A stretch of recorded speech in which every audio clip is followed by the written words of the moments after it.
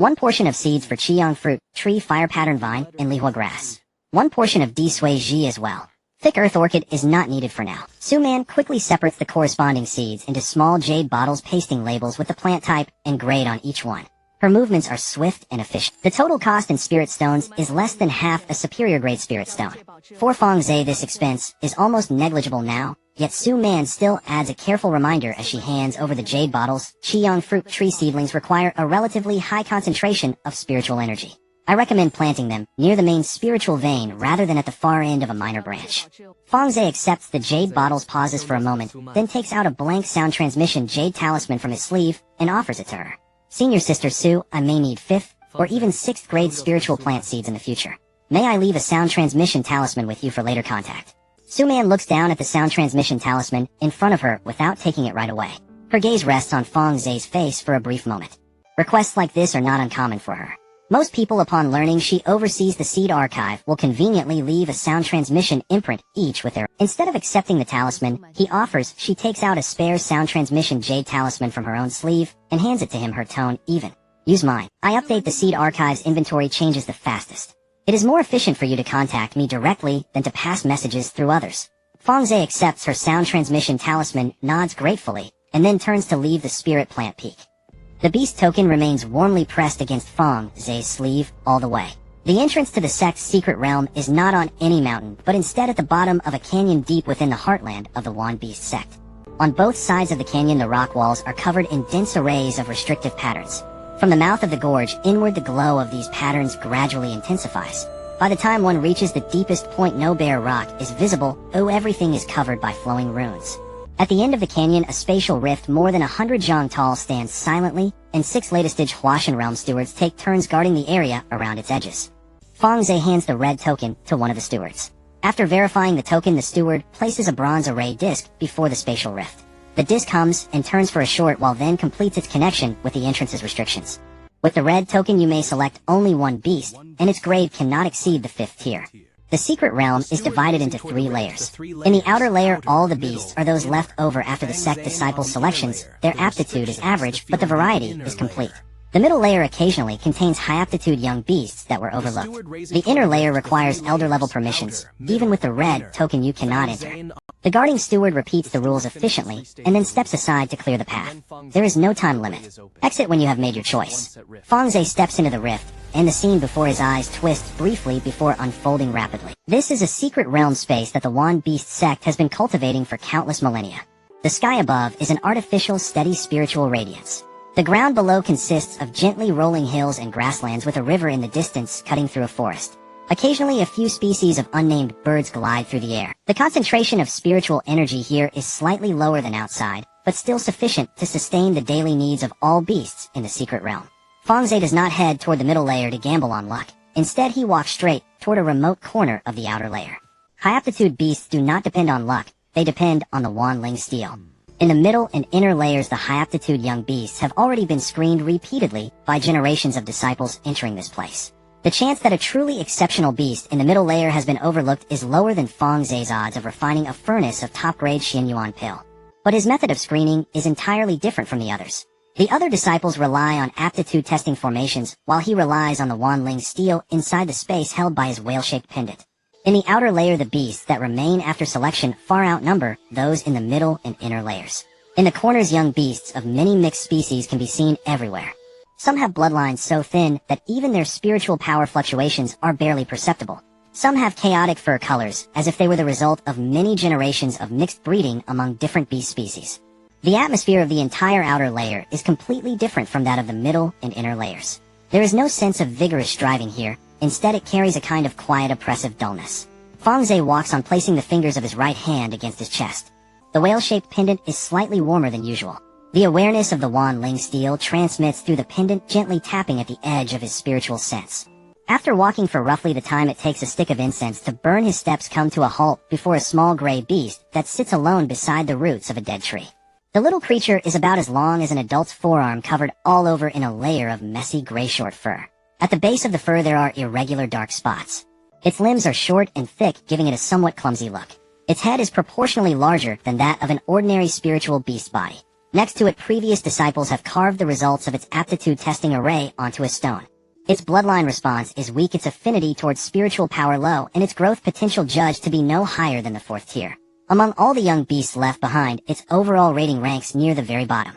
The gray beast squats by the dead tree roots, its front paws tucked under its belly, eyes half closed. Fang Ze crouches down in front of it, and extends his hand, gently pressing his palm against its furry head. The whale pendant's warmth spikes suddenly. In Fang Ze's sea of consciousness, the awareness of the Wanling steel sends out a thread of sensing that travels along his palm into the gray beast's body. In the instant the sensing returns, the Wanling steel clearly projects a line of information in his sea of consciousness. This gray beast's true nature has been buried beneath chaotic mixed blood surface bloodlines. Deep within its body, a strand of nearly faded ancient true spirit bloodline lies dormant, reduced to only a few traces. Tun Tianha. Tun Tianha, an ancient true spirit, bears the name of devouring the heavens. In adulthood, it can swallow an entire cave heaven world. Ever since both Jintong and Bing Envy's bloodline limits were locked at the 5th tier, Fang Ze has been pondering their next generation. If he can have Jintong or Bing Envy bred with an individual carrying the Tun Tianha bloodline, there is a high chance that their offspring's bloodline limit will surpass the 5th tier barrier and may even inherit Jintong's ability to turn stone. Moreover, the inherent strength of Tun Tianha's bloodline far exceeds that of the Baoguang Jinshan and Sama Bingshan. As long as its bloodline concentration can be raised, breaking through the 5th tier ceiling will not be a problem. Fang Ze's hand remains on the gray beast's head for several breaths. His fingers gently scratch the soft fur behind its ears. The gray beast opens its eyes, a narrow slit, nudges his fingers with its nose, and lets out a low purring sound. This one then. He lifts the little beast up from beside the dead tree roots. The small creature does not struggle. It whimpers softly and burrows toward the inside of his sleeve. As he moves, Fang Ze quickly runs through the breeding plan in his mind.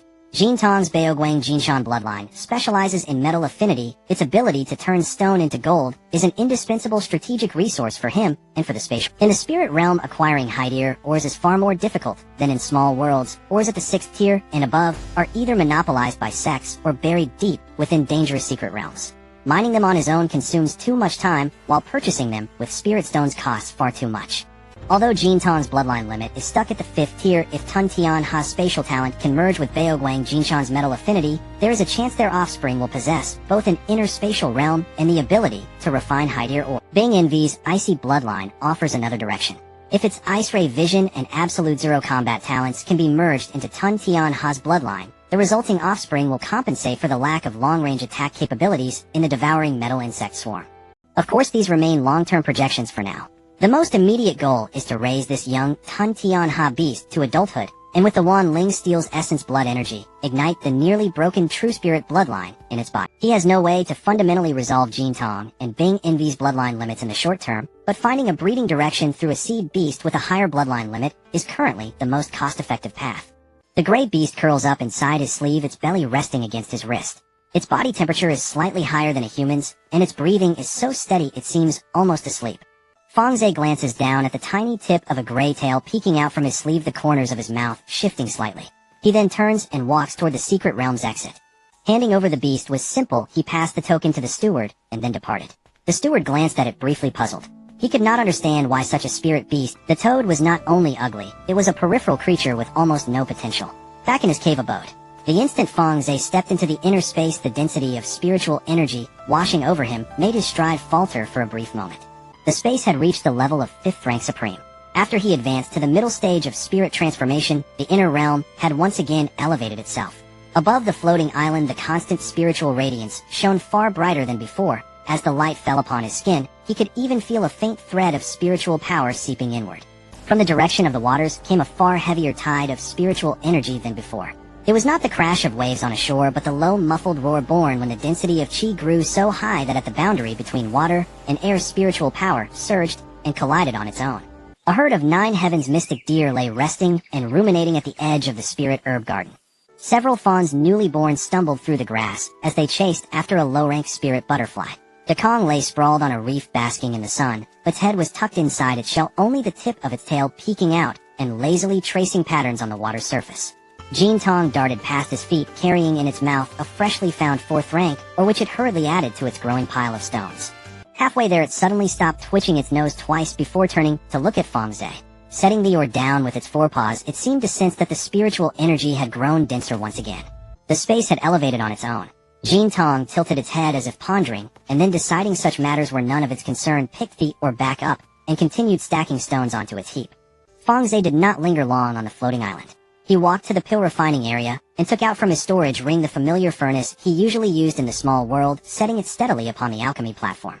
This furnace had followed him for decades. The spiritual patterns on the inner wall had been tempered by the Na Ming departure fire until they gleamed with a thin glassy sheen. Its grade was not high, 4th rank superior. In the spirit realm, it would be considered worthless trash. Yet he knew every inch of its walls, and every spiritual pattern's heat conduction trait, by heart. Within the space there were so many ingredients for Huayuan pill that there was no need even to count them. Gold vein Lingji and crimson blood mystic ginseng had rotated through the Hun Dreadmu herb garden for countless cycles. Earth vein dragon roots grew densely along the edge of the earth's spiritual vein, while 7-leaf soul lotuses carpeted several acres of shallow water in the aquatic region. He casually picked out 3 sets of materials from the pile, and with unhurried motions completed all the preliminary preparations, then fed the first set into the furnace in sequence. At the instant Na Ming departure fire spread across the furnace bottom, he noticed a detail that had never appeared before. In a 5th rank supreme spiritual environment, the pressure of chi inside the furnace was a full tier more stable than outside.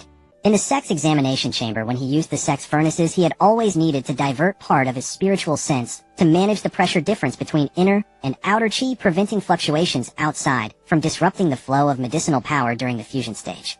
But in this inner space, the problem was solved by the very density of chi itself. 5th rank supreme spiritual energy firmly supported the rhythm of every cycle of medicinal power transformation within the furnace. The first batch of Huayuan pill finished in nearly half an hour less time than usual. When he opened the furnace, 3 pills lay quietly at the bottom. The sheen on their surfaces was more even than in any batch he had refined in the sect's examination chamber. 2 stood firmly at high superior rank, and 1 had brushed the threshold of supreme quality. He refined 4 more batches to confirm the feel of this first attempt. 5 furnaces of Huayuan pill together produced 19 pills, of which 2 were supreme 11 superior and 6 of middle grade. Though the supreme grade rate was just over 10% in the environment of the sect, this figure would already be beyond what many 5th rank alchemists could achieve in a lifetime. More importantly, he confirmed one thing. Within a 5th rank supreme spiritual environment, both his alchemy efficiency and pill quality would gain an additional amplification. That was indeed good news. He stored the Huayuan pills away in jade bottles one by one, then took out from his storage ring the ingredients for Qiming pill. Qiming pill was a 5th rank superior pill. Its main ingredient was a 5th rank fire tribute spirit fruit, Qiming fruit. There were 3 auxiliary ingredients: crimson blood mystic ginseng gold vein lingji, and a 5th rank fire tribute auxiliary herb fire marrow flower. The first batch of Qiming pill was discarded quickly. The problem lay with the fire marrow flower. Once stored beyond a certain number of years, the fire attribute spiritual energy in the flower's pistil declined sharply. During the fierce fire stage, medicinal power could no longer be fully stimulated, causing a deviation of just under 5% in the proportion of the 3 auxiliary ingredients during fusion. For ordinary 5th rank pills, an experienced alchemist might remedy such a deviation during the gentle fire stage. But the pill recipe for Qiming pill leaned toward aggressive fire attribute energy, leaving far less margin for error than Huayuan pill. Once the medicinal proportions lost balance, there was almost no room for later remedy. He opened the lid. No pills had formed at the bottom of the furnace, only a layer of gray powder, whose surface still carried the faint azure afterglow left by Na Ming departure fire. Fang Ze did not immediately start a second batch. He emptied the powder from the furnace, cleaned it thoroughly inside and out, then sat cross-legged beside the alchemy platform, closing his eyes to replay frame by frame in his mind every transition in temperature from refinement to failure in that first batch. The decline in fire marrow flower's medicinal strength was indeed an irreparable flaw. Unless the quality of the auxiliary material itself was addressed, refining 100 more batches would only waste spirit herbs. Yet the furnace's own shortcomings had also been exposed clearly in that first attempt. As a 4th rank superior furnace, it was strong enough in the small world to support the energy transformation of Huayuan pill. But when facing the more forceful fire attribute recipe of 5th rank superior Qiming pill, the spiritual patterns in its walls clearly fell behind during the high temperature conversion stage. The flames could be held in check by the quality of Na Ming departure fire itself, but the furnace's spiritual patterns guided the return flow of medicinal power half a beat too slow. In Huayuan pill, refining this might only lower the success rate slightly. In Qiming pill, it led directly to fusion failure. Xianyuan pill underwent 2 attempts during the same period. The outcome was even more severe than Qiming pill. Where Qiming pill had failed into powder, Xianyuan pill failed cleanly and decisively. During the second addition of auxiliary ingredients, internal furnace pressure exceeded the tolerance of its spiritual patterns. A crack burst open along the inner wall, Though the furnace did not explode entirely, that crack meant one thing: this furnace that had followed him for decades could only withstand the refining pressure of up to 5th rank inferior pills. Any pill above 5th rank middle grade was not impossible to refine, but if he tried, the furnace would simply not endure. He put the furnace away and touched the crack on the inner wall with his fingertip. The metal at the break in the spiritual pattern had already warped slightly, whose simple repairs would no longer suffice. In the outside world, a year has passed. In the realm of space, it corresponds to 100 years. During this century, Fang Ze temporarily set aside the alchemy of the Qiming Dan and Xianyuan Dan. It was not a matter of giving up, but rather the limitations of his current alchemy furnace were apparent. Of forcing the continuation would only result in waste. He divided his time into 4 modules, each taking up 1/3 the mass production of Hua Yuan Dan, with a fixed batch each month, the quality maintained between high grade and top grade, and a stable stock of over 300. The battle drills of the golden devouring worms held every other day, focusing on the coordination of flanking speed and the concealment of toxic smoke. Nurturing the bloodline of the sky-swallowing toads, investing a bit of essence blood energy each month, and a manuscript filled with dense notes for the breakdown of recipes. The manuscript meticulously deduced the possible combinations of medicinal ratios for Qiming Dan and Xianyuan Dan. Some ideas were based on the substitution principles recorded in the Small World's compendium of recipes, while others were conjectures he derived from his thousands of experiences with Hua Yuan Dan. As the 100 years approached their end, he basically confirmed a direction: there were no fatal issues in the recipe breakdown itself, and the quality of auxiliary materials could be updated through Su Man or the sect's channels. What truly held him back was not the technique, but the tools. He needed an alchemy furnace above the 5th rank. Thus, after a year in the outside world, Fang Ze emerged from the space.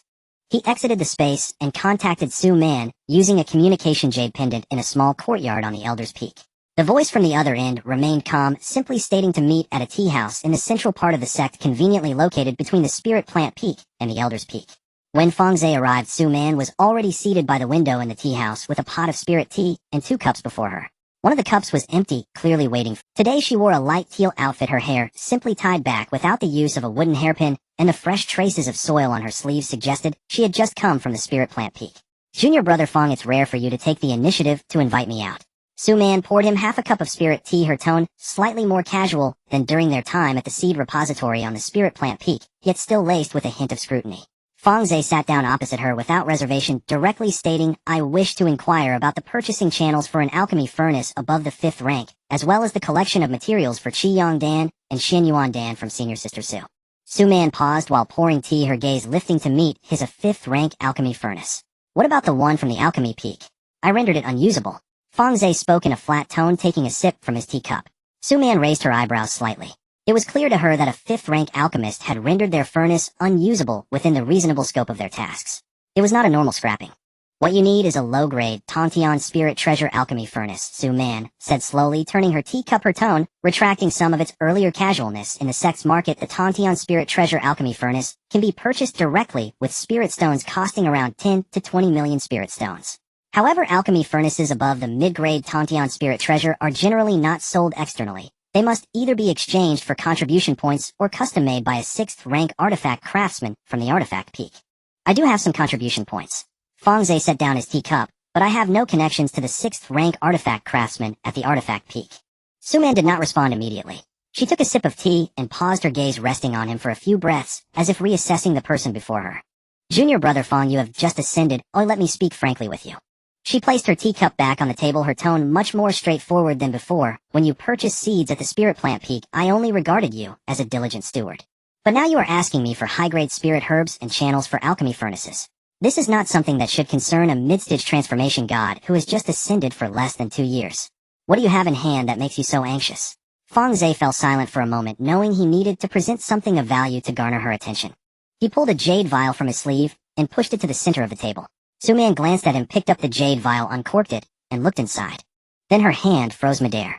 The vial contained only 1 Hua Yuan Dan, its surface patterns complete, and round its color uniform. An exceptional Hua Yuan Dan.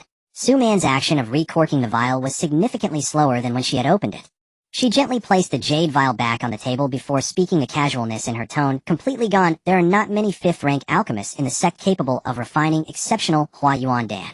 Even 6th rank alchemists cannot refine it. Among the 5th rank alchemists I know well, I can count them on one hand." She paused, locking her gaze on Fang Ze's eyes. "You have just ascended from a small world." "Correct." Fang Ze nodded. Su Man reflected on this statement, not directly questioning his alchemical background. Instead, she straightened her posture, her tone steady, yet carrying a newfound seriousness. I can help you find the materials for Qi Ming Dan and Xianyuan Dan. The materials for Qi Ming Dan cost 100,000 spirit stones per portion, while those for Xianyuan Dan cost 200,000. My family has several medicinal shops near the sect, but the stock is limited. I can gather at most 10 portions of materials for Qi Ming Dan, but only 5 portions for Xianyuan Dan.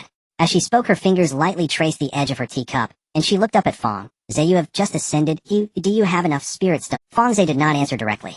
Instead, he pulled out a storage ring from his sleeve and slid it half an inch across the table towards Su Man. If spirit stones are insufficient, I can use pills as collateral. Su Man took the storage ring and probed inside with her divine sense. The Hua Yuan Dan within were neatly stacked, categorized by grade, and the innermost layer contained several small jade boxes. She quickly examined the total quantity, paused for a moment at the edge of the storage ring, then took out the pills one by one, arranging them in rows on the table by grade and quantity. Over 60 mid-grade Hua Yuan Dan. Over 50 high-grade Hua Yuan Dan. Exceptional Hua Yuan Dan, each stored in 5 separate small jade vials. Su Man reviewed all the pills from start to finish, then raised her head. Her expression was no longer the calmness of mere formality. Her tone remained gentle, but the words she spoke were much more direct than before. Junior brother Fang, do you know what kind of reaction this grade of Hua Yuan Dan would cause if thrown into the sex market? Mid-grade Hua Yuan Dan can trigger a rush for purchases in some small markets, while high-grade ones can only be seen at auctions. Exceptional Hua Yuan Dan is never seen on the market. It can only be auctioned off at the Zhaibao Pavilion for resources that can exchange for the very best. She took a deep breath, pinching one top-grade transformation pill between her fingers to inspect it for a moment, then nodded vigorously. If priced in spirit stones, medium grade at 400,000 each, high grade at 500,000 each, and top grade at 800,000 each. Are you willing to use pills of this quality to offset the material costs? I will ensure the material sources are solid. Fang Ze nodded. All right.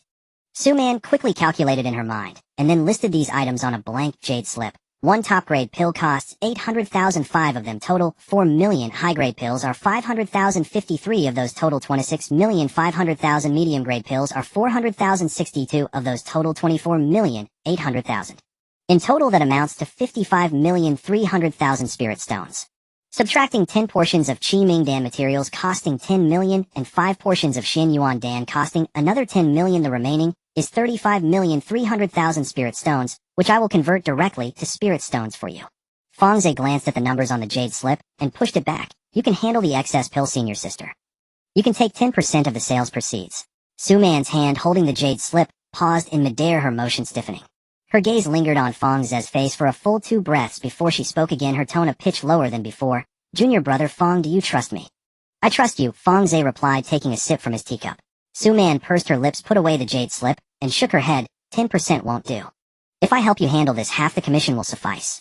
Such pills are never hard to sell outside. Taking 10% would be akin to profiting off you for nothing. If I say 10%, it's 10%, Fang Ze set down his teacup. To ensure the other party wouldn't disclose his secrets, the best strategy is to bring them into the fold, and he intended to use that 10% profit to secure her loyalty. Su Man looked at him, likely gauging from his expression that pressing further would only create distance, so she let out a small sigh and nodded in agreement. All right. I will sell the pills in batches, and after the sales I will give you a detailed account. For now, let the tea house owners settle the bill for these 2 pots of tea while treat. Fang Ze did not stop her. Then he engraved a detailed list of materials for Qi Ming Dan and Xianyuan Dan, along with his procurement requirements for the blood of 5th-tier demon beasts, onto a jade slip and handed it to her. The blood of the demon beasts can be of any variety, preferably 5th tier and above. Acquire as much as you can. Spirit stones will be deducted directly from the proceeds. He then left the restriction token number of the Elder Peak at the end of the jade slip. Su Man took the jade slip, stood up, turned, and walked a couple of steps toward the tea house, then suddenly stopped and looked back at Fang Ze. Junior brother Fang, you can reach out to me. This offer has no expiration. Fang Ze nodded slightly by the window. As Su Man exited the tea house, she did not return to the Lingji Peak immediately, but walked along the floating corridor in the middle of the sect for a while. She clutched the storage ring tightly in her hand and glanced down. Over 100 transformation pills, frequently high and top grades. She replayed her noon conversation with Fang Ze in her mind, her pace unwittingly slowing a bit. She had only ascended less than 2 years ago, was in the mid-stage of spirit transformation, and was a 5th-tier top-grade alchemist. These 3 labels could independently establish a respectable reputation for any elder in the sect. Yet Fang Ze had quietly combined these 3 labels into one person's resume. After walking for a while, she stopped at the corner of the corridor, leaning against the railing as she looked at the storage ring in her hand. Not negotiating the 10% commission, just throw the pills directly to me. This person either truly does not lack spirit stones, or has some other reason. As she thought of this, the corners of her mouth unconsciously lifted. She knew she was not the kind of person easily swayed by others. Throughout her life, she had seen at least 80 talented peers within her family. But this junior brother Fang had a particularly unique style of doing things. He did not talk about trust or build rapport, but directly threw over 100 transformation pills as a display of sincerity for cooperation. This weight of action was heavier than any promise. She stored the ring in the compartment at her waist, raised her head to take a deep breath of the mountain wind below the corridor, restoring her expression to the usual calm demeanor before she resumed walking. Silently she thought to herself, perhaps in the future breaking through to the void refinement stage will depend on the materials I send him. Su-man arrived faster than Fang Ze had anticipated. 4 days later, someone knocked twice on the restriction barrier of the Elder Peak from outside. Fang Ze opened the courtyard door and Su-man stood at the entrance, her sleeves still dusted with fresh soil, holding a storage ring. Her expression seemed more relaxed than when they met at the tea house, and when she spoke her tone carried a hint of unreserved pride. For the materials of Qi Ming Dan, I had my father arrange a batch from the clan, and I gathered 15 portions for you. Xin Yuan Dan is harder to come by, but my father said there are a few main ingredients still at the bottom of the clan storage, and I had him dig out 8 portions for me. Here's the storage ring, and also the 5th tier demon beast blood you wanted. The first batch has over 30 vials, mostly early stage 5th tier, with 2 vials taken from a later stage 5th tier demon beast, the spiritual potency still active in the blood. Fang Ze received the storage ring and glanced inside. The quantity of materials indeed exceeded their prior agreement. Thank you. He secured the storage ring and casually mentioned, Senior sister, are there any shops in the sex market that can regularly sell pills? Upon hearing this, Su-man's expression subtly shifted for a moment. She lowered her gaze, biting her lip, and after a few breaths, she raised her eyes again, speaking in a steady voice, but with noticeably slower pacing. Junior brother Fang, for any matters you need to understand within the sect, you can always come to me. Fang Ze looked at her and nodded. Then as she turned to step out of the courtyard, he added in a voice transmission, Senior sister, continue to help me gather 5th tier demon beast blood to acquire as much as you can. Su-man's figure paused for a moment on the corridor outside the courtyard. She glanced back at Fang Ze, nodded, and quickly left. Fang Ze turned back into the courtyard and reactivated the restriction. Inside, the Lingbao Dan furnace was still unusable. Fang Ze confirmed that after inspecting the cracks in the alchemy furnace, the previously minuscule crack had expanded due to the high-density spiritual pressure in the spatial environment, making it unsuitable for refining any 5th tier medium grade or above pills. He did not hesitate further on this matter, temporarily sealing the materials for Qi Ming Dan and Xin Yuan Dan, placing them separately in the storage cabinet for pills, and would wait to discuss it further when the new furnace arrived. Although the furnace was broken, the production of the Transformation Yuan pill could not be halted. The Transformation Yuan pill was currently the only 5th grade pill he could produce in large quantities. Theoretically, it would take several hundred years for a small world to gather enough materials for one batch, yet Fang Ze was moving batches of 5th grade spiritual herbs from the space.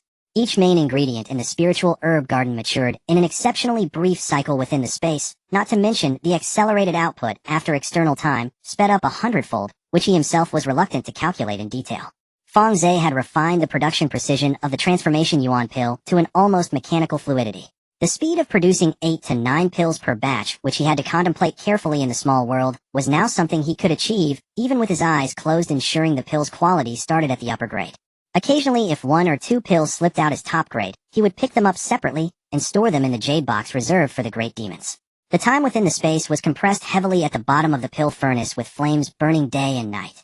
While 2 years passed in the outside world, 2 full centuries had elapsed inside the space. Fang Ze sorted these pills by quality into different storage rings, placing all medium and upper quality pills into the Spirit Stone reserve pool for Su-man to sell, while keeping the top grade ones securely hidden. The majority were of medium quality, followed by upper quality, with fewer than 20 being top grade. If this number were to be heard by the alchemists of the small world's transformation stage, they would likely spit blood on the spot. Fang Ze sorted these pills by quality into different storage rings, placing all medium and upper quality pills into the Spirit Stone reserve pool for Su-man to sell, while keeping the top grade ones securely hidden from everyone. He casually took 10 Transformation Yuan pills from the top grade box, walked out of the pill area, and called out into the air. The Tai Su Phoenix descended from a wudong tree on the other end of the floating island, the gust from its wings causing a pile of minerals belonging to the Golden Boy to scatter. The Golden Boy poked his head out from behind the pile of minerals, ready to protest, but upon seeing the descending blue feather, he quickly withdrew his head. The aura of the 5th grade latest stage Phoenix was not consciously restrained within the space, and even the stingiest Golden Boy would not dare to challenge it at this moment. Father.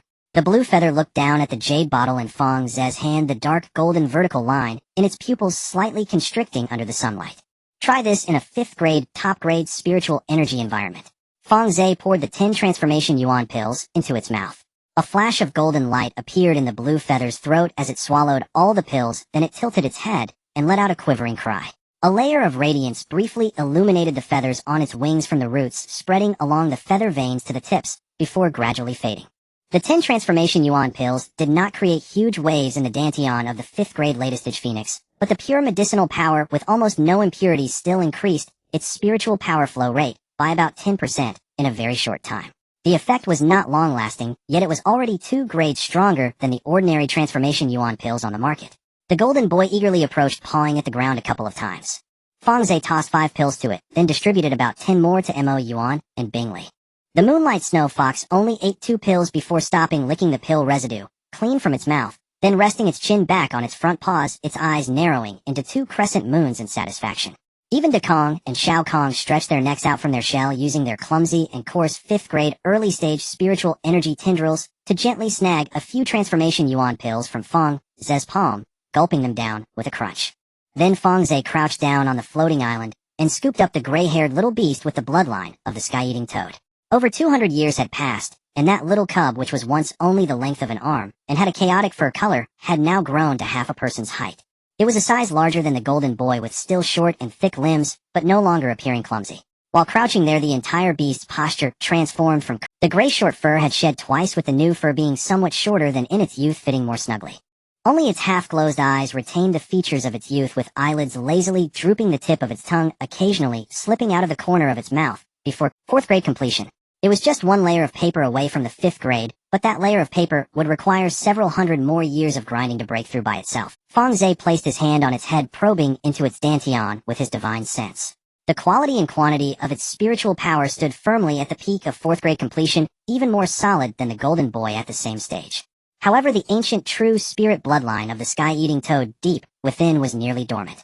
Without external intervention, these few remaining strands would not survive the next bloodline iteration and would completely dissipate.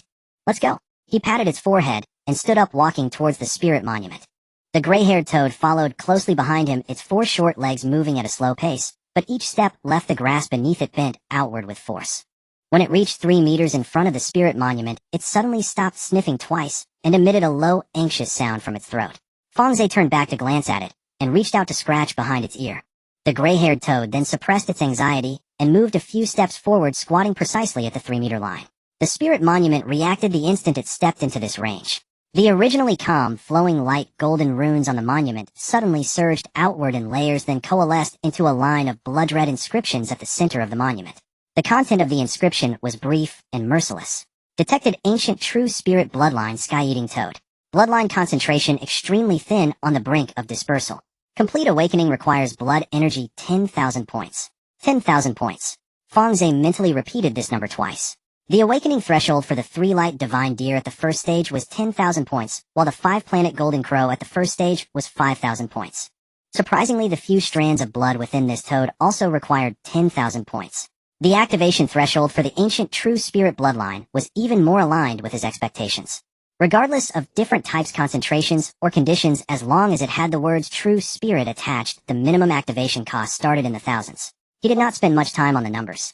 During these 200 years, the 5th grade demon beast blood that Su Man had gathered for him had accumulated to a level where he was too lazy to count it himself. Su Man's efficiency in collecting blood was much higher than he had anticipated, regularly sending batches through various channels, with each vial labeled with the respective demon beast species, cultivation level, and collection date. He sequentially unsealed each vial, pouring the blood into the air towards the monument. 1 drop, 2 drops, 3 drops. Initially, the speed was very slow, and the blood spread across the monument at a visible pace.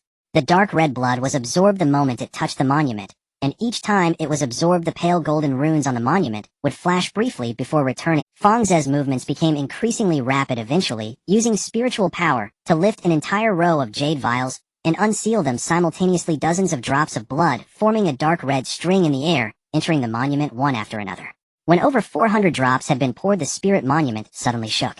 A golden light membrane brightened across its surface from top to bottom, revealing a new number: blood energy balance, 10,022 points. The spirit world is indeed better. Fang Ze gazed at the 5-digit number on the stone tablet, silently calculating in his heart. This rough estimate of over 400 drops of essence blood corresponds to dozens of 5th grade demon beasts, While the number of 5th-grade demon beasts that perish annually in the wilds of the spirit world due to conflicts between the demon and human races far exceeds this magnitude. The fact that Su-Man could gather this amount within 2 years without utilizing the formal essence blood channels within the sect indicates that the density of 5th-grade demon beasts in the spirit world aligns with the intelligence he had seen before his ascension. Indeed, transformation-level demon beasts are not rare here. With that calculation, he retrieved the last batch of empty jade bottles into his storage ring and turned to face the gray-furred toad. The toad squatted 3 feet in front of the tablet, already sensing something, its eyes widening unusually as a layer of dark golden light emanated beneath its dull gray fur. 10,000 points. The bloodline of the devourer, toad, fully awakened. Fang Ze suppressed his confirming thoughts, pressing one hand against the tablet's surface, his divine sense stirring the essence blood energy stored within the tablet. The spirit tablet roared in his sea of consciousness, and all the pale golden runes on the tablet extinguished, and then reignited in an instant, shining brighter than ever before. A torrent of dark golden energy surged from the base of the tablet, flowing upwards along the internal patterns of the tablet, gathering at the top into a fist-sized blob of liquid energy. Once the energy blob detached from the tablet, it hovered in midair for a moment before shooting straight towards the gray-furred toad. The toad did not dodge. It squatted on the ground, the short fur on its back flaring up, yet it did not retreat. The dark golden energy surged directly into the Baihui acupoint at the top of its head, flooding into its limbs and bones through the meridian network within its skull, penetrating every edge and corner of its beastly dantian. It surged into the depths of its ancient bloodline, which had been obscured by hybridization for tens of thousands of years. Its body shuddered violently. The dark golden glow beneath its fur ignited, shining through the gaps of its dull gray outer hairs. 1 beam, 2 beams, dozens of beams, hundreds of beams. The glow transformed from dim to blinding, with dense, slender light pillars shooting from beneath its skin, encasing its entire body in light. The cracking sounds of its bones stretching formed a crisp rhythm as the ancient spiritual power within the devourer toad's bloodline was forcefully torn from its slumber by the overwhelming energy of the spirit tablet, layer by layer reforging along its neck, spine, and limb bones. When the light faded, the gray-furred toad's appearance changed little. Its size remained the same, but the color of the fur on its back transformed from dull gray to a silvery gray, with a dark golden pattern running along its spine from the back of its head to the tip of its tail. However, the moment it opened its mouth, Fang Ze knew this was the true devourer toad. Deep within its open mouth no longer was there a beastly tongue and throat, but a swirling mass of distorted space. The edges of that space shimmered with silver fractured spiritual light. The devourer toad closed its mouth, and the spatial aura immediately dissipated. It worked. Fang Ze withdrew his hand from the tablet's surface. No sooner had he spoken than the sky changed color. The calamity clouds arrived without any warning, surging directly from the void above the floating island so fast that Fang Ze could only retreat dozens of feet. The thickness of the calamity clouds was at least double that of the time when Mo Yuan faced the 5th-grade lightning tribulation, with the edges of the clouds tinged with a chaotic gray hue not typical of ordinary heavenly tribulations. The calamity triggered by the devourer bloodline was not of the same level as the normal lightning tribulations faced by spatial demon beasts. Fang Ze retreated to a safe distance and pressed his hand against his chest, saying, "Lan Yu, do not interfere." The Tai Su phoenix shook its wings on a distant parasol tree, letting out a call to acknowledge. As the first bolt of heavenly lightning struck down, Fang Ze was counting how many lightning nuclei there were among the calamity clouds. The lightning struck the gray-furred toad's head. At the last moment, it opened its mouth wide, directing it toward the heavenly lightning's trajectory. The swirling space within its mouth spun violently, managing to swallow the lightning column after it was directed into its throat. After the heavenly lightning struck down, it merely staggered back, half a step, a small patch of its silvery gray fur singed with no other significant harm. The second, third, and fourth bolts followed in quick succession, and it swallowed each one without hesitation. By the time the 5th bolt struck, the clouds in the sky tightened abruptly, turning from silver-white to deep purple, with several spatial rifts mixed within the purple lightning. It took the first half of this bolt heat in. Swallowing the first half, the second half of the lightning tongue was flung out from the gap before its mouth spatial vortex closed, striking the side of its left foreleg, singeing a large patch of fur and a small area of skin and flesh beneath, revealing muscles still pulsating inside. The 6th bolt struck while the burn mark on its left foreleg had not yet faded. The gray-furred toad's pupils constricted. Its brain received a primal physiological reaction, signaling deadly danger. In the moment before it made contact, it suddenly opened its mouth wide, leaning forward, abruptly, actively swallowing the entire purple lightning into its mouth, ingesting it into the nascent spatial realm within. After devouring the 6th bolt of heavenly lightning, the spatial realm underwent some transformation. The toad's belly shone momentarily, and through its abdominal fur one could see a swirling space rapidly expanding, wrapping the purple lightning within it, constantly grinding, compressing, and ultimately breaking it down into fine spiritual energy fragments, which were then evenly fed back into its limbs and bones through the unique digestive pathway of the devourer bloodline. The seventh and eighth bolts. It withstood them in the same manner, with each bolt of tribulation lightning swallowed, expanding the internal space of its body, which was then compressed to be denser before the next ingestion. The ninth bolt. A gap opened in the center of the calamity clouds, and the last bolt of heavenly lightning poked its head out from the gap. The moment the pale gray lightning column descended, the devourer toad opened its mouth, the internal spatial vortex rapidly transforming into a silver funnel. At the moment the funnel collided with the pale gray lightning column, the ground of the entire floating island expanded outward in waves of spatial disturbance centered around the devourer toad. While devouring the last bolt of heavenly lightning, the devourer toad inadvertently pushed the boundaries of its internal spatial realm outward. The pale gray lightning column ultimately did not breach the compression limit of the spatial realm.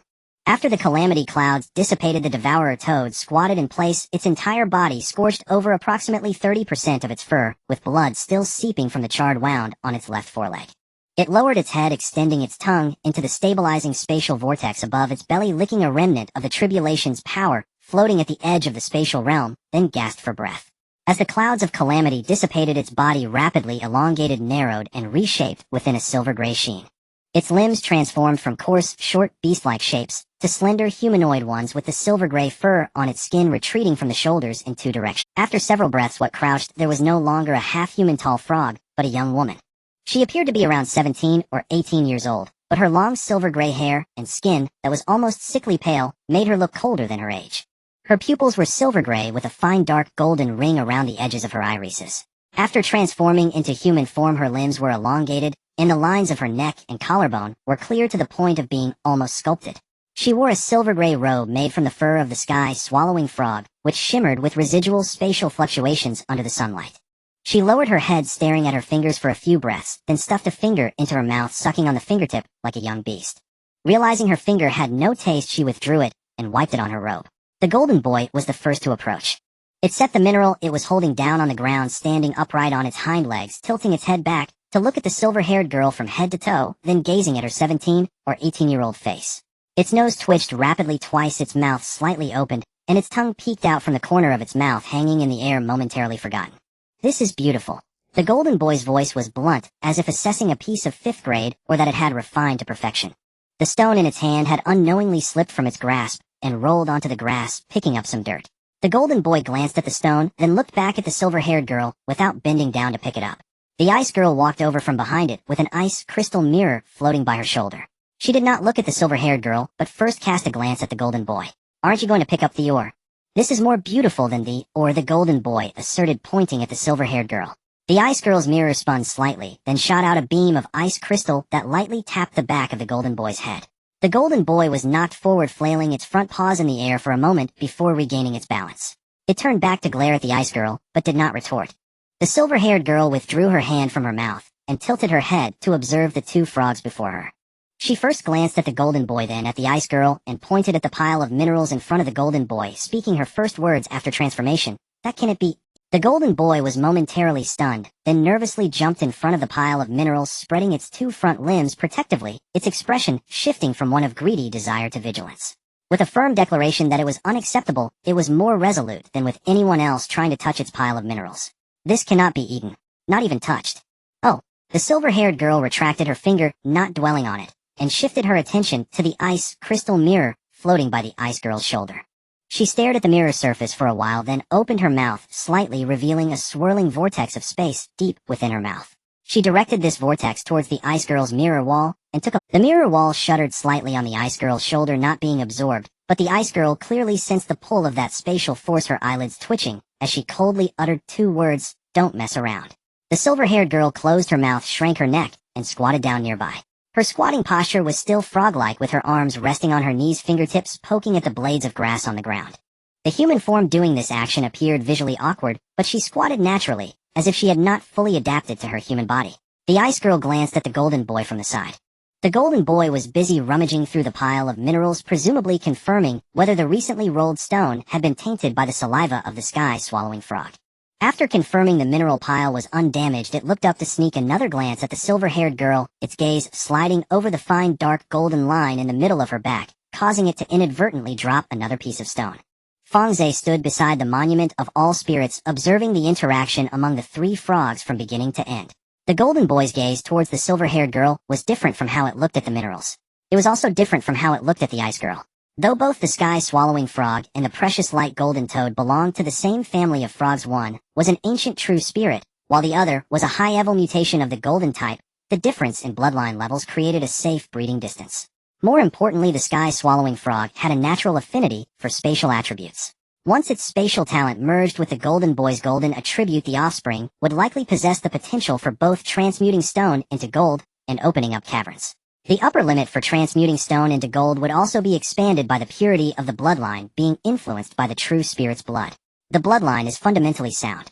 He assessed this in his mind. Meanwhile, on the outskirts of the sect in the Su family, Su Hung sat in a side chamber of the clan's main hall facing 7 jade bottles arranged in a row. Each jade bottle contained a transformation pill with grades ranging from medium to upper level. There were no top-grade ones. The top-grade transformation pills had been left in the clan repository by Su Man, without profit, reserved exclusively for the clan head and core direct descendants to break through.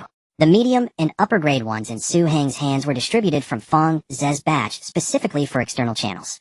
Even so, this batch of transformation pills still caused a significant stir within the Su family. The Su family was not considered a top-tier force in the Dongling continent. The elder, who was in the early stages of foundation establishment, had been in seclusion for many years, nursing his injuries after failing a tribulation decades ago, leaving Su Hung as the highest combat power in the family, a perfected deity transformation, and a half-step foundation establishment second master.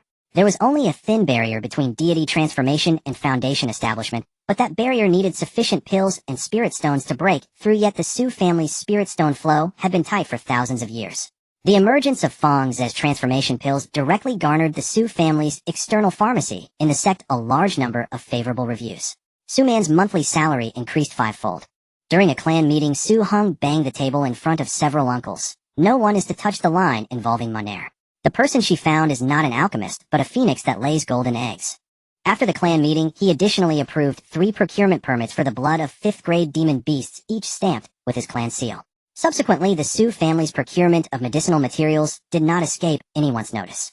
The Wang family occupied a slightly larger territory than the Su family in the clan domain across from them, and they were also a family force at the foundation establishment level. Their medicinal material stores in the sect market were only 2 streets apart. The frequency at which Su Man was acquiring 5th-grade demon beast blood had escalated to a nearly frantic level over the past 2 years, and this signal was marked as abnormal in the Wang family's intelligence network. Wang Jun learned of this while scolding his younger brother in their pill room after he had just ruined a batch of pills.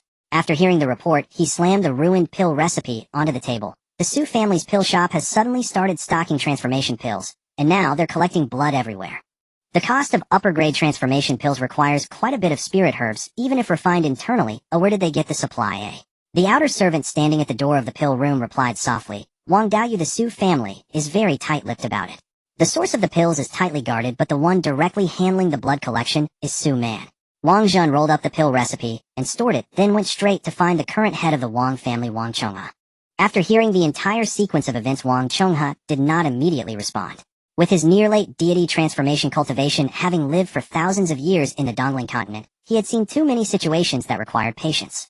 The Su family's pill shop has indeed suddenly risen in prominence these past 2 years. He poured himself a cup of spirit tea, not drinking it, just swirling it slowly against the cup's wall. If there is a high-level alchemist backing them, all these actions would make sense. Why would a high-level alchemist remain hidden? Wang Jun interjected. Not necessarily hidden. Wang Chongha placed the teacup down. It could also be that this person has just arrived and has not yet established themselves. Wang Jun's speed in sending people to investigate was quick. The Wang family had several generations of disciples within the sect, and although Fang Ze's registration information had undergone minor world number adjustments, the distribution of Servant Peak courtyards and Su Man's visit records to the Servant Peak left traces. Within a few days, Wang Jun's desk had gained a jade slip recording Fang Ze's name, inner and outer door numbers, cultivation level, and general background. Wang Jun was exceptionally excited in his transmission jade symbol. Father, everything matches up perfectly. The only unfamiliar contact Su Man had added in the past 2 years was this person living on the Servant Peak. Oh, every time she delivered materials, it was to this person's courtyard. The blood collection used the Su family's channels, but the ultimate destination was this courtyard. Everything matched up perfectly.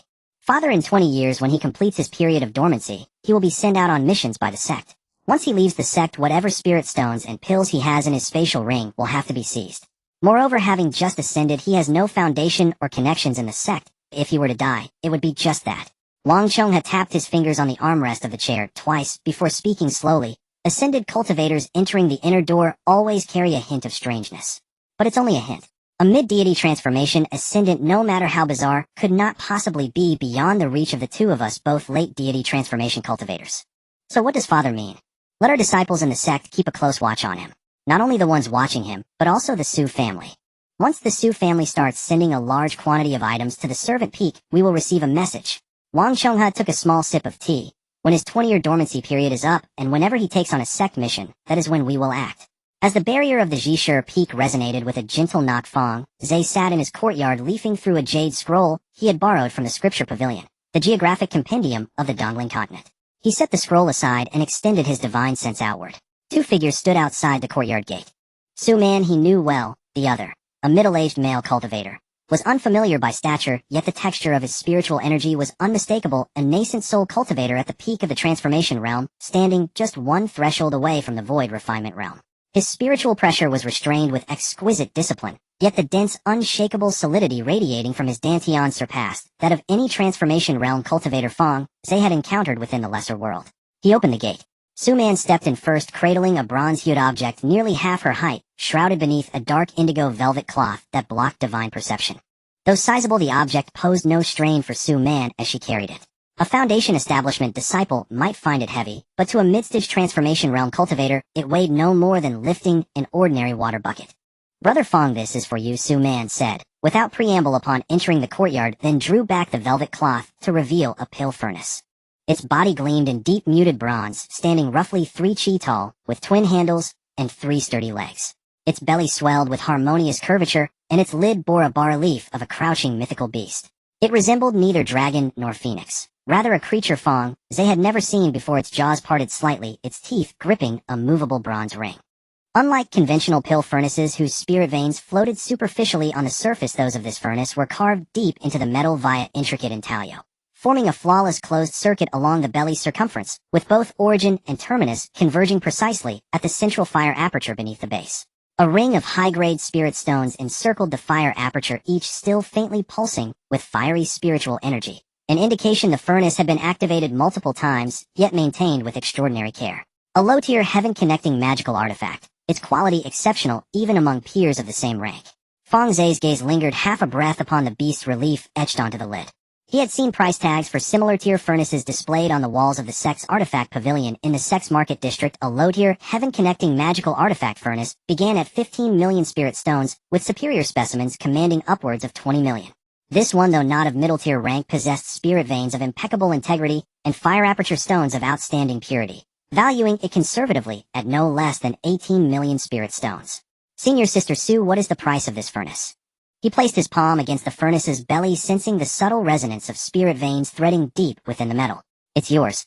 Su Man neatly folded the velvet cloth and stowed it into her storage pouch, speaking as if offering a trifle of negligible worth. Fang Ze's hand stilled upon the furnace's surface. He turned to face Su Man, declining to pursue the matter further. Unsurprised by his silence, she stepped aside and gestured forward the middle-aged cultivator behind her. We've come today not merely to deliver the furnace. This is my father, Su Hung. He wishes to meet you in person.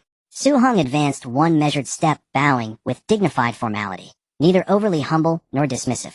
He wore a deep gray robe, its cuffs and collar embroidered with the Su clan's ancestral crest, a coiled tawny earth dragon.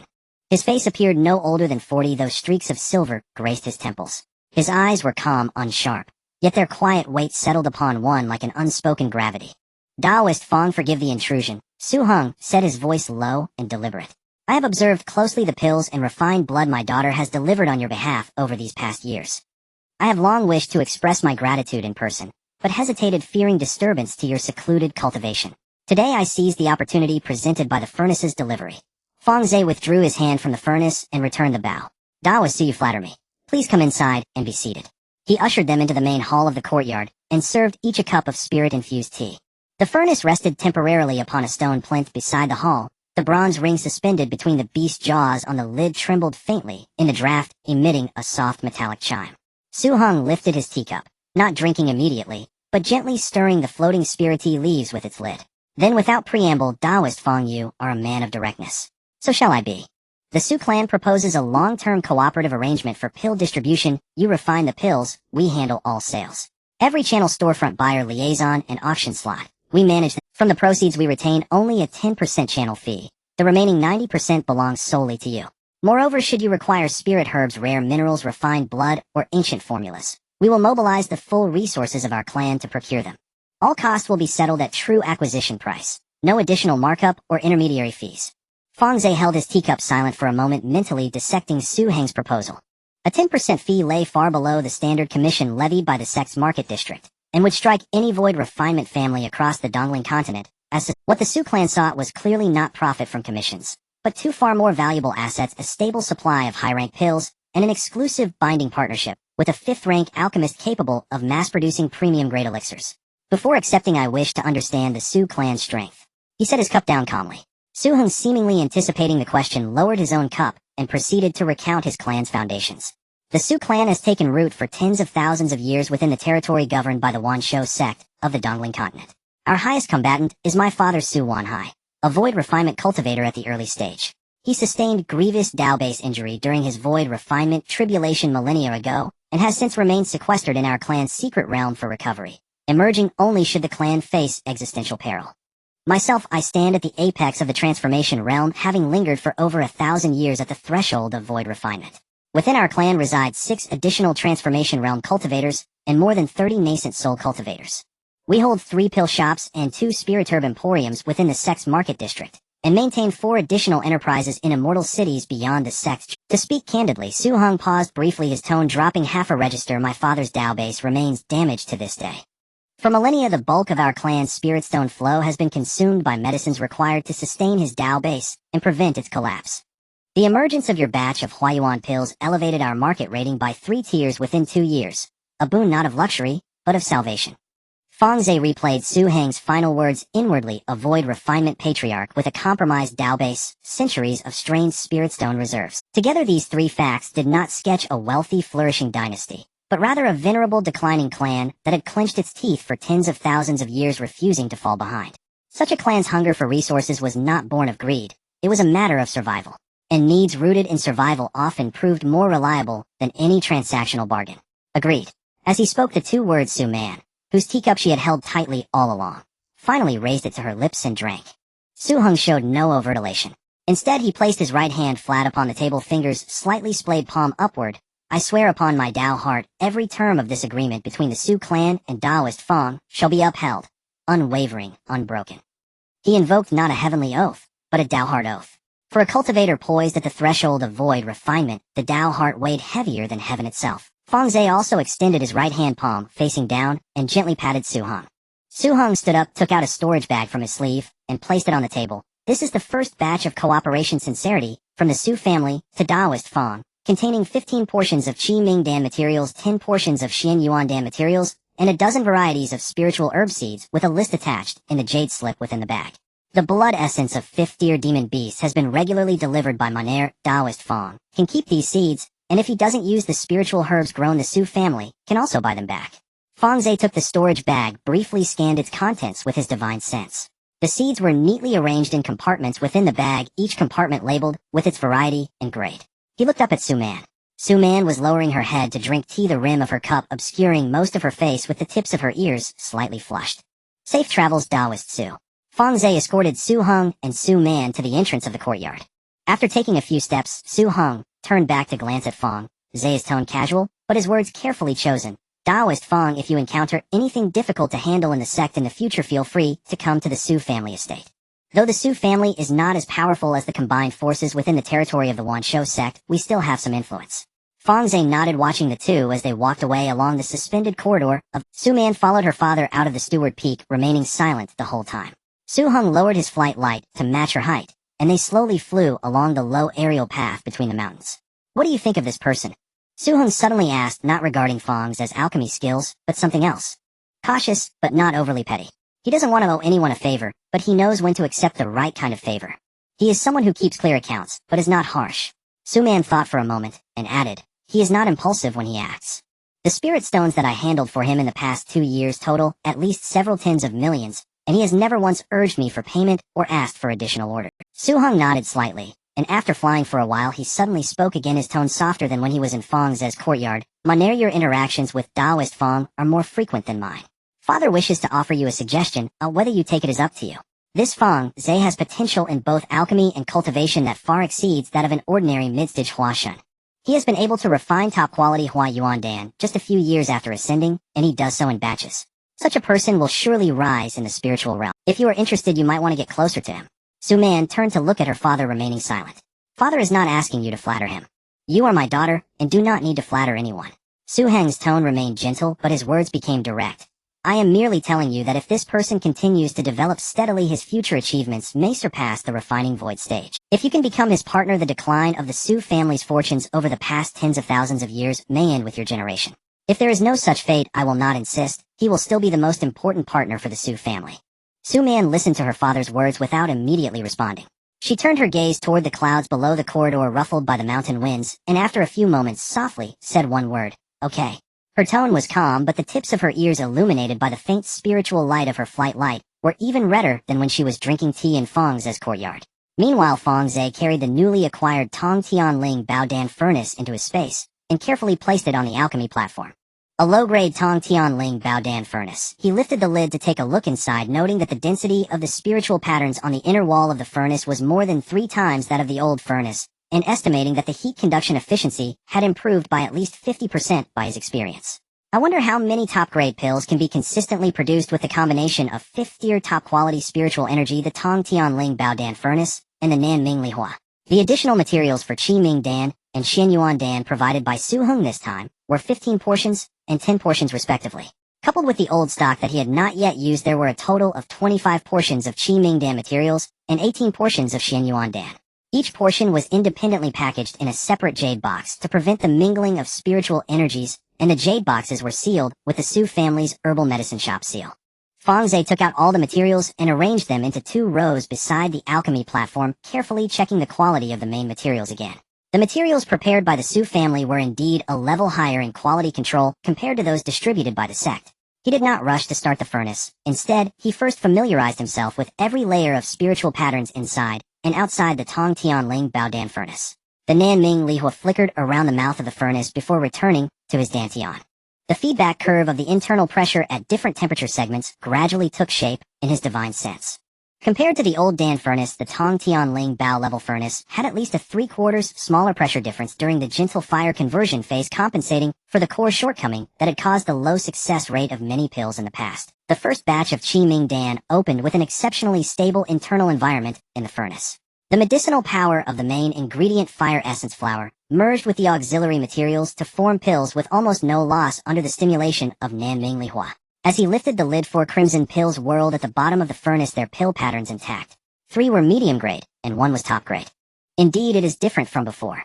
He picked up the top grade Qi Ming Dan and examined it in the light before placing it into a specially made jade bottle for preservation, discarding the furnace residue to begin the second batch. The yield of the previous 5 batches fluctuated like waves, sometimes 3 medium grade with 1 top grade, other times all were medium grade. He recorded the order of each batch's entry, the heat curve, and the timing of pill formation separately in the jade slip, summarizing a rule: after 5 batches the Xianyuan Dan must have the fire withdrawn immediately after formation. The residual heat from Nanming Lihua should not linger at the furnace bottom for even a moment, or else the newly formed pill shell would develop fine cracks from the residual heat, dropping its grade from top grade to medium grade. In the 17th batch of Qi Ming Dan, 6 crimson pills lay neatly at the bottom of the furnace. 4 were top grade, and 2 were medium grade. After the 9th attempt, the success rate of Xianyuan Dan also reached 3 out of 5 being top grade. By the time he finished refining all the materials, the leaves in his space had fallen and grown back countless times. A total of 120 Qi Ming Dan were produced, with approximately 70% being top grade. 70 Xianyuan Dan were produced with just under 60% being top grade. If these 2 types of 5th-tier top quality and supreme grade enhancement pills can be consistently used in bulk, the purity and total amount of spiritual power will reach a level unattainable before relying solely on Hua Yuan Dan over the next few thousand years in this space. Fang Ze separately packaged the 20 medium grade pills corresponding to the task, sealing the rest in the pill storage. For nearly 1500 years, Fang Ze had not left this space, temporarily setting aside the refinement of the transformation pill, immersing himself in the cycle of alternating consumption of Red Ming pill and Xianyuan pill. The medicinal power released by the Red Ming pill once taken is fierce, and requires constant guidance through the southern Ming Li Fire's spiritual power to direct this heat along the great circulation, with each cycle depositing a layer of light red spiritual energy crystal on the inner walls of the meridians. The medicinal power of the Xianyuan pill is much milder and purer. Once ingested, it almost penetrates the dantian smoothly along the meridians without needing much guidance, forming a slowly rotating light golden cloud of spiritual energy around the primordial spirit. With the alternating consumption of the two pills, the total amount of spiritual energy accumulates at a speed faster than ever before. The chasm between the mid and late stages of the transformation god realm is continuously eroded by the torrent of medicinal power, with signs of the bottleneck loosening becoming more apparent each time. The breakthrough occurred unusually quietly. After consuming the Xianyuan pill, the primordial spirit in the dantian suddenly expanded, and the newly developed spiritual energy channels pierced through all the previously blocked meridian branches in one go. In the late stage of transformation, god Fang Ze opened his eyes and surveyed the dantian. The total amount of spiritual energy had nearly doubled compared to the mid-stage, and when he scanned with his divine sense, he could clearly discern the habitat of the dragon group deep in the water, and the grazing grounds of the deer herd at the edge of the spiritual herb garden, even extending outward further. During this period, the populations of the beasts in the space had collectively undergone several transformations. The low-tier Zhijin insects had proliferated to over 100,000, and from above the entire area of their nest appeared as a dense dark golden carpet of insects. The number of fifth-tier mutated Zhijin insects had increased from over 70 to more than 170, with each type of mutated insect forming independent tactical squads. The dragon group had grown from over 200 to more than 500, with nearly 300 fifth-tier dragons. The herd of 9 heavens mystic deers had expanded from 6 or 7,000 to over 20,000, and the number of 4 symbols mystic turtles had surpassed 1,000.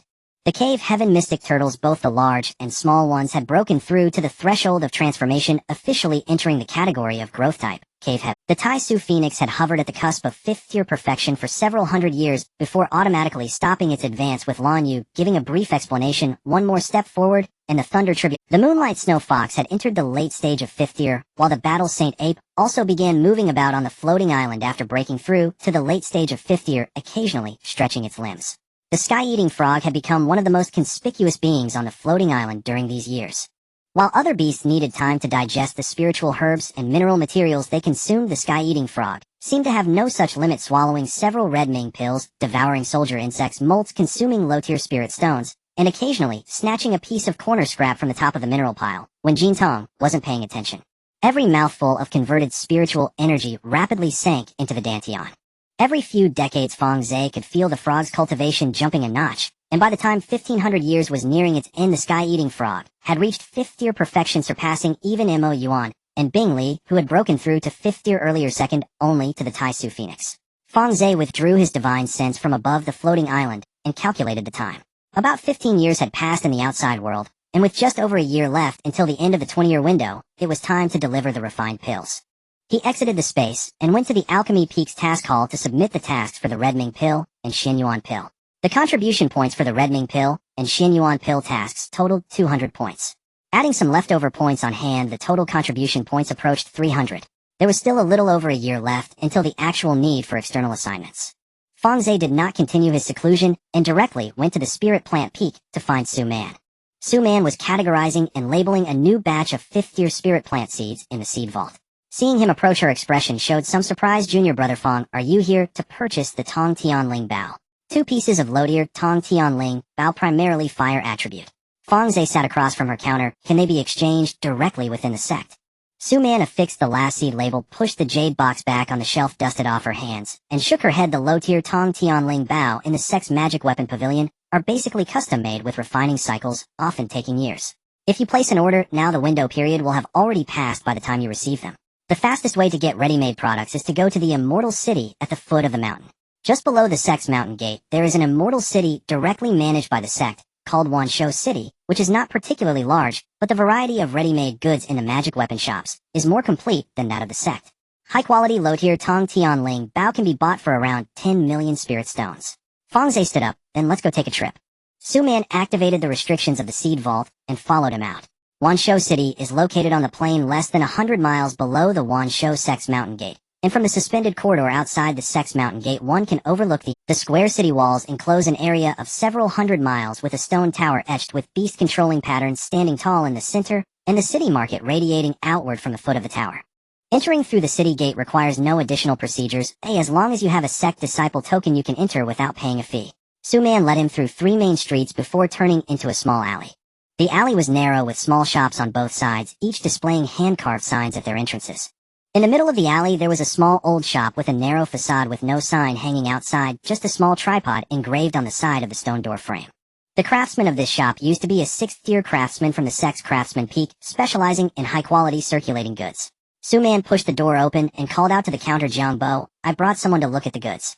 The craftsman who walked out from the inner room was a short old man with white hair and beard slightly hunched, holding a piece of unpolished or rough stone in his hand. His cultivation was at the peak of transformation god, but the aura of spiritual energy around him showed signs of withering.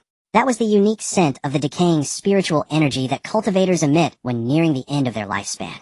Fang Ze did not engage in any unnecessary pleasantries, and directly stated his needs 2 pieces of low-tier Tong Tian Ling, Bao 1 for ranged attacks, and 1 for area effect. Jiangbo lined up several low-tier Tong Tian Ling Bao with fire attributes on the counter. Fang Ze tested the fire's spiritual energy conduction efficiency and compatibility one by one, ultimately eliminating several that were incompatible or weaker in power, leaving only 2. The first was a reddish-brown gourd with the mouth of the gourd sealed with a layer of fire copper refined from 5th-tier Lihua. Infusing spiritual energy into the gourd allows it to spit out a flame spirit body called Nanming Fire Crow. It is a spirit body flock of pure fire spiritual energy with a number, depending on the infused spiritual energy, up to a maximum of 108. Each fire crow's power is equivalent to a full-strength strike from a mid-stage transformation god cultivator. A single crow is not lethal, but once the flock disperses to surround and attack, it is difficult for a later-stage transformation god cultivator of the same level to retreat unscathed. The second item is a red square seal, slightly smaller than a palm with a button carved into the shape of a crouching fire beast. After infusing spiritual energy into the seal and summoning it, the square seal can expand in midair to the size of a mountain and crash down with high-temperature spiritual pressure, simultaneously releasing a circle of fire attribute shockwave from the impact point, dealing both physical crushing and fire damage to enemies within range. The spiritual energy consumption is relatively large, but it is sufficient as an area attack method. Fire Crow Gourd and Fire Beast Seal. Fang Ze weighed the 2 artifacts. How much are these 2? Jiangbo tapped his rough fingers on the counter and quoted a total price. 1,100,000 spirit stones, which was even lower than Su-man's estimate. After paying with spirit stones, Fang Ze directly activated the Fire Crow Gourd. The palm-sized gourd's mouth flashed with fire, and several fire crows the size of a fist emerged from the gourd flying around him. The wings of the fire crows made a crackling sound as they flapped in the air. He stored the gourd back in his storage ring, feeling quite satisfied with the practical effects of the 2 Tong Tian Ling Bao. While not massive killing weapons, they were sufficient for him to handle most mid to close range troubles during external assignments without exposing his core trump card. After exiting the magic weapon shop, the 2 walked side by side on the stone road of Wanshou City. Su-man suddenly took out a slender jade box from her sleeve and handed it to Fang Ze. "Junior brother Fang, there are a few more things for you." Fang Ze took the jade box and opened it. Inside was a row of small compartments, each containing a type of seed. In the leftmost compartment were a few bamboo rice grains no thicker than a hair. The bamboo rice was completely light purple with lightning patterns flowing on it. "This is Tian Xian Leiju." Su-man pointed to the few bamboo rice grains. 1,000 years for 4th year, 3,000 years for 5th year, 5,000 years for 6th year, 8,000 years for 7th year, and 10,000 years for 8th year. The growth cycle of this bamboo is considered long among spirit plants, but its grade ceiling is extremely high. Once it matures, the bamboo itself becomes a natural fire attribute material for refining the bamboo. Leaves can be used in alchemy, and the spiritual energy content of the bamboo shoots rivals that of the same tier pills. I found these in my family storeroom. The family genealogy records that these bamboo grains were brought back by my great-grandfather during his youth from a site of a thunder tribulation. They have been in storage for tens of thousands of years without anyone being able to cultivate them. Try your luck with them. The 2 seeds in the middle are from the Su family's own stock. One is called Fire Essence Mushroom, and the other is called Earth Origin Fruit, both 6th-tier spirit herbs specifically used as main materials for advanced mana pills. Su-man explained that the family had accumulated quite a few of these 2 seeds in the storeroom, but there was no 6th-tier alchemist in the family, and they were simply left there. Fang Ze closed the jade box and stored it away, pulling out a separately packed jade bottle from his sleeve and handing it to Su-man. "What is this?" Su-man looked down and uncorked the bottle, and a pure fire attribute pill fragrance nearly as thick as fat wafted out from the bottle mouth, stopping momentarily before her nose before she hastily corked it again. 5th tier, upper grade Redming pill. Fang Ze spoke casually. "I refined it myself. Upper grade quality. I can provide some for the Su family later following the same delivery method." Su Man looked at the jade bottle in her hand, gently running her fingers over the bottle body, then raised her head to look at Fang Ze, her gaze turning serious. Do you know how many of this quality 5th-tier upper-grade pills circulate in the sect each year? Probably not many. Very few.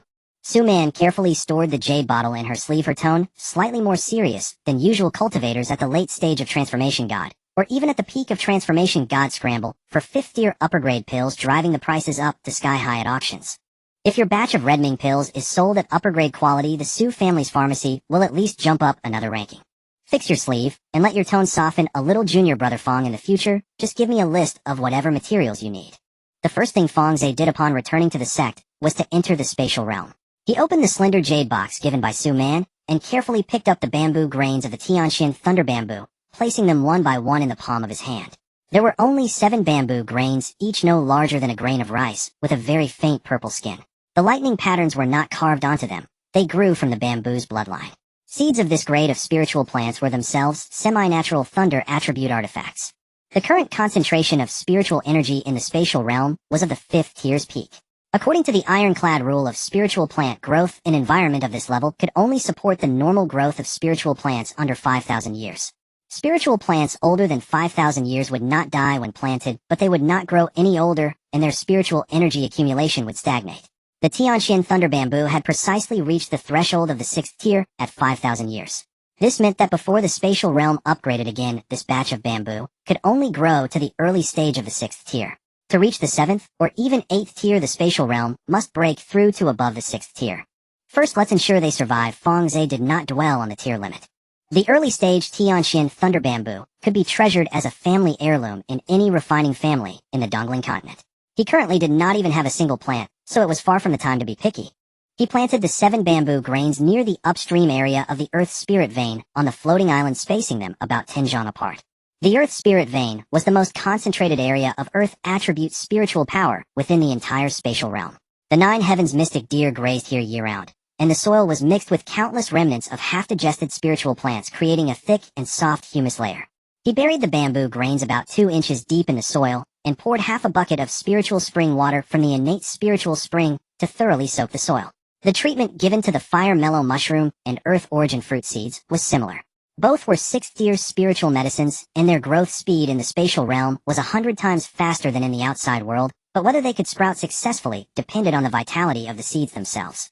The Su family had preserved their stock well, the seed coats were intact, and under the golden eye technique, the embryo showed faint traces of spiritual energy circulation. After planting, he squatted down to observe the surface of the soil, then stood up and brushed off the dirt from his knees.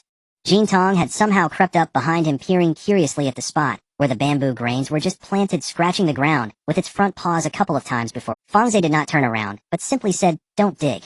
Jin Tong pretended nothing had happened and scampered away with a mineral. After feeding a few gluttonous beasts, Fang Ze exited the spiritual medicine garden and flew to the center of the floating island to test the insect swarm tactics. The insect nest area expanded several times after years of unrestricted reproduction. From the air, it appeared as a contiguous dark golden insect blanket. The total scale of the golden-eating insect swarm exceeded 100,000. The lower-tier insects primarily handled daily patrols and warnings, while the strategic functions were genuinely undertaken by more than 170 5th-tier mutated insect kings scattered in different areas of the nest. He spent about 2 years repeatedly adjusting the weak points of the insect formation in the spatial realm.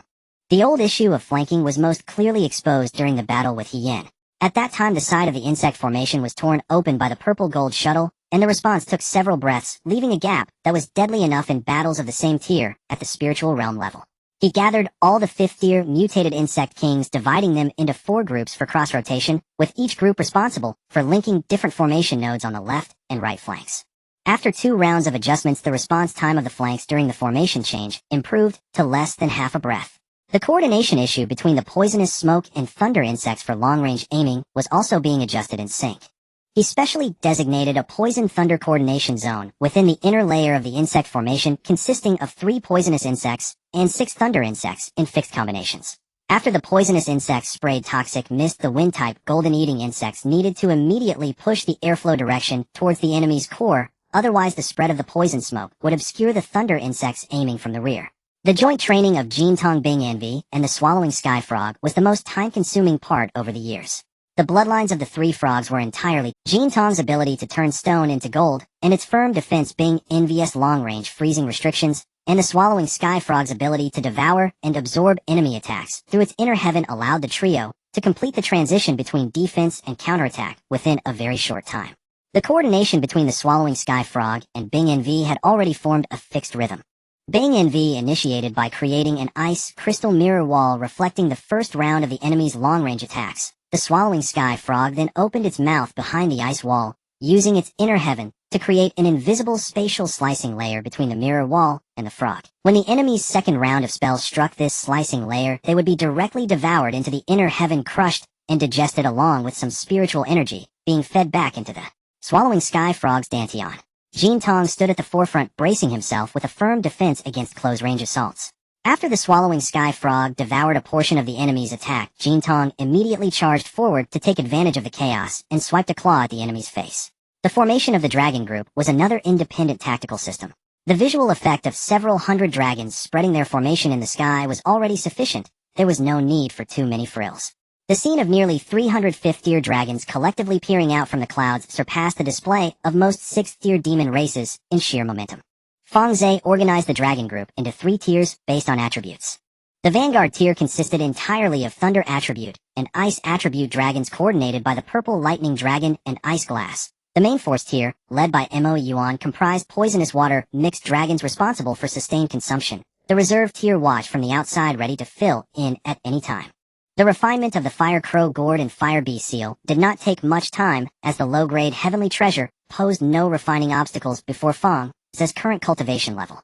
He activated the Fire Crow Gourd at full power in the air, and 108 Southbright Fire Crows surged out from its mouth, spiraling around him to form a fire vortex with a diameter of several dozen jang. The sound of their wings flapping resonated throughout a vast area. The effect of the Fire Bee Seal crashing down was even more direct. The square seal expanded in midair into a giant red object the size of a small mountain, crashing down with a thundering sound, and the grass around the impact point was uprooted by the shockwave, leaving a deep pit several feet deep in the scorched earth. After a year of seclusion refining the cooperation logic among various beasts and spiritual treasures, Fang Ze had developed a more precise gauge in his heart, without exposing the trump cards of the Void Phoenix, and the spatial core. The conventional combat power of the golden-eating insect swarm dragon group, 3 frogs, and 2 heavenly treasures was sufficient to handle the vast majority of troubles at the god transformation level. As for opponents at the refining void level, he could only rely on Lan Yu. However, the existence of Lan Yu must never be revealed unless it was a life or death situation. Although the sect master knew he had a phoenix true spirit, he did not know whether it was a pure blood phoenix or an ancient true spirit phoenix. If it were known that it was a true spirit void phoenix, not to mention the sect master, any refining void, or even integration level cultivator would come to seize it. Not long after he emerged from seclusion, the inner sect disciple token received a message from the sect's task hall. The message was brief: in the southern region of the Dongling continent, conduct a routine resource exchange with the 6th-tier Faping D. Fang Ze, serving as the inner sect steward, was appointed as the leader of this mission, accompanied by 3 fellow disciples at the transformation stage, and they were to depart in 3 days. The task was rated as Grade C, with a round trip of approximately 3 months. After listening to the message, Fang Ze played it back again. A Grade C task indicates that the sect has deemed the difficulty of this transaction as the lowest level, confirming that the Faping clan and the Wansho sect indeed have a stable partnership for long-term cooperation with no conflict risks. However, he noted another detail: a round trip of 3 months with a single journey exceeding 1 billion li. 1 billion li in the spiritual realm is not comparable to 1 billion li in a small world, but even for a transformation stage cultivator, the travel speed would require at least 10 days. This route would inevitably pass through public airspace beyond the sect's jurisdiction. 3 days later, Fang Ze arrived at the designated assembly point in the sect. In front of the outer sect's teleportation hall, he met the 3 fellow disciples at the transformation stage. The 3 stood in a row, their cultivation levels ranging from early to mid-transformation. The one on the far left appeared to be a man in his 30s with a lean build, dressed in a slightly faded steward robe, carrying a 4th-tier spirit beast pouch at his waist. A sparsely feathered 4th-tier gray feather eagle crouched at his feet. The middle man was slightly older, at mid-transformation, with a sturdy physique and a familiar smile on his face. Beside him stood a 5th-tier early-stage wind-split hawk, which looked decent but appeared somewhat sluggish. The 3rd person on the far right was an ordinary-looking woman at the early transformation stage, carrying a flying sword on her back, with no spirit beast nearby, looking like a recently admitted new steward. As Fang Ze's gaze swept over the 3, it paused for less than a breath on the face of the lean man on the far left. At the moment Fang Ze's gaze lingered, the man's eyelids involuntarily drooped slightly. It was an instinctive reaction to avoid eye contact. That expression was fleeting, almost imperceptible. If Fang Ze had not habitually used the spiritual eye technique to observe the subtle expressions of spiritual energy flow during their initial meeting, he likely would not have noticed. He said nothing, simply noting this detail in his mind, then spoke officially. I am Fang Ze, the steward of the inner sect, and the leader of this mission. What are the names of my fellow Taoists? The sturdy man in the middle first clasped his hands, and replied, I am Chao Mang, at mid-transformation adept in beast mastery for close combat. I will rely on senior brother Fang to lead this trading mission. The lean man followed suit, raising his hand. I'm Zhao Ping, at early transformation. His words were brief, and he lowered his hand immediately. The woman finally spoke, her voice crisp. I'm Song Qing, at early transformation. Please feel free to give any instructions, senior brother Fang. Fang Ze nodded without saying much, only instructing this journey will cover 1 billion li round trip, and we will pass through the territory of the Sea Clan and public airspace. All actions during the journey will be coordinated by me. Do not act without authorization in case of unexpected situations. After speaking, he offered no further explanation and turned towards the teleport. 3 days later they set off. Once the four left the sect's jurisdiction, Chao Mang was the first to release the Windsplit Hawk. The 5th-tier Windsplit Hawk had a wingspan of over 10 zhang, capable of gliding a few dozen li with a single flap, making it above average among transformation-level flying beasts. Zhao Ping hesitated for a moment and patted the gray feather eagle at his waist.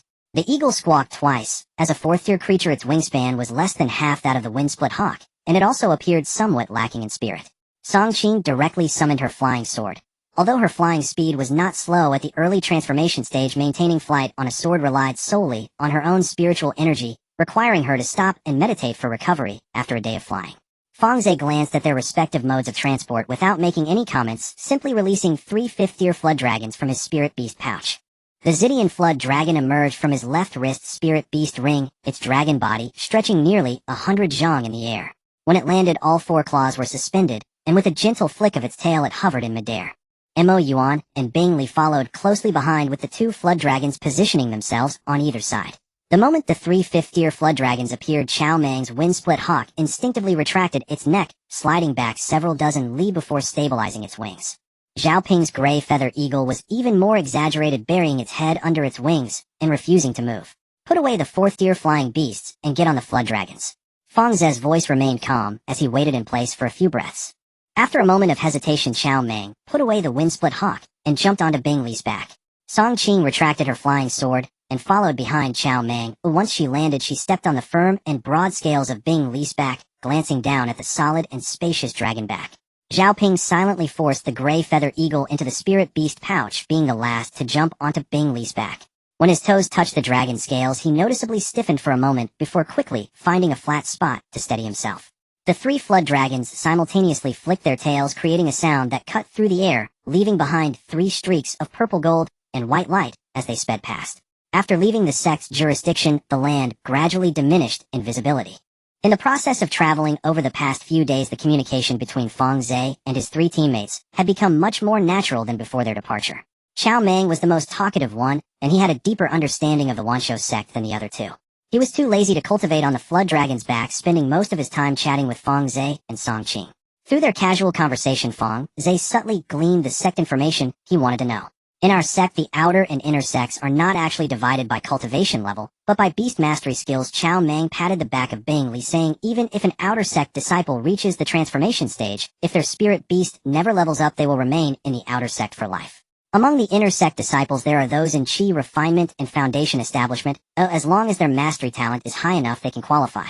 However, typically only those above transformation can achieve the level of inner sect steward. Yet there are exceptions. There have been cases where someone became an inner sect steward at the nascent soul stage. What exceptions? Song Qing asked. Raising a spirit beast from a cub to the transformation stage, and the spirit beast must be top tier among the 5th tier. The sect directly promotes such individuals to steward positions without regard to their cultivation level. Fang Ze stood beside the Zidian flood dragon, listening to Chao Mang's words without interjecting. He had already understood the sect structure from the information jade slip, but the details Chao Mang mentioned were not documented in the slip. For instance, the fastest ways for inner sect disciples to advance, and how much the sect values beast mastery talent. Chao Mang then spontaneously shifted to another topic. Our Wanshou sect isn't the top-tier merging force in the spiritual realm, but we possess something that no one else has. The sect's guardian demon is a true ancient Inglong raised from a young dragon by the first ancestor of the Wanshou sect. The young dragon was nurtured to the merging stage, and after the ancestor passed away it assumed the role of the sect's guardian. It is said that the Yinglong is still alive hidden deep within the sect's forbidden area, but no one has ever seen it. Fang Ze mentally combined Qiao Mang's words with the information from the Jade Slip. The Myriad Beast sect indeed has integrated combat power, but that power does not stem from human cultivators, rather it originates from an ancient Yinglong. This information was entirely unknown to him before. In the afternoon of the 6th day the dragon horde entered the depths of the Kangwu Sea. The density of islands on the sea surface had significantly increased compared to the previous days, with flocks of seabirds occasionally soaring over the reefs, forming a winding white line in the sky. After scanning the sea area ahead with his divine sense, Fang Ze decided to take a short rest on the nearest small island. The island was not large, measuring less than 10 miles across, and was covered in weathered gray-white rocks with a few clusters of low shrubs scattered about. He suspended the three-headed dragon above the edge of the island, allowing everyone to disembark and rest for a moment. Qiao Mang took out water and rations from his storage ring to share with Songqing and Zhao Ping while he leaned against a large rock and gnawed on some jerky. Standing at the highest point of the small island, Fang Ze spread his divine sense in all directions. As soon as his divine sense swept across a location about 1,000 miles to the west, it encountered traces of spatial fluctuations among the gaps in the rocks 100 fathoms deep beneath the sea. That was a spatial restriction well concealed. Without the combined power of the Spirit Eye technique and the full mastery of divine sense, it would have gone unnoticed. The restriction itself was of a high grade set by an array master of at least the late stage of divine transformation, or even the perfected stage. His expression remained unchanged as he lingered there for a moment before continuing to scan in other directions. Just as he was about to retract his divine sense, several indistinct escape lights suddenly lit up simultaneously on the sea surface within a radius of several dozen miles around the island. The escape lights surged in from all directions, moving swiftly, and in an organized formation. They were not just random passers-by. Everyone retreat, and each word from Fang Ze carried an undeniable sense of urgency. Qiao Mang tossed aside the jerky and leaped up his leaf foam falcon, spreading its wings beside him, assuming a defensive posture. Songqing drew his flying sword, pointing its tip toward the nearest escape lights. Zhao Ping stood behind the two, his fingers resting on his spirit beast pouch, but not yet releasing the gray-feathered eagle. The escape lights paused above the small island, and almost simultaneously dissipated. Over 10 presences at the 5th level were unleashed without reservation. 5 cultivators at the divine transformation stage appeared. The leading cultivator was slender, clad in a loose black robe, with an expressionless bronze mask covering his face etched with twisted array patterns that blocked divine sense detection.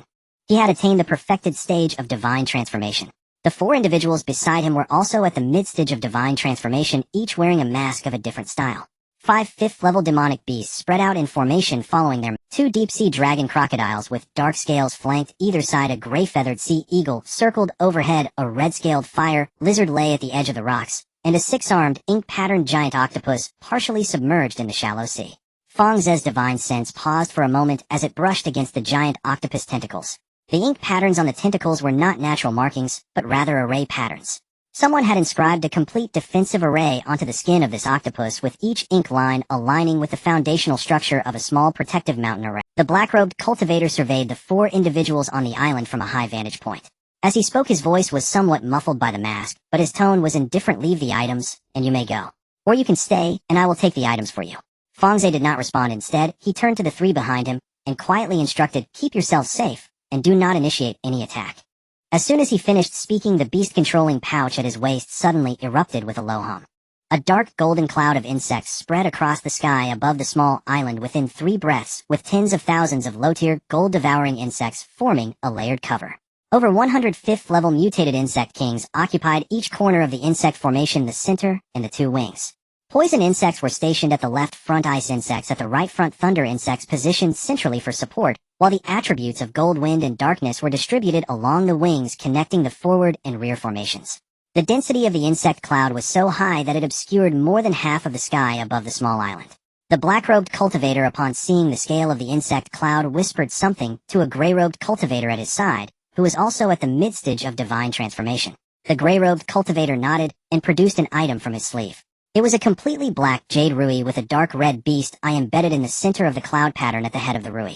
As the gray-robed cultivator infused spiritual energy into the jade rui, the beast eye suddenly opened wide, and a visible grayish spiritual light emanated from the head of the rui, sweeping forward in a fan shape.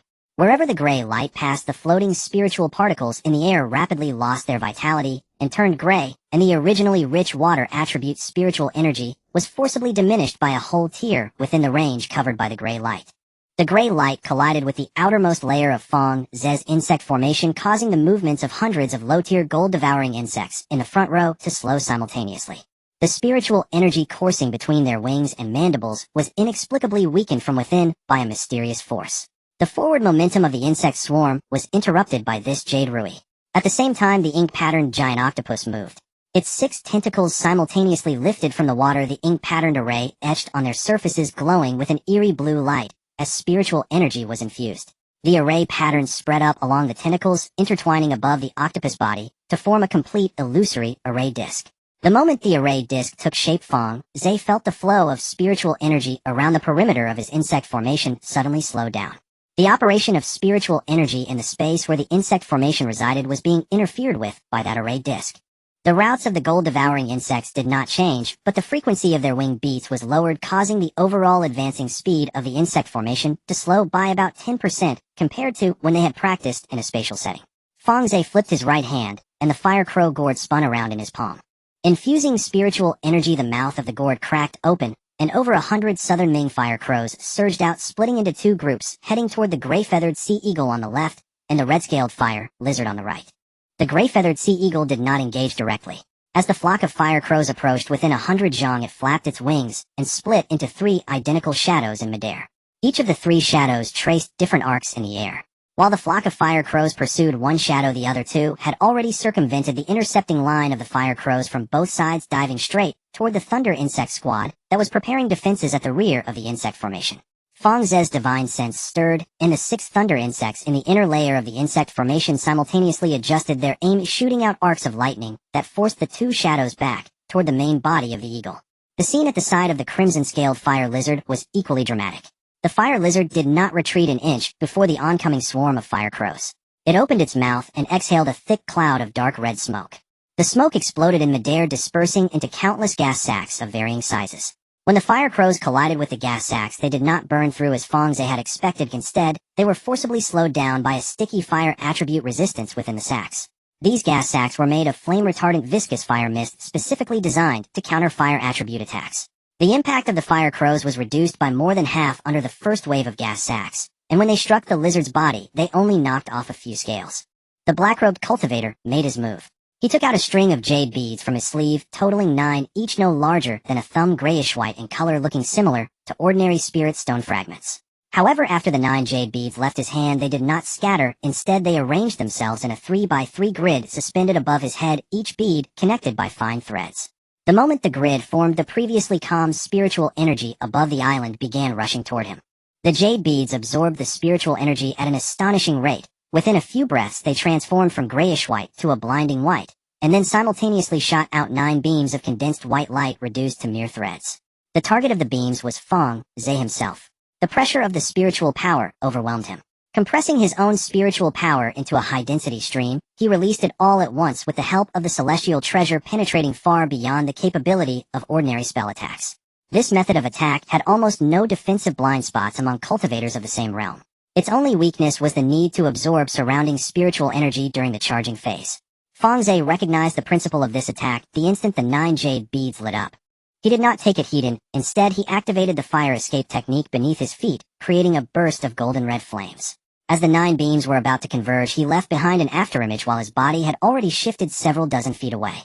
The 9 beams passed through the position of his afterimage, cutting 9 deep, bottomless cracks on the surface of the sea behind him, with seawater rushing into the cracks, producing a piercing, sizzling sound. But before he could regain his footing, another attack descended from above. The female cultivator beside the black-robed man, who was at the mid-stage of the transformation stage, had remained inactive until the moment Fang Ze settled after his shift. She then raised her hand to summon a palm-sized bronze mirror. The mirror faced Fang Ze, but instead of reflecting his image, it showed a blazing mass of golden red flames. She captured the residual fire attribute spiritual power that Fang Ze had left while using the fire escape technique into the mirror, then flipped the mirror surface, sending the captured firepower back at him. This was the mirror reversal technique specifically designed to counter fire attribute escape techniques. 2 layers of protection simultaneously lit up before Fang Ze. At that critical moment, the gold-type insect king among the swarm of gold-devouring insects moved in front of him, its shell adorned with golden patterns taking the backlash of the fire attack. Its shell was scorched by its own fire. Following that, the fire crow gourd added another layer of fire crow barrier, keeping the residual flames from the backlash at bay 3 feet away. In the air, the phantom of the gray-feathered sea eagle had multiplied from 3 to 6. The 6 shadows intertwined in the air. Although the fire crows held a numerical advantage, they could not distinguish which one was the real body, significantly reducing their pursuit efficiency. Taking advantage of the fire crow's distraction, the true form of the gray-feathered sea eagle dove down from directly above, its claws encased in 2 silver metal. These were specialized claw covers designed to tear through insect shells. The eagle's claws struck the flank of the insect formation, instantly shredding 2 4th-stage gold-devouring insects, creating a breach in the left side of the insect formation. At the moment the breach was torn open, Fang Ze made a judgment. He realized that relying solely on the gold-devouring insects and the celestial treasure, he could not deal with these individuals, as they were entirely focused on him. He tapped his beast-controlling pouch, and 3 shadows landed at his feet. The golden boy landed first, a flash of golden light, as the indestructible golden body stood before him. It slammed its 2 front paws onto the ground, expanding the diamond defense outward in an arc for several feet, keeping the true form of the gray-feathered sea eagle, which was about to ascend, outside the defensive layer. The steel claws of the gray-feathered sea eagle scraped against the golden light, producing a sharp metallic grinding sound. The impact pushed the golden boy back half a step, yet the golden light itself remained unmoved. The ice girl sidestepped past the golden boy, her shoulder-mounted ice crystal mirror silently unfolding. She locked onto the gray-robed cultivator in the distance, who was activating the jade rui. 2 icy ray beams shot out from the mirror's surface. The protective spiritual light before the gray-robed cultivator automatically activated. When the icy rays collided with the spiritual light, they did not penetrate, but the frost power carried by the icy rays quickly formed a thin layer of ice on the surface of the spiritual light, impeding the gray-robed cultivator's output of spiritual power. The dark-colored spiritual light emitted by the jade rui shrank to nearly half its original coverage at the front end of the insect formation. However, before the ice girl could release a 3rd ray, the tentacle of the black-patterned giant octopus swept in from the flank. The formations on the tentacle automatically transformed into a rotating formation shield during the sweep, deflecting the icy ray, which grazed the giant octopus body, and plunged into the sea, freezing the surface of the water for dozens of feet around. The sky-devouring toad stood behind the ice girl, opening its mouth. A miniature vortex of the cave whirled in its throat, spun rapidly, the edges of the vortex distorting space into a silvery gray under the sunlight. Its target was the crimson-scaled fire lizard, still continuously spewing the fire-retardant gas sacs. The fire lizard sensed the spatial tugging force and dug its 6 legs into the crevices of the reef, transforming the fire mist it exhaled from the gas sacs into a pillar of crimson flame, attempting to counteract the devouring force by concentrating its firepower. The pillar of fire collided 3 feet before the mouth of the sky-devouring toad, being sliced apart by the space, the front half of the pillar instantly disappearing, but the rear half continued to replenish. The devouring speed of the sky-devouring toad and the exhalation speed of the fire lizard momentarily reached a standstill between them.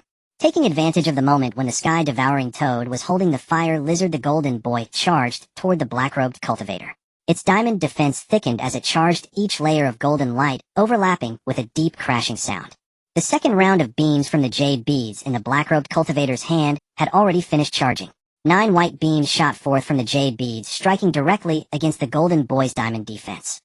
The first 6 beams shattered the 7th, left the first crack on the golden surface, the 8th widened the crack to a palm's width, and the 9th beam penetrated through the last layer of golden light deep within the crack, grazing a small piece of golden toad skin and a trickle of light golden blood from the left shoulder blade of the golden boy. The golden boy let out a muffled grunt, but its momentum in the charge not only did not stop, but rather accelerated. Using the residual shockwave from the beam's impact, it propelled itself like a golden meteor into the protective spiritual light of the black-robed cultivator, causing a wave of shockwaves as golden light and spiritual light clashed. The black-robed cultivator was pushed back over 10 feet by the impact, and the grid of jade beads above his head swayed, twice the spiritual light unstable. The ice girl seized this opportunity to withdraw her control over the giant octopus, and the icy ray shot in from the side, directly penetrating the previously frozen crack in the protective spiritual light of the gray-robed cultivator. He let out a muffled grunt as the ray pierced through his left shoulder, interrupting his output of spiritual power, and the dark jade rui slipped from his hand, falling onto the reef. The stalemate between the Tunshin Ha and the Qi Lin Hua, she finally broke. The Huazai's pillars of flame could not rival the Tunshin Ha's Dantian in its ability to store and replenish devoured energy, though after dozens of breaths the intensity of its eruptions began to wane. Sensing the ebbing of its foe's fire, the Tunshin Ha sent its Dantian vortex spinning once, swallowing the Huazai's last jet of flame along with every anti-fire sac, within several zhang in front of it. Stripped of its protective fire mist the Qi Lin Hua, she found itself fully within the Tunshinha's range. It twisted to burrow into a reef crevice, but a suction from the Tunshinha seized its hind leg from afar, dragging its body along the rock, and leaving several zhang of clawed furrows. The killing blow came from Bing Nu. She retracted the beam aimed at the gray-robed cultivator, and instead drove a precise ray into the Huazai's left eye socket, where it had been held by the Tunshinha. The ray pierced through the socket deep into the skull, and froze the creature's brain. The Qi Lin Hua, she convulsed twice, and then went slack motionless upon the reef.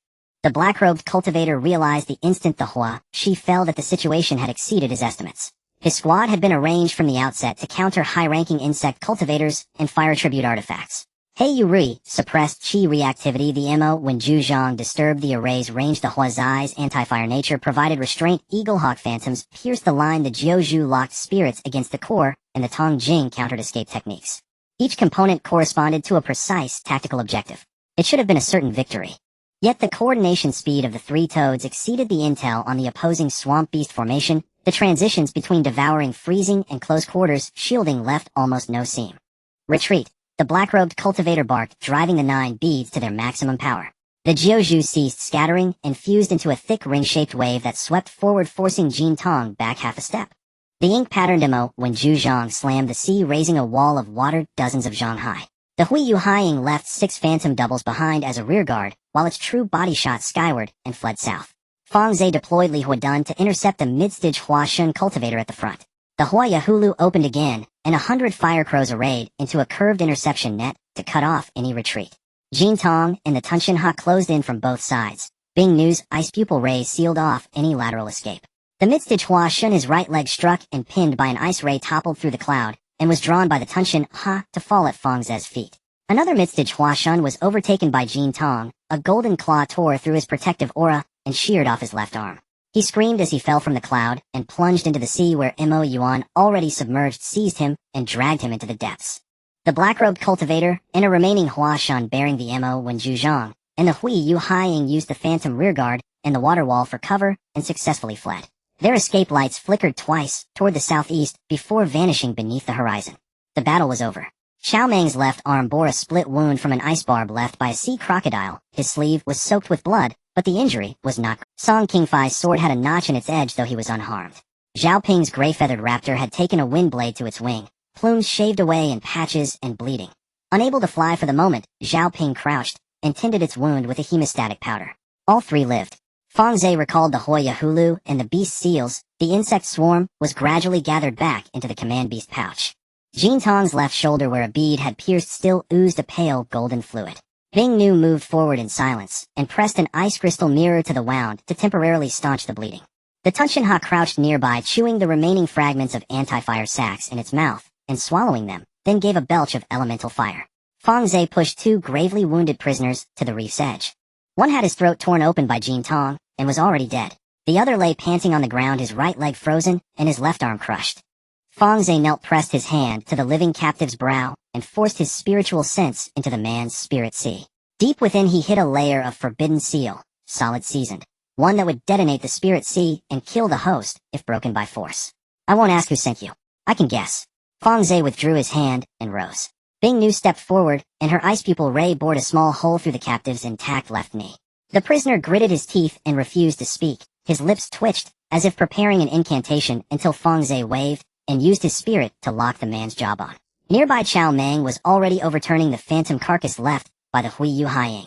He parted the skin at the base of a feather and stared at the pattern for a few breaths, then looked up in a low voice. Senior brother Fang, the seagull's feather roots bear saddle scars from being mounted and tamed. The saddle scars were not deeply worn. Their healing suggested only a few years had passed. Few families near the sect could ride and tame a 5-rank gray feather sea eagle. Wang family was one of them. He paused, then moved to the reef and turned over the dead Qi Lin Huashi for inspection. On the inner side of a scale, near the belly plate, a small scorched brand remained. The pattern was blurred, but the surviving lines still showed the right half of the Wang clan emblem, the character Wang. This lizard's inner scale brand is the Wang family's mark as well. Chao Mang rose and wiped the lizard slime from his hands on his trouser leg. This creature has been on the Wang family's breeding roster for at least 10 years. The Wang family. We ought to return and investigate. Fang Ze had only just risen and had offended no power, yet someone had come to kill him. In his mind, the Wang family had already been marked with a death verdict. He stripped the storage rings from the two corpses one by one and swept them with his spiritual sense. The internal seals used the same technique as the forbidden seal within the captive's spirit sea. He set aside all trophies bearing clan emblems or brands and sealed them separately. The remaining goods he appraised at market value, keeping 80% for himself and dividing the other 20 equally between Xiao Mang Song Qingfei and Zhao Ping. Xiao Mang examined the storage ring he had been given. Within lay the intact materials for a 5-rank gray feather sea eagles, several pills, and a quantity of spirit stones. He tucked the pouch into his bosom, swallowed, and said, "Thank you, Senior Brother Fang." Song Qingfei accepted his storage ring, looked up at Fang Ze, and spoke in a clear tone, "Senior Brother Fang, if you ever need manpower for future missions, send word to me at any time." Zhao Ping silently slid his storage ring into his sleeve without a word. Only after Fang Ze had stowed away the spoils did Zhao Ping call him back. "Senior Brother Fang, when we rested on the dragon's back, I always hid toward the rear, not because I feared death." He halted and lifted the injured gray feather raptor from the ground. The bird tilted its head and nuzzled his hand. "It was because my raptor is too weak. I feared it would be the first to die in a hard fight. But today, if not for your group of dragons holding the rear, I would never have dared to go up. I won't hide anymore." Fang Ze regarded him for a moment, nodded, and said nothing. Clearly these three now looked to him as their leader. A single man capable of contending with multiple peers, even facing a perfected Huashen, was the standard among inner sect stewards. He pivoted and leapt onto the purple lightning dragon's back, waved to the three, and called, "Let's go. Onward with the journey." Continuing on the journey, Fang Ze stood atop the back of the purple lightning dragon, laying out all the storage rings and spirit beast bags he had confiscated from the ambushers in front of him. The sea breeze rushed into his sleeves, causing the corners of his robe to flutter, yet the items before him remained utterly still.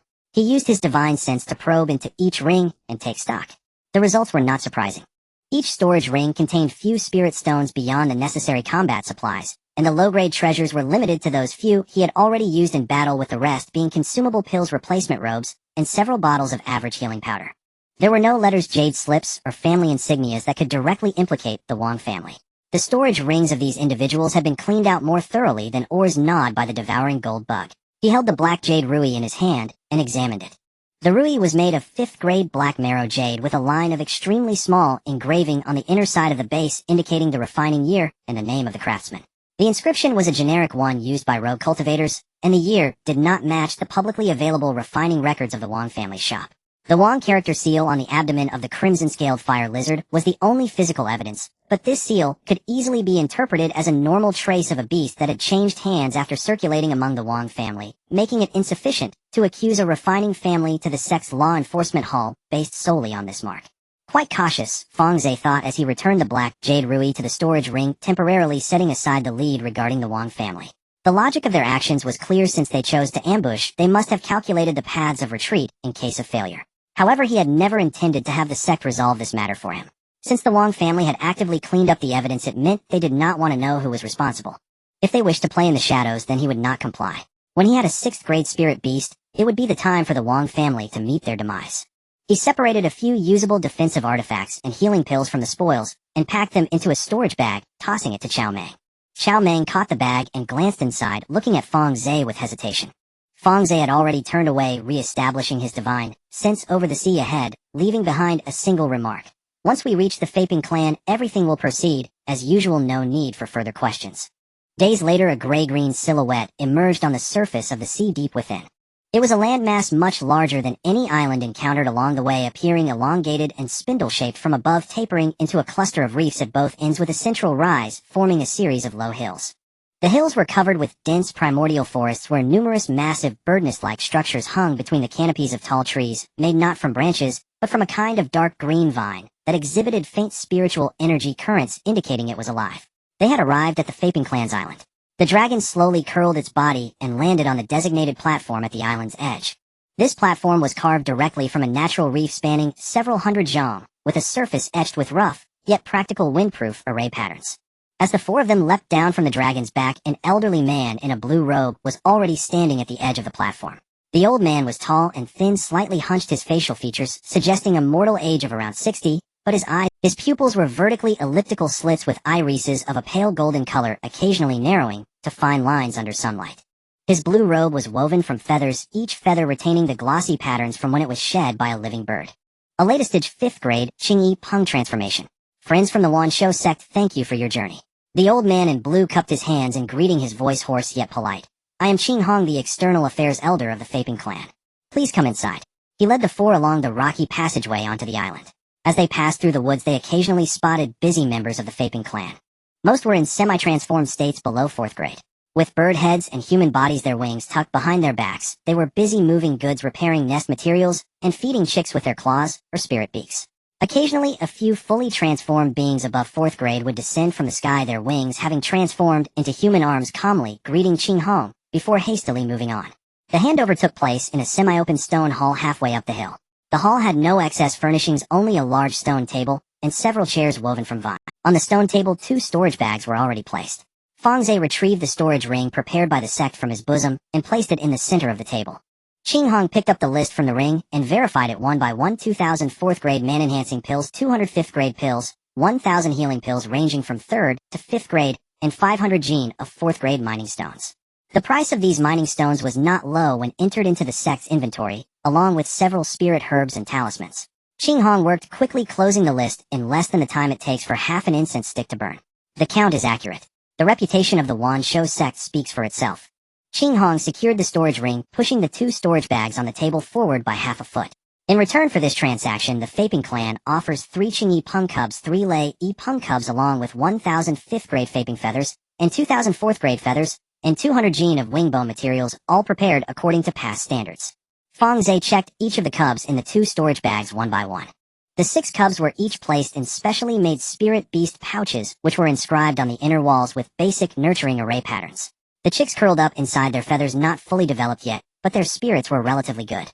The feathers and wing bones were of good quality with neat cuts and residual spiritual energy, indicating they had been collected not long ago. He released a strand of energy from the Wan Ling Steely, but unfortunately found no high bloodline qualified spirit beasts. Verification is accurate. Fang Ze stored the transaction items. Upon seeing him put away the storage bags, Qing Hong was about to rise, but suddenly raised his hand to signal for him to stay. Fang Daoyu, the official business is concluded, but I have an additional transaction to propose. I wonder if Fang Daoyu might be interested. Fang Ze sat back down. Please go ahead. Qing Hong did not immediately disclose the transaction details, but first provided some background. The Faping clan has been rooted in the Kangwu Sea for over 10,000 years, and the clan does not consist of just one type of Faping bloodline, but rather 3 mixed branches. The Qing Peng bloodline is pure, but has a low ceiling, while the Lei Peng boasts formidable combat power, but low reproductive rates.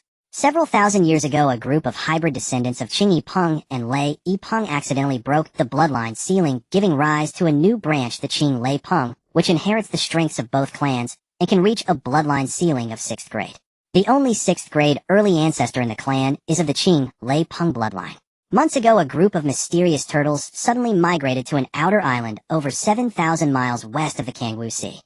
At this point, Qing Hong's tone grew somber. That island was originally an auxiliary resource island of our Faping clan, producing a 5th grade seaweed that serves as the primary feed for fledglings after weaning. The group of mysterious turtles arrived without warning and took over the island as soon as they landed. Several teams sent from the clan to drive them away returned empty-handed.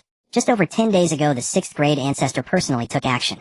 Fang Ze lifted his eyelids slightly. You failed to subdue the 6th rank beast. The lead Xian turtle possesses cultivation at the peak of the 5th rank, but its defense. Qing Hong paused briefly, choosing his words with caution. The Elder Patriarch's assessment is this: though its cultivation remains at the 5th rank, it bears an exceptionally rare Xuanwu bloodline. You are all aware that the defensive prowess conferred by the Xuanwu bloodline is virtually unrivaled among peers of equal rank. Even the Elder Patriarch's full force strike, cultivation at the early 6th rank, merely cracked its shell without breaching it.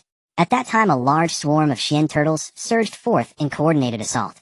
To preserve his clan, the Elder Patriarch chose not to press deeper alone, and withdrew temporarily. Afterwards, we investigated the origin of this turtle swarm. The lead turtle was originally bred as a lineage specimen within the Xuanwu Turtle Holy Land, but discarded due to insufficient bloodline purity. Refusing to accept mediocrity, it led a cohort of collateral bloodline followers away from the Holy Land, wandering freely and seizing territory until it settled upon our subordinate island. Fang Ze mentally dissected Qing Hong's words: a discarded heir of the Xuanwu Turtle Holy Land, 5th rank, peak cultivation, defense, so extraordinary that even a full-strength 6th rank strike could only fracture its shell. These 3 facts together painted the portrait of a Xian turtle whose defensive aptitude was staggering, yet whose cultivation had not yet breached the 6th rank. Its status as a discarded heir implied no backing from the Holy Land. Its nomadic conquests signaled no stable rear base. Together, those 2 points constituted an opportunity. His expression remained impassive as he posed two questions. Is it confirmed that the highest-ranking turtle is indeed 5th rank peak? And is it certain there are no hidden higher-ranked turtles present? Qinghong nodded. We have engaged them repeatedly. The highest remains unequivocally 5th rank peak. Had a 6th rank turtle resided on the island, it would have intervened the moment the Elder Patriarch struck. Fang Ze calculated swiftly within his mind. The Pengfeng clan, 6th rank early cultivation, had failed against a 5th rank peak turtle, confirming the creature's preternatural defensive talent. Yet it also revealed the clan's mediocre offensive capability. Any beastly migration spanning vast oceans in the spirit realm must include at least several allies skilled in coordinated assault. While the Pengfeng clan lacked striking power, Fang Ze possessed ample offensive means at his side. What compensation can you offer? Fang Ze asked bluntly. Qinghong drew a single feather from his sleeve and placed it upon the stone table. Approximately 1 shi in length, the feather gleamed deep azure, its shaft straight and unwavering, its veins flawless. A radiant azure luminescence shimmered across its surface, piercing even the dim interior light. Fang Ze's spirit eye golden light technique discerned intricate wind elemental energy patterns coursing along the vein. Its owner ranked among the 6th rank tier, even among peers of the same cultivation level. This is the soul tail feather shed by our clan's previous 6th rank patriarch, a paragon of pure wind essence. Whether forged into a divine artifact or studied to comprehend wind-based divine arts, its value rivals that of a low-tier Tongtian spirit treasure. Upon successful completion, this feather shall be your reward, Dao friend Fang. Before Fang Ze could respond, Qiao Meng stepped forward from behind him. He bowed respectfully toward Qinghong and spoke with unwavering conviction. Elder Qinghong, you stated earlier that only a nascent soul elder could resolve this matter. Yet our team leader, though merely latest-stage cultivation ascension, possesses combat strength far surpassing peak-level cultivation ascension. Combined with your clan's 6th rank elder patriarch, there exists an exceptionally high probability of gravely wounding the lead Xian turtle. Songqing stepped forward as well, her voice clear and bright. We have personally witnessed our team leader engaging multiple foes simultaneously in actual combat. Xiao Meng, fearing his statement lacked weight, added emphatically, our team leader commands over 175th rank mutated spirit insects. No matter how extraordinary that Xian turtle's defense may be, it cannot possibly withstand sustained gnawing from 170 mutated insect sovereigns. Qinghong's pupils contracted faintly.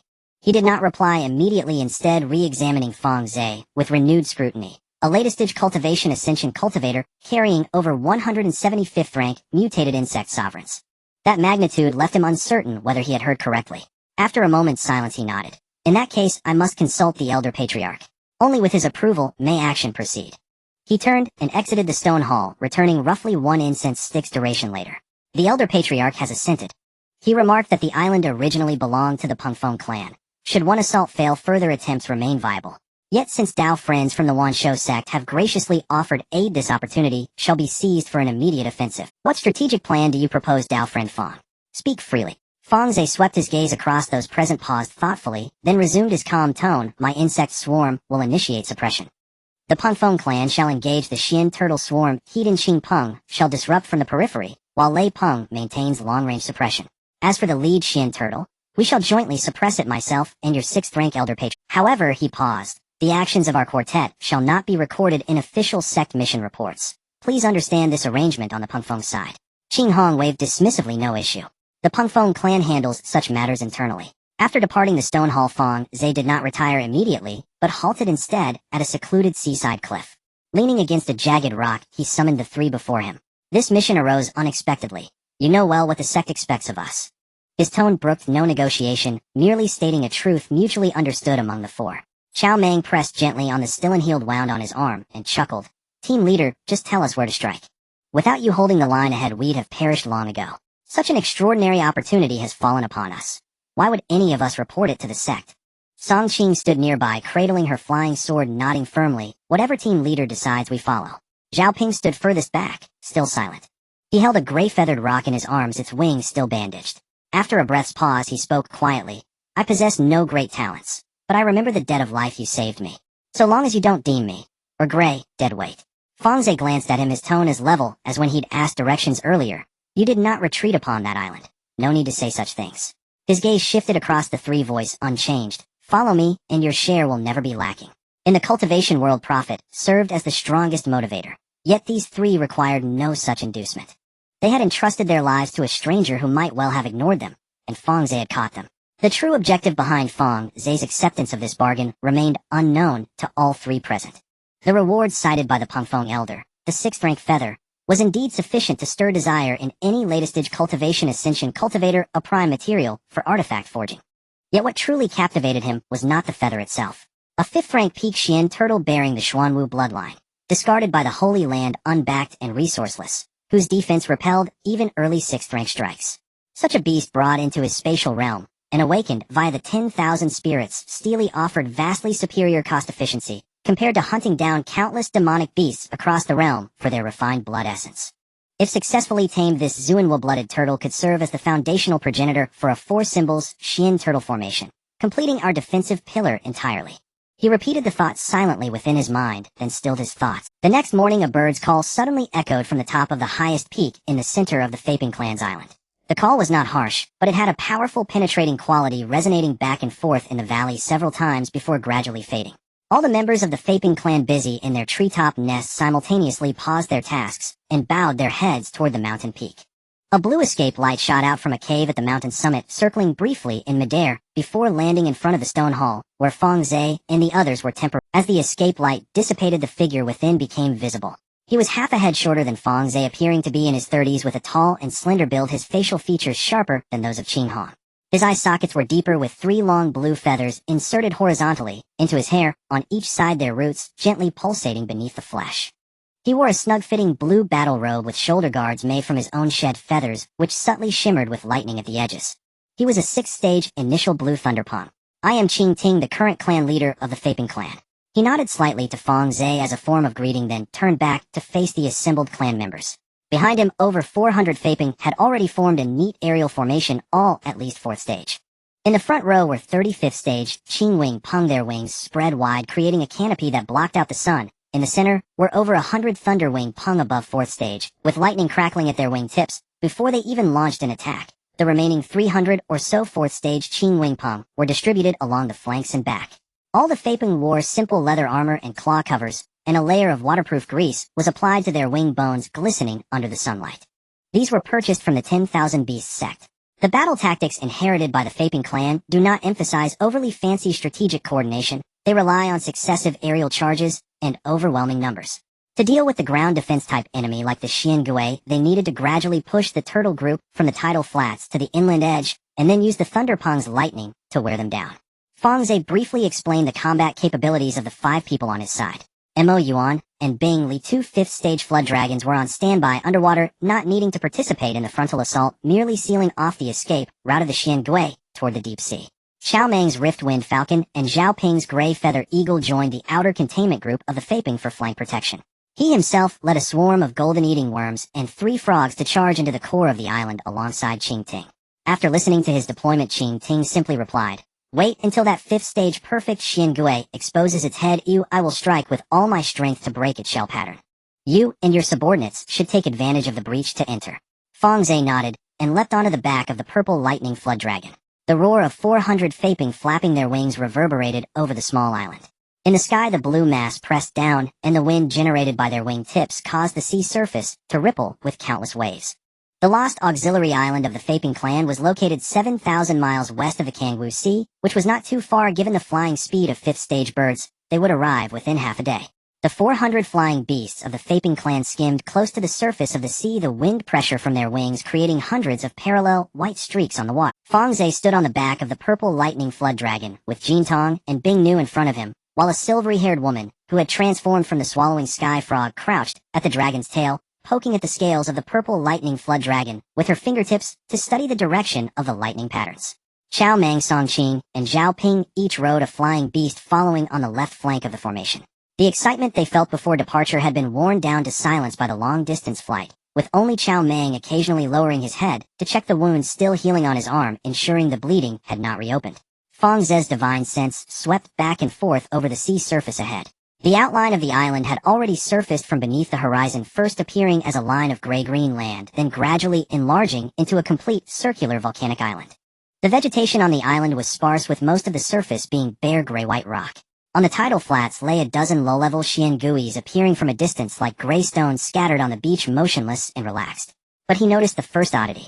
The positions of those dozen low-level Xian Guis were arranged too uniformly. The distance between each pair was nearly identical, and even their orientations were consistent. All heads pointed outward, tails inward, lying in a direction directly facing the main approach of the incoming Faping formation. This kind of formation could not have been arranged by chance. His divine sense continued to probe deeper into the island. The number of Xian Guis spread in layers across the folds of the rocky surface was at least several thousand, all maintaining the same silent posture. Not a single turtle was foraging, nor was there any juvenile turtle scrambling about. At the center of the island, on a piece of basalt that rose several zhang above the surface, a giant turtle far larger than others of its kind lay atop the rock, its limbs tucked beneath its shell, its neck not retracted, but slightly raised, with two dark eyes staring directly at the direction of the Faping clan's approach. It was not startled awake by the commotion of the Faping formation. Its posture indicated it had been waiting for some time. Friends of the Faping clan, you have brought fewer than last time. The giant turtle spoke. Its voice was deep, carrying far in the sea breeze, each word articulated slowly. Qing Ting folded his wings in midair, hovering in the outer space of the island. The Faping formation behind him simultaneously slowed down their wing beats, shifting from rapid flight to hovering in place, the wind pressure suddenly decreasing and the sea calmed somewhat. After the last battle, you left too many traces on this small island. The remains of your shed feathers on the western rocks were not cleaned up properly, and there are still a few dead Faping left behind on the eastern tidal flats. With these things lying around, it's hard not to notice. We have been waiting for the Faping clan to regroup.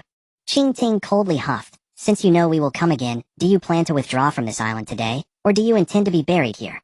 The giant turtle let out a low, muffled laugh. You know better than I how many of your clansmen were lost on this island. Now you still intend to drag outsiders down with you to die? Its pupils slowly shifted within their sockets, its gaze moving from Qing Ting to Fang Ze and the several fifth-stage flood dragons behind him, pausing for a moment before returning to Qing Ting. Last time you couldn't break my shelf. This time, do you think bringing a few more bugs and snakes will help you succeed? Fang Ze did not respond.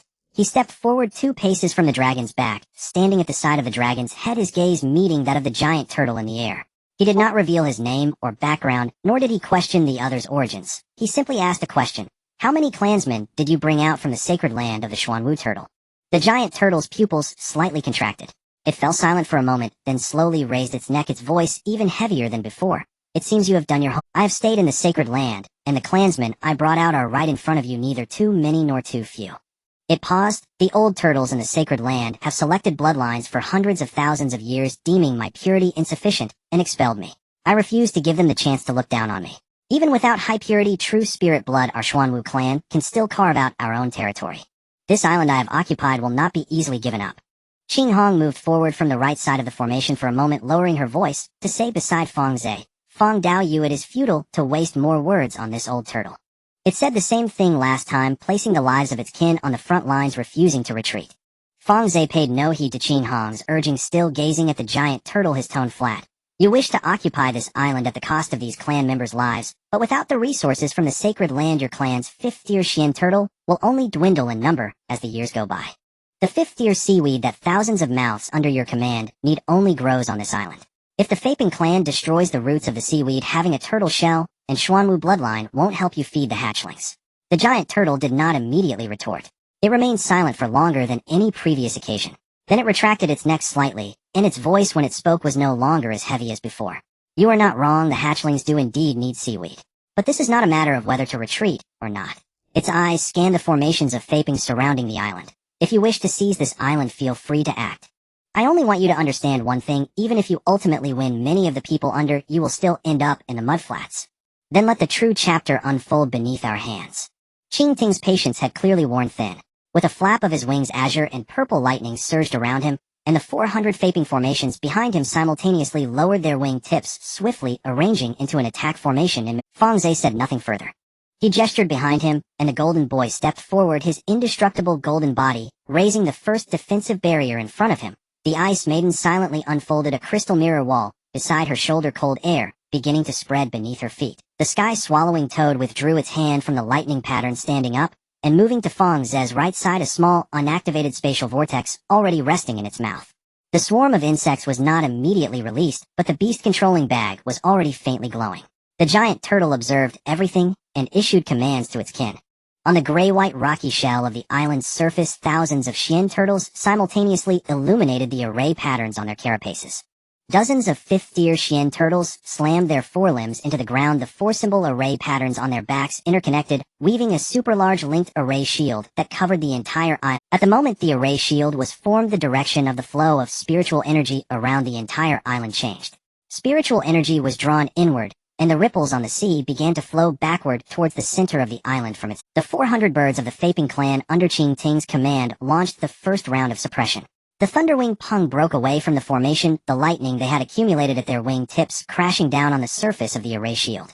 The Azure Wing Peng followed closely behind, their feathers coalescing in the air into a dense array of wind blades. The clash of lightning and wind blades against the array shield erupted in a burst of light, illuminating the sky above the island as bright as day, yet the shield itself remained unyielding. At the same moment Fang Ze's swarm of insects surged into the western mudflats. This time he did not let the gold-devouring insects directly impact the array shield, but instead directed them to burrow into the shallow soil outside the shield's coverage along the wet mud seam, where it met the seawater. The faint sounds made by the insects as they moved along the ground were drowned out by the sounds of the waves on the mudflats. The giant turtle's four-symbol linked array shield was indeed sturdy. Even if low-tier insects could penetrate the shallow reefs, facing the overall spiritual pressure rebounding from the array shield was merely a drop in the bucket. But what the giant turtle did not know was that the biting force of the Worm King far exceeded the tolerance of the shield. The jaws of the Golden Insect King were the first to bite through the connecting node between the edge of the array shield and the rocky shell.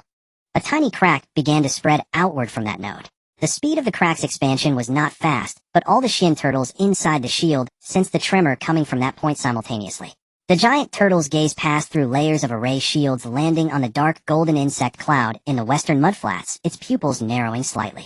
It raised its head and let out a low roar, the four-symbol phantoms emerging from the array patterns on its shell.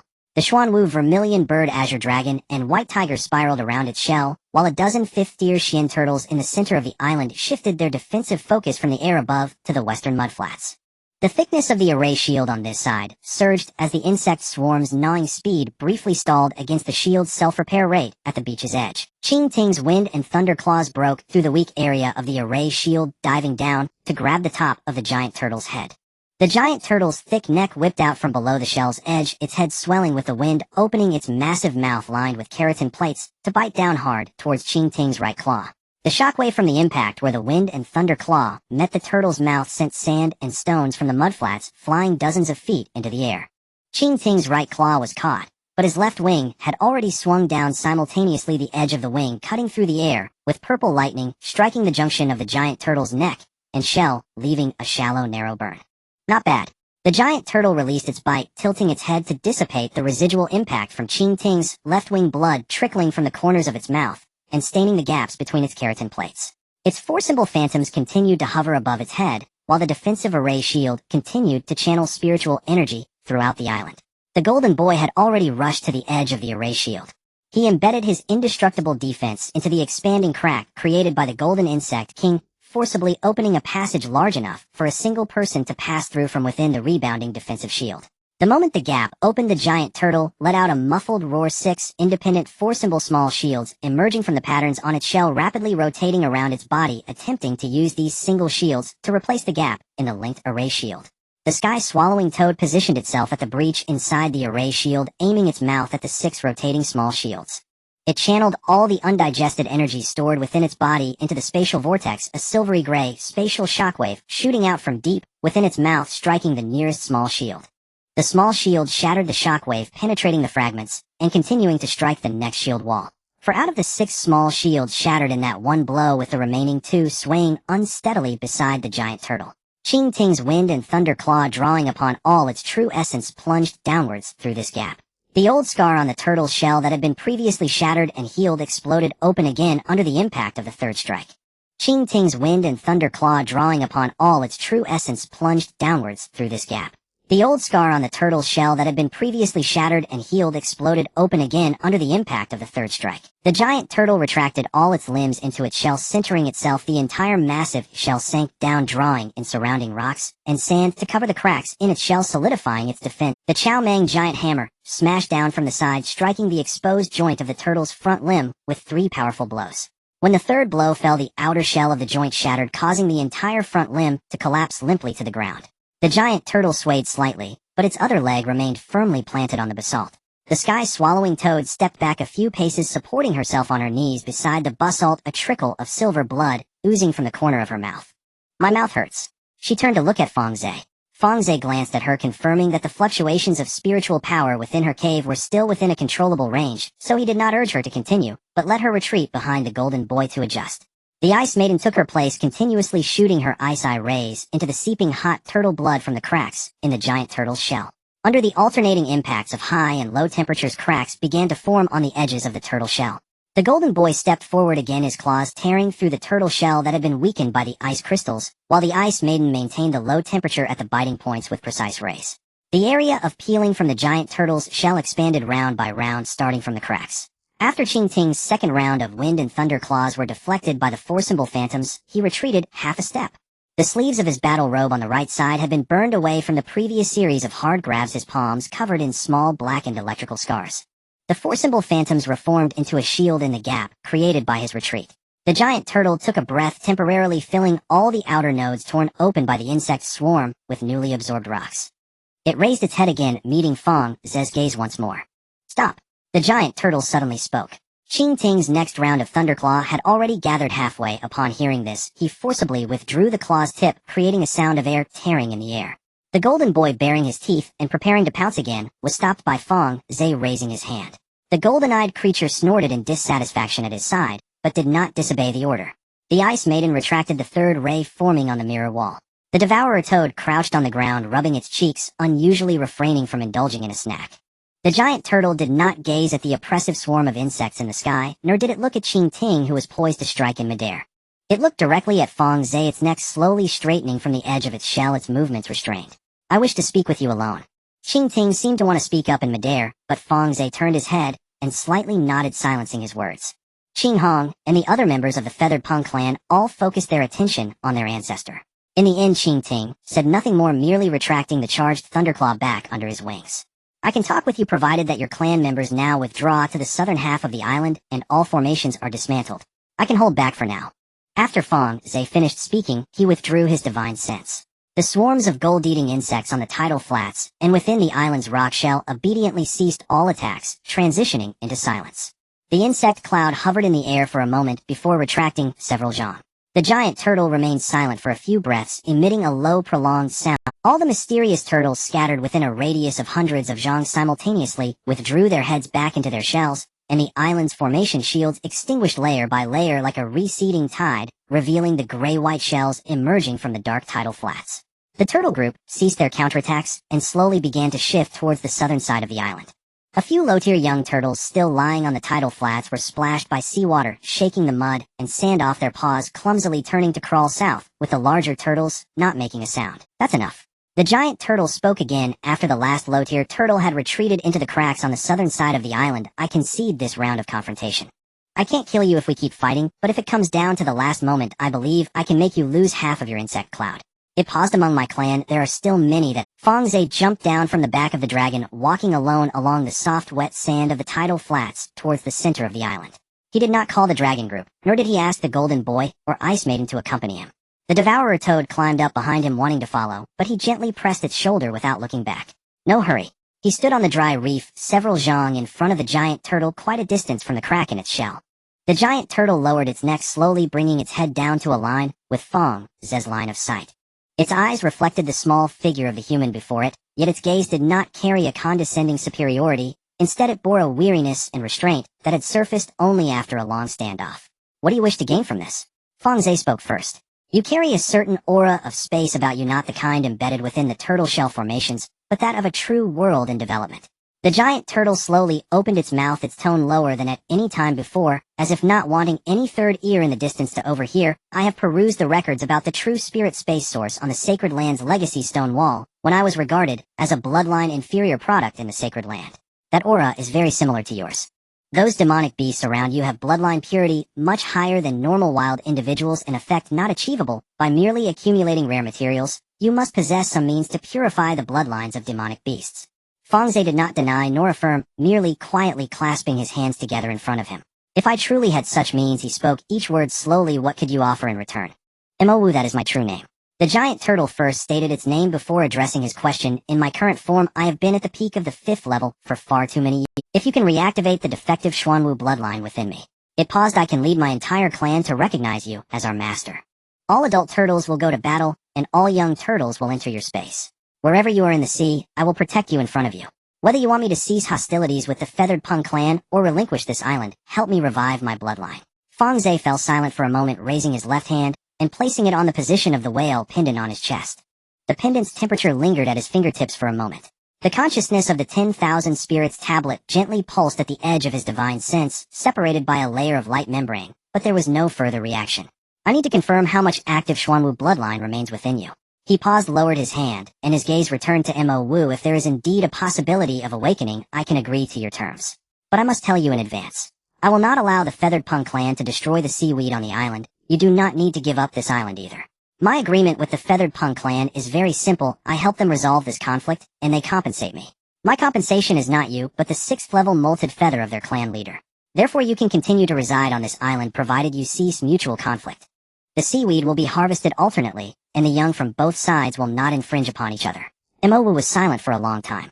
A final drop of undried green blood seeped from the crack in its shell, rolling down the arc of the shell and dripping onto the rock surface, creating a small wisp of smoke. Then it lowered its entire front body, pressing its forehead against the reef.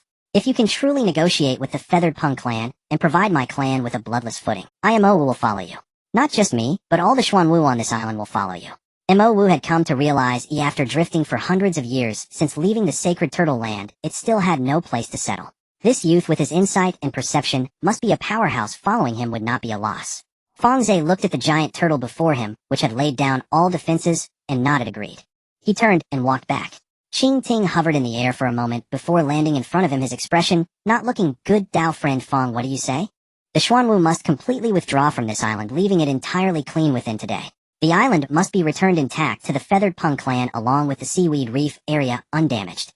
Fang Ze stopped before him, his tone devoid of negotiation. Qing Ting's brows first furrowed tightly, still carrying a hint of distrust. All of them must withdraw, including that 5th level perfect old turtle. All of them.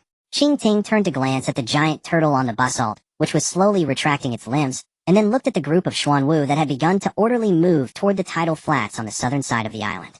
He fell silent for a few breaths, ultimately completely retracting the thunderclaw back under his wings, exhaling heavily from his nose. Fine. As long as the island is returned, I don't care how many turtles you take away. Next, under Mo Wu's guidance, the Xuanwu began to gather from various parts of the island towards the tidal flats. Thousands of Xuanwu arranged in order of size, with 5th level Xuanwu guarding the outer perimeter for vigilance, while the low-tier young turtles were carried by adult turtles along their neck shells. The entire evacuation process occurred without any chaos. Mo Wu was the last to step off the tidal flats, its forelimb toes still seeping blood. Each step it took on the wet sand left a deep imprint. With it paused in front of Fang Ze, lowering its head. Fang Ze opened several beast-controlling bags at his waist, pretending to store the turtles within, but in reality, he opened the spatial passage of the whale pendant, bringing thousands of Xuanwu along with Mo Wu into it. After the spatial passage closed, the tidal flats once thick with turtles were left with only a patch of flattened wet sand and scattered turtle shell fragments. Xiao Mang and the others stood at a distance, witnessing the entire process. It was only after the last Xuanwu vanished into the spatial passage that Xiao Mang swallowed the jerky he had been chewing for who knows how long. Returning to the Feathered Pung clan's island, Fang Ze received the 6th level molted feather from Qing Ting and stored it in his storage ring. He then bid farewell. Meanwhile, tens of thousands of miles southeast of the Kangwu Sea, a streak of escape lights stumbled into the protective mountain array of the Wang family's ancestral land.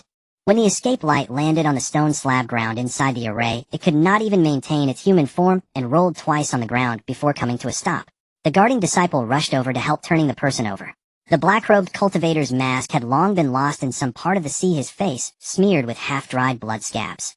Below his left elbow, his arm was completely missing, and the stump was wrapped in several layers of makeshift bandages, which had turned dark from being soaked in seawater and blood. Another transformation stage cultivator fell from behind him. The wound on his right leg, which had been pierced, had burst open numerous times during the long escape, and his entire trouser leg had hardened into a dark red shell. When the two were carried into the main hall, the head of the Wang family, Wang Chongha, was seated in a grandmaster chair, holding a cup of spiritual tea, and flipping through the monthly account book of the clan's treasury. He glanced up the teacup resting on the table untouched. Where are the others? Wang Chong's voice was not loud, but all the standing disciples in the hall simultaneously shrank their shoulders. The black-robed cultivator knelt on the ground, his forehead against the cold stone slab, reporting to the family head there are none left. Including us, a total of 5 went, but only 2 returned. All 5 fifth-tier demon beasts are also gone without a trace. Wang Chonghe rose from the Grandmaster chair, walking to stand before the 2, looking down at the empty sleeve and the injured leg that was barely kneeling. After several moments of silence, he spoke again. Why did you return so late? From the Kangwu Sea to the family residence with the escape speed of a transformation stage cultivator, it should take no more than a few days. Why have you taken so long? What delayed you on the road? The black-robed cultivator did not raise his head. Family head, please do not be angry. After we were heavily injured, we could not travel long distances. Our spiritual power and injuries could not sustain continuous travel. We found a deserted island midway and hid there for over half a month to recover. We only set off again once the wounds had stopped bleeding. Wang Chonghe did not pursue this issue further. His gaze shifted from the severed arm to the back of the black-robed cultivator's head. Did any incriminating evidence remain on the deceased clansman? Were all traces of the Wang family completely removed? Reporting to the family head, the black-robed cultivator replied, this time with more confidence than ever before. Before we set off, we followed your instructions to clear all family emblems, brands, and any artifacts or jade slips bearing the family mark. The brand on the belly armor of that red-scaled fire lizard was originally preserved, but it was also corroded away with potions before departure. By all reasoning, nothing should remain. Wang Chonghe proceeded to inquire about the details, and the 2 reported truthfully. He paced around the hall for half a circle, stopping in front of the window. Outside the window lay the vast spiritual fields and beast training grounds of the Wang family's ancestral land, where several fifth-tier demon beasts were basking in the sun at the edge of the training ground, lazily swishing their tails against the ground. After watching the demon beasts for a moment, he turned back, his expression already calm once more. You all may leave. Seek out the best healing medicine from the clan treasury for your injuries, and do not be frugal. The 2 felt as if they had received a great pardon, and after bowing to the ground they staggered out of the hall. Once the hall doors closed, Wang Chonghe stood alone at the window, slowly tapping his fingers on the window frame twice. We have offended such a potentially powerful insect master who also cultivates in dragon control. This will bring endless troubles. He has only recently ascended to the spiritual realm, and can already fend off the attacks of 5 peers and 5 same-tier demon beasts with his late transformation stage cultivation. If given a few hundred more years to break through to the void refinement stage, the Wang family would be nothing but crushed ants before him.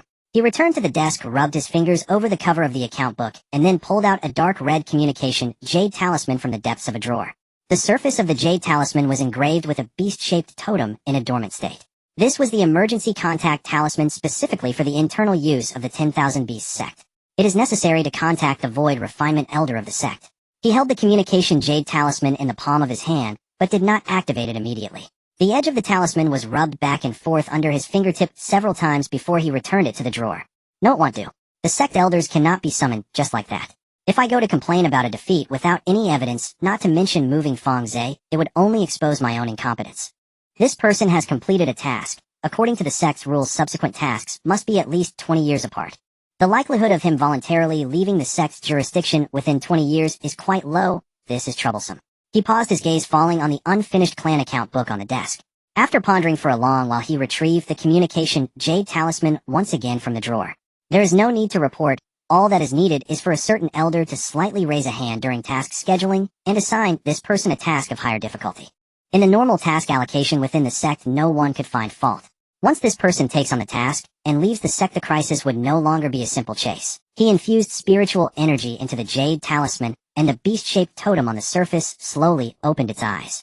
On the other side, the affiliated island returned by the Faping clan had long vanished from the range of his divine sense. For dragon serpents flew steadily above the afternoon's pale golden sea surface, the tail tip of the purple lightning dragon grazing the water. Fang Ze sat cross-legged on the dragon's back, scanning over the 3 transformation stage cultivators in front of him in turn. Xiao Meng leaned back against the edge of the ice-glass dragon's back, one hand idly stroking the neck feathers of the nearby split-winged falcon, which squinted its eyes and emitted low rumbling sounds. Song Qing sat cross-legged opposite him, a flying sword resting on his knees, meticulously using a piece of fine sandstone to polish the chip on the sword's body, moving slowly and with great focus. Zhao Ping sat at the position closest to the dragon's tail, holding the gray-feathered eagle wrapped in bandages in his arms, idly helping it smooth its feathers. The gray-feathered eagle occasionally pecked gently at his fingers. Fang Ze spoke, his tone no different from when he usually assigned tasks. After we return this time, there is no need to report the matters of the Faping clan and the Xian Gui to the task hall. Report exactly as written on the task jade slip, not a word more. Xiao Meng removed his hand from the split-winged falcon's neck and said seriously, Captain, rest assured. We simply conducted a routine transaction with the Faping clan this time. The weather on the island was good, the waves were not strong, and we did not encounter anything particularly unusual on the way. Song Qing put away the sandstone, looked up at Fang Ze, and spoke earnestly. Senior brother Fang, I am the life you saved on the small island. I will not say a word about what you do not want me to mention. Fang Ze glanced at the three of them, pulled out 3 jade bottles from his sleeve, and tossed one to each of them. Xiao Meng caught the jade bottle, opened the cork, and glanced inside, immediately putting the cork back on. A high-grade transformation pill which in the sect's market would at least trade for 50,000 spirit stones each. He had just seen several of them in this bottle. Song Qing held the jade bottle, his eyes slightly reddening, but he did not say anything to refuse. He simply clutched the jade bottle tightly in his palm and nodded vigorously. Xiaoping lowered his head, gazing at the jade bottle in his hands, and after a moment of silence he spoke in a hoarse voice, Captain, he paused, I wish to work under you. Not just to follow you during missions, but to work with you on everything in the future. Over the years I have been suppressed in the outer sect, my aptitude mediocre, and my spirit beast ordinary. No one has ever looked at me twice. But this time on the small island you released the golden devouring worm to protect Gray, even though it is not your spirit beast, and you didn't know it at all, yet you still helped.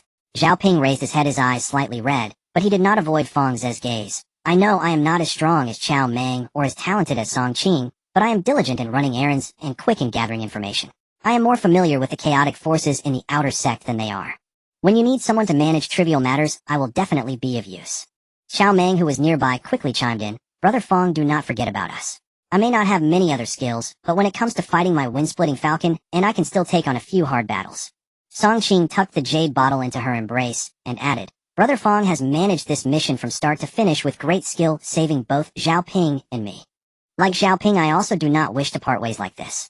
Fang Ze pondered for a moment, his gaze resting on the faces of the three. In the small world, he had always acted alone due to the limited resources and high costs of trust. Only those like Gu Yunxi and Lin Weiner who had journeyed alongside him were worthy of his trust. But the spirit realm is different. Even with 100-fold acceleration, he would have to stay in the spirit realm for at least several thousand years. Although the Su family is good, they are ultimately an external partner. He must have a directly subordinate force. That's acceptable. He placed the 3 empty jade bottles back into his sleeve, his tone still calm. Let's start with the 3 of you. Xiaoping, you mentioned you are very familiar with the outer sect. After returning, your first task is to scout for a group of people among the outer sect disciples for me. There are 2 conditions. They must have at least dual spirit roots. Cultivation level is unrestricted, but they must be disadvantaged disciples who are marginalized and suppressed within the sect, preferably those who have almost no backing in the sect records. You only need to pick the people, and I will arrange the subsequent resources for them once they join. Xiaoping's eyebrows twitched when he heard dual spirit roots, but he quickly nodded vigorously. Fang Ze took out several young dragonlings from his beast pouch, each one contained in a separate small spirit beast pouch. The young dragons curled up in the pouches, still not opening their eyes. Their scales were pale, and their breathing was weak, but steady. He handed the young dragons to the 3 of them. These young dragonlings are my privately cultivated 5th-tier potential seedlings, with a bloodline ceiling of at least tier 4. Each of you will take one as a dedicated spirit beast for your future squad battles.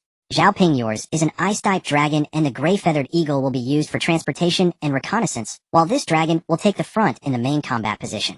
Qiao Meng, the one you have, is lightning attribute. Your wind-splitting falcon will work in tandem with the lightning dragon's speed to control opponents below the mid-stage of divine transformation. Song Qing, the one you have, is wind attribute. The flying sword and the wind dragon can create a combination in the air. Qiao Meng trembled as he took the spirit beast pouch. A young dragon was something that couldn't be exchanged in the outer sect, only obtainable in the inner sect. He looked up at Fang Ze, opened his mouth as if to say something, but finally only managed to squeeze out, Brother Fang, I will be the first to charge forward whenever there's a fight from now on.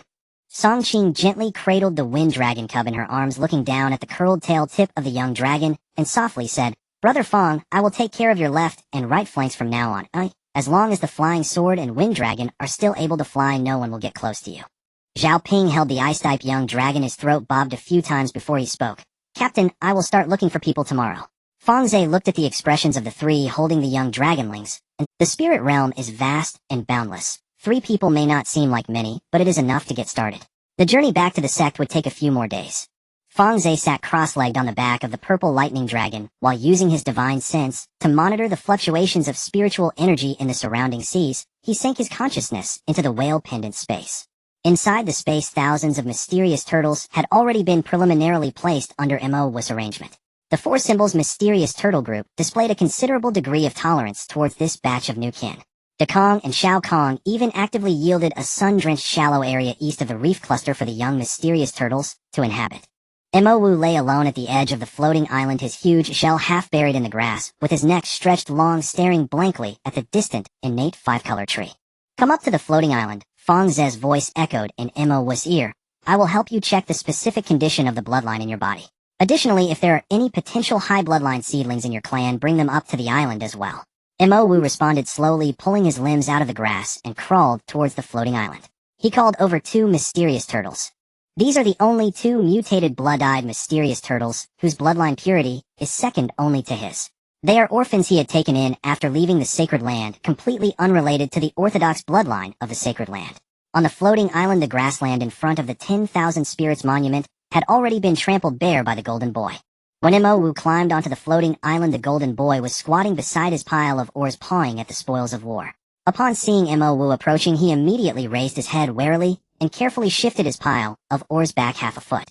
Mo Wu ignored him, crawling straight to within 3 zhang of the 10,000 Spirits monument and lying still. The two blood-eyed mysterious turtles followed closely behind him, their bodies several circles smaller than his each, with a naturally formed blood-colored eye pattern growing. They were quieter than Mo Wu, lying on the side behind him, their blood eyes slightly contracting under the sunlight before slowly spreading open. The reaction of the 10,000 Spirits monument was quieter than before. The faint golden symbols on the surface slowly gathered towards the center, then 3 rows of blood-colored inscriptions gradually. Mo Wu bloodline of the Xuan Wu. The concentration of detection is close to the sacred land standard. The required blood energy to awaken to the first stage is 10,000 points. The two blood-eyed mysterious turtles are also of the true spirit variety. Contrary to Fang Ze's expectations, the blood energy required for awakening is 5,000 points each. 5,000 and 10,000. Fang Ze mentally reviewed the 3 lines of numbers on the monument. For the same true spirit bloodline, the awakening cost differs by a full factor of 2. It seems that true spirits have a hierarchy, with varying awakening thresholds. He did not linger on the comparison, instead drawing upon the blood energy stored in the 10,000 Spirits monument, using the minimum output to preliminarily explore the dormant Xuanwu bloodline within Mo Wu. The bloodline activation is still present. Fang Ze withdrew the essence blood energy. A complete awakening will take some time. There's no need to rush. Mo Wu remained silent for a long time, then lowered his massive head beside Fang Ze, resting his forehead gently on the grass, and whispered, "I have over 10,000 kin. For these years I've been wandering to find them a place to settle. Today can be considered as having a small home." Fang Ze did not push his head away, but gently patted Mo Wu's forehead with his palm. 2 blood-eyed Xian turtles cautiously poked their heads out from behind Mo Wu, staring at Fang Ze's hand. After a few moments, they mimicked Mo Wu's posture, lowering their heads to touch the grass, their blood-red eyes half open and half closed, emitting faint snoring sounds. "From today onwards, the 3 of you will join the 4-symbol Xian turtle group. The spiritual herbs and low-level spiritual medicines on the island are open for use. You can catch the ice-scaled fish in the sea, but do not touch the young fish. Deep in the waters lies the territory of the Jiaolong. Do not dive down without reason. Also, the pile of ores at the southeast corner belongs to Jin Tong." After Fang Ze finished giving his last instructions, Jin Tong nodded heavily from a distance. Days later, they returned to the sect. Fang Ze went alone to the mission hall to submit the task, verifying each item in the list of transactions with the Flying Pung tribe before placing them into storage, exchanging for 50 contribution points. 50 contribution points equate to 50 high-quality spirit stones, which is 500,000 spirit stones in the spirit realm. For the inner sect stewards, it could only be considered as errand work. Chao Meng and the others each received only 20 points, yet no one complained and none lingered in the mission hall. They submitted their tasks and dispersed, beginning to scout for candidates outside, as per Fang Ze's instructions. That night, Zhao Ping compiled a list of vulnerable outer sect disciples he was familiar with into a jade slip, and sent it to Song Qing for delivery to the steward Peak, noting each person's qualifications and their grievances within the sect in small text at the end of the slip. Fang Ze did not linger in the mission hall. Upon returning to his courtyard at the steward Peak, he tossed the disciple token received from the mission hall into his sleeve, and quickly retrieved Su Man's communication jade talisman, leaving a brief message, "Come to my cave abode." Su Man's response was even faster than their last meeting at the tea house. "I am in the seed storage on the spirit plant Peak. I will arrive in less than the time it takes to burn an incense stick. Recently there have been several batches of essence blood that you asked me to find last time." Within less than an incense stick, there was a knock on the courtyard gate. Su Man was dressed in a light green regular outfit today, her hair loosely tied up with a bamboo hairpin, and the sleeves were not stained with dirt, but rather with a few drops of still wet essence blood samples. She probably received the communication while sorting materials in the seed storage and rushed over directly. Fang Ze did not engage in small talk and got straight to the point. What do you know about the Wang family of the refining void? Su Man paused for a moment at the threshold, her relaxed expression retracting significantly. She wiped the essence blood samples on her sleeves and briefly explained the connection between the Su and Wang families after sitting down. The Wang family established itself in the territory of the 10,000 Beast sect several thousand years earlier than the Su family. Originally, there was only one ancestor, Wang Chongha, at the early stage of refining void, but hundreds of years ago, Wang Chong's younger brother Wang Chongjiang obtained a great opportunity during an outing, broke through to the refining void, and shortly thereafter somehow acquired a 6th grade early stage demon python as their protective family beast. Since then, the Wang family has had 3 warriors at the refining void level. Fang Ze frowned slightly upon hearing this, but did not interrupt. Su Man continued. Wang Chongha himself is at the early stage of refining void, but he mostly stays stationed within the clan, and his son Wang Zhun handles most of the clan affairs and interactions with the sect. Wang Zhun is at the late stage of divine transformation and holds a nominal position in the outer sect, being proficient in close combat with beasts. The Wang family has tamed more than one batch of 5th grade demon beasts in the sect's territory, with the gray feather sea eagle and red scale fire lizard being common types in their tactical configurations. Fang Ze compared Su Man's words with the saddle marks he discovered on the body on the small island, finding them to match completely. Junior brother Fang, have you encountered an ambush from the Wang family? Su Man stared at him. My father had noted that a group of divine transformation cultivators from the Wang family left their clan residence around the time you set off, their whereabouts unknown. Fang Ze did not answer directly, but his expression already conveyed the answer to Su Man. Su Man bit her lower lip in silence for a moment, then raised her head, her tone more serious than before. Junior brother Fang, the Wang family is not only stronger than the Su family now, but they also have more insiders within the sect. You currently lack any trump cards at the refining void level. If you confront the Wang family directly, the timing is not right. I know you have your means, you might not be afraid if it turns into a real fight, but we don't need to hurry into this. Fang Ze nodded. I will not act against the Wang family for now. The current priorities do not involve them. He took out 2 new list jade slips from his sleeve and handed them to Su Man. Next, help me increase the procurement of 5th grade demon beast essence blood, aiming for at least 1.5 times the previous quantity. Additionally, do not just collect essence blood. High bloodline potential demon beast cubs can also be acquired, prioritizing those with common egg siblings, aberrant scales and markings, and those with eye markings regardless of species or grade, as long as we can confirm even the slightest trace of true spirit bloodline within their lineage. Su Man took the list, glanced at it, and did not ask what he needed it for. She simply tucked it into her sleeve, nodding seriously in acknowledgement.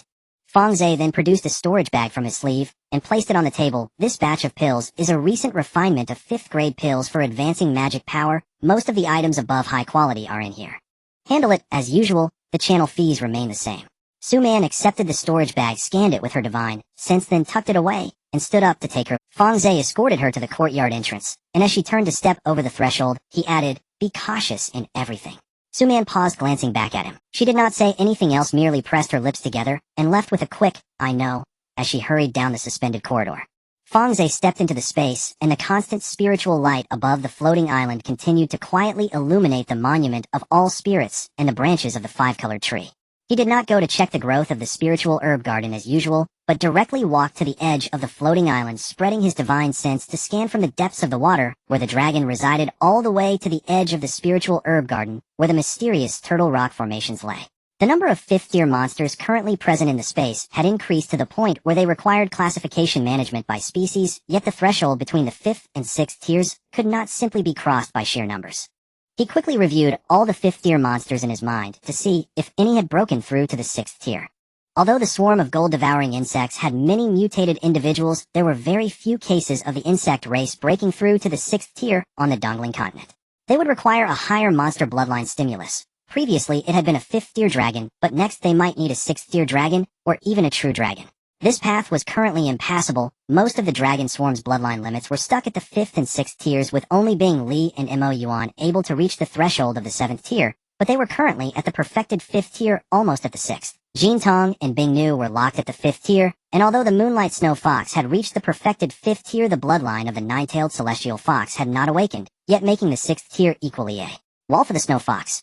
The only 3 that truly had hope of breaking into the 6th tier in the near future were the first being the Tai Su Phoenix Lanyu.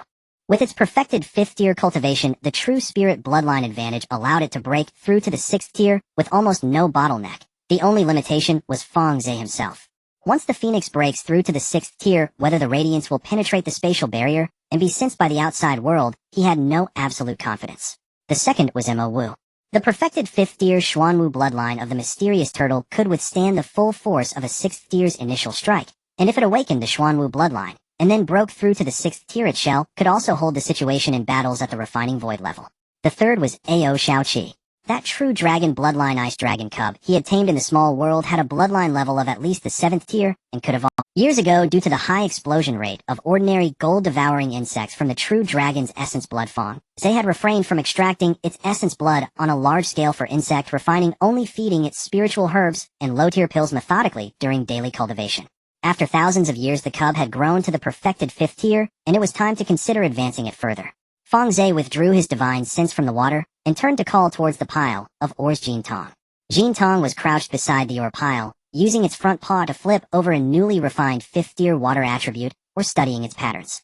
Upon hearing Fang Ze call it, its ears perked up and it scampered over the ore, wobbling in its mouth, leaving a series of uneven small dents on the grass with its paws. Master, look at the patterns on this ore. Jin Tong placed the ore at Fang Ze's feet, pointing with its paw at a spiral pattern around it, its tone filled with pride. This one has 2 more spirals than the previous batch of water attribute ores, and the spiritual energy storage is at least half a level higher.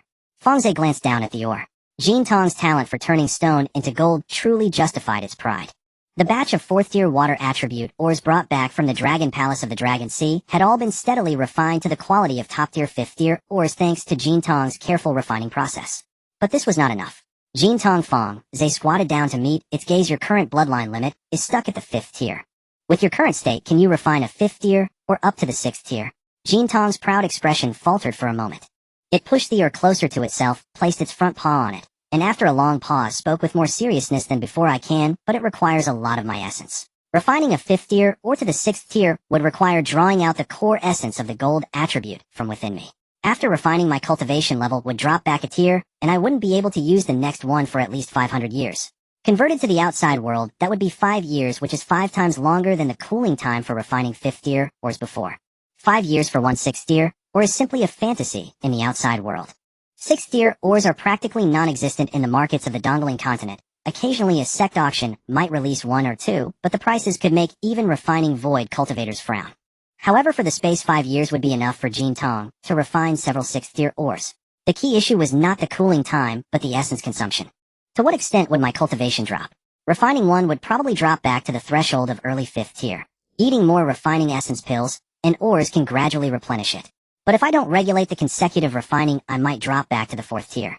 Jin Tong held the ore close, looking up at him, its voice unexpectedly low. If I drop back to the 4th tier, I won't be able to refine ores anymore. Then refine only 1 at a time.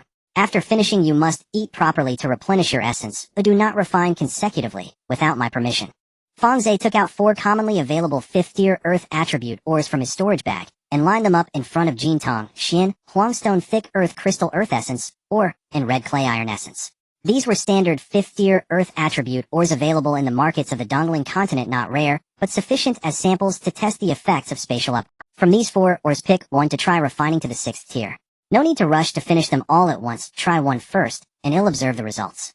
Jin Tong sniffed each of the 4 ores and turned, sneezing when it got to the red clay iron essence.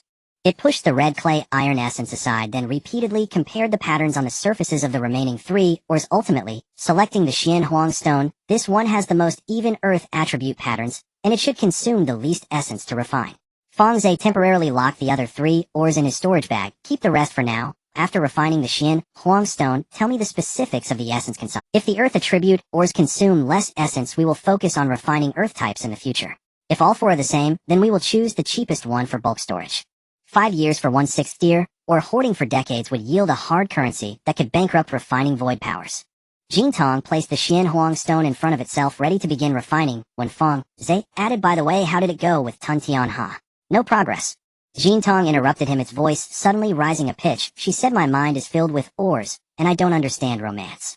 Fang Ze glanced at it, but did not press further. He merely patted its head and stood up. Jin Tong rested its head on the pile of ores, muttering, "When she realizes that ores are more substantial than anything else, she'll understand me." After completing the arrangement for the ore testing of the golden boy, Fang Ze did not immediately begin secluding himself for cultivation. Currently his cultivation was stuck at the late stage of the transformation stage, and there was still a distance to reach the peak. However, upon returning to the space, he needed to make another preparation first. The space itself.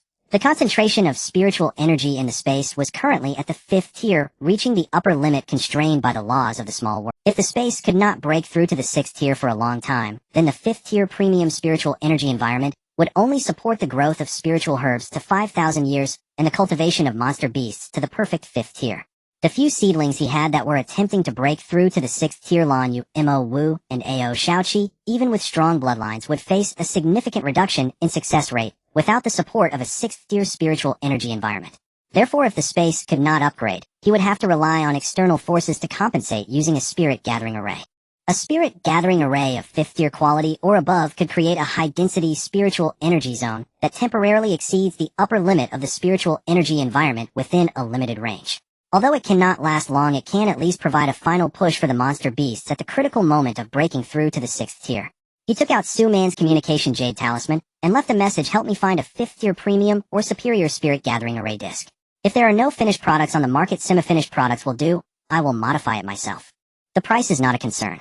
Su Man's reply came back almost the same night. Her voice was slightly lower than usual, but her tone was firm. It is indeed very difficult to buy a 5th tier premium spirit gathering array disc on the market. But I remember there is an old item in the clan's treasury, one of the backup array discs customized by my great-grandfather before he transcended the Thunder Tribulation. It has been sitting deep in the storeroom and used since he failed the tribulation. The quality is 5th tier premium, 80% new with intact array patterns. I will inform my father and he will send it to you in a few days. She paused and added, this item has been sitting in the clan's treasury for thousands of years without being used. It's better than gathering dust. Fang Ze replied with 2 words: thank you. In the following days, the flow of time in the space widened the gap with the outside world by 100-fold. For every day that passed outside, over 3 months passed within the space. Fang Ze reallocated his time, dedicating 70% to cultivation, 10% to alchemical formula simulations, and 20% to coordinating monster beasts and refining formations. The stock of Qi Ming Dan and Xin Yuan Dan could sustain him for a considerable amount of time. He did not lack pills, but he lacked the efficiency to convert those pills into cultivation progress. The disadvantage of having 5 spiritual roots began to be magnified at the late stage of the transformation stage. The effects of Hua Yuan Dan were significant during his early to mid-transformation stage, but taking the same type of pill too many times had already built up a level of drug resistance within him that he could no longer ignore. The effects of Qi Ming Dan and Xin Yuan Dan were better than those of Hua Yuan Dan, but the same problem would eventually arise. After a certain quantity of pills from the same formula were consumed, the meridian's absorption efficiency of the medicinal power would gradually decline. This is a bottleneck that all 5 spiritual root cultivators cannot circumvent. In the outside world, 20 years had passed, while inside the space it corresponded to 2,000 years. After 2,000 years of uninterrupted consumption of high-grade man-enhancing pills, the absolute value of spiritual power accumulation had long surpassed the standard line for reaching the peak of the transformation stage, yet Fang Ze could clearly sense that threshold every time he looked inward at his dantian. He had already touched the door to the peak of the transformation stage, and could even feel the spiritual energy emanating from the crack in the door, yet it would not budge. The efficiency of conversion of spiritual energy was too low for 5 spiritual roots, relying solely on the conventional stimulation of pills was no longer sufficient. He needed a stronger breakthrough, or a pill of a higher grade with more potent medicinal power, one that could break through the bottleneck all at once. He did not forcefully attempt to break through. 2,000 years of cultivation experience told him that when facing a bottleneck, the most feared aspect was not poor aptitude but impatience. Once the mindset collapses, the inner demon will seize the opportunity to invade. He calmly withdrew his spiritual energy back to his dantian, completing the final round of circulation after 2,000 years, and then stood up and exited. The small courtyard of the servant peak was still quiet. The barrier's light curtain outside the courtyard door shimmered with blue ripples, and a thin layer of dust lay on the stone slab ground within the courtyard. He lifted the barrier and opened the courtyard door. At the entrance there were neatly stacked 20 or so storage bags and jade boxes, each labeled with the Su family seal and Su Man's handwritten notes on the contents, dates, and quantities. Su Man personally delivered each batch, stacking them on top each time without using any outer sect hands. Next to the top storage bag was a piece of bamboo leaf on which fine characters were engraved with spiritual energy. Some of the blood essence in this batch was taken from a 5th-tier perfected monster beast. The spiritual energy activity in the blood is still present, so don't waste it. Fang Ze tucked the bamboo leaf into his sleeve, collected each of the 20 storage bags one by one, scanned each seal with his divine sense to confirm they had not been tampered with, then reactivated the barrier and turned back into the space. When he arrived in front of the 10,000 spirits monument on the floating island, 3 monster beasts he had brought in from outside were already lying in front of the monument, which were precisely those found by Su Man. Two of the cubs were curled up on the grass next to the golden boy, or pile, napping peacefully, their breathing steady, with an extremely faint special spiritual energy, sheen subtly flowing beneath their fur. The third one was an adult monster beast at the fourth tier with a slender build quietly lying beside the 10,000 Spirits monument, its gaze scanning the unfamiliar environment around it with vigilance. Fang Ze did not rush to test them, but first unsealed all the fifth-tier monster beast blood essence that Su Man had acquired over the past 20 years. Hundreds of jade bottles were taken from the storage bags lined up neatly in front of the 10,000 Spirits monument, each bottle labeled with the type and collection date noted. He injected the blood essence into the monument in chronological order. Each time the faint golden symbols on the monument absorbed the blood essence, they would flash with a momentary weak light, and the remaining energy balance of the blood essence within the monument steadily rose with the continuous infusion. After the last bottle of blood essence was absorbed by the monument, the numbers floating on the monument eventually settled on a specific figure, 17,002. Fang Ze walked up to the three monster beasts and placed his hand on the head of the first cub, using his divine sense accompanied by the sensing power of the 10,000 Spirits monument to probe into its body. The symbols on the monument surged, and after a moment a line of blood-colored inscriptions solidified, detected true spirit bloodline, Tian, Xian spirit weasel bloodline density, thin energy needed for complete awakening 3,000 points. The reaction of the second cub was even quieter than the first. The detection result from the 10,000 Spirits monument indicated that it contained a trace of a weak ancient ferocious beast bloodline, but the density was too low to even identify the complete species, yet the cost for awakening was as high as 8,000 points. Fang Ze paused for a moment in front of this cub. The cost-performance ratio is not high, but the potential upper limit of the ferocious beast bloodline is often more unpredictable than that of true spirits. He placed the cub back on the grass, deciding not to stimulate it yet, and instead observe it for a while. The detection result for the third fourth-tier adult monster beast made him raise his eyebrows slightly. The inscriptions floating on the monument were clear and definitive, detected thin, true spirit bloodline Jiuyu Huan bloodline density medium, has partially awakened on its own. Energy needed for complete awakening 8,000 points. It has partially awakened on its own. Fang Ze carefully examined this Jiuyu Huan. Partial awakening means that the bloodline within it already possesses activity and does not require awakening from scratch. The effect after infusing blood essence energy will be more significant than that of a completely dormant bloodline. He recorded the bloodline information of the three new monster beasts into a jade slip, then handed them over to the Ice Maiden for daily management. The Ice Maiden was leaning against a tree nearby, polishing the mirror wall. Hearing Fang Ze's command, she lifted her eyelids to glance at the three newcomers on the grass, her voice cold as she spoke. The Snow Fox manages the spiritual herb garden, the Mo Wu oversees the periphery of the water domain, and the Big and Small Kongs handle the reefs. I can barely manage the insect nest, and now there are three more. If you can't manage, let Jin Tong help you. Fang Ze didn't even look up. Jin Tong from behind the pile of ores groaned in protest. I still need some ores for myself. Then discuss it with the swallowing sky toad, Ushi's idol. The Ice Maiden fell silent. Jin Tong also ceased speaking. After settling the new demon beasts, Fang Ze returned to the Monument of All Spirits, retrieving the list of all demon beasts currently possessing potential for true spirit bloodlines, and resorting them based on bloodline awakening priority. The first was the 9 Heavens Mystic Deer, possessing the bloodline of the 3 Light Divine Deer, with a potential of 9th rank requiring 10,000 points of essence blood energy, for first stage awakening, currently at the pinnacle of 4th rank. Though the awakening cost is the highest, its potential ceiling is also the greatest, making it one of the most valuable demon beasts for growth in the spatial realm. The second was the one-horned gray gull, the inconspicuous seabird he had subdued back in the small world, containing the bloodline of the 5 Suns golden crow, with a potential of 7th rank requiring 5,000 points of essence blood energy, for first stage awakening, currently at the pinnacle of 3rd rank. The awakening cost of 5,000 is within the current burden, but after awakening it would still need to be nurtured from scratch to above 5th rank to form combat power, leading to a longer return cycle.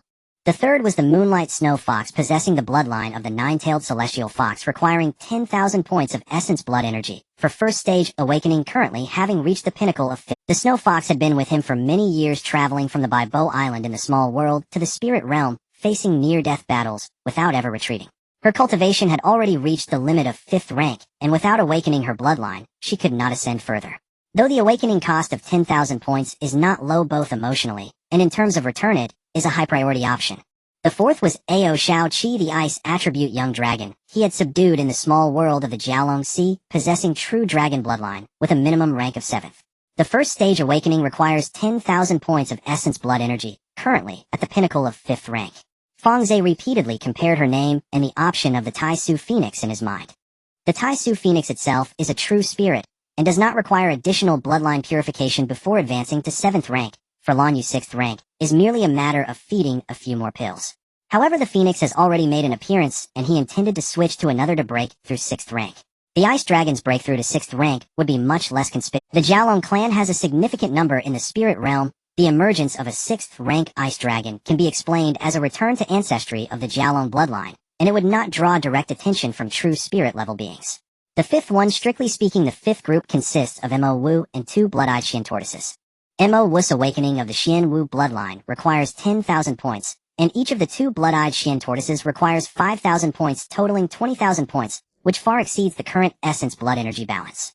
This gap is not large, but cannot be filled at the moment. Furthermore, there is also the iron-backed monkey, which has already awakened the mixed blood fighting holy ape bloodline, currently at the pinnacle of 4th rank, needing to stimulate further with essence blood energy.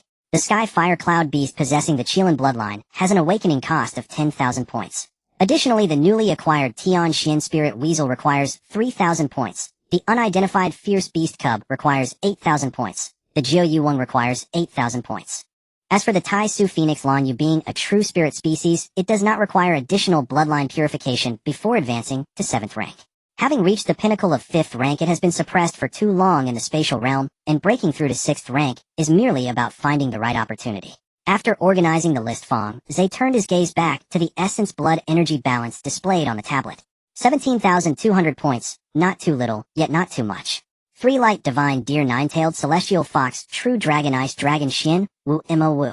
All 4 require 10,000 points each, and with the 2 blood-eyed Xian tortoises each needing 5,000 points, the subsequent stimulation required for the fighting holy ape and the new acquisitions of Jiu Yu Wang and fierce beast cubs, the gap in essence blood energy is far beyond what is currently available. The gap in essence blood energy cannot be filled at once, it must be done in batches. While the efficiency of acquiring 5th rank essence blood in the spirit realm is significantly higher than in the small world, Su Man's channels are ultimately limited to the marketplaces within the sect's jurisdiction. To go further, channels for 6th rank essence blood and materials related to true spirits need to be developed by himself. Currently, with 17,000 points of energy, he can activate 1 or 2 first. The Tai Su Phoenix is too conspicuous. The awakening cost of Mo Wu and the 2 blood-eyed Xian tortoises just exceeds the balance. Though he had long desired to awaken the 9 heavens mystic deer and the moonlight snow fox, the former is still at the pinnacle of 4th rank, and awakening it would require a lengthy cultivation period, while the snow fox is a more prioritized choice from an emotional perspective, as she has been with him for too long. However, Fang Ze ultimately chose another. He extended his divine sense into the water domain, locking onto an ice attribute dragon swimming alone at the edge of the Jiaolong habitat. Ao Xiaoqi, pinnacle of 5th rank true dragon bloodline, requiring 10,000 points for awakening. The combat power of a true dragon is far superior to that of the snow fox. The golden boy did not waste the mineral ores over the past 20 years. In the spatial realm, 2,000 years equated to a full 20 years in the outside world. Every 500 years the golden boy consumed a source point to refine a 5th grade earth attribute mineral. After refining, he obediently lay atop the pile of ores, swallowing the transformation pills and gold attribute spirit mineral powder left for him by Fang Ze, gradually restoring his degraded cultivation. After 4 cycles, his cultivation would drop to the early stage of the 5th grade before slowly climbing back to the mid-stage, and the golden boy had not uttered a single. However, after the 2nd refinement, he lay atop the mineral pile and muttered to the sky-swallowing toad, "I feel like I'm just mining." The sky-swallowing toad, who was sitting nearby gnawing on a transformation pill, looked up at him and seriously replied, "You are indeed a miner." The golden boy, infuriated, buried his head in the pile of ores and ignored her for quite some time. 4 6th grade earth attribute minerals were lined up in front of Fang Ze. The Xianhuang stone was the product of the 1st refinement, with the earth attribute patterns on its surface transforming from a chaotic spiral of the 5th grade into the 6th grade's unique concentric circular crystalline pattern. The 6th grade product of the thick earth crystal changed color from dark yellow to deep brown, with a visible layer of liquid earth spiritual energy swirling inside the crystal. The 6th grade products of the earth marrow, ore, and red soil iron essence also exhibited changes, but the directional patterns of the first 3 were closer to the natural patterns of the earth's spiritual veins than those of the red soil iron essence. Fang Ze buried the 4 6th grade minerals at varying depths within the spatial earth spiritual vein for testing. On the 3rd day after the Xianhuang stone was buried upstream of the earth's spiritual vein, a layer of faint golden crystals began to appear on the surface of the soil, at the vein's edge, expanding outward from the burial point for about half a zhang before ceasing growth. The reaction after burying the thick earth crystal was even more pronounced. The flow rate of Earth's spiritual energy within the vein significantly accelerated around the thick Earth crystal, causing the roots of spiritual plants in the soil to grow in that direction. The reaction of the Earth marrow, or was the weakest, almost negligible. The red soil iron essence did not trigger any observable changes. The Xinhuang stone and thick Earth crystal both have a compatible reaction with the spatial Earth spiritual vein, which should be key to advancing the space to level 6. Fang Ze recorded the test results of the 4 minerals in a jade tablet and quickly calculated the required quantities in his mind. Based on the reaction range and strength of the Earth's spiritual vein from each test, to elevate the overall quality of the spatial Earth vein by 1 grade, at least 10 6th grade Earth attribute minerals must be buried simultaneously at different nodes of the vein. The golden boy could only refine 1 every 500 years. Even if he started refining continuously from now on, it would still take 50 years in the outside world to gather 10. Moreover, this was merely an enhancement of the Earth's spiritual vein's single line. The space's elevation to level 6 could not be rushed, but the matter of confronting 6th grade beasts could no longer wait. The 5th grade top-tier gathering spirit array plate he obtained from the Su family had been fully adjusted during his seclusion. The condition of the array's patterns exceeded expectations. After his ancestors' failed tribulation, the Su family had not produced another refining void cultivator, and this array plate had been left untouched in the storeroom for tens of thousands of years, with even the outer protective restrictions never triggered. Fang Ze spent about 2 years thoroughly checking each pattern on the array plate, replacing several spirit stone interfaces that had malfunctioned due to age, and replaced all core driving spirit stones with top-tier spirit stones, enabling its gathering range to cover a radius of several dozen zhang right in the center of the floating island in a short time. The moment the gathering spirit array was activated, the patterns on the surface of the array plate lit up layer by layer from the outermost confinement patterns to the innermost gathering core, with spiritual light converging along the patterns toward the center, raising the spiritual energy concentration within a radius of several dozen zhang to nearly the threshold of level 6 in just half a stick of incense. The density of spiritual energy was so high that even the constant spiritual light above the floating island bent slightly toward the array's center.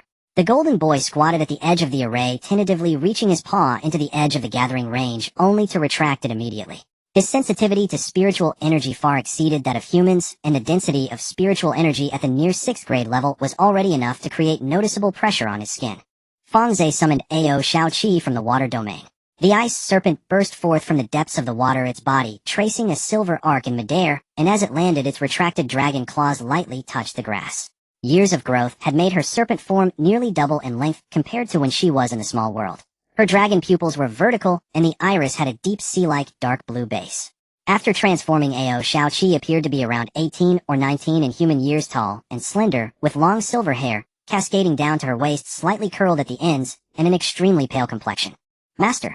She stood before Fang Ze, her voice not loud, but steady.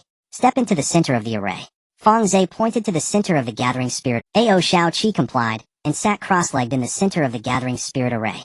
Fang Ze pressed his hand against the 10,000 spirits tablet, extracting 10,000 points of blood energy, which transformed into a stream of dark golden energy that gathered along the hidden patterns inside the tablet, shooting directly into Ao Xiaoqi's back. The moment the blood energy entered her body, she suddenly straightened her back, her silver hair lighting up with an ice blue glow from the roots, the aura spreading along the strands to the tips, as if something was being pushed out from deep within her bloodline. The awakening of the true dragon bloodline was entirely different from the awakening of the sky-swallowing toad. The latter's awakening was a tearing process. After the energy was infused, it directly tore apart the impurities of her mixed blood, making her roll on the ground in pain, the entire process filled with a sense of brute violence. Ao Xiaoqi's awakening, however, was a metamorphosis. The blood energy did not tear anything apart, but steadily advanced along the already thin, yet unbroken true dragon bloodline, within her, reshaping every inch of the blood vessel walls that had been diluted by mixed blood into the quality befitting a true dragon. Silver dragon scale patterns began to emerge on the surface of her skin, starting from the nape of her neck, and spreading toward her cheeks, halting at the cheekbones, and then coalescing into 2 ice crystal-like dragon horns at the sides of her forehead. At the same moment the blood energy was infused, the concentration of spiritual energy outside the gathering spirit array suddenly surged. The 5th grade top-tier gathering spirit array pushed the spiritual energy density within several dozen zhang to the critical point of near 6th grade, and this high-density spiritual energy was frantically absorbed by Ao Xiaoqi's transforming true dragon bloodline, forming a vortex of spiritual energy around her.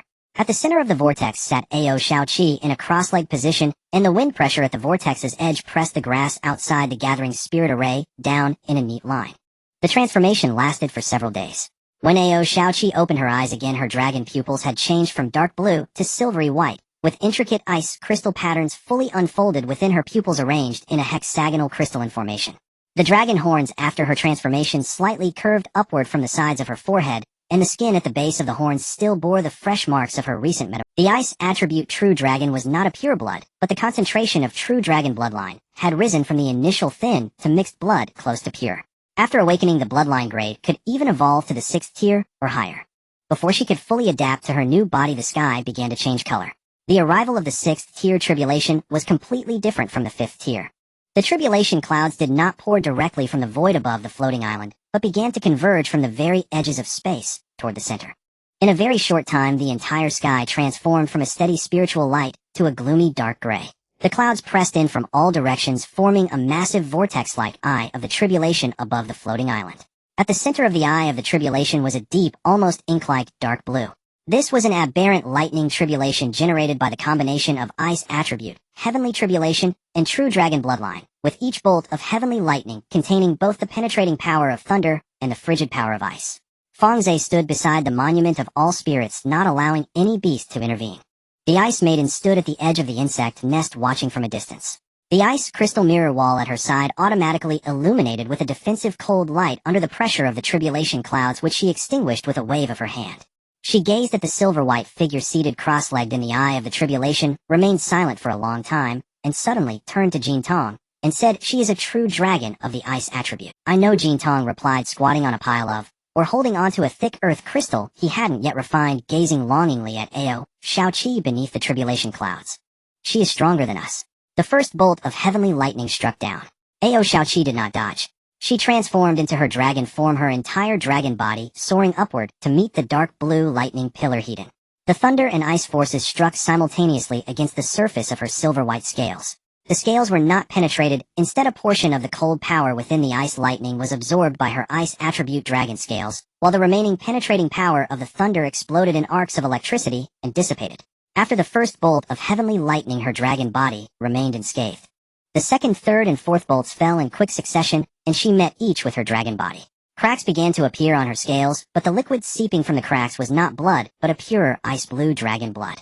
Upon contact with the air, it instantly crystallized into ice, sealing the cracks. The fifth bolt of heavenly lightning changed from dark blue to deep purple, mingled with numerous spatial fissures.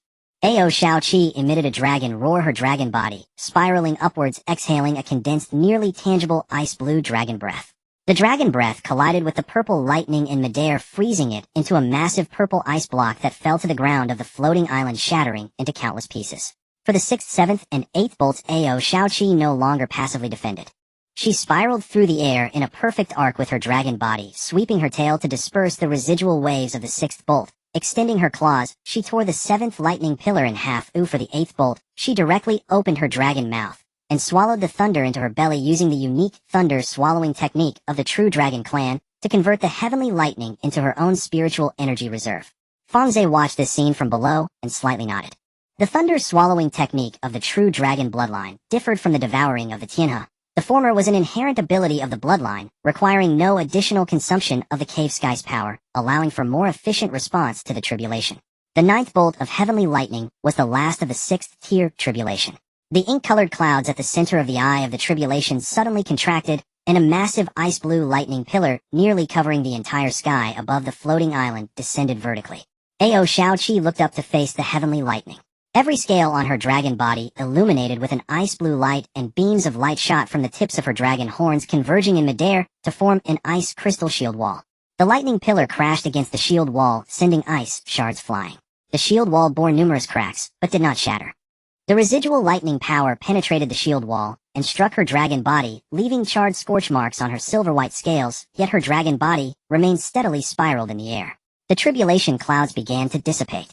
The sky's darkness gradually returned to a steady spiritual light, and the concentration of spiritual energy above the floating island increased rather than decreased after the tribulation.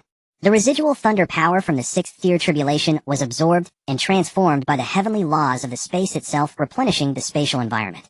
Ao Xiaoqi slowly descended onto the floating island, transforming into human form. Her robes were made of dragon scales, flowing with ice crystal patterns on the silver-white fabric.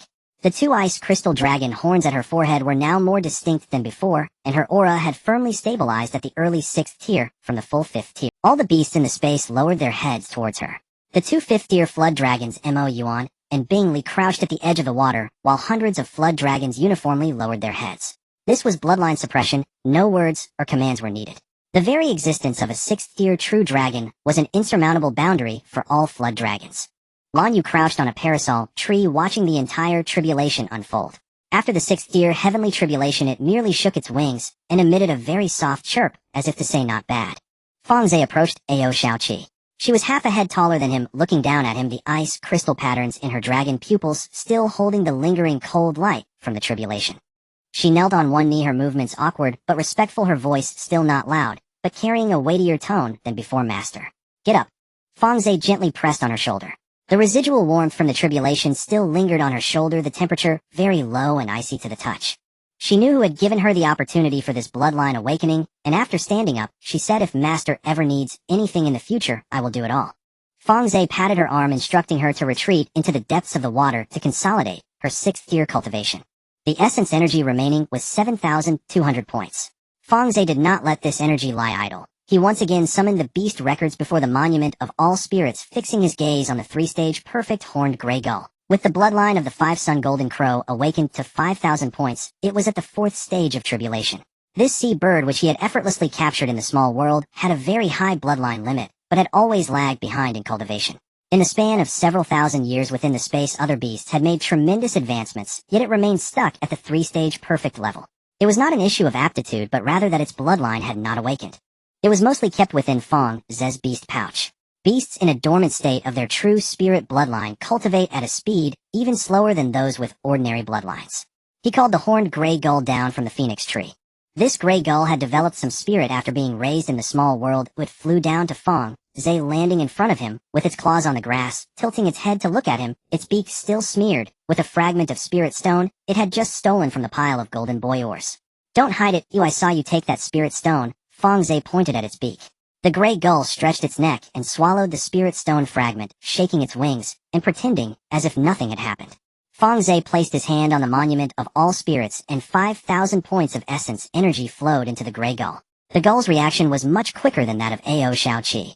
In an instant, its body was enveloped by a cocoon of light as the essence energy entered. Inside the cocoon, the gray gull's feathers began to shed from the tips of its wings, and the new feathers were no longer a dull gray, but a pure radiant gold. The transformation process lasted just over an hour. When the cocoon split open, a bird with entirely golden feathers flew out, nearly twice the size of the original gray gull, its tail feathers sprouting 5 long bright golden plumes that burned with small clusters of pale golden flames at the tips. As a 5-sun golden crow with its mixed blood, its cultivation was directly pushed to the initial stage of the 4th tier by the power of its bloodline at the moment the transformation was completed and the calamity clouds descended. The 4th tier thunder tribulation posed no pressure of observation for Fang Ze now.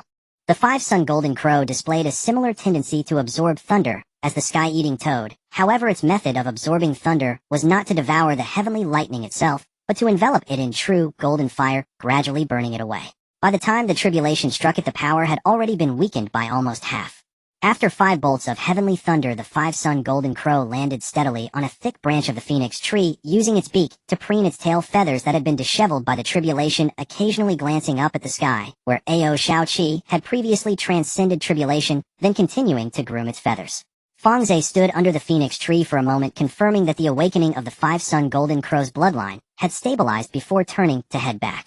Now the 5-sun golden crow should not require any additional bloodline stimulation before advancing to the 6th tier. After awakening, its cultivation would enter a rapid ascent, and it would not be long before it caught up with the progress of other 5th tier beasts in the space. Just as he was preparing to emerge from his seclusion, the inner sect disciple token at his waist vibrated. Fang Ze took down the token, and his divine sense probed inside, revealing line by line the content of a new mission jade slip sent from the mission hall. After reading it, he frowned slightly and reread the mission content from beginning to end. The mission's destination was a perilous site called the Black Abyss at the southern end of the Dongling continent. The task was to investigate the recent abnormal fluctuations of spiritual energy in that area and collect specific mineral samples. The mission was rated as B-class, suggesting that no more than 5 people should be assigned, with the team leader required to be an inner sect steward or above. Outer sect missions are divided into 3 tiers: C, B, and A. C tier is for errands and transactions, B tier is for exploring dangerous areas, and A tier is for direct combat or high-risk relic development. His last trip to trade with the Flying Pung clan was a C tier mission, and this time it had jumped directly to B tier. Moreover, it was on the higher end of B tier risk. Missions to adventurous sites like the Black Abyss are typically led by Elder of Virtual Refinement. Sending an inner sect steward at the late stage of the transformation realm with 4 or 5 people to an uncharted perilous site was not task assignment, it was sending them to their deaths. Fang Ze retrieved the mission jade slipped back into the token and stood silently for a few moments. In the 20 years he had been in seclusion, there was only one person within the sect who had the authority to access the mission scheduling system and a motive to put him in peril. As he suspected while he was in seclusion, within the main hall of the Wang family, Wang Chongha activated a dark red sound transmission jade talisman he held in his palm. An old hoarse voice came from the talisman, its tone indifferent. Wang Chongha, the last time you asked me to intervene in the Kangwusi region you mentioned it would be a one-time affair. Now less than 30 years have passed. Elder Zheng, please do not be angry. This time what I seek does not involve internal disciples of the sect. It is merely a minor adjustment within the normal mission scheduling. It is simply a matter of removing a certain inner sect steward's next external mission from the original C-tier scheduling list and replacing it with the current B-tier mission queue. The mission itself is indeed something the sect needs to execute, and its difficulty falls well within the responsibilities of an inner sect steward, so there is no violation. Wang Chong's voice was very calm. The voice from the jade talisman fell silent for a moment before the old voice spoke again. Which steward? Fang Ze. The silence on the other end of the talisman was even longer than before. Then the Elder of Virtual Refinement spoke, a hint of impatience in his tone. The last time, 5 Transformation Realm cultivators and 5 fifth-tier beasts couldn't take him down. Do you think increasing the mission's difficulty will make him die? Elder Jiang is wise. The previous ambush took place in an open sea area, and he brought a large number of insect swarms and flood dragons, making the battlefield environment favorable to him. The terrain of the Black Abyss is completely different. The underground spiritual pressure is so high that fifth-tier beasts find it difficult to exert their powers, and the efficiency of the insect swarms in the underground space will be severely hampered. His greatest advantage is suppressed by the terrain, leaving only a latest-stage transformation realm cultivator and a few fifth-tier beasts. Facing the beings deep within the Black Abyss, which even virtual refinement cultivators are reluctant to provoke, his survival rate will not be much higher than that of the previous ambush team. The jade talisman fell silent again. Then the Elder of Virtual Refinement slowly spoke, his voice indifferent. I will move his mission from the C-tier list to the B-tier Black Abyss mission. The mission itself has been shelved for months without anyone taking it, and according to sect scheduling regulations, it is normal operation to transfer it to the next inner sect steward on duty. But you must understand this is the last time. If this person can return alive from the Black Abyss, I will no longer interfere in matters between you and him. Wang Chongha put away the sound transmission jade talisman back into his sleeve, picking up the already cold spirit tea on the table and taking a sip. The tea was cold, but the restlessness that had been suppressed for a long time finally went down with this sip of cold tea.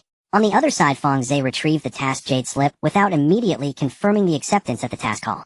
He sat on a stone bench in the small courtyard of the Steward Peak and mentally reviewed the task details once more.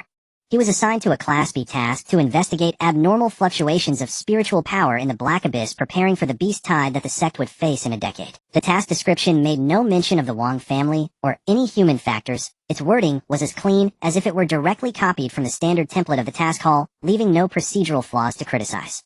He stood up from the stone bench, took out Zhao Ping's communication jade talisman, and left a brief message come to the Steward Peak. Zhao Ping arrived quickly, appearing at the courtyard entrance in less than half a stick of incense. Today he wasn't wearing the steward's robe, but had changed into a set of agile clothing that was easier for movement with tightened cuffs and a newly equipped spirit beast pouch. The old injury on the gray-feathered eagle's wing had long since healed. It squatted on his shoulder, now plumper than when it had been injured by the wind blades on the small island, its feathers gleaming. When Zhao Ping pushed open the courtyard door and walked in, Fang Ze noticed that his steps were much steadier than they had been 20 years ago. Although his cultivation still remained at the initial stage of the transformation stage, his entire demeanor had transformed from that of a marginalized outer sect disciple lamenting over his injured gray eagle to a determined steward. Captain. Zhao Ping stood at the stone table and bowed. Fang Ze gestured to the stone bench opposite him for him to sit down, getting straight to the point. Have Chao Mang and Song Qing gone on a task? Chao Mang took on a sect escort task heading north, which will take about 2 months round trip. Song Qing went to the South Sea to collect spirit herbs with several outer sect stewards, and he won't be back for more than a month. I just finished my task here, and this is the only task quota for the decade. The rest will be a period of rest. How has the search for outer sect disciples gone? Zhao Ping took out a jade slip from his sleeve and handed it over with both hands. Over the past 20 years, I have gradually identified more than 20 candidates as per your instructions, all possessing dual spiritual roots, or higher, and marginalized within. The jade slip records detailed information about each person, and I have highlighted a few that are worth your special attention. Fang Ze received the jade slip and immersed his divine sense into it. Zhao Ping was meticulous in his work. The information for each individual was categorized into 3 layers. The first layer contained public information available in the sect's official records.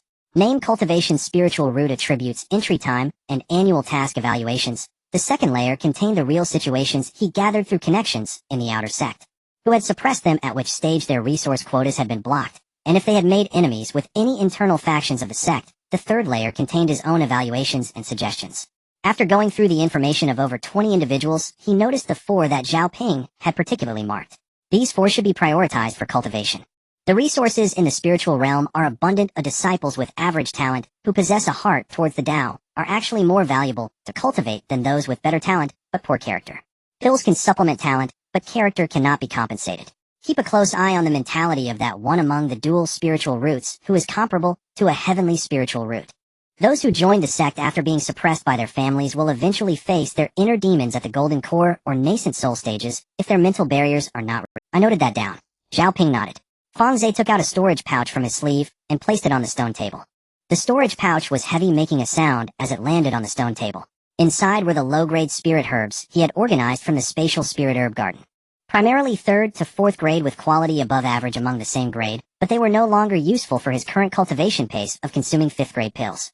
This batch consists of spirit herbs below the 5th grade. Have someone refine them into pills. If there is an alchemist in the team, let him refine them directly. If not, go find the Su family for outsourcing. All the pills should be treated as additional cultivation resources for these disciples, distributed directly to individuals without going through the sect's contribution point allocation system. Zhao Ping took the storage pouch and probed inside with his divine sense. The quantity of spirit herbs far exceeded his expectations for a batch. Just the stock of 4th grade spirit herbs was enough to supply 20 golden core disciples with resources for daily cultivation for several decades. He didn't express any overly grateful words, merely tightening his grip on the storage pouch and looking up at Fang Ze. Captain, I will arrange the pill matter tomorrow. Additionally, there is one more thing. I have another task coming up in the next decade. The sect has already sent a preliminary notice for the task. While I'm away, I instructed those few individuals to act discreetly within the sect, avoiding any conflicts with outer sect forces. The resources you provided should only be used in their cave dwellings and not revealed while outside. Understood. Fang Ze stood up. Go ahead. Zhao Ping stood bowed and turned to leave the courtyard. His gray-feathered eagle hopped down from his shoulder, bouncing behind him as they walked out, its beak still holding a spirit fruit that it had stealthily stashed away at some point. After Zhao Ping left, Fang Ze did not set off immediately, but headed to the sect's scripture repository. He had already browsed the 3 layers of the pill formulas area 20 years ago, and this time, he targeted the intelligence area. The method of storing jade slips in the intelligence area was entirely different from that of the cultivation methods and pill formulas. There were no jade racks, no categorized labels. All the intelligence jade slips were stored in a row of specially designed spirit stone compartments that needed to be unlocked one by one with contribution points. The more obscure and dangerous the intelligence, the fewer contribution points were required to unlock it, because fewer people read it. Conversely, the information on popular secret realms was more expensive.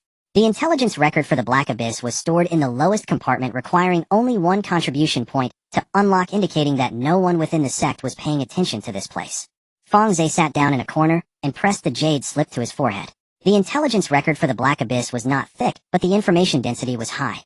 The Black Abyss is located at the southern edge of the Dongling continent and is a section of underground fissures that remains uncharted within the sect's jurisdiction.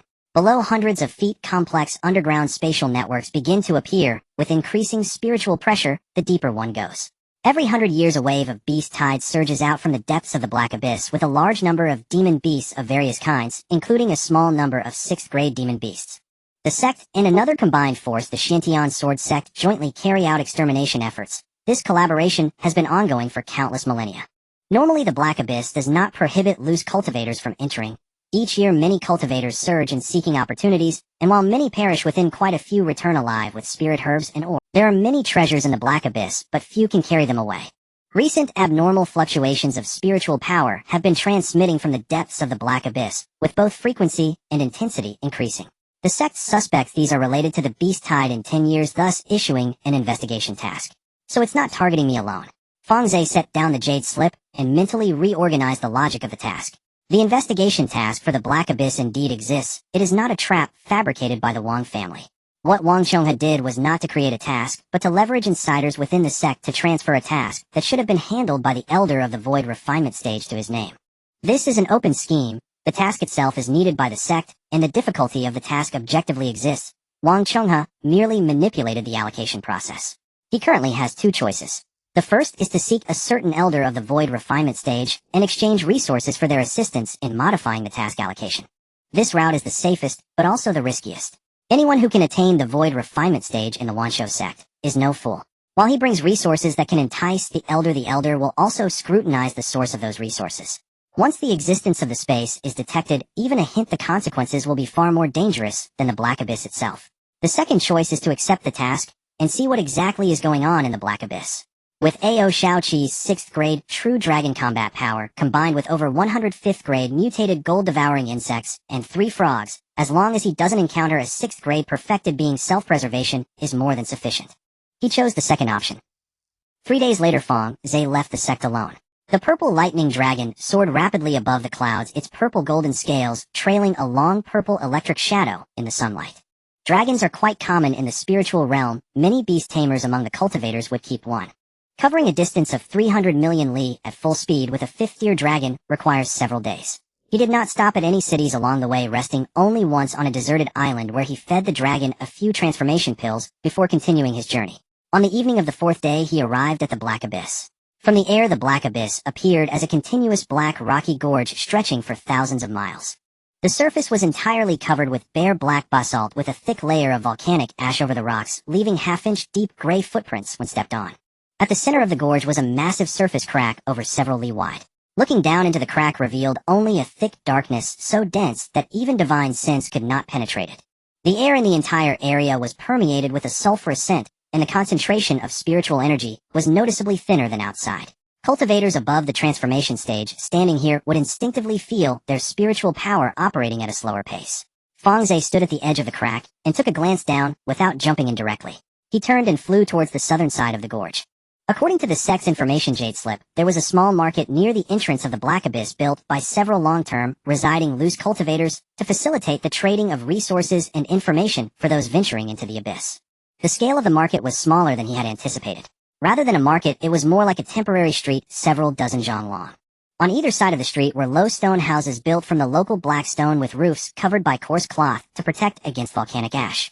Each stone house had a simple wooden sign at its entrance, though some signs had become illegible due to the ash. There were not many cultivators on the street, scattered and numbering less than 100, but their cultivation levels were generally high. Most were at the late nascent soul stage with a good number at the early to mid-transformation stage, and occasionally 1 or 2 at the late transformation stage. Everyone was here to test their luck in the Black Abyss. Among them were loose cultivators, younger members sent by small families to seek opportunities, and a few disciples wearing sect robes. Fang Ze found a stone house with a sign that read Black Abyss Tavern in the middle of the street. Inside the tavern were only 5 or 6 tables with a drink menu written on the wall, listing a painfully limited selection. The only featured product was a strong liquor brewed with water from the underground river of the Black Abyss, called Black Rock Brew. Its spiritual energy content was negligible, but its warming effect was excellent. He chose a table in the corner to sit down. When the waiter came over, he ordered 3 jugs of Black Rock Brew and a few plates of dried meat for snacks paid with spirit stones, and leisurely began to eat and drink.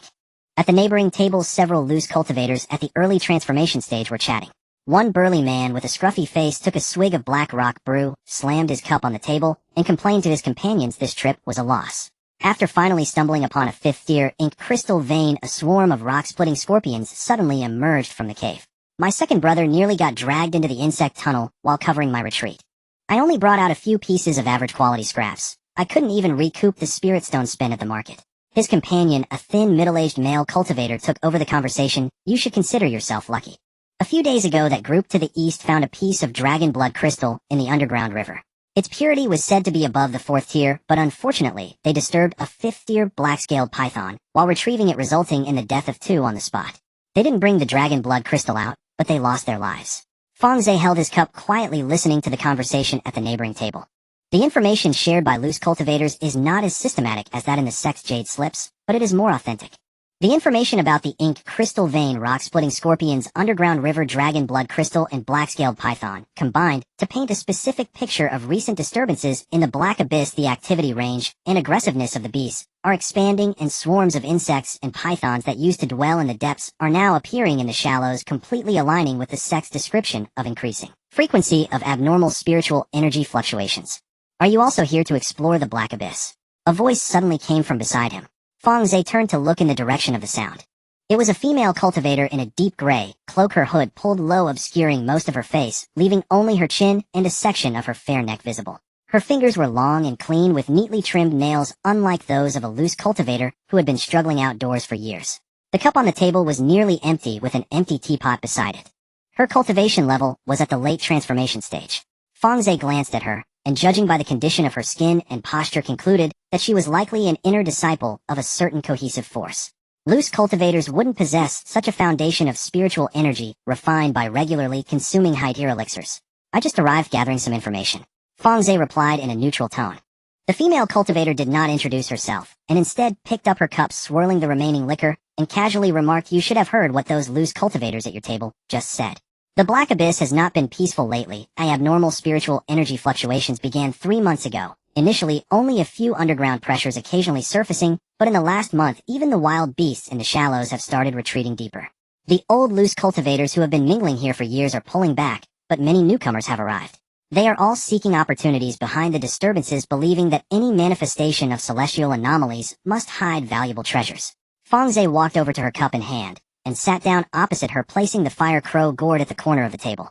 The cloaked female cultivator lifted her head, revealing a small part of her face beneath the hood. "What do you go by, fellow Taoist?" He pushed a clean cup toward her and filled her cup with liquor.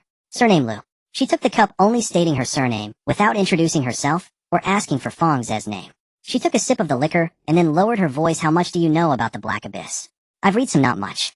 Fang Ze took a shallow sip of the black rock brew, which tasted even stronger than it smelled. "The underground fissure belt, a beast tied every 100 years, abnormal spiritual pressure. The rest is just scattered clues pieced together from loose cultivators' words."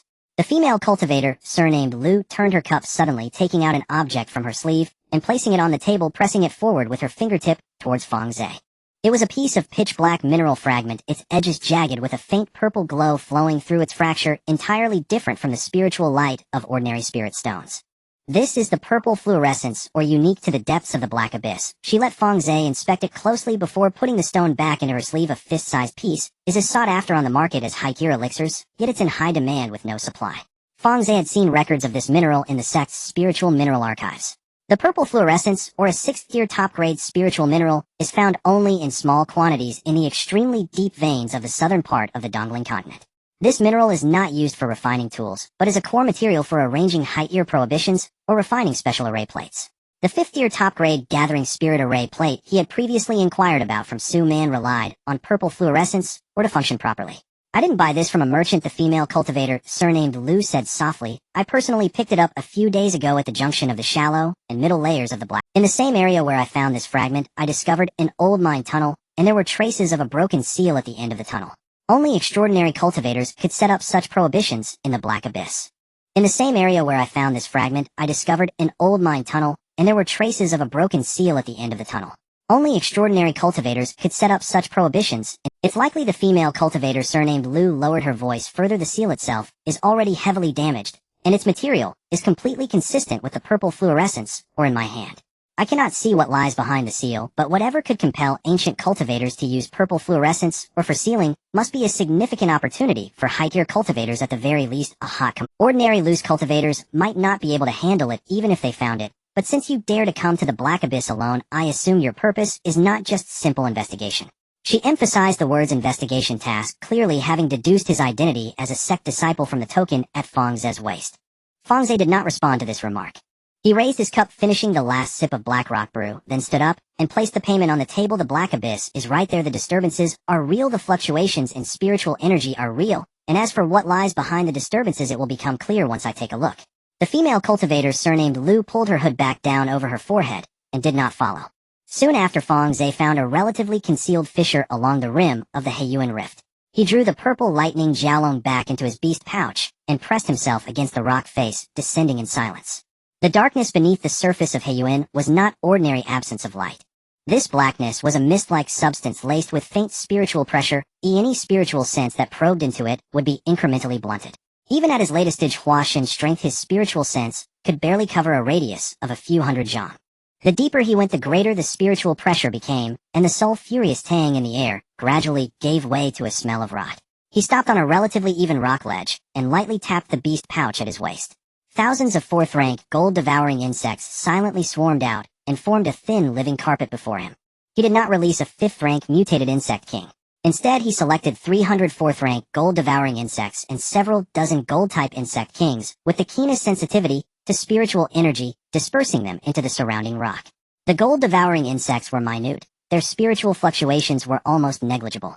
In this shrouded darkness, they were more reliable than his spiritual. The swarm could burrow into fissures beyond the reach of his spiritual sense, feeling changes in rock density with their mandibles, and tracing the faintest currents of spiritual energy with their antennae.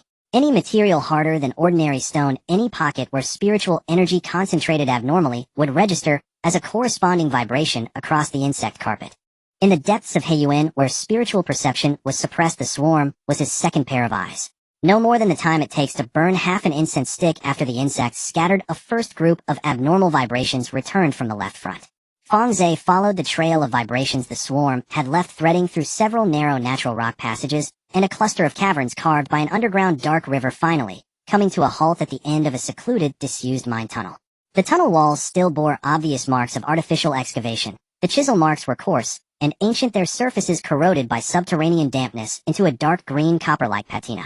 At the tunnel's end stood a ceiling wall pierced through. The wall itself had been fashioned from roughly refined blocks of 6th-rank supreme Xing ore. A faint trail of spatial fluctuation lingered at the breach, and Fang Ze reached out to touch the rim of the opening. Residual sealing rules had yet to dissipate entirely. The seal had likely been broken within the past month. He withdrew his finger and looked through the breach. Beyond the seal lay a space utterly unlike the mine tunnel. The walls transformed from rough chisel marks into smooth, natural crystalline strata, sealing vast outcrops of Xing veins. A pale violet luminescence seeped outward from deep within the ore. Merely estimating the reserves visible at the outcrops suggested quantities far exceeding the entire market trade volume of the outside world for tens of thousands of years. At the very center of this Xing deposit lay a massive monster sprawled across the vein in a manner that announced its dominion. It was a 6th-rank early stage. Its posture reminded Fang Ze of how Mo Wu had looked atop an obsidian boulder, but the aura it emanated was wholly different from that of a Xian turtle. Its body was sheathed in scales the same deep violet as the Xing veins, each scale edged with irregular razor-like teeth. Its eyes were closed, yet the eyeballs beneath the lids turned slowly, clearly not in true slumber. It stood as guardian, or rather as a sentinel. Fang Ze did not rashly step into the sealed chamber. He recalled the gold-devouring swarm, gathered them back, reformed the insect formation outside the ceiling wall, then stilled his breath against the tunnel rock, and cautiously probed the sealed space with his spiritual sense. He could not yet determine the precise species of the 6th-rank beast. It resembled a hybrid of pangolin and centipede, 6 stout short limbs tucked beneath its belly, a row of uneven purple bony spikes along its back. With each breath, purple toxic mist leaked from the gaps between its scales, a miasma that the Xing or silently absorbed when it touched the mineral. He waited in the dark for roughly half an hour, then heard faint footsteps from the other side of the tunnel. The steps were light.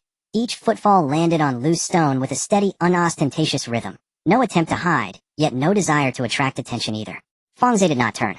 His spiritual sense had already discerned the newcomer, a deep gray cloak with the hood, low, long, clean fingers. Latest stage Huaxin. It was the Lu cultivator he had seen before at the Heiyuan tavern. She halted a few paces away beside the tunnel wall. Her gaze passed over Fang Ze to the breach in the ceiling wall, then settled on the 6th-rank beast at the heart of the Xing veins. After a few silent breaths, she spoke in a low voice. "You arrived before me." "You are not slow either," Fang Ze replied, drawing his sight back from the sealed chamber and turning his head to regard her. The Lu cultivator gave no answer to that remark. She stepped forward, crouched at the edge of the breach, and touched the remnants of the ceiling array's markings with a fingertip. Her method of probing the array was practiced and precise. A film of spiritual power coated her fingertip as she traced the surviving runes in reverse, mapping the original structure of the seal. After a moment, she withdrew her hand with a look of certainty. This seal employs techniques of an ancient human array, but it was not designed to suppress a beast. The chisel marks in the outer tunnel and the seal's structure share the same stylistic hand. The mine was quarried and then abruptly sealed, not to hold a monster, but to contain the vein itself. If it was not sealed to restrain a beast, then what was it guarding? Fang Ze looked toward the slumbering violet-scaled creature. It likely crawled in after the seal was set, not a native species. Ziying veins spontaneously attract subterranean spiritual energy, creating a natural cradle for a beast's cultivation. It has dwelt here for untold 10,000s of years, and long since claimed the vein as its domain.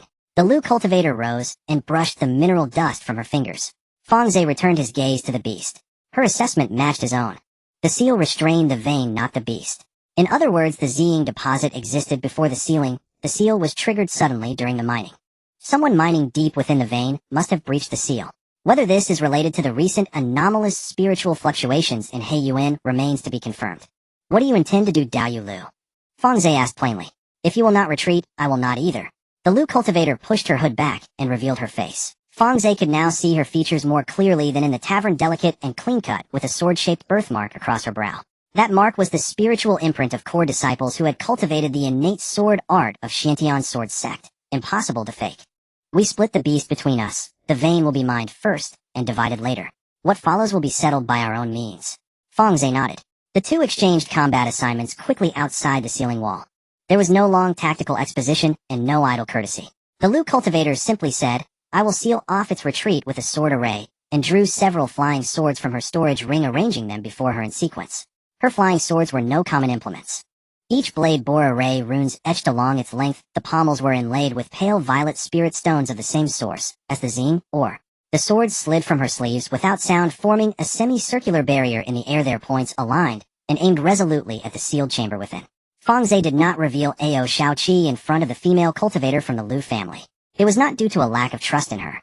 On the contrary, judging by the quality of the spiritual imprint on her forehead, her status in the Xiantian sword sect was not low. Such a person would not stab someone in the back in a place like this, as it is not worth it. However, the existence of a 6th-tier true dragon was one of his core trump cards, and he would not reveal it until he confirmed that the other party would expose as similarly powerful. He formed an insect formation with thousands of 4th-tier gold-devouring insects concealing dozens of 5th-tier gold-type insect kings within the inner layers of the formation. The fire crow gourd in his sleeve was slightly warming up, while the fire bee seal was gathering power in his other sleeve. The two of them simultaneously crossed through the breach in the sealing wall. The 6th-tier purple-scaled demon beast opened its eyes the moment the seal was triggered. Its eyes were murky dark yellow with vertically slit pupils. It opened its eyes without any warning growls or intimidating actions, simply slowly stretching its massive body that had been coiled in the 6 stout short limbs supported the row of purple bone spines on its back. Its size was even larger than when observed from outside the seal. From head to tail tip, it was nearly several dozen zhang long, and when standing its back almost touched the dome of the sealing space. The sword formation of the female cultivator from the Lu family initiated first. Several flying swords traced dense silver trajectories in the air, humming, as they simultaneously sealed off the retreat paths on both sides of the demon beast. The spiritual energy trajectories between each flying sword intertwined, forming a complete closed loop, while the sword energy within the formation continuously intensified. With each turn of a flying sword, the overall pressure of the formation increased. Under the pressure of the sword formation, the demon beast's range of movement was rapidly compressed. Fang Ze's fire crow gourd spat out a swarm of fire crows as it blocked the sword formation. Over 100 southern Ming fire crows split into 2 groups, one charging directly at the demon beast's face, while the other circled to attack the joint between its hind limbs and the mine. The fire crows exploded against the purple-scaled armor, creating bursts of gold-red flames, the purple mineral on the armor cracking loudly under the high temperature, yet the armor itself remained unyielding. The 6th-tier demon beast's defense far surpassed that of a 5th-tier of the same rank. This purple-scaled beast had been sleeping in the purple fluorescent mine for countless millennia, and its armor had long been eroded and modified by the spiritual energy of the purple mineral, its hardness comparable to a 6th-tier defensive spiritual treasure. The dark green toxic mist from the poison insect king drifted into the battlefield from the side, seeping into the cracks in the armor created by the fire crows. The gold-type insect king followed closely behind, as the toxic mist corroded the mineral layer on the surface of the armor. Dozens of gold-type insect kings densely clung to the cracks, their mandibles frantically gnawing at the poisoned vulnerable layer. The sound of the insect swarm gnawing at the armor was like countless small files grinding against metal, sharp and piercing. The purple-scaled demon beast let out that was the sound of the air being expelled from the pores beneath the armor simultaneously. The row of bone spines on its back stood upright, and the tips of the spines shot out dozens of purple light beams. The light beams themselves were not spells. They were pure shockwaves of spiritual energy formed after the spiritual energy from the purple fluorescent mine underwent transformation within its body for tens of thousands of years. Wherever the purple light beams passed, the dozens of fourth-tier, gold-devouring insects in the front row were instantly vaporized, and the hard shells of the gold-type insect kings were burned, leaving scorch marks. Fang Ze did not retreat. He used the gap created by the insect swarm absorbing the shockwave to activate the fire beast seal. The palm's eye seal flew out from his sleeve, expanding in midair into a giant seal akin to a mountain, slamming down towards the thickest bone spine in the center of the demon beast's back with a piercing sound. The tremendous crash of the bone spine colliding with the giant seal drowned out all other sounds on the battlefield, breaking off a section of the spine. Fragments of bone splintered, and purple-black beast blood gushed out from the base of the broken spine. In pain, the demon beast violently swung its tail, the long tail spine sweeping through the inner circle of the sword formation. The third flying sword of the female cultivator from the Lu family was struck by the tail spine. The formation patterns on the sword dimmed suddenly, and the flying sword swayed in midair, almost falling. She quickly pulled it back with a flick of her finger, a trickle of blood escaping from the corner of her mouth. Her flying sword was connected to her mind. When the sword was damaged, she would also suffer backlash.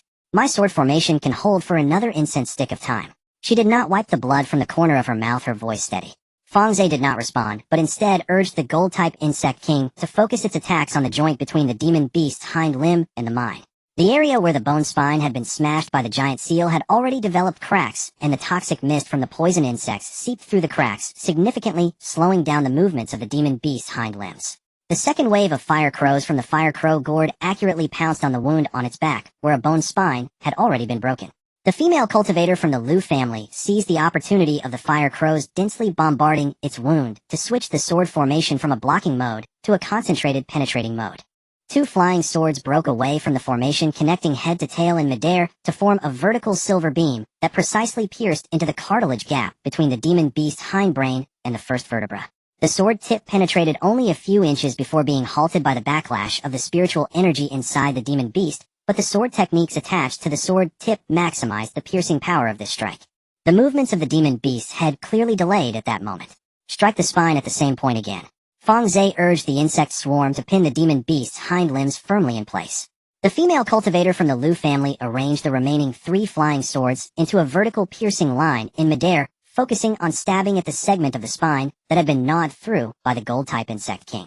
After 3 muffled piercing sounds, that segment of the spine was finally completely penetrated. The massive body of the demon beast collapsed with a crash, its 6 short limbs limp, and its murky, dark yellow eyes slowly closed.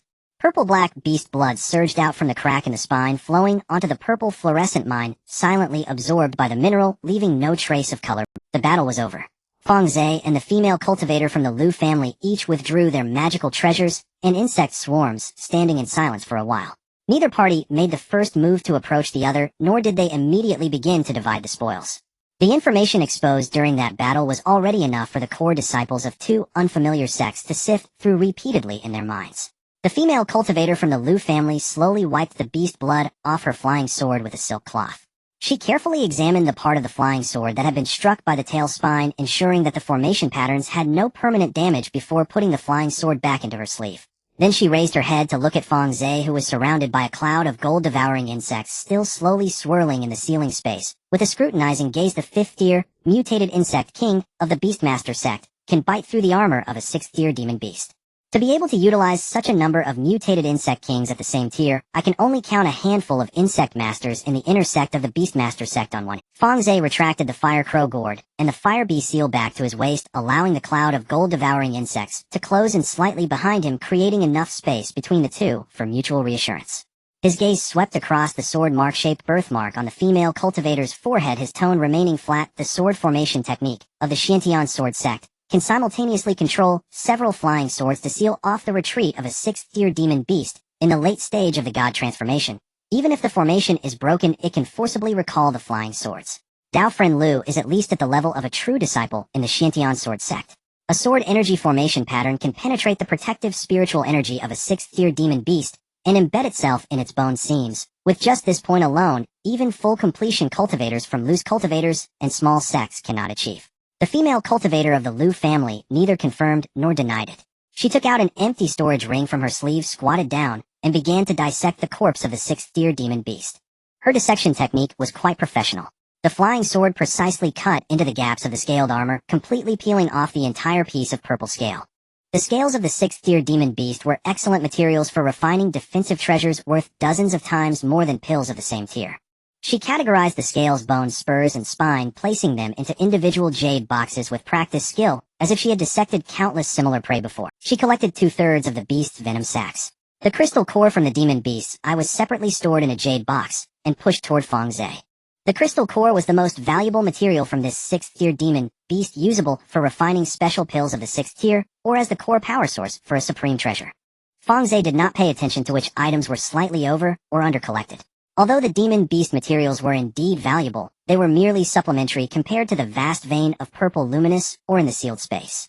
He summoned the golden child from his beast pouch. The Lu family female cultivator frowned slightly upon seeing it. Her gaze lingered for a moment on the residual or dust on its claws, but she said nothing, merely storing the collected demon beast materials into her storage ring before turning to examine the orientation of the mine walls in the sealed space. She did not compete with Fang Ze. The reserves of the purple luminous or vein far exceeded any individual's mining capacity. Even if the two of them worked together, they could not extract even 1% of the vein within the task's deadline. Fang Ze instructed the golden child to sense the most concentrated area of the purple luminous or vein using its gold elemental essence, while dividing thousands of gold-eating worms into groups, each group drilling into different branches of the ore vein to devour the ore at the fastest speed. The golden child squatted on the richest outcrop, using its front paws to alternately dig out large chunks of purple luminous, or its mining movements more vigorous than when it usually sifted through its own or pile. The speed at which the Lu family female cultivator mined was clearly unable to keep up with Fang Ze. She used the sword techniques of the Xiantian sword sect to slice through the mine wall, with one flying sword separating a piece of, or while another cut away the impurities along the edges. While her speed was considered quite fast among latest-stage transformation realm cultivators, it was dwarfed by the overwhelming efficiency of the swarm of worms devouring the ore. She stood before the mine wall for a moment, watching the disparity between her mining speed and the vast reserves of the ore vein. Eventually, she sheathed her sword technique, packed the mined purple luminous ore into her storage ring, and stood up to brush off the ore dust from her knees. "You can take your time with the rest. My task isn't complete, so it'll continue deeper," she said before walking toward the exit on the other side of the sealed space. Fang Ze did not try to hold her back. He left a batch of gold-eating worms in this ore vein to continue mining and stationed one of his 5th-tier gold-type worm kings at the entrance of the ore vein to monitor any movements within the vein. Any unfamiliar cultivator approaching the sealed space would be sensed by the swarm, immediately providing a warning. After making these arrangements, he followed in the direction of the Lu family female cultivator. After the two emerged from the exit on the other side of the sealed space, they continued deeper into the black abyss along the abandoned mine path. The existence of the purple luminous or seal proved that this mine path was once a large mining area in ancient times, but the 6th-tier demon beast behind the seal was clearly not placed there by humans. It must have burrowed in after the ore vein was sealed. This indicated that the ore vein deep within the seal connected to some passage leading further down. Beneath their feet, the mine path gradually transitioned from artificial chisel marks to natural caverns. The luster of the ore on the cavern walls faded, revealing a gray-black rock layer that even divine sense could not penetrate. The response of Fang Ze's swarm began to slow after entering the gray-black rock layer. The rock layer itself did not reflect any spiritual energy fluctuations, and the swarm's sensing range drastically shrank, relying solely on physical touch to explore the path ahead. The two each took out spirit stones for illumination. After progressing for about 2 hours, the cavern suddenly opened up. They stood at the edge of a spacious underground space large enough to accommodate an entire mountain. The ceiling of the cavern soared over 100 feet high, nearly invisible in the darkness, while the ground beneath them was a massive slab of rock cut too smoothly, covered in intricate array patterns. The etchings of the array had faded to the point of blending almost seamlessly with the rock slab, but the main axis of spiritual light in the center of the array still flickered stubbornly. A faint purple light identical to that of the purple luminous ore. This teleportation array was powered by purple luminous ore. In front of the array's disk, a person stood with hands clasped behind. He had a tall and slender figure wearing a deep gray robe from an unknown era, his face illuminated and obscured by the residual spiritual light of the teleport. In the midst of void refinement. His skin was a pale gray-white, his pupils pure black, and the edges of his irises shimmered with a silver hue. His ears were slightly pointed, differing from the curvature of human ears. He did not release any spiritual pressure, but Fang Ze instinctively halted as he took his first step into the cavern. The gold-eating worms in front collectively crouched low.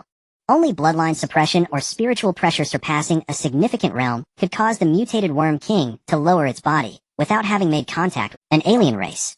The Lu family female cultivator's voice was colder than any Fang Ze had previously heard. Her flying swords formed a line at the entrance of the cavern, their tips pointed at the gray-robed figure. The gray-robed figure relaxed his hands from behind to his sides and slowly turned around. His expression bore no hostility, rather it conveyed a calm, scrutinizing demeanor. His gaze lingered on Fang Ze and the Lu family female cultivator for a moment before he slightly tilted his head. Shadow Clan. Not the kind of alien races commonly recorded in your human texts. 2 transformation realm humans killed an early stage 6th deer demon beast. It seems you are not ordinary disciples in your respective sects. The methods you used in that battle exceeded the typical capabilities of a 2 transformation realm humans killed an early stage 6th deer demon beast. It seems you are not ordinary disciples in your respective sects. The methods you used in that battle exceeded the typical capabilities of a perfected transformation realm cultivator. The Lu family female cultivator's sword formation unfolded in midair, its sharp, sword energy filling the edges of the cavern. Fang Ze remained still, using the swarm to sense the thickness of the surrounding rock walls and possible escape routes. This cavern had only one entrance and exit. Was the recent disturbance in the Black Abyss caused by your Shadow Clan? The Lu family female cultivator asked coldly. Caused by us. The Shadow Clan cultivator shook his head gently, his tone still calm, even carrying a hint of patience. This teleportation array is one of the markers left by the previous generation of the Shadow Clan for the Black Abyss. I have come to repair it on the orders of my clan. How can it be considered causing trouble? It's just that you arrived earlier than I expected, which indeed introduces a variable. He took a step forward. As he stepped forward, the spiritual light of the teleportation array behind him suddenly brightened several times. The array patterns powered by purple luminous or began to revive in circles from the center, the faint purple light rapidly spreading along the patterns, causing the entire cavern to tremble slightly. Fang Ze did not wait for him to take the next step. He struck first, unleashing dozens of 5th-grade poisonous insects that had been lurking in the shadows of the cavern's dome. In the same instant, they spewed forth poisonous mist, the insect venom coalescing into a corrosive rain that descended from above upon the gray-robed Shadow Clan. The Shadow Clan cultivator, without lifting his head, waved a hand, dismissively summoning a layer of grayish spiritual light barrier that precisely blocked the poisonous mist beneath. The sound of corrosion continued incessantly. The volume of the poisonous mist was far beyond what an ordinary transformation stage cultivator could summon, and the surface of the gray barrier began to pockmark with tiny dents. Just as he blocked the poisonous mist, the sword formation of the Lu clan female cultivator surged from the front. 7 flying swords pierced forward in an arc, resonating with one another, stirring the spiritual energy within the entire cavern violently. The Shadow Clan cultivator's right hand spread slightly, revealing a pitch-black, long shuttle in his palm. The surface of the shuttle was devoid of patterns or words, yet the shuttle itself vibrated subtly, creating ripples in the air with each tremor. A medium-grade heavenly treasure. He lightly drew the long shuttle before him. A narrow gray fissure was torn open in space, the edges of the fissure brimming with sharp spatial fragments rushing towards the sword formation of the Lu clan female cultivator. At the instant when the fissure and the sword formation clashed in the air, the cavern echoed with a piercing and continuous sound of space being torn apart, along with the shattering of sword energy. Among the 7 flying swords, 2 were severed from their master's control by the spatial fragments within the fissure, the formation runes on the sword bodies extinguishing in an instant. The Lu clan female cultivator let out a muffled grunt as she recalled the severed flying sword's blood trickling from the corner of her mouth. The law avatar of the Shadow Clan materialized behind him. It was a gigantic illusion composed of countless gray fissures, entirely different from the spiritual law avatars of ordinary cultivators. This was the Shadow Clan's unique spatial divine ability. Before me you have no qualification to test the waters. The Shadow Clan cultivator retracted the long shuttle, his tone indifferent. The gap between the late transformation stage and the mid-refinement stage cannot be bridged by mere sword formations and swarms of insects. Fang Ze did not respond. The sword formation had been broken, the insect swarm suppressed, and the refinement law avatar was present. This trump card had already exceeded the limits of what he and the Lu clan female cultivator could handle together. He no longer held back, sending a summons to Lan Yu, who had been waiting in the spatial void for a long time with his divine sense. The 5th-grade perfected void phoenix stepped out of the void 1 foot, entering the cavern, and the temperature within the entire cavern was simultaneously pushed to 2 extreme opposites upon its appearance. Yin fire froze the surface of the dome's rocky walls. Yang fire dimmed the residual spiritual light of the purple luminous or vein to a dull color. The refinement Shadow Clan law avatar sensed the impact of true spirit-level flames, and several spatial fissures on its surface were simultaneously scorched by the dual fires of Yin and Yang, emitting a shrill sound of space tearing. True Spirit Phoenix. The Shadow Clan cultivator changed color for the first time, incredulous. There is no true Spirit Phoenix tribe on this continent. The response of the Lu clan female cultivator was even more decisive than Fang Ze had anticipated. Upon seeing the perfected void phoenix, the astonishment in her eyes lasted less than a breath before her hand seals changed rapidly. A sword decree sealed deep within her dantian. The sword decree emerged from the birthmark on her forehead. It was a jade sword no longer than a finger, but engraved upon the blade was a complete and intact sword decree. A full-force strike sealed within her by a combined stage sword cultivator. The owner of this sword energy was at least above the mid-combined stage. When the sword decree was fully activated, her face instantly turned pale, forcing the combined stage sword cultivator's sealing strike. With her late transformation stage body, the backlash on her meridians was almost devastating. The sword energy pierced through the air, forming a pincer attack alongside Lan Yes' dual fires of yin and yang. Under the consecutive strikes of two true spirit-level attacks, the Shadow Clan cultivator's law avatar could no longer hold. The gray illusion woven from spatial fissures shattered inch by inch. His own protective spiritual light also completely disintegrated, and the long shuttle flew out of his hand, crashing into the rock wall and embedding itself within the ore. The Shadow Clan cultivator staggered, kneeling on one knee, 3 sword marks appearing on his grayish-white skin. He pressed a hand to his chest, panting, and when he raised his head, grayish blood from an alien race was seen at the corner of his mouth, yet he revealed a smile. The teleportation array behind him had already activated to its final phase. A dim transport radiance rose from the center of the array, enveloping him, and even the long shuttle embedded in the rock wall was drawn back into his hand. Very good. It's a pity. You couldn't slay me on the spot. He stood within the radiance, his figure already beginning to blur and distort under the pulling force of the teleportation. As he spoke his last words, his voice became intermittent. Enjoy yourselves. The transport radiance along with his figure flickered on the array plate, and then vanished. Immediately after, the spiritual light of the teleportation array suddenly exploded, the entire array plate shattering into countless fragments of purple luminous, or within a few breaths. The entire cavern began to shake violently, an earthquake originating from deeper within the black abyss. Fang Ze's divine sense captured that at the moment the teleportation array shattered, dozens of beastly auras from deeper within the black abyss suddenly erupted simultaneously, at least several of which were at the 6th grade level. In the last few breaths before the Shadow Clan cultivator teleported away, he released all the 6th grade beasts he controlled and issued a unified command. Go! Fang Ze swiftly pulled the Lu Clan female cultivator, who could barely stand after activating the sword decree, onto the back of the purple lightning flood dragon, while simultaneously issuing a retreat command to the gold-type insect king left behind in the sealed space. The insect swarm converged from all directions back into the beast-controlling pouch, with the perfected void phoenix bringing up the rear. As the two rushed out of the black abyss chasm, the beastly roars had already echoed from the dark fissure behind them. As the two rushed out of the black abyss rift, the roars of countless demonic beasts echoed from the dark crevice behind them. The sound surged upward in layers from the depths of the rift, as if the entire underground world had been awakened by some force. Fang Ze did not look back. The purple lightning flood dragon beneath him reached its maximum speed, leaving a dazzling arc of purple gold light against the black rock. The female cultivator with the surname Lu stood half a step behind him, one hand pressed against her chest, while the other held the exhausted fragment of the sword order. They landed on a desolate mountain at the outskirts of the Black Abyss market. The cultivators in the market clearly sensed the disturbances from underground. Scattered cultivators hurriedly packed up their stalls, while a few who had long stayed in this area floated to the edge of the rift to assess the situation. Fang Ze found a wind-sheltered ledge, allowing the purple lightning flood dragon to coil around it for vigilance, while he helped the female cultivator with the surname Lu sit down on the rocks. Her complexion appeared almost translucent under the moonlight. The scar-like birthmark on her brow became even more distinct after the depletion of her spiritual energy. She took a healing pill from her storage ring and sat cross-legged to meditate for a moment, gradually stabilizing her breath. Fang Ze stood 2 steps away from her, neither approaching nor retreating. He released 5-9 Heaven's mystic deer from his beast-controlling pouch. The snow-white deer stepped into existence from the void, their long legs lightly landing on the rubble, with azure primordial light swirling around their antlers, seeping into her body, through her shoulders, back, and dantian. The meridians injured by the backlash of the sword order began to heal slowly under the nourishment of the deer light. The female cultivator with the surname Lu looked down at a small deer resting beside her knee, gently stroking the still-developing velvet on its antlers. She did not express her gratitude, but merely glanced at Fang Ze. Fang Ze. Before she could say more, he introduced himself. I am an inner sect steward of the one, Lu Jinshuang. She stowed the fragment of the sword order back into her sleeve. I am a direct disciple of the law enforcement hall of the Xintian sword sect. My master is the head of the law enforcement hall. She paused and added, I will report today's events to my sect accurately.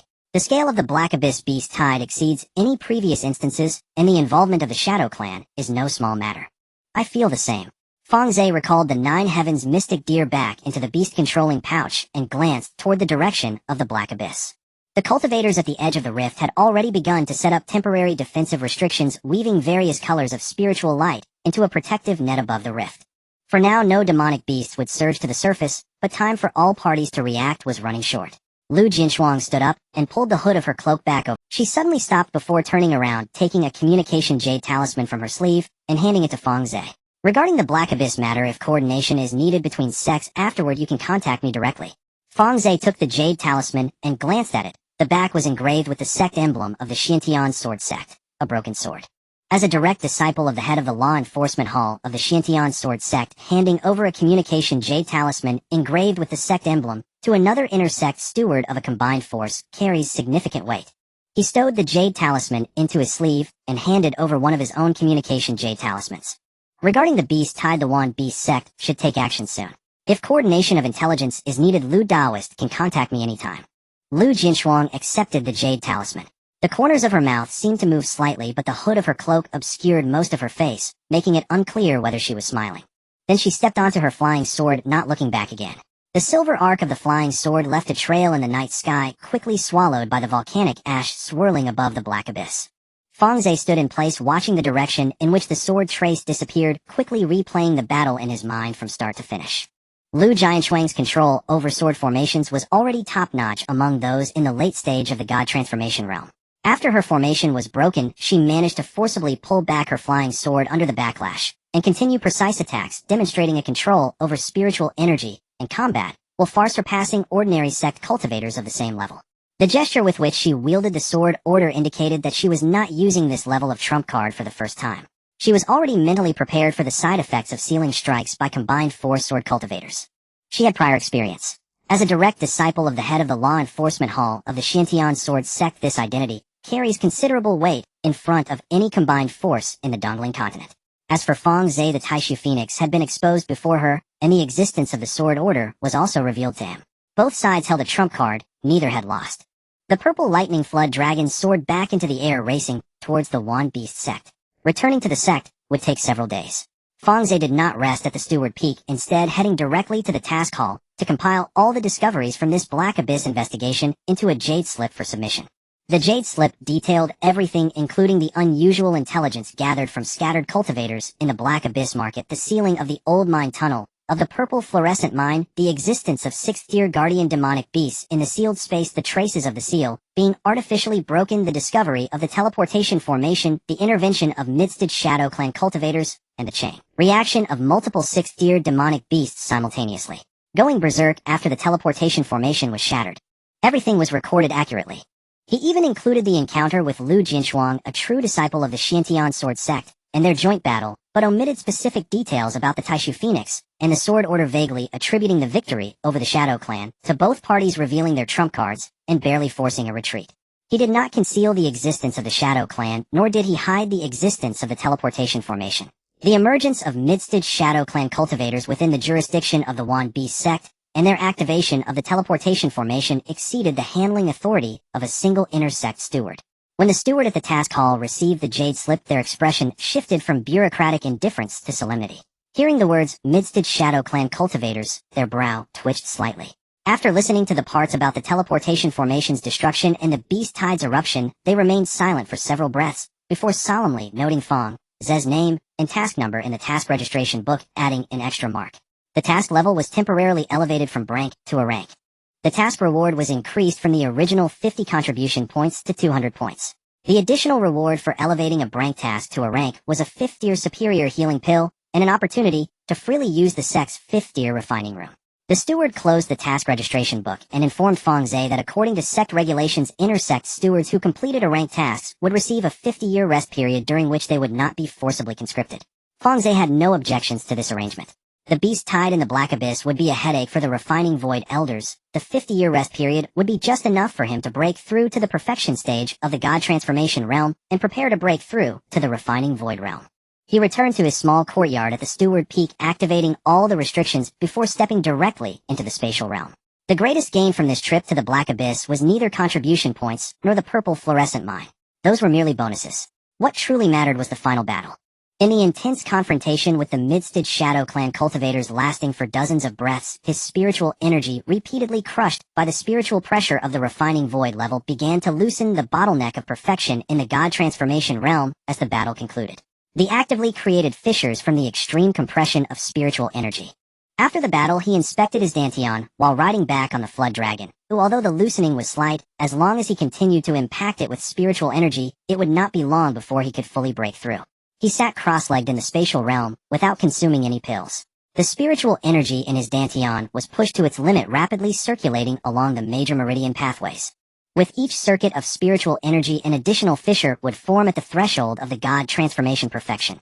Those fissures expanded outward from the end. His spiritual energy had lingered too long in the late stage of the God transformation realm, and after enduring the direct pressure from the refining void level, he was already driven to break through the bottleneck.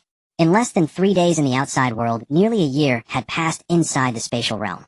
The threshold in his Dantian silently shattered at the end of a cycle of the great circulation, and spiritual energy surged into the newly expanded meridian channels at an unprecedented speed, causing his nascent soul to swell in sync with the total amount of spiritual energy at the perfection stage, surpassing that of the late stage. He continued to meditate for several days to solidify his cultivation, nurturing and reinforcing the newly expanded meridians.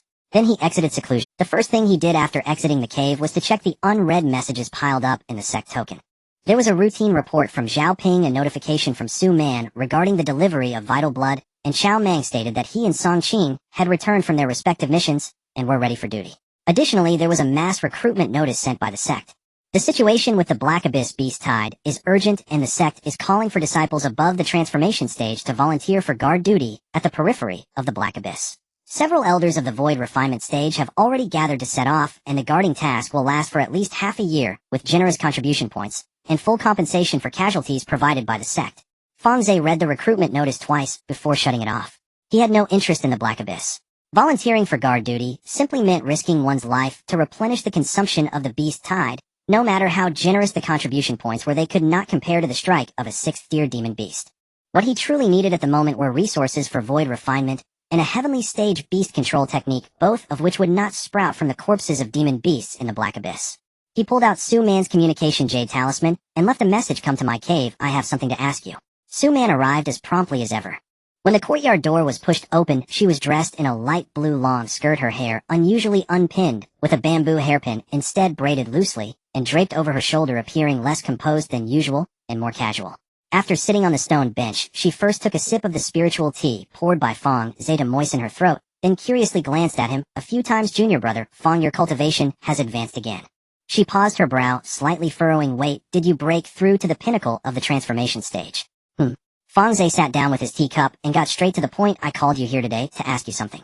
What resources are needed for Void Refinement?" Su Man's hand holding the teacup froze in midair. Her expression shifted. She gently placed the teacup on the stone table, fell silent for a few moments before speaking, her tone more serious than ever. "Junior brother Fang, how long has it been since you ascended to the spirit realm?" The lifespan at the pinnacle of the transformation stage still spans several thousand years. The challenge of Void Refinement is the greatest hurdle in the life of any transformation practitioner. Among those from small worlds, finding a transformation practitioner who reaches its pinnacle is as rare as a phoenix feather, and those who can cross the threshold of Void Refinement are even fewer. I'm not saying you shouldn't ask this question, I just think you need to understand how profound this hurdle really is. She began recounting the knowledge about the resources needed for Void Refinement that she had learned from her family's heritage. The first step to Void Refinement is the unity of the 5 elements. The Dantian's primordial spirit of a transformation practitioner is based on single or dual attribute spiritual power, but a Void Refinement practitioner must raise their spiritual power to a level that can sense the laws of heaven and earth, which cannot be achieved with just one attribute. One must first complete the 5 spiritual roots of metal, wood, water, fire, and earth, then fuse the 5 attribute spiritual powers in the Dantian into one, forming a cycle of unity of the Completing the 5 spiritual roots requires consuming the 5 elements recovery pill, a pill of the 5th tier of top quality, with the main ingredients being rare spiritual herbs of the 5 attributes, the hardest to obtain being the 6th tier low-grade golden core fruit of the metal attribute.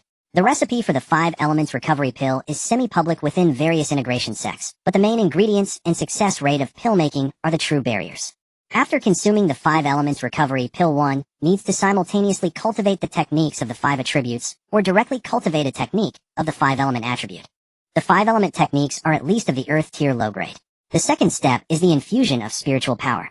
After achieving the unity of the 5 elements, the density of spiritual power in the Dantian must reach the level of void refinement to invoke the laws of heaven and earth. There are no shortcuts in this step, though it can only be accomplished through the accumulation of large amounts of high-grade pills and spirit stones. The quantity of pills required far exceeds the total for all stages of the transformation period. The third step is the inner demon barrier. The inner demon barrier for transformation practitioners breaking through to void refinement is called the heart refinement barrier. It is not an illusion, but rather a concentrated eruption of all the emotional knots accumulated throughout a cultivator's life. Suppressing the inner demon requires special resources such as ice soul marrow spirit fixing pill or similar items, which are rare and not easily obtainable. While they are easier to acquire in the spirit realm, the number of alchemists capable of refining them at the same level is scarce. Putting these 3 steps together, the consumption of spirit stones alone is beyond what an ordinary pinnacle transformation practitioner can bear. Suman picked up her teacup and set it down again, her tone very calm. Junior brother Fang, I know you have plenty of resources, but the resources for void refinement and the consumption during the transformation phase are not on the same level. With your current spirit stone reserves and pill stock, just the 5 elements recovery pill must be prepared from this moment forward. Moreover, throughout the entire preparation process, you cannot cease your daily cultivation, otherwise before you even reach the day of void refinement your cultivation will regress. Fang Ze mentally noted this information one by one, running through the list of spiritual herbs needed for the 5 elements recovery pill. The rare spiritual herbs of the 5 attributes are scattered throughout the various perilous places and secret realms of the Dongling continent. Some can be resolved through the Su family's acquisition channels, but the most elusive ones, especially the golden core fruit of the metal attribute and the thick earth spiritual mushroom of the earth attribute, he might need to search for them personally. I can try to gather these. Fang Ze set down his teacup and changed the subject. Do you have any suggestions for obtaining the heavenly stage beast control technique? Suman thought for a moment, was about to speak, and suddenly took out a new communication jade talisman from her sleeve. It was a message just sent by her father Suhan. After scanning with her divine sense, she raised her head to look at Fang Ze, her gaze carrying an additional layer of something else. Junior brother Fang, the opportunity you seek may have arrived. The sect has just welcomed a newly appointed void refinement elder, whose identity is special. He is a closed-door disciple of a certain integration ancestor. This newly appointed void refinement elder plans to hold a small celebration soon, during which other forces void refinement practitioners will come to congratulate. However, according to the news my father received, one of the forces is ill-intentioned and is likely to provoke challenges at the celebration, targeting practitioners at the transformation stage. Void refinement practitioners are not inclined to break faces with each other, but transformation practitioners challenging each other is another matter. The Void Refinement Elder has released a semi-public task within the sect. Any transformation practitioner can come to resist the challenges from this external force. As long as they can hold their ground for the sect during the celebration, they will attract the attention of this Void Refinement Elder, and may even gain the notice of the integration ancestor behind him. Fang Ze placed the teacup back on the stone table. What can the attention of the integration ancestor yield? For others it may be a substantial resource for cultivation or a slot for a direct disciple. Suman looked at him earnestly, her tone serious. For you it means the heavenly stage beast control technique. The integration ancestor of the 10,000 Beast sect holds at least one heavenly tier beast control technique inheritance, and it's not the cut-down version that has been revised countless times in the library, but a complete inheritance. As long as you demonstrate sufficient potential in beast control before this integration ancestor, your bottleneck will be noticed by someone from the integration realm. The Void Refinement Elder looks at qualifications when accepting direct disciples, while the integration ancestor considers your moldability in the field of beast control. Junior brother Fang, your swarm of insects and dragon group have no rivals among your peers in the Dongling continent. This is the most suitable occasion for you to showcase your strength. Fang Ze fell silent for a few moments, lifted his teacup, and finished the last sip of tea. Time and place. In 7 days at the Hanging Peak platform on the eastern side of the sect. Suman stood up, tidying her hair with the bamboo hairpin again. I'll go make arrangements. The Su family will fully cooperate with you. They'll have my father help clarify the channels for the vital blood and void refinement resources you need. After saying this, she quickly exited the courtyard. Fang Ze tucked the task jade slip into his sleeve and turned to ask Suman, what is the Dao title of the newly promoted refining void cultivator? Suman walked alongside him on the suspended corridor in the middle of the sect, saying his secular surname is Zhou. He comes from the Zhou family, a direct lineage of the sect. The Zhou family has been rooted in the Beastmaster sect for tens of thousands of years, and among its members too have reached the refining void stage, but the patriarch only accepted him as his sole disciple. After he broke through to refining void, the sect allocated a mountain peak for him not far north of the Elder Peak, called Kangwu Peak. Fang Ze nodded, not asking for. The two crossed the teleportation array at the end of the corridor leading to the task hall, and stepped through the main entrance of the hall. There were noticeably more people in the task hall than usual. The notice for the Black Abyss summons was still scrolling at the top of the hall's spiritual light screen, but most of the cultivators gathered at the task table were not there to take on the Black Abyss. Their gaze was focused on a newly posted semi-public task on the side screen. The task number was quite new, published less than an hour ago, and its content was brief. The refining void celebration of Kangwu Daoist is approaching, sincerely inviting the sect's transformation god cultivators and outsiders to come and celebrate and engage in friendly exchanges. Interested parties please register at the task table. The signature of the task publisher was the Kangwu Peak Elder Pavilion, and the task reward section only stated 4 words: negotiable. Fang Ze stood at the task table and handed over his Intersect Steward token, saying, "Intersect Steward Fang Ze, registering for the Kangwu Peak celebration task." The steward disciple behind the task table was a young man in the late Foundation establishment stage. After taking the token to verify his identity, he looked up at Fang. Several of his fellow disciples behind him were huddled together whispering, and one of them caught a glimpse of the steward peak number engraved on Fang Ze's token, lowering his voice to say something to the person next. Fang Ze did not intentionally eavesdrop, but with his current peak transformation god hearing, he clearly caught some of their words. Fang Ze. Never heard of him. From the steward peak, probably just a newly promoted steward trying to meet his task quota. You know the type living on the steward peak. Without the support of a refining void master, how capable can they be?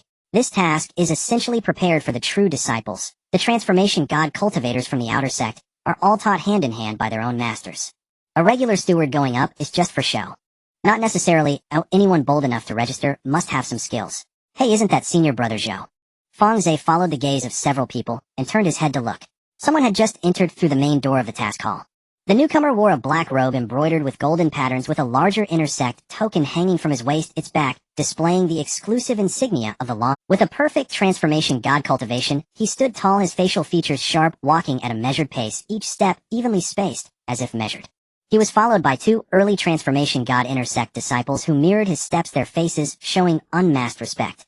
Zhou, the third disciple under the master of the law enforcement hall, ranks among the top 3 on the Intersect steward combat power list.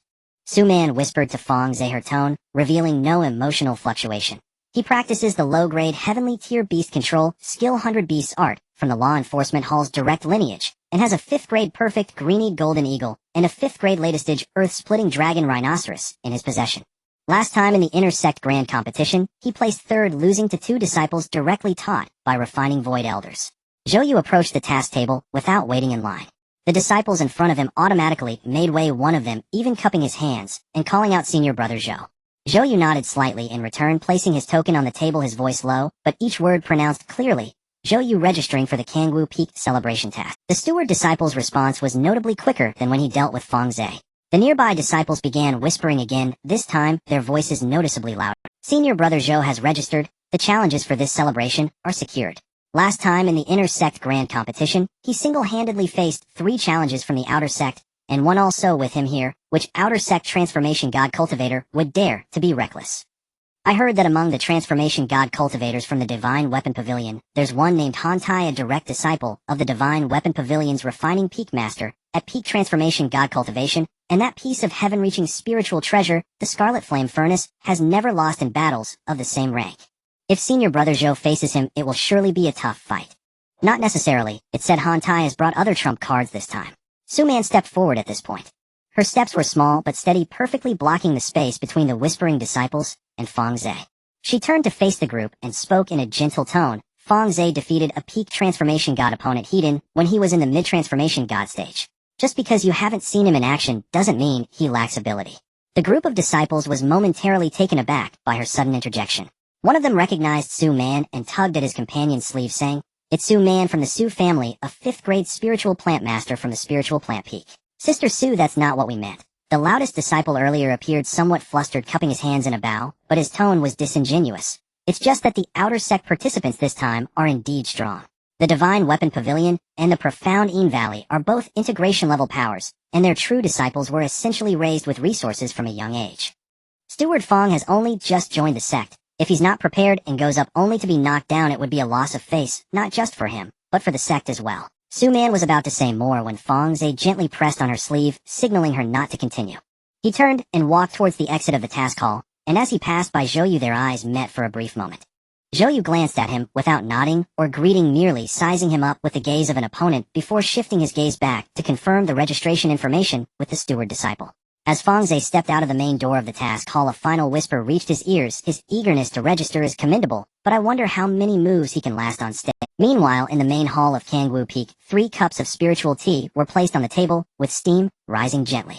This mountain peak was newly allocated to Taoist Kangwu, and the buildings on it still bore the marks of recent repairs. The beams and columns of the main hall were made of 1,000-year-old spiritual wood recently taken from the sect's storeroom, the wood grain not yet fully soaked in spiritual energy. The interior of the hall was simply arranged apart from the Grand Master's chair at the main position and a row of guest seats on each side. There was only a painting on the wall featuring the character Yu written by Taoist Kangwu himself. Taoist Kangwu sat in the main position wearing a newly tailored robe adorned with the emblem of the Wan Beast sect and exclusive mountain patterns of Kangwu Peak. His appearance suggested he was around 40 in human years, but his actual age was certainly much more than that, with a hint of gray at his temples and a polite, yet distant. The distinction between the peak of transformation and the early stage of refining void was particularly evident in his aura. His spiritual pressure had been completely reined in to the unique state of a refining void cultivator, yet when he occasionally lifted his teacup, the lingering traces of his released spiritual power still caused ripples in the tea on the table. 2 guests were seated in the guest area. On the left was the refining void elder from the divine armament pavilion known as Taoist Xia. This man was robust, broad-shouldered, wearing a fiery patterned robe, with sleeves rolled up to his elbows revealing muscular forearms. His hands were much larger than those of an average person, with thick knuckles and palms hardened from years of gripping hammers for refining. He lifted his teacup and drank it down in one go as though drinking wine more than tea. On the right was the refining void female cultivator from the Xianin Valley, known as the Cold Soul Fairy. She was slender, dressed in a moon-white ice silk long dress, her face cold and ageless.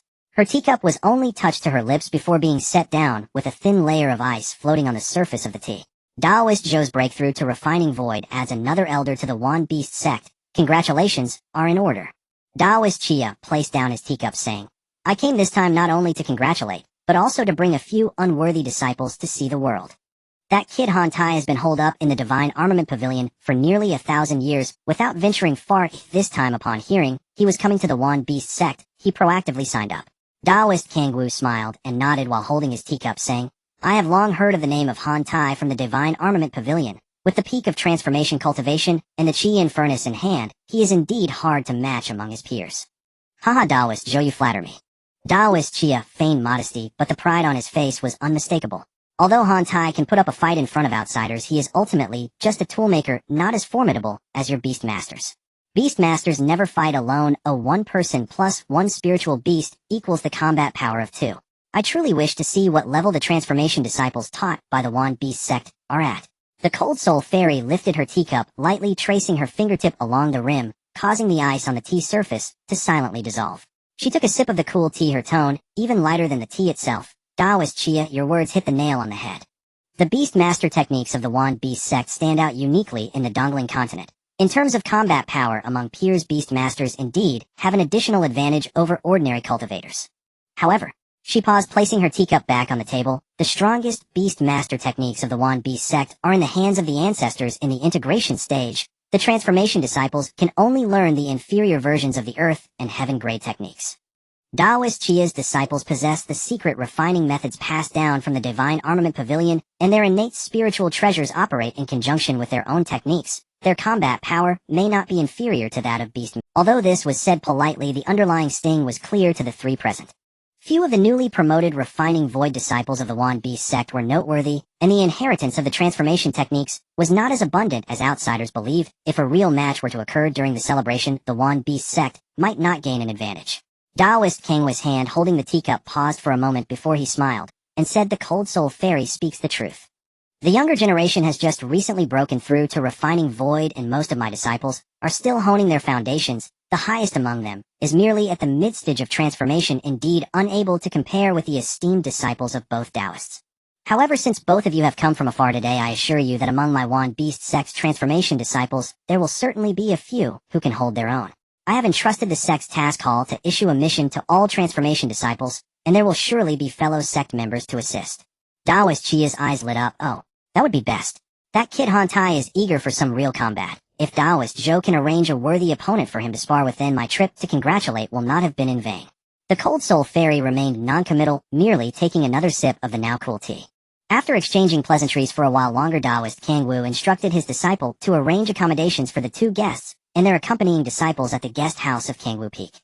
Daoist Chia, along with Han Tai and 2 other transformation disciples, exited the main hall, continuing to pat Han Tai's shoulder and giving him instructions. The Cold Soul Fairy walked behind, followed by a female transformation disciple expressionless carrying her sword box, which had a layer of frost on it. Once the guests were settled, Daoist Kangwu returned alone to the main hall, sitting back in the Grand Master's chair. He took a sip from the now cold teacup and then retrieved the sign-up roster just sent by the task hall. The roster was short, listing only about 10 individuals. His gaze began scanning from the first name down. Zhou Yu, the 3rd disciple under the head of the law enforcement hall at the peak of transformation with the 100 Beasts technique and a golden-eyed eagle. Daoist Kangwu nodded slightly. He was well aware of the combat strength of the close disciples from the law enforcement hall. Zhou Yu ranking among the top 3 in the inner sect was no coincidence. With him present, they could at least hold their ground in a tough match during the celebration. The second name was a close disciple of a certain refining void elder at the late stage of transformation, adept at commanding water element demon beasts. The third was another peak transformation intersect steward, having been in the intersect for many years. Although he didn't have the support of a refining void master, he had built a solid foundation. His gaze continued scanning down, stopping for a moment at the second to last name. Fang Ze, intersect steward peak transformation. He had no impression of this name. With hundreds of intersect stewards in the Wan Beast sect, it was impossible for him to remember each one, yet Fang Ze's registration information was exceedingly brief: a newly ascended cultivator, less than 100 years in the sect, with no master and no record in the sect's grand competition. A newly ascended transformation cultivator, even if he had broken through to the peak of transformation, how much actual combat experience could he possibly have? Daoist Kangwu lingered on Fang Ze's name for less than 2 breaths before closing the roster. He did not delete this name. Signing up was voluntary, and to dare come showed some courage. However, to expect this person to gain an advantage against the close disciples from the Divine Armament Pavilion and Xianin Valley was indeed unrealistic. He set the roster on the table corner, instructed his disciple to arrange the celebration matters, then rose and headed to the quiet room. 7 days later, clouds swirled above Kangwu Peak, and dozens of jade low tables were arranged on both sides of the platform at the peak. The various peak masters, close disciples of the elders, and representatives from allied forces with the sect were all seated. Su Heng and his daughter Su Man sat in a rear position on the left side, with a delicate red copper gift box placed before Su Heng, containing a 60-year spiritual ginseng aged 5,000 years, a family heirloom of the Su family. This gift was neither too shabby nor too ostentatious for a refining family like the Su family. It was just right. Su Man did not look at the gift list. Since sitting down, she had been glancing towards the empty area in the center of the platform, where no one had yet stood, seemingly waiting for something. At the main seat directly in front of the platform, Daoist Kangwu sat alongside Daoist Chia and the Cold Soul Fairy. Each of them had a cup of spiritual tea before them, the aroma wafting gently, and the atmosphere appeared harmonious. As the main character of the celebration, Daoist Kangwu stood up first to speak a few words of wisdom. He began with the opportunity of breaking through from transformation to refining void, discussing the challenges of the unity of the 5 elements, the dangers of infusing spiritual power, and the unpredictable trials of refining the heart. His tone measured, occasionally inserting a personal experience from his breakthrough as an example. Many transformation disciples present listened intently, and Su Man perked up her ears to jot down a few key points. Though she was not yet at the stage of attempting refining void, these experiences would serve as invaluable first-hand material for the future transformation members of the Su family. After the lecture, Daoist Chia set down his teacup and smiled, saying, "Daoist Zhou speaks thoroughly. However, I am a simple person who understanding principles is not as good as witnessing practical combat. In my view, today's weather is just right. Why not let the disciples come out to stretch their muscles, and let me witness the prowess of the transformation disciples of the Wan Beast sect?" Daoist Kangwu, upon hearing this, did not decline and nodded. "Since Daoist Chia has such an interest, then let us follow your suggestion. This competition will focus on communication and will be limited not to harm the foundations. Which disciple will come up to learn from the skills of Han Tai, the disciple of the Divine Armament Pavilion?" As soon as the words left the main seat, Zhou Yu stood up from the left. He lifted the hem of his robe and walked steadily to the center of the platform, bowing to the 3 refining void cultivators, then turned to face the Divine Armament Pavilion seats, his voice clear. "I am Zhou Yu from the Law Enforcement Hall of the Wan Beast sect. Please guide me, Han Shixiao."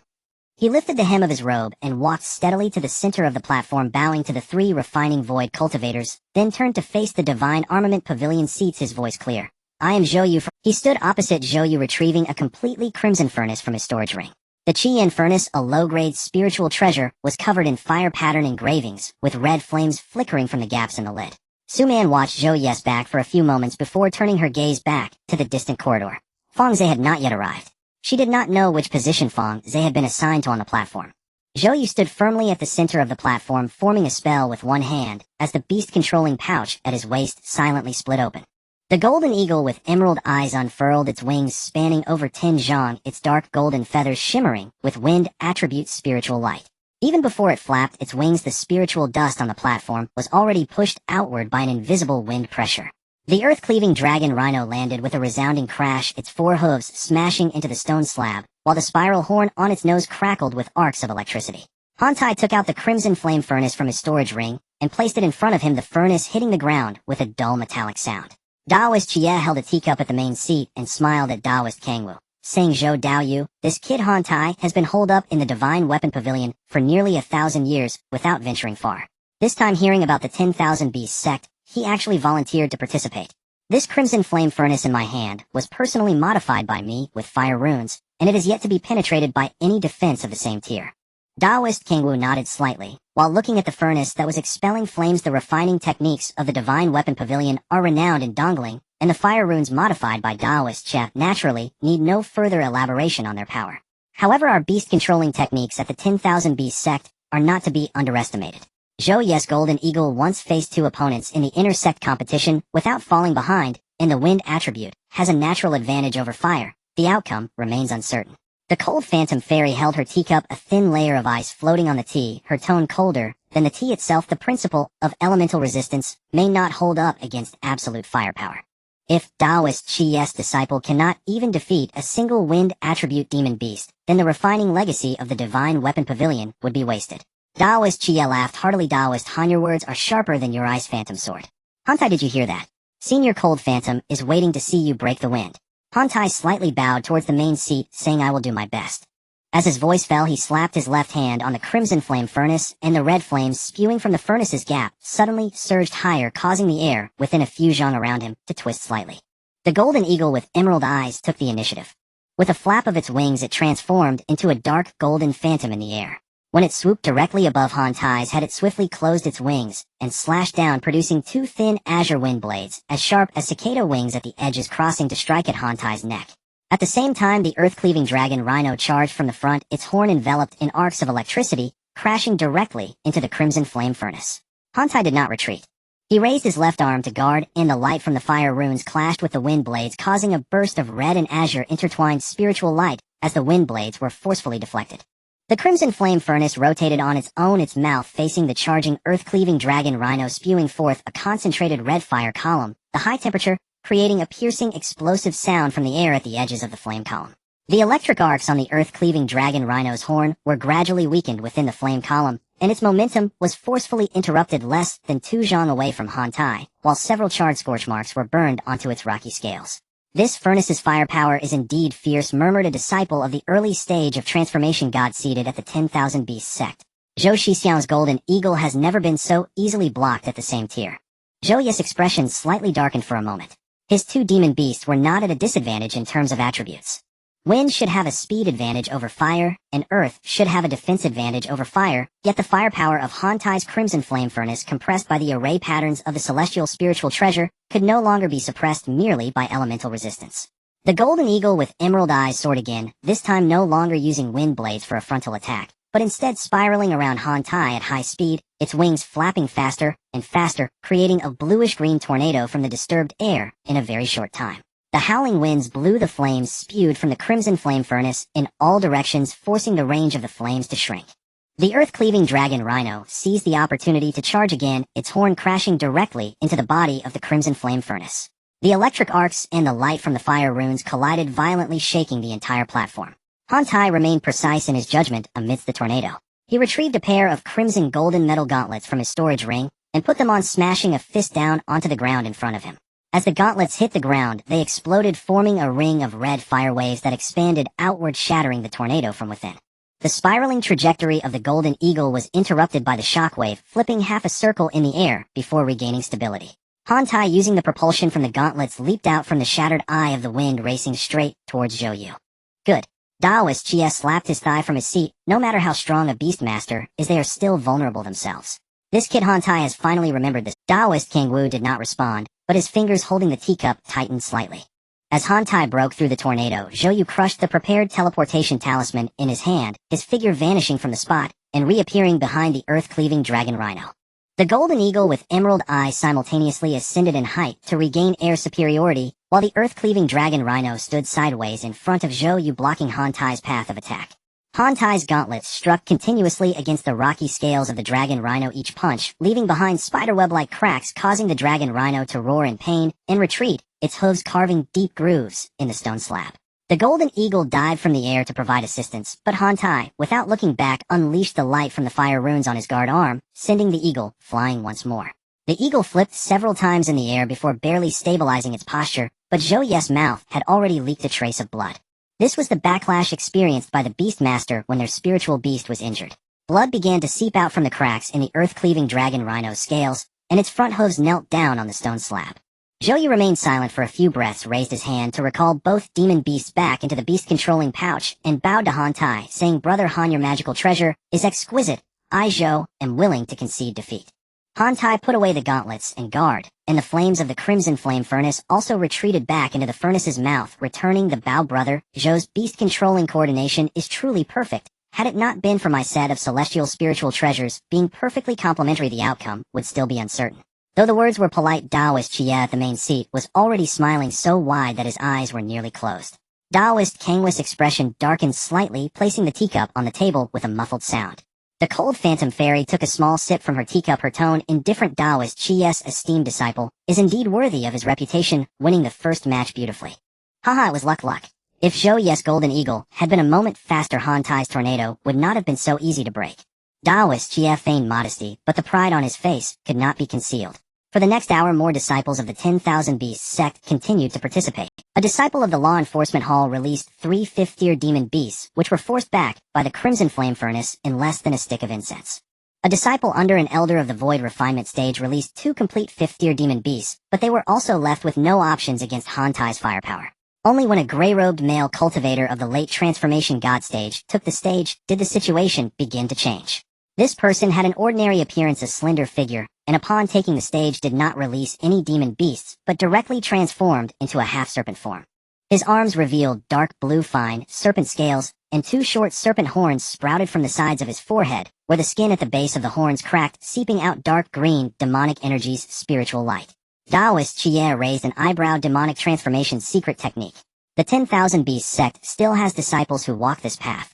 Taoist Kangwu set down his teacup. "This child is not under my guidance. He was discovered by an elder of the void refinement stage from the outer sect. He has fused a trace of the blood essence of a 6th-tier venomous serpent within him, and after half-serpent transformation, his physical strength is comparable to that of a defensive celestial spiritual treasure. Though Taoist Xie's esteemed disciple has fierce firepower, it might be difficult to fight at close range against the serpent claws." Taoist Xie waved his hand dismissively. "No matter how strong half-serpent transformation is, it is still flesh. Flesh will always be at a disadvantage against celestial spiritual treasures." Han Tai stood on the stage observing his opponent, whose body was completely covered in dragon scales, with a demeanor more cautious than when he faced Zhou Yu. He initiated the attack, first activating the crimson flame furnace to shoot out a pillar of flames for a test. The half-dragon cultivator sidestepped to avoid the hottest area of the flame pillar, braving the residual flames to surge forward with dragon claws aimed directly at Han Tai's chest. Han Tai raised his left arm to block as the dragon claws scraped against the protective arm guard, producing a jarring metallic friction sound, and surprisingly several cracks appeared on the surface of the guard. Taking advantage of the momentum, Han Tai retreated to create distance, and the crimson flame furnace targeted the half-dragon cultivator again, releasing a second flame pillar. The half-dragon cultivator once more sidestepped the core of the high temperature. The surface of the dragon scales was scorched with a few burn marks, yet the scales themselves remained unharmed. The two fought back and forth on the stage for several dozen rounds. Han Tai maintained an advantage in firepower at mid to long range, but the half-dragon cultivator managed to withstand the residual flames and close the distance each time.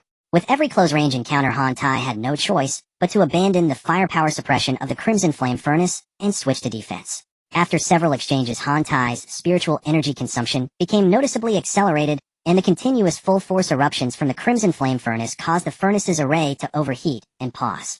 The half-dragon cultivator seized the moment, swatting aside the crimson flame furnace with one claw, while the other claw aimed for Han Tai's chest. Han Tai hurriedly retreated outside the circle. "Thank you for your guidance." The half-dragon cultivator retracted his claws, and the dragon scales slowly peeled away from his arm. Han Tai took a deep breath, cupped his hands in a salute, and turned to return to his seat at the divine weapon pavilion. The smile on Daoist Chiya's face instantly froze. He shot Han Tai a glare wanting to say something, but ultimately just took a large sip from his teacup. Daoist Kangwu finally relaxed his fingers that were pressed on the armrest and leaned slightly to whisper something to the disciple beside him. Fairy Hampa, however, showed no reaction, merely placing her teacup back on the table and saying, "The beast transformation secret technique counters fire attribute magical treasures closely. The loss is not unjust." The brief moment of ease did not last long. Another figure stood up from the divine weapon pavilion's seat.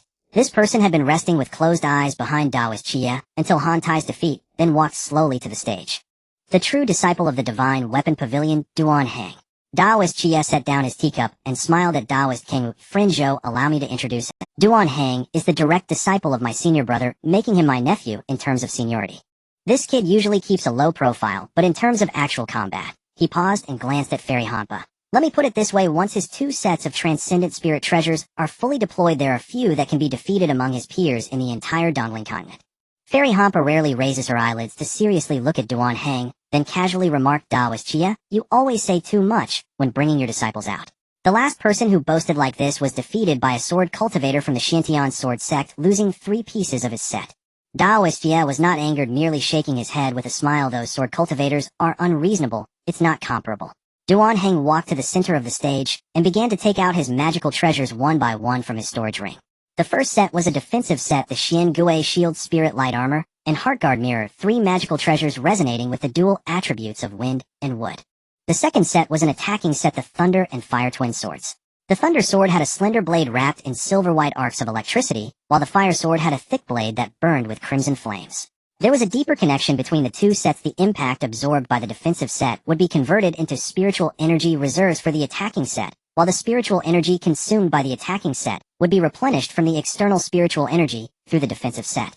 Daoist Kangwu focused on the flow of spiritual light between the 2 sets surrounding Duan Hang, his brow slightly furrowing. "Daoist Chia, when did your divine weapon pavilion start equipping the transformation cultivators with 2 sets of these? Such a grade of transcendent spirit treasure, said even a refining void cultivator might not be able to assemble a complete set." "Friend Zhou, you may not know," Daoist Chia leisurely sipped from his teacup. "Duan Hang crafted these 2 sets of magical treasures himself. This kid's talent in tool refinement surpasses that of his master back in his youth. He completed everything from material selection to array patterns on his own. I merely lent him a refining room." The half-dragon cultivator was unable to hold on against Duan Hang for even a short while. His dragon claws left no mark on the Xian Gui shield, while Duan Hang's Thunder and Fire Twin swords alternated in their attacks. The Thunder Sword first paralyzed the demonic power defense on the surface of the dragon scales, followed closely by the Fire Sword taking advantage of the moment to strike. After several successive strikes from the swords, the half-dragon cultivator's scales shattered and fell off, and a small piece of his dragon horn was also sliced off by the Fire Sword. After barely holding on for several rounds, he was finally knocked out of the circle by a horizontal strike from Duan Hang's sword, kneeling on one knee and gasping for breath. Duan Hang sheathed his sword and stood in the center of the stage, casting a blank gaze at the seats of the 10,000 Beasts sect. He did not speak, but that look was enough to convey everything. The seats of the 10,000 Beasts sect fell into silence, with the transformation disciples nudging each other, unwilling to stand up. Those who could take the stage had already done so, the direct disciples of the law enforcement hall, the refining void elders, and those with the beast transformation secret techniques had all been defeated. Among the remaining disciples, none were stronger than these 3 types. Daoist Jia did not mock them, merely swirling his teacup slowly while wearing a serene expression as if sitting firmly on the fishing platform. Fairy Hampa picked up the now cold tea and took a small sip, her tone still flat. "Daoist Kangwu, does your esteemed sect have any transformation disciples willing to take the stage? If not, I think it would be best for this competition to conclude here." Daoist Kangwu glanced down at the task roster on the corner of the table, remaining silent for a moment. Just as he was about to close the roster and announce the end of the competition, a dark blue figure stood up from the far corner of the seats. Fang Ze walked slowly. He did not sweep aside his robe like Zhou Yu to display his demeanor, nor did he walk like Duan Hang to showcase his magical treasures for intimidation. He simply walked unhurriedly to the center of the platform, stood opposite Duan Hang, then turned to face the 3 refining void experts on the main seat, bowing in salute. A murmur arose from the seats of the 10,000 Beasts sect. In a seat further back, someone quietly asked the person next to them who this person was. Some said he was from the disciple peak, others said he was a ascended cultivator, and some mentioned he was the one who stood beside Zhou Yu during the first sign-up and had gone up. No one could recall his name, nor did anyone know his capabilities. Daoist Kangwu looked at this young man. He had no impression of his brow furrowing slightly. He remembered that there was a surname Fang on the roster, but the registration information for this person was extremely brief. Ascended cultivator, less than 100 years in the sect, no master, no records in the sect's grand competition. He fell silent for a moment, then spoke with a hint of hesitation in his tone. Nephew Fang, do you know that this Duan nephew's 2 sets of transcendent spirit treasures are ones even refining void cultivators might not be able to assemble? Are you certain you want to take the stage? The voice of Fang Ze was not loud, but the entire platform was silent enough to hear a pin drop, each word clear in the ears of everyone present. He lowered his hand and added in a flat tone, but before I make a move, I would like to request a condition from the senior. The hand of the Qi Daoist holding the teacup paused, and he raised an interested eyebrow. Interesting, a fully realized transformation stage practitioner proposing conditions. This is a first for me. The Hanpa fairy lifted her eyelids to glance at Fang Ze, then looked away. You have courage, but I wonder if you possess the ability to match it. The Zhongwu Daoist ignored the banter between the two, focusing on Fang Ze. What condition? If I happen to win, I wish for a private discussion with the senior. I have matters to request. All present, both juniors and seniors, can witness this. The Zhongwu Daoist was momentarily taken aback, quickly realizing that this young man wanted to bind him with his words to prevent any future regret. He nodded slightly. Fine. If you win, I will fulfill any condition you propose as long as it is within my ability. But if you fail... The tone of the last phrase shifted, carrying an oppressive undertone. Fang Ze remained composed, bowing once more before turning to face Duan Hang. Han Tai leaned forward from his seat at the Divine Armament Pavilion and called out, Senior Brother Duan, this person has been watching us from below the stage. He must have some preparations. Do not be careless. Duan Hang did not turn back. He simply pushed the Xian Gui shield forward half a foot, drawing the Thunderfire twin sword simultaneously. Fang Ze raised his hand and gently tapped the beast pouch at his waist. A dark golden cloud of insects surged silently from the pouches, opening over 305th stage mutated gold-devouring insects arranged according to their attributes in the corners and center of the insect formation, some exhibiting unusual colored patterns on their surfaces. This was the unique mark of the mutated gold-devouring insect. The rear was pressed down by 20 to 30,000 low-level gold-devouring insects. As the cloud spread, it obscured the sky and swallowed much of the light above the platform. Duan Hang's pupils abruptly contracted at the moment the insect cloud spread out. He said nothing but activated the Xian Gui shield to its utmost, and the arcs of electricity and flames on the Thunderfire twin swords surged intensely. The Qi Daoist held the teacup suspended in midair, the rim just inches from his lips, yet he did not drink. He squinted at the cloud of insects that obscured the sky, his gaze sweeping across the more than 100 mutated insect kings, then turned to look at the Zhongwu Daoist, a crack of unease finally appearing in his previously calm tone. Over 305th stage gold-devouring insects, and among them, there are mutated individuals. This scale is comparable to the true disciples of the insect control peak.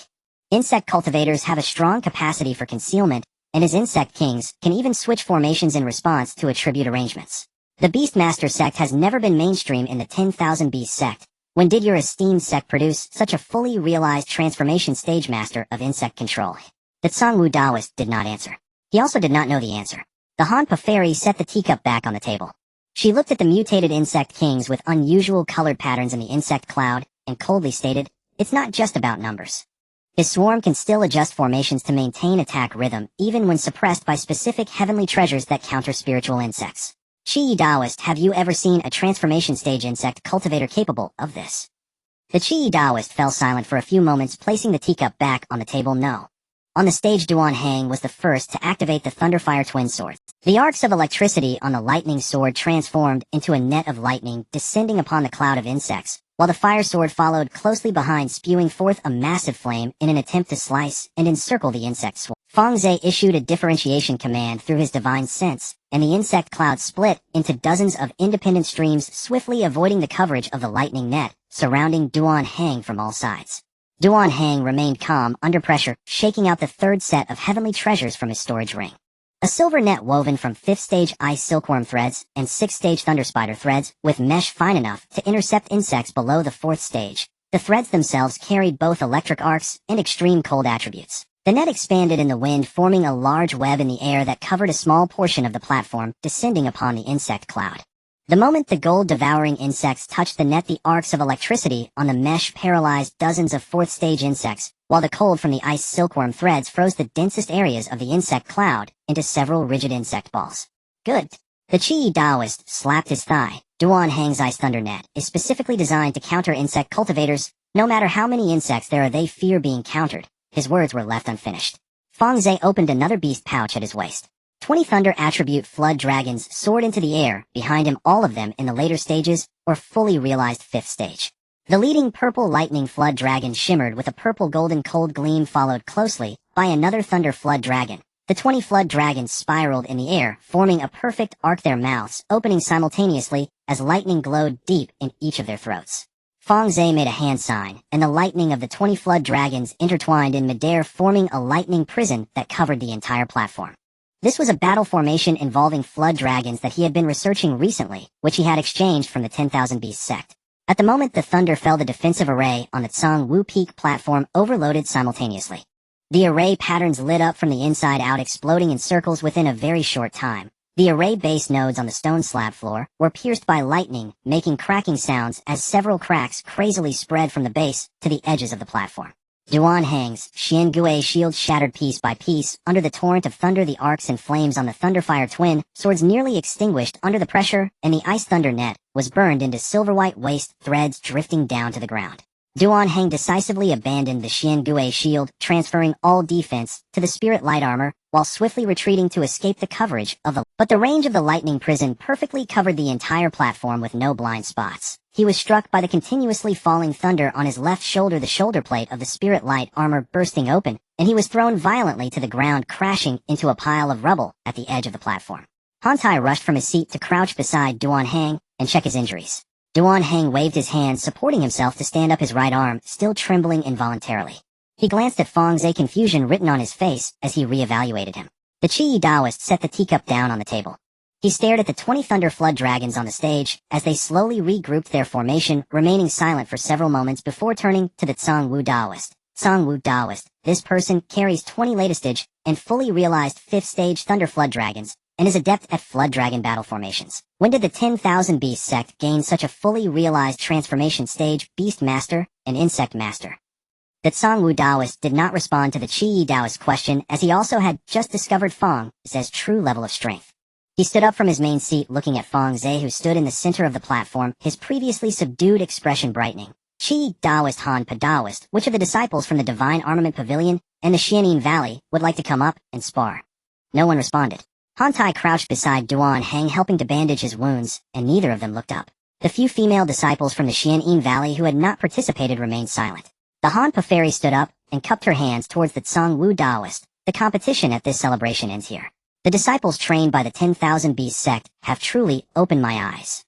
The Tsangwu Daoist returned the gesture and turned to Fang Ze. Fang Shidi, I have noted the condition you mentioned earlier. Please follow me. The door of the quiet room on Kangwu Peak closed behind him, isolating the noise of the celebration outside. This quiet room was not large, with soundproofing restrictions embedded in the walls. The only furnishings inside were a tea table carved from the root of an old tree and a few cushions. Kangwu Daoist sat down on one side of the tea table, gesturing for Fang Ze to sit opposite him. He personally picked up the teapot and poured a cup of spiritual tea for him. The steam from the tea rose gently between the two, carrying a hint of the fragrance of bitter bamboo. Nephew Fang, I must thank you for today's matter in advance. Kangwu Daoist spoke without putting on airs of a refining void cultivator, his tone candid. Both Dao friends from the Divine Weapon Pavilion and the Xianin Valley came bearing their personal disciples, claiming to offer congratulations, yet we all know their true intentions. If it weren't for your stand today, I would have been unable to face anyone. Speak, what are your conditions? Fang Ze did not beat around the bush, placing the teacup on the table, and said earnestly, I hope to obtain a heavenly tier beast control technique. Kangwu Daoist paused for a moment. His hand holding the teacup did not move immediately. He set the teacup back on the table and began to speak. Nephew Fang, you may be more aware than I of the preciousness of heavenly tier techniques within the 10,000 Beast sect. The highest level techniques displayed outside the library are only at the earthly tier, and techniques above the heavenly tier must either be earned through great contributions approved by the sect's elders or taught personally by a certain ancestor at the end. You protected me from provocations by the outer sect during the celebration, and I remember this favor, but the authority to grant heavenly tier techniques is not in my hand. I have just broken through the refining void stage, and the technique I am practicing is still the one passed down from my master, so I do not have the qualifications to accept disciples and teach techniques. He paused, looking into Fang Ze's eyes, then shifted his tone. However, I can introduce you to someone. My master, one of the integration stage ancestors of our sect, is known as the Hunyuan Dao Jun. My master has not taken on students for many years, and I am his closed-door disciple. But your situation is somewhat special. Beast tamers are already rare in the Dongling continent, and those capable of mastering both the art of taming insects and taming dragons are even more scarce. Based solely on the display of over 300 fifth-tier mutated golden eaters and 20 thunder dragons you showcased today on stage, even my master might not remain indifferent. Thank you for the introduction, senior. Fang Ze stood and bowed. Kangwu Daoist waved his hand to indicate he should sit down, his tone becoming solemn. Don't be in a hurry. I must say up front that my master has very high standards for accepting disciples. I was able to enter his teachings because I tamed a fifth-tier perfected mutated beast on my own during the mid-integration stage. Your performance today was indeed impressive, but whether it can move him I cannot guarantee. If my master does not agree, do not lose heart. I will think of other ways to help you secure a transitional earthly tier beast control technique for use. 3 days later, Kangwu Daoist led Fang Ze through the numerous restrictions in the depths of the sect, arriving at a floating mountain peak. This mountain peak was several times larger than Kangwu Peak, entirely enveloped by a golden protective restriction. The spiritual patterns on the surface of the restriction flowed at an extremely slow pace, barely flickering every few moments, yet it gave Fang Ze a sense of pressure. This sense of pressure did not stem from the strength of the restriction itself, but rather from the aura sealed within it. That aura was not deliberately released, merely seeping out naturally from deep within the mountain. Kangwu Daoist stopped before the restriction, took out a jade token, and pressed it against the barrier. The barrier silently split open, and the two stepped through one. The entrance of the cave at the peak was open with no spiritual beasts guarding it nor disciples stationed at the door, just 2 old trees, whose names Fang Ze could not. The trunks were thick enough that several people would need to embrace them together, the canopy blocking out most of the sky above the cave with roots sinking deep into the rocks, the surface of the root system visible, with faint golden patterns similar to those of the protective restriction. The furnishings inside the cave were even simpler than the quiet room on Kangwu Peak. A stone bed, a stone table, a few cushions, and a wall hanging of a faded landscape painting that was almost indistinguishable. On the stone bed sat an old man appearing to be in his 60s or 70s with hair gray and white, casually tied up with a wooden hairpin at the back of his head. He wore a long gray robe, the cuffs frayed, and on his feet were a pair of straw sandals. His stature was not tall, and he even looked somewhat thin and frail sitting on the stone bed, yet the moment Fang Ze saw him, all the spiritual energy of the beast in his beast control pouch converged to the utmost degree. The golden boy shrank into a ball and the beast pouched the body of the purple lightning dragon, stiffening slightly, even the blue feathered wings that were sleeping in the space. It was a kind of instinctive awe, like an ant sensing the approach of a giant elephant, knowing without any reason that it must bow low. Integration stage, the only integration ancestor of the 10,000 Beasts sect. Master, I bring nephew Fang to see you. Kangwu Daoist bowed before the stone bed, then stepped aside to let Fang Ze move forward. Fang Ze bent down to pay his respects, his demeanor respectful, but not servile. Junior Fang Ze, greeting Hunyuan ancestor. Hunyuan Dao Jun lifted his eyelids to glance at Fang Ze. Just that one glance made Fang Ze feel as if he was seen through entirely. Perfected integration stage, your foundation in spiritual energy is considerably more solid than others at the same level. Hunyuan Dao Jun spoke, his voice sounding younger than his appearance. I heard from Kangwu about the matter of you releasing over 300 fifth-tier mutated golden eaters at the Kangwu Peak celebration. Few people walk the path of insect taming in the Dongling continent, and even fewer can master it. Reaching this level already makes you rare at the integration tier. Kangwu Daoist added timely. Nephew Fang is not just an insect tamer. He also unleashed 25th tier late stage and perfected thunder dragons during the celebration, employing a dragon battle formation. I witnessed that the thunder prison formation he deployed could withstand even Duan Hang's 2 sets of top tier spiritual treasures. Hunyuan Dao Jun's gaze lingered on Fang Ze's face, as if reassessing an item. After a moment, he slightly nodded. Mastering both insect taming and dragon taming, you have succeeded in both paths. I have already heard about the battle from 3 days. Achieving perfected integration while simultaneously commanding both the insect formation and the dragon battle formation is indeed rare among the same level in the sect. You are qualified to have me take another look. However, there is one thing I must clarify in advance. Kangwu is my closed-door disciple, and I will not accept any more disciples. But, he glanced at Kangwu Daoist, you may take him on. I will pass on the techniques, and you will take care of the person. As long as he belongs to our sect, it does not violate any rules. Fang Ze and Daoist Kangwu were both momentarily stunned. Daoist Kangwu was the first to react, bowing respectfully and saying, disciple obeys. Fang Ze then turned to Daoist Kangwu and solemnly bowed. Disciple pays respects. Daoist Kangwu reached out to support his arm, filled with a sense of nostalgia. I have only recently broken through to the refining void stage and had not considered taking into. However, since Master has spoken, your disciple will not be at a loss. It was you who held up the entire celebration. I only assisted you in passing through smoothly. The Hunyuan Dao Jun stood up from the stone couch and walked to the cave wall, gently pressing his hand against it. The entire stone wall silently split open, revealing a passage leading deep into the mountain.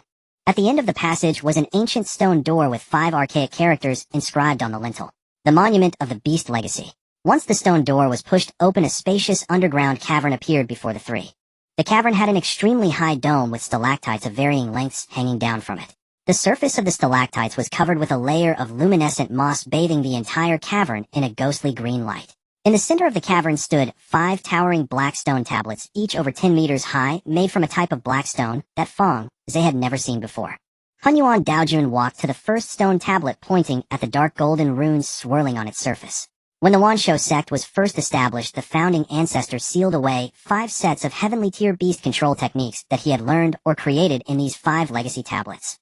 Subsequent cultivators at the combined body stage added their own understandings and supplements to the techniques, but the core inheritance of the 5 stone tablets has remained unchanged. Any inner disciples of our sect, upon being recognized by the combined body ancestors, and personally unlocking the seals, may accept the complete inheritance of one of these. Today I will unlock the seal for you. As for which technique to choose, he turned to Fang Ze. Listen to my introductions one by one before making your decision. He first walked to the leftmost stone tablet. The runes on the tablet glimmered slightly as he approached, revealing the fleeting shadow of a bird with outstretched wings deep within the runes. The Heavenly Rock Wind Control Technique, low-grade heavenly tier. A wind attribute beast control technique. Those who cultivate this technique will use avian-type demonic beasts as their main force, resonating with the wind attribute birds to enhance their speed and the power of wind-related spells. When the technique is cultivated to completion, one can transform into a rock soaring thousands of miles. A cultivator at the god transformation stage, harnessing 5th tier birds, can achieve speeds that leave most of their peers in the dust. This technique is the most commonly chosen heavenly tier technique within the sect. It is easy to grasp with complete inheritance. Its only drawback is its relatively low grade, as there are no subsequent techniques to follow after reaching the late combined body stage. He then walked to the second stone tablet. Arcs of electricity danced between the dark golden runes. The true technique of beast control through thunder, low-grade heavenly tier. This technique, centered on thunder attribute demonic beasts, allows practitioners to convert their spiritual power into thunderous force, injecting it into the demonic beasts to enhance the power of thunder-related spells. Simultaneously, the thunderous power of the demonic beasts can also flow back to the cultivator, creating a dual cycle. Given that you have a considerable number of thunder dragons, and they are of decent quality, cultivating this technique would indeed be a good choice. However, this technique does not conflict with the dragon battle formation you used earlier. The formation is a tactic and the technique is foundational. The two can complement each other. The third stone tablet emanated a chilling aura. Hunyuan Daojun stood before the tablet, and the water blue glow emitted by the flowing runes cast a faint blue hue upon his gray and white hair. The true scripture of water control, low-grade heavenly tier. A water attribute beast control technique, focusing on water attribute demonic beasts. It can manipulate water spiritual power for both defense and entrapment effects. Once cultivated to the refining void stage, one can transform the area around them into a chilling sea of water, where enemies caught within feel as though they have fallen into a deep dark current, suffering from slowed actions and doubled spiritual power consumption. While it offers ample defense, its attack power is relatively weak. However, when used in conjunction with other offensive methods, its defensive counterattack effect is second to none among all heavenly tier techniques within the sect. The runes on the fourth stone tablet were completely different in color from the first 3. The entire tablet exuded a scorching heat wave, and one could sense the destructive aura of annihilation from a distance. The flame control technique, mid-grade heavenly tier. A fire attribute beast control technique. This is the highest ranked technique among the 5 stone tablets, aside from the strongest one. Practitioners of this technique use fire attribute demonic beasts as their main force, transforming their dantian into a furnace of flame, infusing their fire's spiritual power into the demonic beasts, greatly enhancing their power. With the support of this technique, fire attribute demonic beasts have no rivals among their peers. However, the cost is also considerable, though every time it is fully activated it leaves fire poison within the meridians, and if the fire poison accumulates to a certain degree, it will damage the foundation, necessitating the periodic consumption of fire cleansing pills to resolve. He glanced at Fang Ze. I have sensed your South Bright Fire Sword and Fire Crow Gourd. Your foundation in fire attributes is commendable. If you choose this technique, your fire combat power could increase significantly from its current state. Finally, he walked to the central stone tablet. This stone tablet towered over the other 4, and the dark golden runes on its surface flowed at a noticeably faster and denser rate, with 5 different colors of spiritual light flickering in alternation within the layers of runes. Gold, green, blue, red, and yellow, the 5 colors connected to form a complete circle, slowly rotating deep within the heart of the tablet. The scripture of the 5 Chi beast control. When Hunyuan Daojun spoke this name, his tone carried an additional layer of complexity compared to when he introduced the other techniques. This technique in essence does not belong to the same grade as the other 4 techniques.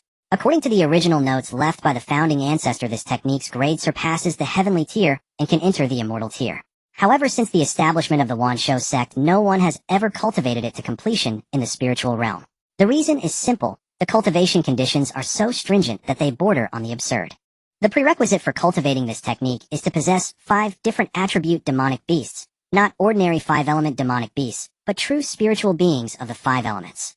The technique requires the fusion of the blood essence of 5 true spirit-level demonic beasts representing the 5 elements with the cultivator's own blood essence, restructuring the Dantian foundation with the power of the 5 spirits to activate the first level of the technique. The blood essence of ordinary demonic beasts cannot withstand the spiritual pressure when the technique operates, and forcing a fusion will only lead to the death of the beast and backlash against the cultivator. Even cultivating only the first level requires at least 1 true spirit-level demonic beast as a catalyst, and each subsequent level requires continuous infusion of blood essence from corresponding attribute true spirit demonic beasts. He turned to Fang Ze and said, "As for the number of true spirit demonic beasts in the Dongling continent, you should have some understanding by now, without me saying. The sect's guardian dragon, the Shenlong, is a true spirit left over from ancient times. Besides that, there are 1 or 2 mixed blood true spirits at the refining void level. Gathering 5 different attribute true spirits is a question of whether it's even possible across the entire Dongling continent. Thus, the strongest technique among these 5 stone tablets is also the one that is chosen the least. It's not that disciples do not want to choose it, but even if they do, there is no way to practice it." After Hunyuan Daojun finished speaking, he stood with his hands clasped behind his back in front of the stone tablet, waiting for Fang Ze to make a decision. Taoist Kangwu also looked at Fang Ze, his eyes filled with curiosity. He too wanted to know which path this god transformation perfected cultivator who had surprised him at the celebration would choose. Fang Ze did not respond immediately. His gaze swept over the 5 stone tablets one by one, directly ruling out the Tianpeng Yufeng Ju.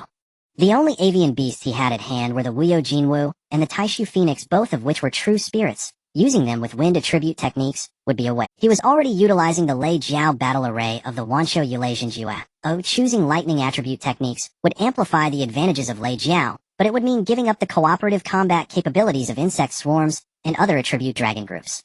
The Xianming Yushui Xinjing leaned more towards defense, offering limited value to his already ample offensive capabilities. The Finshin Yusho Ju had the highest grade being of the mid-tier heavenly rank with formidable attack power. It could form a powerful synergy with his existing Nanjing Lihua Hoya Hulu and Huashou In, yet the cost of fire toxicity was a significant drawback. Then his gaze landed on the central stone tablet that shimmered with 5 colors. 5-element true spirits. Beasts of 5 attribute origins. This condition would be a fantasy for anyone in the spirit realm, but not for him. Mo was Xuanwu bloodline and Lan Yes Phoenix bloodline were of fire. Ao Shaoqi's true dragon bloodline leaned towards ice, but the dragon clan's origin is water. The Wuyo Jinwu is of fire and light. The Du Jiaohiu is of wind. The Jiutian Xuandu is of the 3 lights, and the Yueguan Shuhu is of the 9-tailed celestial fox. He had plenty of mixed blood or near-true spirit potential beasts in his space. Although most bloodlines had not fully awakened yet, with the Wanling tablet in hand, he could gradually accumulate the vital essence. For others, the cultivation conditions would be a dead end, but for him, it was merely a matter of time. Junior chooses the Wookiee Yuling Jing. The Kangwu Taoist frowned, and was about to advise him when the Hunyuan Daojun raised his hand to stop him. The elder's gaze lingered on Fang Ze's face for a few moments, then he made a gesture that surprised the Kangwu Taoist. He smiled. It was not the previous polite nod, but a genuine curve flashed at the corner of his mouth. "What is the attribute of your spiritual root?" Hunyuan Daojun inquired. "Junior has the 5 spiritual roots." The Kangwu Taoist abruptly turned to look at Fang Ze, disbelief written all over it. The 5 spiritual roots are universally acknowledged in the cultivation world as the most inferior type of spiritual root, the worst qualification. In a resource-scarce place like a small world, even reaching the Qi refinement stage is difficult, let alone foundation, establishment, golden core, nascent soul, or transcendence, and then ascending to the spirit realm. He suddenly understood why Fang Ze had shocked him so much when he released over 300 mutated gold-devouring insects at the celebration. Although a 5 spiritual root cultivator possesses several times more spiritual energy than a single spiritual root cultivator of the same level, their cultivation speed is maddeningly slow. This person managed to cultivate from the Qi refinement period to the completion of the transcendence in the small world. Either he has great fortune or his Dao heart is resilient to a terrifying degree, or perhaps both. Yet Hunyuan Daojun did not show any surprise. He merely nodded slightly, as if Fang Ze's choice confirmed a judgment in his heart. 5 spiritual roots, 5 attribute techniques. Very well. I mentioned earlier that the Wookiee Yuling Jing requires the vital essence of a true spirit beast as a catalyst even for the first layer. Let me ask you, do you have a true spirit? Fang Ze did not respond. He merely gently touched the whale pendant with his divine sense. A trace of the Taishu Phoenix's aura leaked from the beast bag, just a trace. Lan Yu only emitted a wisp of the yin-yang fire's spiritual energy fluctuation, which has a distinct pressure quality unique to true spirit-level beasts, fundamentally different from the spiritual energy fluctuations of ordinary beasts. The 5 stone tablets in the cave simultaneously emitted a humming sound, with the central stone tablet of the Wookiee, Yuling Jing, reacting most violently. The 5-colored spiritual light on the tablet suddenly brightened for an instant, and the speed of the 5 colors swirling accelerated. Kangwu Daojun took half a step back, instinctively raising his hand to shield himself. He stared wide-eyed at Fang Ze, opening his mouth as if to ask something, but ultimately swallowed his words. Hunyuan Daojun closed his eyes to sense for a moment, and when he reopened them his face showed no shock, just a sense of understanding, as if it were expected. The first-generation ancestor left a note. He began slowly, stating that the Wookiee Yuling Jing can only be cultivated by those with 5 spiritual roots, cannot be entered by anyone but true spirits, and cannot be achieved without great fortune. I have spent countless years in the Wanshou sect, and the conditions of 5 spiritual roots and true spirits have never appeared in the same person until today. Since you have a true spirit, and are a 5 spiritual root, cultivating the Wookiee Yuling Jing is no longer a question of possibility, but rather a matter of fate. Fate. Fang Ze repeated the 2 words. You may not believe in fate. Hunyuan Daojun looked into his eyes. But you chose this path, and coincidentally, you carry all the keys needed for this path. The 5 spiritual roots are locks, true spirits are keys, and great fortune is the hand that opens the door. The probability of these 3 elements coming together, even in my long life, I've only seen it in the notes of the first-generation ancestor, never in a living person. He turned to Kangwu Daojun and said, Kangwu, you have a good disciple. He has chosen this path, and the sect will consider providing resources needed for his future breakthrough to the void refinement stage.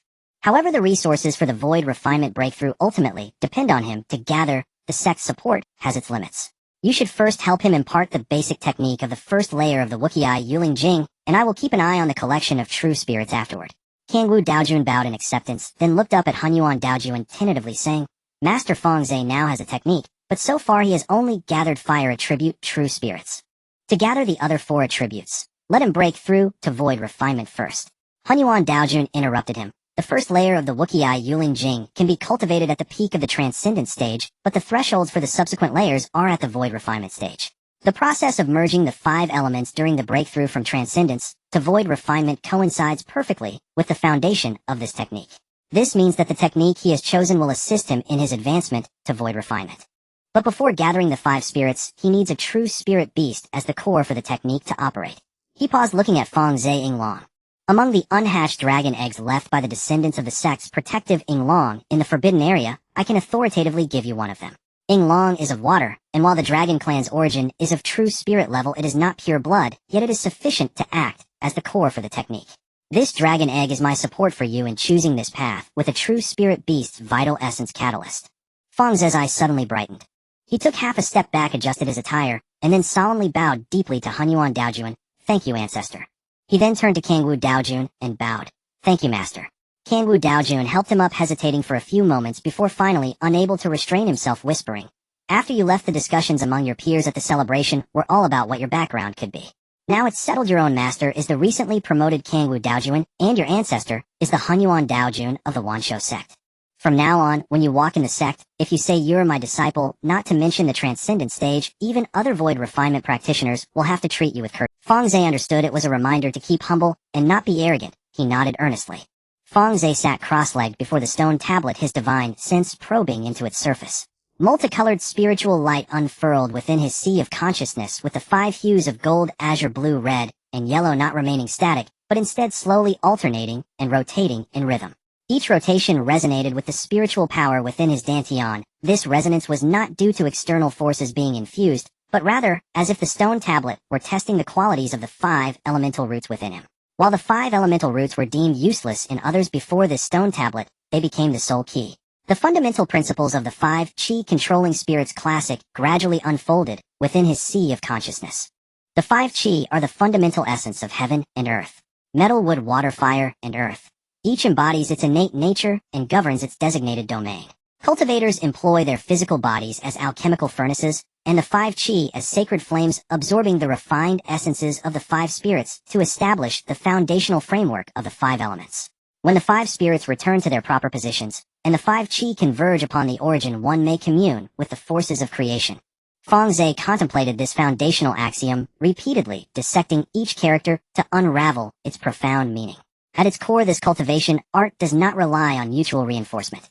Unlike other beast-taming arts of the Wanshou sect, it does not seek a bidirectional circulation of spiritual energy between cultivator and spirit beast. Other celestial-tier beast-taming arts emphasize channeling the cultivator's spiritual energy into the spirit beast to amplify combat prowess, while the beast reciprocates by returning its demonic energy to accelerate the cultivator's advancement, forming a self-reinforcing symbiotic cycle. But the 5 qi spirit-taming scripture abandons this path entirely. It instructs the cultivator to use the physical body as an alchemical furnace, integrating the contracted spirit beast's innate demonic energy directly into the dantian, thereby cultivating 5 distinct, coexisting currents of spiritual energy within. It is not about borrowing the beast's power. It is about refining the beast's unique demonic attributes into intrinsic components of the cultivator's own spiritual energy. Contracting the Tai Su Phoenix imbues the fire elemental energy in the dantian with the phoenix's essence yang fire that incinerates heaven's yin fire that seals and freezes, all surpassing ordinary fire-based arts in both quality and potency. Contracting the Xian Wu infuses earth elemental energy with its profound weight and stability. Contracting the true dragon imbues water elemental energy with the dragon's sovereign authority and devouring might. Each contracted spirit beast is far more than a battlefield ally. It is the very source of the cultivator's spiritual energies refinement. Within the dantian, the 5 beasts' unique energies form a self-sustaining interwoven cycle of generation and restraint, the 5 elements harmonizing as one unified whole. Yet balance exacts its price. The first tier of the scripture explicitly states 2 paths: either contract a single spirit beast to cultivate 1 elemental affinity, then gradually acquire the remaining 4 as cultivation advances, or simultaneously contract 5 spirit beasts, each embodying a different elemental affinity, and endure the violent convergence of all 5 demonic energies within the body, refining them sequentially in accordance with the generative cycle of the 5 elements. The former path is safe but slow, the latter perilous yet foundational. Whichever path is chosen, ultimately one must secure 5 spirit beasts, each bearing the innate essence of metal, wood, water, fire, and earth. Not one less, not one more. Should the 5 elements fall out of equilibrium, the consequences are dire. At best, spiritual energy recoils, violently shattering meridians. At worst, the dantian ruptures, ending life and Tao alike. Fang Ze extended his divine sense further downward. The first tier mandates that the cultivator fuse their own lifeblood with that of the chosen spirit beast, coalescing within the dantian, a 5 qi spirit seed. This spirit seed forms the bedrock of the entire scripture. Every subsequent stage of cultivation unfolds from it.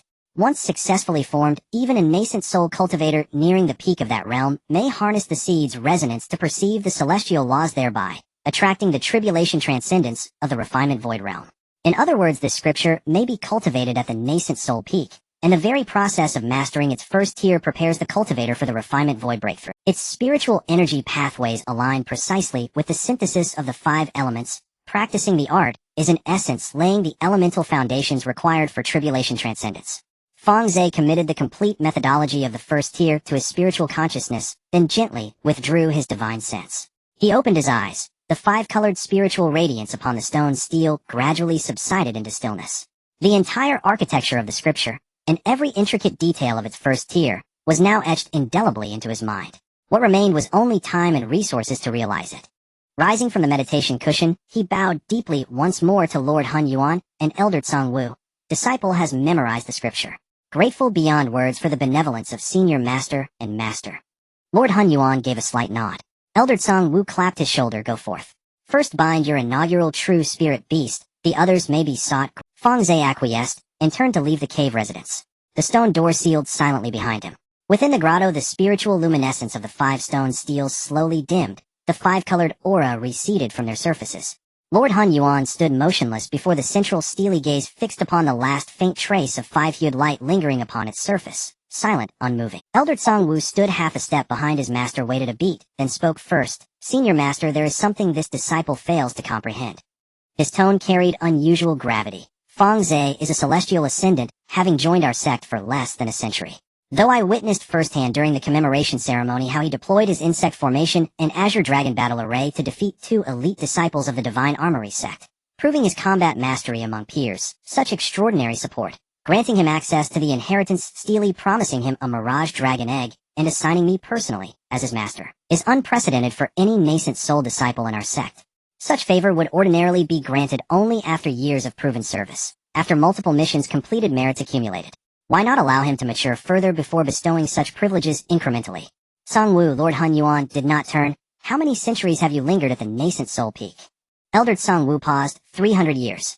You possess a singular spiritual root. The sect has lavished resources upon you. I have instructed you personally. Yet it took 3 centuries before you even glimpsed the threshold of the refinement void realm. He bears the 5 spiritual roots, and attained nascent soul perfection within a minor world starved of spiritual energy. Tell me what enabled him. This disciple judges that he possesses extraordinary fortune, or perhaps a rare constitution such as innate affinity for beast taming. Indeed, great fortune is certain. Perhaps even a beast-taming constitution so profound neither you nor I can fully discern its depths. Yet what I wish to convey to you today transcends such matters. Fortune and constitution are his personal karmic endowments. What I value is not what he has received, but what he has done with it. He stepped forward to shield you from external sex provocations during the commemoration ceremony. After victory, he displayed neither arrogance nor complacency. When presenting demands before me, he spoke with unwavering dignity, neither servile nor defiant. Such temperament cannot be bestowed by fortune alone. Our sect's core seeds require more than mere talent. Those whose moral compass is flawed grow ever more dangerous with greater aptitude, their eventual backlash magnified proportionally. One who stands firm in moments of crisis, to uphold both sect and kin, possesses at the very least unimpeachable character. Turning to face Elder Song Wu, Lord Hun Yuan lowered his hands from behind his back to rest at his sides. Among the 8 integration-level powers of the Dongling continent, where does the Wanshou sect rank? Elder Song Wu paused a breath, openly within the top 5. Top 5, meaning 4 stand above us. The Xian Tian Sword sect's sword cultivators reign invincible among peers. The Divine Armory sect's artifact forging techniques dominate the Dongling continent. The Xian Yin Valley's ice-based arts remain unchallenged across the frozen north. Each sect wields its own supreme advantage. Ours lies in the sect protecting Yinglong, and in our beast-taming lineage. Yet numbers alone cannot forge a true genius capable of threatening rival sects' core disciples. No matter how many beasts one commands, without true spirits anchoring the lineage, one remains second-rate. Yet this youth displayed over 300 mutated gold-devouring insects and 20 thunder dragons at the commemoration ceremony, publicly declared himself a 5-spirit root cultivator, and revealed his true spirit aura before me. Consider it 5 spiritual roots, true spirit affinity, extraordinary fortune. 3 such rarities converging in one individual. Has the Wanshou sect ever witnessed a second such case since its founding? The Kangwu Taoist fell silent. He truly could not think of a second example. You have also seen the annotations left by the first-generation ancestor. This celestial-level cultivation method has waited in the stone tablet for countless millennia, awaiting a cultivator with 5 elemental roots, true spirit, and sufficient fortune to arrive here. Today I support him not because of the outcome of a celebration. That is merely an excuse. I support him because he is currently the only one with the potential to achieve great success in our sect's celestial-level cultivation method. Moreover, before he chose the cultivation method himself, I did not actively guide him in selecting which one. He chose the 5 Qi Controlling Spirit Sutra after reviewing 5 sets of cultivation methods. Choosing 5 elemental roots corresponding to 5 attributes, no one forced him and no one hinted at him. He chose it himself, and this compatibility is not a coincidence.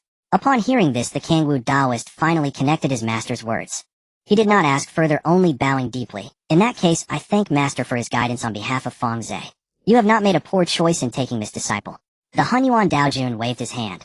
Alright, his 5 elemental roots do not need to be completed, but the remaining resources for breaking through to the void refining stage are necessary. High-grade pills required for infusing spiritual power, and ice soul essence, or soul-stabilizing pills to suppress inner demons. These still need to be gathered by him.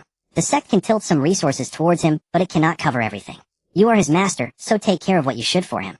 Ask the sect's alchemists, and if Elder Jiang has any surplus resources related to void refining, you can request them. The sooner this child advances in void refining, the sooner the sect gains an additional layer of self-protection. His performance at the celebration has already spread, and the Divine Armament Pavilion and Xianin Valley will soon respond. I understand, Master. The Kangwu Taoist bowed again, and turned to leave the cave. Fang Ze stepped out of the floating mountain peak where the Hunyuan Daojun's cave was located, walking along the floating corridor towards the Deacon Peak. His pace was not fast, and the dark blue deacon robe fluttered slightly in the corridor's breeze. Along the way, every time he passed a place, fellow disciples stopped. The first to encounter him was a group of inner sect disciples just coming out of the task hall, led by a female cultivator in the early stage of transformation. Seeing Fang Ze, she quickly approached and bowed. Senior Brother Fang, at the celebration, you helped our One Beast sect win those 2 matches against the Divine Armament Pavilion, and we were all on the edge of our seats watching. Your last formation of 20 Thunder Flood Dragons shook the entire Kangwu Peak. That array can withstand void refining attacks, and your dragon formation shattered it, causing the whole audience to stand up. Fang Ze stopped and returned the bow. You flatter me, junior sister. Duan Hang's 2 sets of celestial treasures were indeed tricky. If it weren't for the dragon formation countering his defense system, the outcome would have been uncertain. Another male cultivator in the early stage of transformation chimed in with obvious admiration. Senior Brother Fang, you are being too modest. Senior Brother Zhou Yu ranks among the top 3 in the inner sect, and he has personally fought Duan Hang. Even he said that your swarm and dragon combination has almost no flaws. Senior Brother Zhou has never praised anyone in the law enforcement hall. This is the first time I've heard him acknowledge someone else's strength. Fang Ze nodded slightly, offering no further explanation.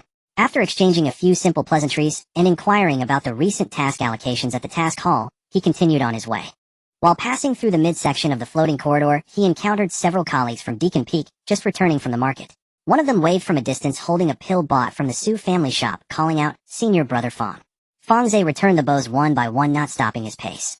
Upon returning to his small courtyard at Deacon Peak, he reactivated the restrictions, and as the courtyard door closed behind him, he slipped into the spatial realm. In the spatial realm, the golden boy was squatting beside a pile of ores, pawing at a newly refined 6th grade Xinhuang stone. The silver-haired woman, transformed from the swallowing heaven toad, lay on a large rock, by the spiritual spring, her legs dangling in the air, as she chewed on a freshly picked spiritual herb stem. The ice girl leaned against a nearby tree trunk, wiping the mirror wall. Upon seeing Fang Ze enter, she merely lifted her eyelids without speaking. Fang Ze did not disturb them, walking straight to the central area of the floating island, and sitting cross-legged in front of the monument of all spirits, mentally sorting through the core requirements of the first level of the 5 Qi Controlling Spirit Sutra. Gold, wood, water, fire, earth. 5 attributes, 5 destined spirit beasts, true spirit level. The fire attribute does not need to be considered. The Tai Su Phoenix Blue Feather is at the 5th grade, full circle true spirit level, with both yin and yang flames. In terms of the quality of fire attribute demon power, no other choice within this spatial realm, or even the entire Dongling continent, at the same level can surpass it. Although the 5 Sun Golden Crow is also a fire attribute true spirit bloodline, it does not match the awakening level and grade limit of Blue Feather, so it can only be ranked as a backup choice. The water attribute offers the broadest selection, but requires the most discernment. Ao Xiaoqi, a true dragon in the early 6th grade, has ice attributes leaning towards water, with a true dragon bloodline at least 7th grade, and can evolve. She is currently the highest ranked water attribute demon beast in this spatial realm, with the purest bloodline. The Moonlight Snow Fox has a 9-tailed celestial fox bloodline, and is also a water attribute, but its 9-tailed bloodline has not yet awakened. While it has great potential, it is not as immediately usable as Ao Xiaoqi. The Ice Girl is a 3-eyed ice toad with ice attributes, also leaning towards water, but her bloodline limit is capped at the 5th grade, making her unsuitable as a destined spirit beast for cultivating the celestial level method. The bloodline limit of a destined spirit beast must at least support the combined stage, otherwise the cultivation method cannot continuously break through. For the earth attribute, Mo Wu at the 5th grade full circle has a Xuanwu bloodline, requiring 10,000 drops of essence blood energy to awaken to the first stage. The Xuanwu is inherently a true spirit with dual earth and water attributes, with earth as the primary focus. Its defense can withstand a full force strike from an early 6th grade attack. If it awakens the Xuanwu bloodline, and then cultivates the earth method of the 5 Qi Controlling Spirit Sutra, its defense will further improve. Although 2 blood-eyed Shin turtles also possess true spirit bloodlines, they lean towards the water attribute, and their earth attribute is not as pure as Mo was. For the wood attribute, the 9 heavens Shin deer has a 3 light divine deer bloodline with 9th grade potential, and 3 attributes water, wood, and earth, with wood as the core. Currently, it is still at the 4th grade full circle with relatively low cultivation, but its bloodline limit is among the highest in this spatial realm. The wood demon power of the 3 light divine deer carries healing and nurturing properties for spiritual plants, highly resonating with the core principle of endless vitality in the wood method of the 5 Qi Controlling Spirit Sutra. After ranking fire, water, earth, and wood, Fang Ze lingered for a long time on the metal attribute. There were no suitable true spirit demon beasts of the metal attribute in the spatial realm. The iron-backed ape has awakened the mixed bloodline of the fighting sacred ape, but the fighting sacred ape itself leans towards non-attribute or combat attributes, not being a pure metal true spirit. The Golden Boy's Treasure Light Golden Toad bloodline is metal-based, but its bloodline limit is capped at the 5th grade, not meeting the requirements for a destined spirit beast above the void refining stage. There are a few golden attribute spirit beasts among the dragon group, but they also do not qualify as true spirits. The golden eating worm does have a golden variant worm king, but insect species cannot be contracted as destined spirit beasts. True metal spirit. Fang Ze slowly chewed on these 4 words. Without a metal attribute, the cultivation method cannot fully activate the first level. For now, I can only contract blue feather as a single fire attribute initiation. The gap in the metal attribute needs to be filled as soon as possible. At that moment, the courtyard gate's restriction was not from the outside. Fang Ze stepped out from the space, adjusted his robe, and walked to the courtyard gate to deactivate the barrier. A person he had never seen before stood outside the door. The newcomer was of medium build, dressed in a luxurious dark gray robe with unfamiliar family crests embroidered on the cuffs. It was a coiled yellow earth dragon resembling the crest of the Su family in shape, yet entirely different in detail. The man's face appeared to be that of a mortal around 50 with a hint of gray at the temples, a square jaw, and a deep vertical line between his brows, a mark left by years. Fang Ze immediately discerned his cultivation level, early stage of void refinement. Fang Daoyo, I apologize for the impromptu visit, please forgive me. The newcomer cupped his hands in greeting, adopting a very humble posture. A dignified void refinement cultivator bowed to a perfected transformation god, saying, I am Wang Chonghe, the current head of the Wang family. Fang Ze's fingers tightened slightly on the doorframe. The last time he heard the name Wang family was while riding on the back of a dragon returning to the sect. Before he could seek out the Wang family, Wang Chonghe had come to him first. Please come in, Senior Wang. He opened the courtyard door with a neutral tone, his face revealing no emotion. Fang Ze did not welcome him warmly, merely guiding Wang Chonghe to sit at the stone table in the courtyard. He poured a cup of spiritual tea for his guest, filling it only. Wang Chonghe picked up the teacup, but did not drink. Instead, he slowly stirred the tea leaves floating on the surface, with the lid remaining silent for a while, before speaking in a voice even softer than before, Fang Daoyo, I have come today to apologize. Fang Ze held the teacup and did not respond. Wang Chonghe jently placed the teacup on the stone table, and took out a jade box from his sleeve, pushing it half an inch forward. The jade box was entirely dark green, with a 5th-tier sealing talisman affixed to the lid. The vermilion patterns on the talisman paper had faded considerably, indicating it had been sealed for a long time. Regarding the matters at sea, it was my folly to listen to my son's slanders, and send a few worthless individuals from the family to ambush you, Fang Daoyu. After they returned, I have already punished them severely. The leader had his cultivation erased for 100 years, and all other participants were stripped of their family titles and sent to peripheral mining fields. This incident was a mistake on the part of the Wang family. I came today to apologize in person, and also, he pointed at the jade box, this is a token of goodwill from the Wang family. Fang Ze pulled the jade box closer to himself and gently pressed his finger on the sealing talisman. The paper transformed into a wisp of blue smoke and dissipated, causing the lid to pop open automatically. Inside the jade box was thick 5th-tier spiritual cotton, and nestled in the center was a beast egg.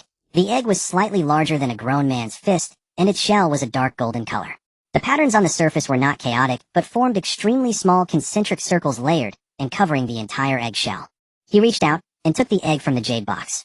The moment his fingertips touched the shell, the golden child who had been chewing on or suddenly stopped and lifted its head sharply from the beast-controlling pouch.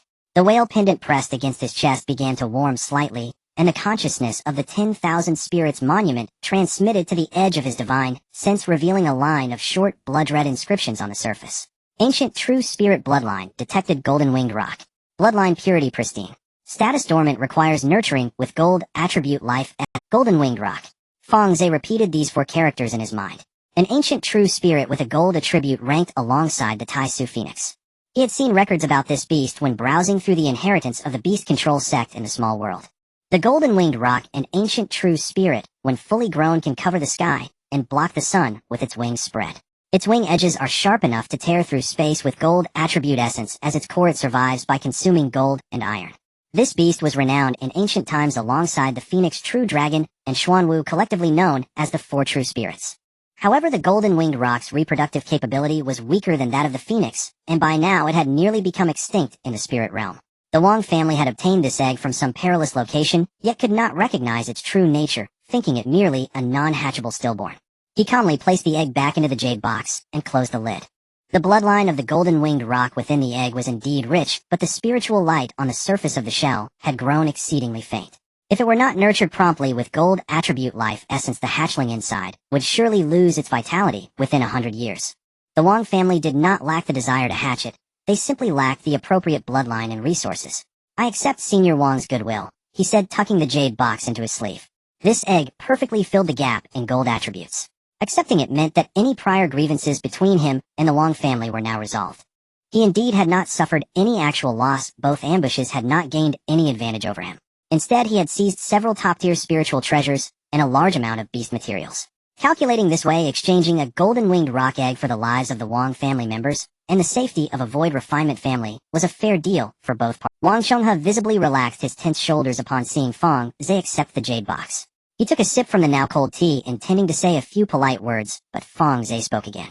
The Su family is my partner and Su Man is someone I trust. I hope, Senior Wang, that when you encounter members of the Su family in the sect's market, you will treat them courteously. Wang Chonghe nodded repeatedly, saying, Rest assured, Dao Yu Fang, I will convey this message as soon as I return.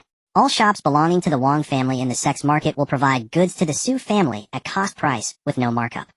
Furthermore, if there are any troubles with the Su family's life essence purchasing channels, the Wang family can also assist in smoothing things over. Since you are a partner of the Su family, the Wang family will never make things difficult for them in the future. Fang Ze did not pursue the topic further, and simply took a sip from his teacup. The tea was already cool, but the taste was still acceptable. Wang Chonghe, understanding the situation, got up to take his leave.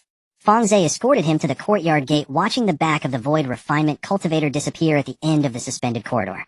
After Wang Chonghe stepped out of the range of the Deacon Peak, he took a handkerchief from his sleeve to wipe away the non-existent sweat on his forehead. His palms were all sweaty. A void refinement cultivator yielding to a perfected transformation god to such a degree would be hard for anyone to believe. But at that moment Wang Chonghe could not afford to dwell on such matters. Just as Fang Ze went to the cave of the Hunyuan Daojun to receive the inheritance of the technique, the sect officially announced the recruitment of disciples by the Kangwu Taoist. Fang Ze's name was inscribed on the disciple roster of Kangwu Peak, and the Kangwu Taoist was the most trusted disciple of the Hunyuan Daojun. This meant that Fang Ze was now a direct disciple of the only integrated ancestor of the 10,000 Beast sect. Standing behind him was an integrated ancestor and a newly promoted void refinement master. Although the Wang family was also a void refinement force, they were nothing in front of an integrated ancestor. Wang Chonghe came to apologize today, but it was not Fang Ze he was apologizing to, it was Fang Ze's backing. Fang Ze closed the courtyard gate, reactivated the restriction, and then took out the dark green jade box from his sleeve, opening it. The dark golden egg lay quietly in the... He pressed his palm against the surface of the eggshell, channeling a small wisp of pure Southern Ming fire spiritual power from his dantian, converting it into gentle earth attribute golden energy. Although it was not gold attribute spiritual power, earth energy from the 5 spiritual roots could generate gold. The earth's spiritual energy wrapped around the eggshell sufficient to temporarily stabilize the life force of the hatchling inside. The patterns on the surface of the eggshell glimmered slightly, then returned to calm. However, the life force within the egg had already thickened a bit compared to before. Golden winged rock. He looked at the egg, mentally piecing together the puzzle of the 5 elemental life beast. Fire element Tai Su Phoenix, water element True Dragon Ao, Shaoqi earth element Xuanwu Mo Wu wood element 3 light divine Deer Jiotian Xian Lu gold element golden winged rock. All 5 true spirits were in place. Although Ao, Shaoqi, and Mo was bloodlines had not yet fully awakened, and the 3 light divine deer was still at the 4th tier perfection, while the golden winged rock had not hatched, the potential upper limit of this lineup far exceeded the minimum requirements of the 5 Chi Beast Control Sutra. He flashed into space with the egg. The golden child, seeing the egg in his hand, stopped rummaging through the ores and leaned closer, staring at the dark golden patterns on Fang Ze had arranged a space abundant in gold attribute spiritual energy. He placed the 2 6th tier Xian Huang stones that the golden child had previously ignited around as the source of spiritual energy, then placed the egg inside, nurturing it with earth attribute spiritual power at intervals to maintain the hatchling's vitality. The golden child voluntarily offered to guard the egg, reasoning that it was safest beside the pile of ores. Fang Ze agreed. Fang Ze carefully placed the egg of the golden winged rock and was about to begin the transition of the 5 Chi controlling spirit scripture in the space when someone knocked on the barrier at the courtyard gate once again. He exited the space, adjusted his robe, and walked to the courtyard gate to disable the barrier. The person standing outside made him pause in surprise. It was neither Su Man nor the Kangwu Taoist nor those colleagues who had frequently visited the Peak of Deacons recently. The visitor was tall, appeared to be around 40 in mortal years, dressed in a simple gray-blue robe with no family insignia embroidered on the cuffs, only wearing a small emblem of the 10,000 Beast sect's leader. His aura was well concealed. If not for Fang Ze's nearly perfected golden eye technique, he would have almost sensed the fluctuation of spiritual energy, indicating he was at the late stage of the refining void. The leader of the 10,000 Beasts sect, Wan Qihong. Fang Ze had met him on the first day he entered the sect. Back then, when he had just stepped into the sect from the Hall of Introduction, he had been directly admonished by this leader at the late stage of refining void. Your value must match the sect's investment. Otherwise, it would be more cost-effective for the sect to expel you to quell the anger of the Jiaolong clan. He had always remembered that sentence not out of resentment, but because there was nothing wrong with it. In the world of cultivation, there is no unearned protection, only equivalent. At that time, he was merely a potential yet unknown ascendant in Wan Qihong's eyes, and the admonition was warranted. Junior brother Fang. Wan Qihong stood at the courtyard gate, slightly nodding to him. His tone neither displayed a superior's arrogance, nor sought to ingratiate, it was just a casual greeting. He used the term junior brother. Fang Ze did not take advantage of the situation.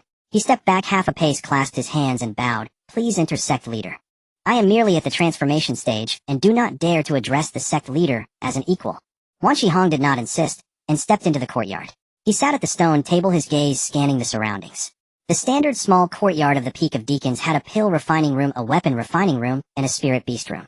In the corner of the courtyard, a stone trough held half a pool of spiritual spring water with several leaves of the tranquil lotus picked from the spirit plant peak floating on the surface. It was clean and tidy, yet lacked any grandiosity. He withdrew his gaze, and took out 2 items from his sleeve, placing them on the stone table. The first was a jade box. The jade box was entirely pale blue with a talisman for sealing spirits drawn by the Hunyuan Taoist affixed to the lid. Inside the box was lined with a layer of 10th of sand-year-old warm jade, at the center of which lay a dragon egg. The egg was considerably larger than the golden-winged rock egg Fang Ze had just acquired, with a shell of extremely light azure covered in mist-like patterns. Every few breaths the mist patterns would slowly change shape, sometimes gathering into a curled silhouette of a young dragon, other times dispersing into scattered wind. Fang Ze's golden eye technique penetrated the eggshell, revealing a small bluish life form curled within. An Yinglong. A branch of true dragon's water attribute, naturally possessing the enchanting abilities of the Yinglong. Though its rank was not as pure as that of Ao Shaoqi's true dragon bloodline, it excelled in unique talents. The illusions of the Yinglong are nearly unsolvable among its peers, and combined with the water techniques of the 5 Qi controlling spirits scripture, its practical value far exceeds that of ordinary true spirits. Most importantly, it is a descendant of the sect's revered Yinglong. The significance of this egg is not merely that of a demonic beast, it represents the sect's acknowledgement of his identity as a direct descendant of the combined ancestor. Yinglong descendants are never granted to outsiders, and even the elders at the refining void stage may not be able to request one, let alone one personally bestowed by the Hunyuan Taoist. The second item was a pill bottle. Fang Ze uncorked it, and a cool fragrance wafted from the opening. As the scent entered his nose, the spiritual energy in his dantian unconsciously accelerated its flow. Inside the bottle was only one pill, a 6th grade low-quality condensing void pill. Wan Qihong spoke as he observed Fang Ze examining the pill. This condensing void pill was sent by your master. Among the transformation stage cultivators attempting to break through to the refining void, 9 out of 10 perish, not due to insufficient talent, but because their spiritual energy is depleted at the critical moment of infusion. The condensing void pill can forcibly support a cultivator's meridians during the breakthrough to prevent them from being torn apart by the merging energies of the 5 elements. The sect has less than 5 in total stock, and an ordinary transformation stage cultivator would never even have the chance to see what the pill bottle looks like. Furthermore, your master said that the Yinglong egg was originally supposed to be brought to you by Uncle Kangwu, but retrieving the dragon egg required me to personally meet the revered Yinglong in the forbidden area, which delayed things for a bit. Fang Ze carefully recorked the pill bottle, securing it along with the Yinglong egg, and stood up to bow to Wan Qihong. Thank you for personally delivering this, and please also convey my thanks to the ancestor master on my behalf. Wan Qihong did not rise, but merely raised his hand to signal him to sit down. He did not leave immediately. Instead, he picked up the spirit tea Fang Ze had poured for him, and took a sip, casually chatting about the recent happenings of the sect.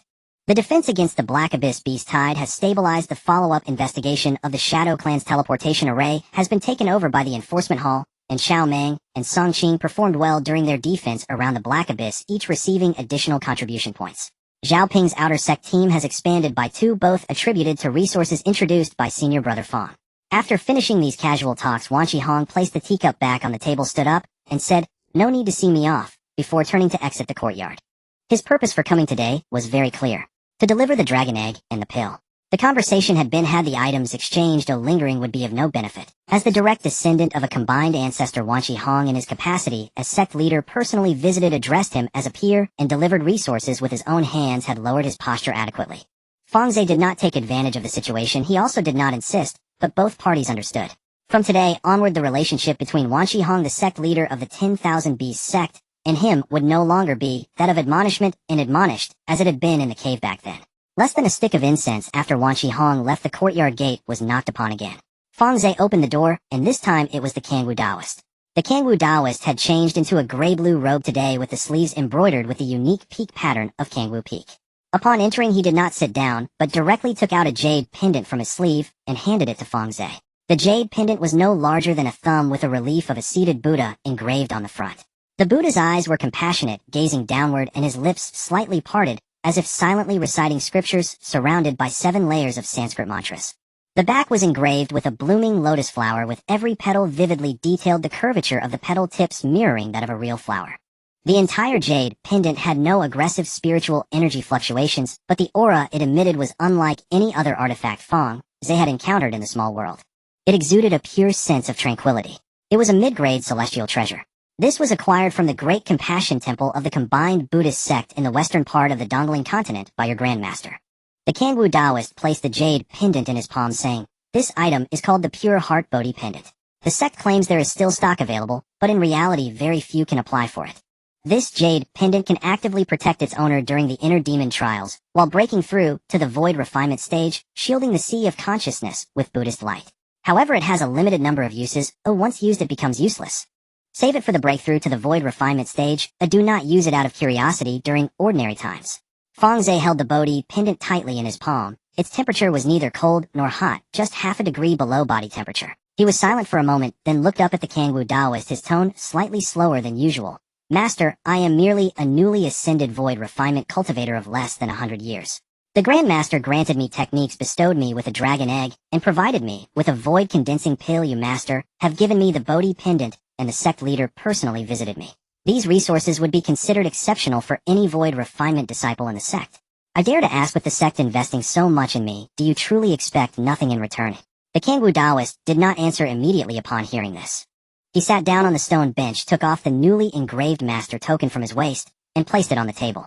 After a few moments of silence, he spoke, his voice slightly deeper than usual, yet every word was articulated clearly. "When you entered the sect, the leader once warned you about the matters concerning the Jialong clan, making it clear that the sect's protection comes with conditions. At that time you lowered your head, offered no rebuttals or grievances, and silently broke through to the perfected void refinement stage, defending the sect against provocations from external sects during the celebration. You may not care about the sect's opinion, but the sect cannot pretend not to see. Your Grandmaster once said that in the cultivation world, providing timely help is rarer than adding flowers to the brocade. But what I want to say, as your master, is that the sect has not previously offered timely help, and what we are doing now is not charity. You have reached today with your 5 spiritual roots through your own effort. You won those 2 matches for the Wanshou sect during the celebration, earning the sect face. These resources are not charity, they are what you have earned." Fang Ze looked down at the Bodhi pendant in his palm. After a moment, he closed his fingers tightly around it. When he raised his head again, the emotions in his eyes had completely receded, leaving only calmness. "I remember, Master." The Kangwu Taoist patted his shoulder. "When you are ready, directly send a message to me, and I will arrange a place for your tribulation. The sect has several secret realms specifically for the void refinement tribulation, with a higher concentration of spiritual energy than the outside world, and complete protective formations." After saying this, he stood up and left the courtyard. Fang Ze closed the courtyard door, reactivating the barriers. He did not immediately enter the space, but first returned to the stone table, laying out the 3 newly acquired resources one by one. The dragon egg of the Yinglong, the void condensing pill, and the pure heart Bodhi pendant each came from the primordial Taoist Wanshi Hong and the Kangwu Taoist. Along with the 5 chi controlling spirit classic, obtained from the inheritance monument, and the golden winged rock egg received from Wang Chongha, he now had all the techniques, beasts, pills, and protections against inner demons needed for his breakthrough to void refinement. Among the 5 elemental spirit beasts, the fire element Tai Su Phoenix, the water element Ao Shao Qi, the earth element Mo Wu, the wood element San Guang divine deer, and the metal element golden winged rock, all 5 true spirits. Although the San Guang divine deer was still at the 4th stage of perfection and the golden winged rock had yet to hatch, the framework was already set. The remaining factors were simply time and the accumulation of resources. He repeated in his mind the words he had just said to the Kangwu Taoist. The sect's attitude towards him had shifted from initial warnings and tests to now investing fully, without expecting returns. This change was so rapid that it left him accustomed to relying solely on himself, as an ascended cultivator, somewhat unadaptable. But the Kangwu Taoist was right. He did not need to adapt. These things were not given freely, they were earned by him during the celebration. The Wanshou sect ranks only in the top 5 among the 8 combined forces of the Dongling continent, with 4 stronger sects above it. The sect needed a variable that could break the balance. The immortal grade techniques left by the first-generation ancestors had waited countless eons, and now they had finally found him. It was not the sect that chose to support him, but rather the techniques and his 5 spiritual roots that had found each other. This debt is not one of gratitude, but of compatibility. He silently thought of something in his mind. Once he broke through to void refinement, the function of the spirit monument could be disguised as a type of beast taming affinity physique gradually revealed to his master and grandmaster. If the blood energy of the spirit monument could help purify the bloodlines of their innate beasts, it would be beneficial for their cultivation as well. The sect has invested in him with a peach tree, and he will repay them with a jade. Fang Ze stored the three resources into the space and vanished into it. In the space, he placed the Yinglong dragon egg and the golden-winged rock egg side by side next to the innate five-colored tree in the center of the floating island.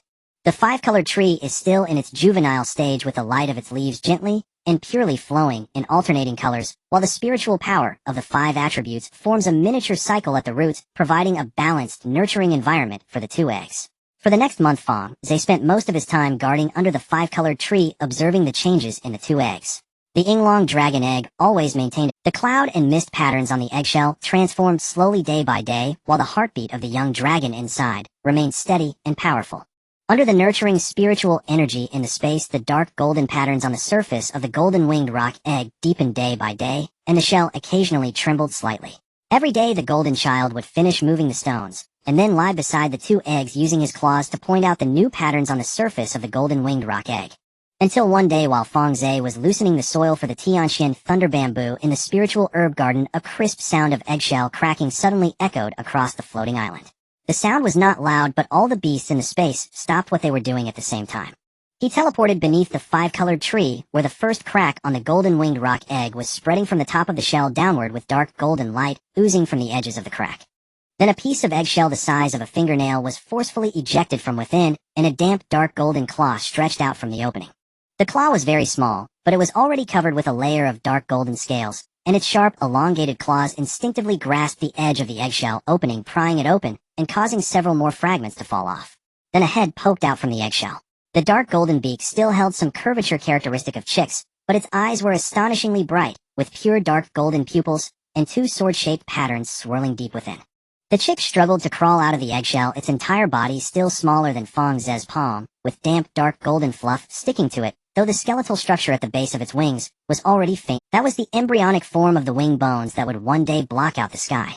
It raised its head and let out a weak but clear chirp at Fang Ze, then lowered its head to begin pecking at its own eggshell.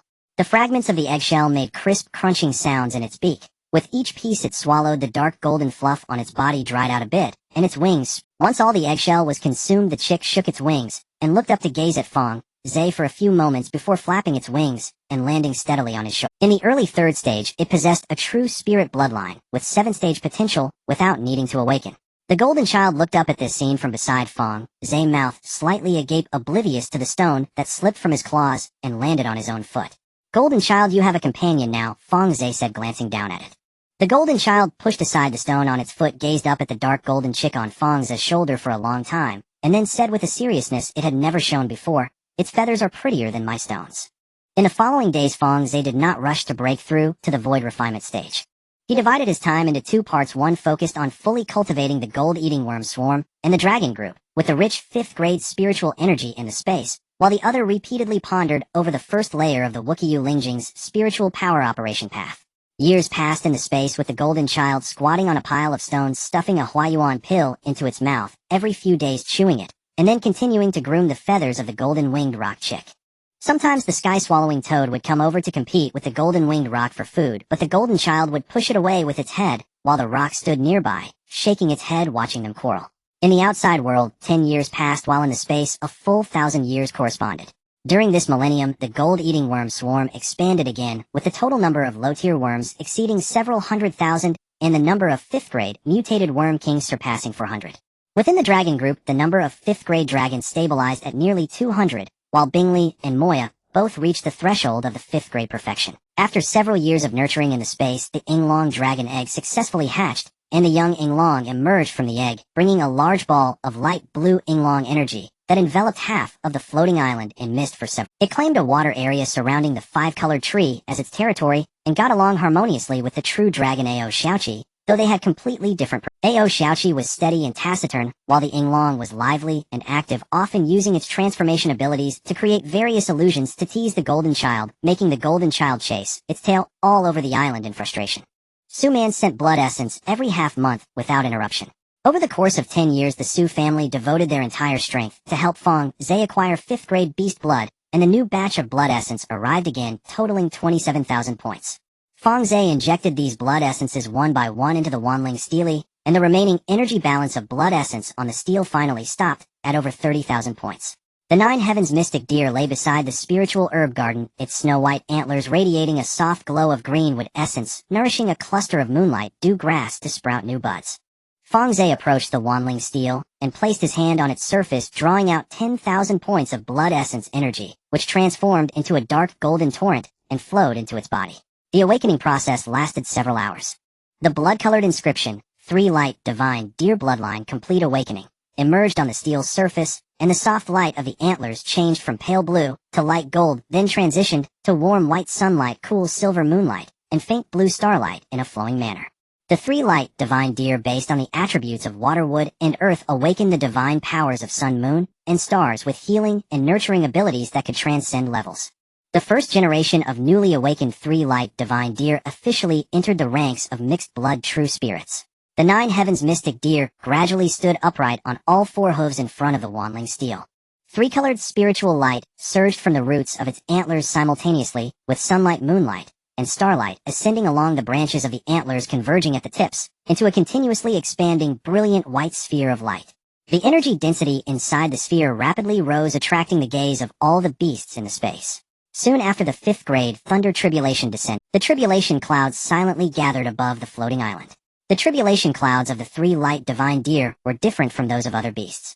A layer of pale golden light illuminated the entire floating island, as if it were bathed in the twilight and dawn. At the edges of the tribulation clouds, arcs of warm, white sunlight, cool, silver moonlight, and faint blue starlight occasionally flashed, alternating in the clouds. Each flicker caused the air below to tremble slightly. The first bolt of heavenly thunder fell. The light column was a warm milky white containing pure sunlight, a tribute spiritual power. The 3 Light Divine Deer did not take it heeded. Instead, a beam of sunlight corona shot from the tips of its antlers, precisely colliding with the heavenly thunder in midair. The 2 energies of the same origin dissolved into each other, exploding into a shower of warm white light particles that fell onto the grass of the floating island. The second bolt of heavenly thunder followed closely. The cold silver moonlight light column was faster and thinner than the first, emitting a sharp whistling sound as it cut through the air. The front hooves of the 3 Light Divine Deer lightly tapped the ground, and the moonlight glow on its antlers suddenly intensified, forming a semi-transparent barrier of moonlight in front of it. The light column struck the barrier and was scattered into countless silver threads, refracting in all directions until it finally dissipated in the air. The third bolt, which fused both sunlight and moonlight attributes, presented an unusual luster of intertwined gold and silver. The fourth bolt was more pure, a single starlight, faint blue thunder. The 5th, 6th, 7th, 8th, and 9th bolts completely merged the 3 colors of sunlight, moonlight, and starlight. All the remaining thunder light in the tribulation clouds was drawn into this strike, descending from the sky, like a giant spear entwined with 3 colors. The 3 Light Divine Deer emitted a clear deer call, all 4 hooves leaving the ground with the 3-colored light on its antlers rising to an unprecedented brightness. It infused all 3 of its innate spiritual lights into the tips of its antlers, weaving the 3-colored light into a spinning network of spiritual light, colliding heated with the 5-colored heavenly thunder. The impact wave generated from the clash of spiritual light and thunder light pressed down a circle of neatly flattened grass in front of the Wanling steel. The 3-colored light network did not shatter. It steadily contained the thick heavenly thunder, dissipating the thunderous power layer by layer into spiritual power fragments that scattered through the network. When the last bolt of heavenly thunder dissipated, the tribulation clouds quietly dispersed, and tranquility returned above the floating island. The 3 Light Divine Deer landed on all 4s, and the 3-colored spiritual light gradually receded into the roots of its antlers. It turned around, walking with a calm stride towards Fang Ze, slightly bending its front hooves, lowering its head, and gently tapping Fang Ze's shoulder with the tips. Fang Ze reached out and gently patted its antlers. Next, the space continued to accelerate quietly. 50 years passed. During these 50 years, Jin Tong consumed a source point to refine a piece of 6th grade Xian Huang stone every few hundred years, then lay on the pile of stones to swallow pills to replenish his cultivation, and once replenished, he would refine the next piece. In 11 cycles, each time his cultivation would drop back to the early 5th stage, and then slowly climb back to the mid-5th stage, yet Jin Tong never complained. Only after the 9th refinement did he lie on the stone pile and mutter to the swallowing heaven toad, "I feel like I'm just a rock in this life." The swallowing heaven toad, who was nearby munching on a transformation pill, looked up at him and replied very seriously, "You are a frog that sprang from a rock, no loss there." Jin Tong buried his head in the stone pile and ignored her for a long time. Fang Ze buried 11 pieces of Xianhuang stone one by one at the nodes of the Earth's spirit vein and threw 3 of them into the deep water convergence points. At the moment the last spirit stone was embedded in the main node of the Earth's spirit vein, the entire space trembled violently. The spiritual light above the floating island changed from pale gold to dark gold in a very short time, and then erupted into a blinding white light. After the white light, the boundaries of space began to push outward frantically. The edges of the spiritual herb garden expanded several times outward, and the once crowded Xian Turtle Reef, and the 9 heavens, Xian Deer Prairie, each expanded into large areas of uncultivated blank land. The area of the water also expanded simultaneously. The coastline receded several miles, and the dragon roars which had been lurking near the shore suddenly found their range of movement widened. Mo Yuan let out a comfortable low chant from the depths of the water. Fang Ze stood at the edge of the floating island watching this scene, with no visible expression on his face, but his fingers unconsciously fiddled with the fabric of his sleeve. He had nurtured this space for countless years, and every upgrade was accompanied by a sense of loss of control to some extent, but this commotion was larger than any previous. The stretch of uncultivated wasteland at the end of the spiritual herb garden continued to extend outward, expanding a full 10 times before slowly stopping with the edge covered by a layer of still undispersed space distortion, light membrane, through which one could see the outlines of undeveloped land slowly coalescing in the distance. At the moment the spiritual energy concentration soared from the peak of the 5th stage to the peak of the 6th stage. Fang Ze felt the spiritual power in his dantian being automatically operated by the rich external spiritual energy. The herd of 9 heavens Xian deers on the floating island, which were ruminating, all raised their heads. In unison the light of the green would source on their antlers, shining bright. Hundreds of dragons in the depths of the water simultaneously let out a chant, the sounds echoing far across the surface of the sea. Jin Tong jumped down from the stone pile, and ran back and forth several times his 4 short legs, leaving a series of dense little pits on the grass, repeatedly muttering 6th stage, 6th stage. Fang Ze ignored Jin Tong's murmuring. His divine sense had already captured 2 more significant changes. There was an additional drop of something on the surface of the innate spiritual spring. It was a drop of liquid approximately the size of a thumb, translucent emerald green, floating on the surface of the spring water, neither sinking nor floating, slowly rotating. As Fang Ze extended his divine, since the moment he touched that drop of emerald water, a name automatically surfaced in his mind: Tai True Water. One of the innate true waters known for its ability to revive the dead and heal the living. The existence of innate true water is nearly legendary in the records of the spiritual realm, said to only naturally condense in the primordial small world at the beginning of the heavens and earth. While the spiritual realm has long passed that stage, it might take tens of thousands of years to encounter even a drop. Fang Ze retracted his divine sense. He was now faced with a choice. He could refine this drop of true water himself, which would allow his water attribute spiritual power to carry the healing properties of the innate true water. But he would soon switch to cultivating the 5 Qi control spirit scripture, and the water attribute spiritual power in his body would be covered by Ao Shao Qi's true dragon demonic power. Ao Shao Qi is an ice attribute true dragon. Her demonic power leans towards attack and control, freezing for miles, and dominating with dragon might completely opposite to healing. If the healing properties of Tai True Water were to merge into his water attribute spiritual power, it would either conflict with the true dragon demonic power, or be expelled during the operation of the technique, resulting in a complete waste of a drop of innate true water. However, he could also choose not to refine it, as another candidate happened to be right beside him. Sanguang. Fang Ze called out towards the direction of the spiritual herb. The Sanguang divine deer was dozing beside a patch of moonlight dew grass. Upon hearing the call, it stood up, its long legs silently stepping across the grass. It had already reached the perfect 5th stage. It paused in front of Fang Ze and lowered its head, gently tapping his shoulder with its antlers. Fang Ze pointed to the drop of emerald true water in the spiritual spring Tai True Water. Water attribute healing properties. Your wood attribute is primary and water attribute is secondary. Healing is inherently your core divine ability. You should take this drop of true water to refine. It's more useful for you than for me. Sanguang divine deer tilted its head, looking at the slowly rotating emerald water droplet in the spring, with its gentle eyes seemingly sensing something. After a moment it stepped into the spring pool. Its long legs submerged in the crystal clear water without a single splash. It stopped in front of the Tai True Water, bowed its antlers, and gently touched the emerald water droplet with the tip of its antler. The Tai True Water seemed to have found its master, actively seeping along the patterns of the deer horn into the body of the Sanguang divine deer. A layer of emerald green radiance began to spread from the base of its antlers, flowing along its back to the tip of its tail, ultimately forming a faint green halo around its body. The halo only lasted for a moment before slowly fading beneath its skin, but its aura had already undergone a subtle change. The previously wooden attribute spiritual power gained a hint of vitality, making anyone who approached feel invigorated. The Sanguang divine deer lowered its head and tapped Fang Ze's hand with its antlers, then turned and slowly walked back to the spiritual herb garden. As it passed by a patch of recently transplanted 5th-grade spirit plants, the plants silently grew a few inches in height beside it, and the previously wilted leaves regained a healthy emerald sheen.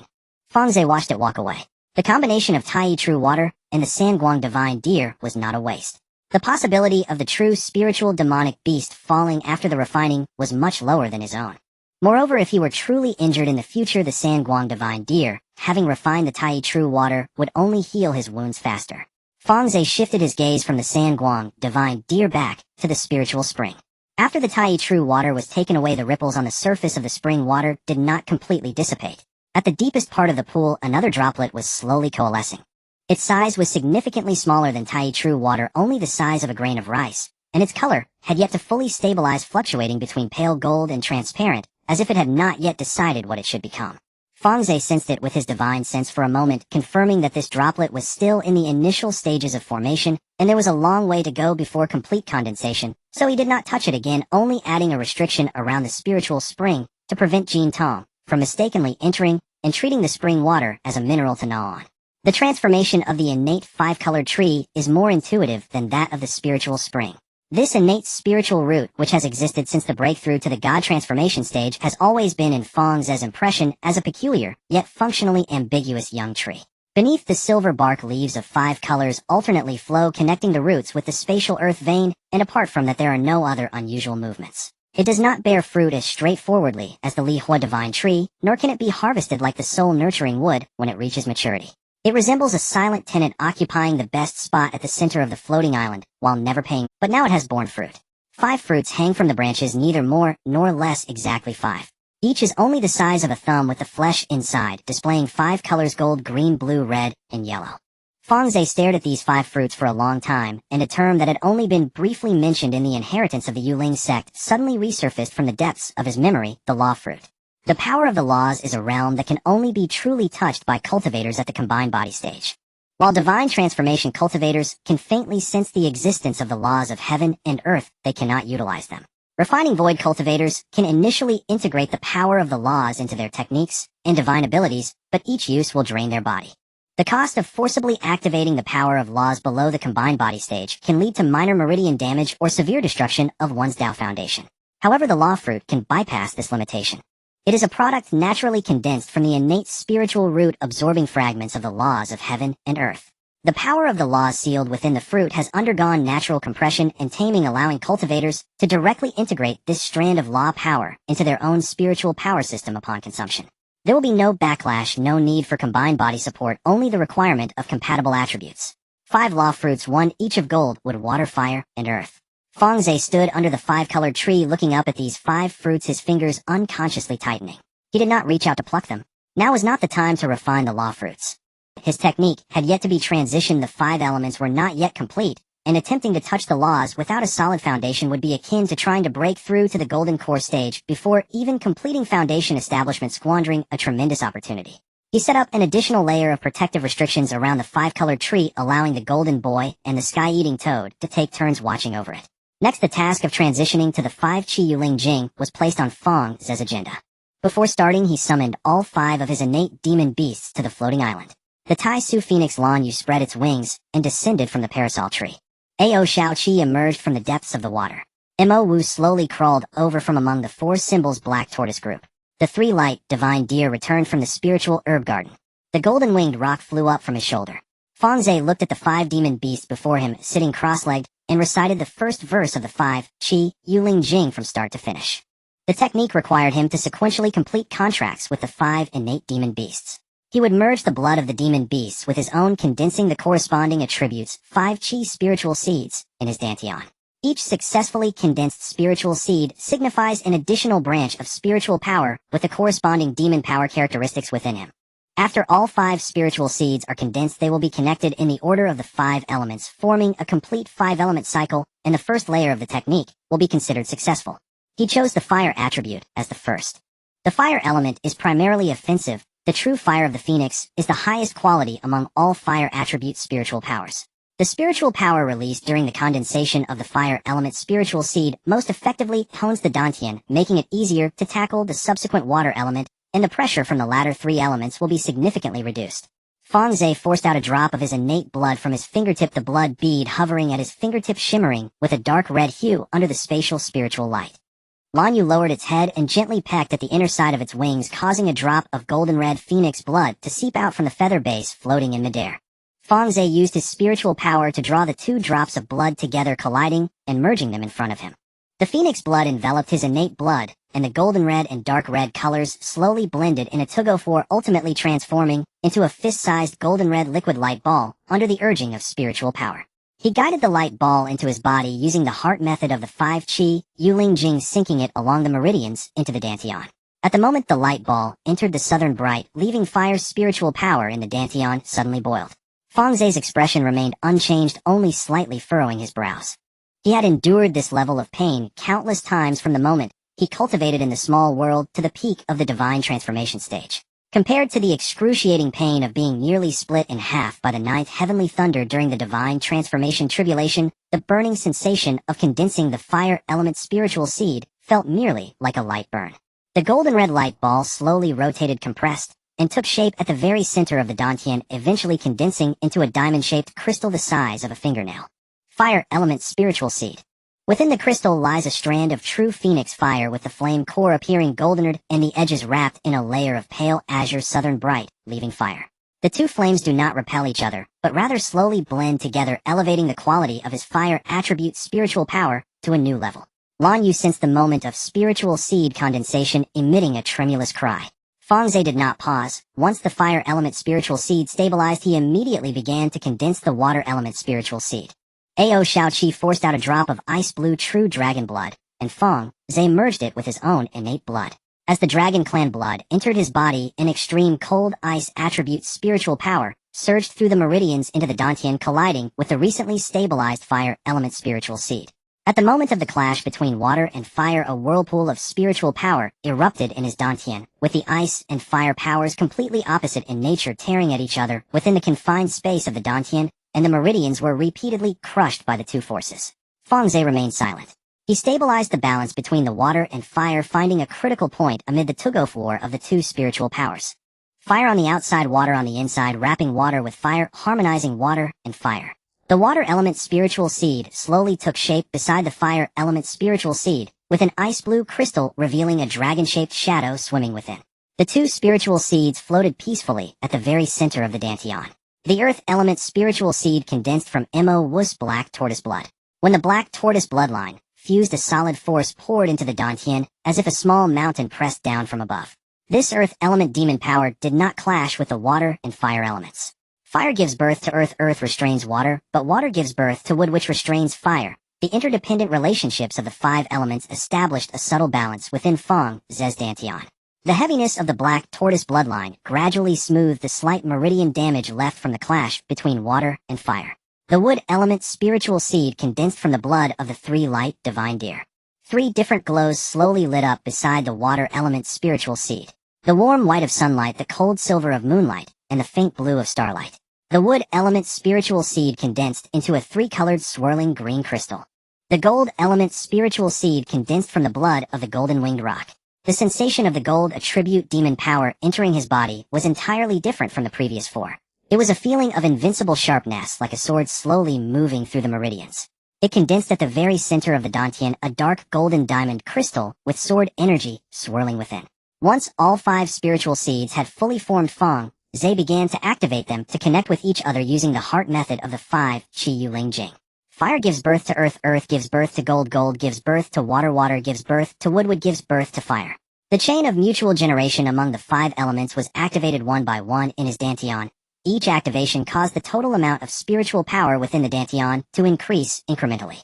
When all 5 cycles were connected, 10 spiritual power meridians simultaneously linked between the 5 spiritual seeds, forming a complete pentagram structure. 5 different attributes of spiritual power circulate within the meridians, each cycle expanding the dantian's space slightly outward. The true fire of the phoenix from the fire element, the true dragon's ice cold from the water element, the heavy presence of the black tortoise from the earth element, the gentle warmth of the 3 lights from the wood element, and the sharpness of the rock from the gold element.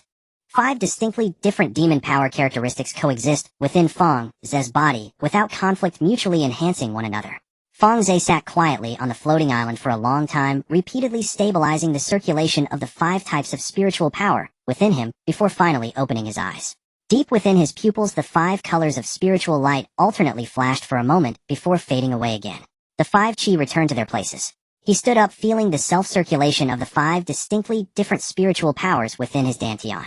Lan Yu gently tapped his shoulder with its wing. Ao Xiaoqi slightly nodded at him from the distant water. Mo Wu silently watched him from the grass. The 3 light, divine, deer lightly touched the back of his hand with its antlers, and the golden-winged roc flew down from the branches to land on his shoulder. The 5 innate demon beasts required no words. At the moment, the spiritual seeds condensed a connection deeper than the beast-taming contract formed between them and Fang Ze. It is of the same origin. His spiritual power carries their demon power characteristics, and their demon power can sense the operation of the spiritual seeds within his. Fang Ze did not immediately attempt to break through to the void refinement after returning the 5 energies to their rightful places. He sat cross-legged in the center of the floating island for an entire day, repeatedly refining the circulation of the 5 types of spiritual energy within his body, confirming that the chain of mutual generation among the 5 elements in his dantian had stabilized to the point where it could circulate on its own without active stimulation before he stood up to test his current combat methods. He first activated the fire element spiritual energy. The fire seed within his dantian shimmered slightly as a stream of golden-red phoenix true fire surged through his meridians into his right arm, erupting from his fingertips and forming a slowly rotating 9-nepedaled lotus flower in front of him.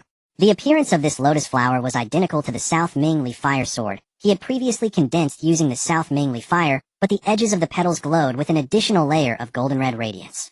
That was the unique sky-burning characteristic of the Phoenix Sunfire.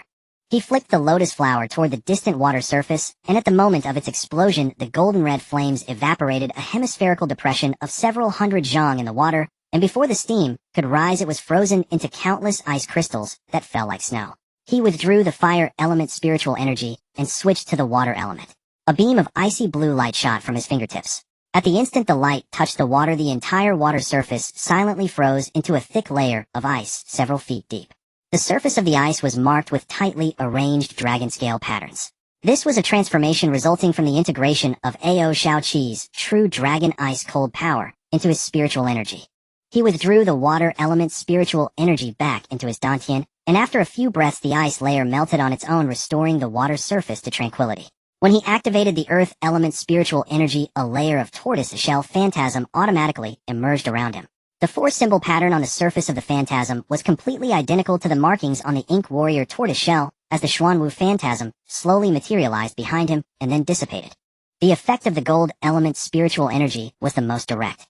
He slashed out a beam of dark golden sword energy with his palm, which tore through the air with a metallic resonance, cleaving a deep fissure over several dozen zhang in the water surface that took a long time to close.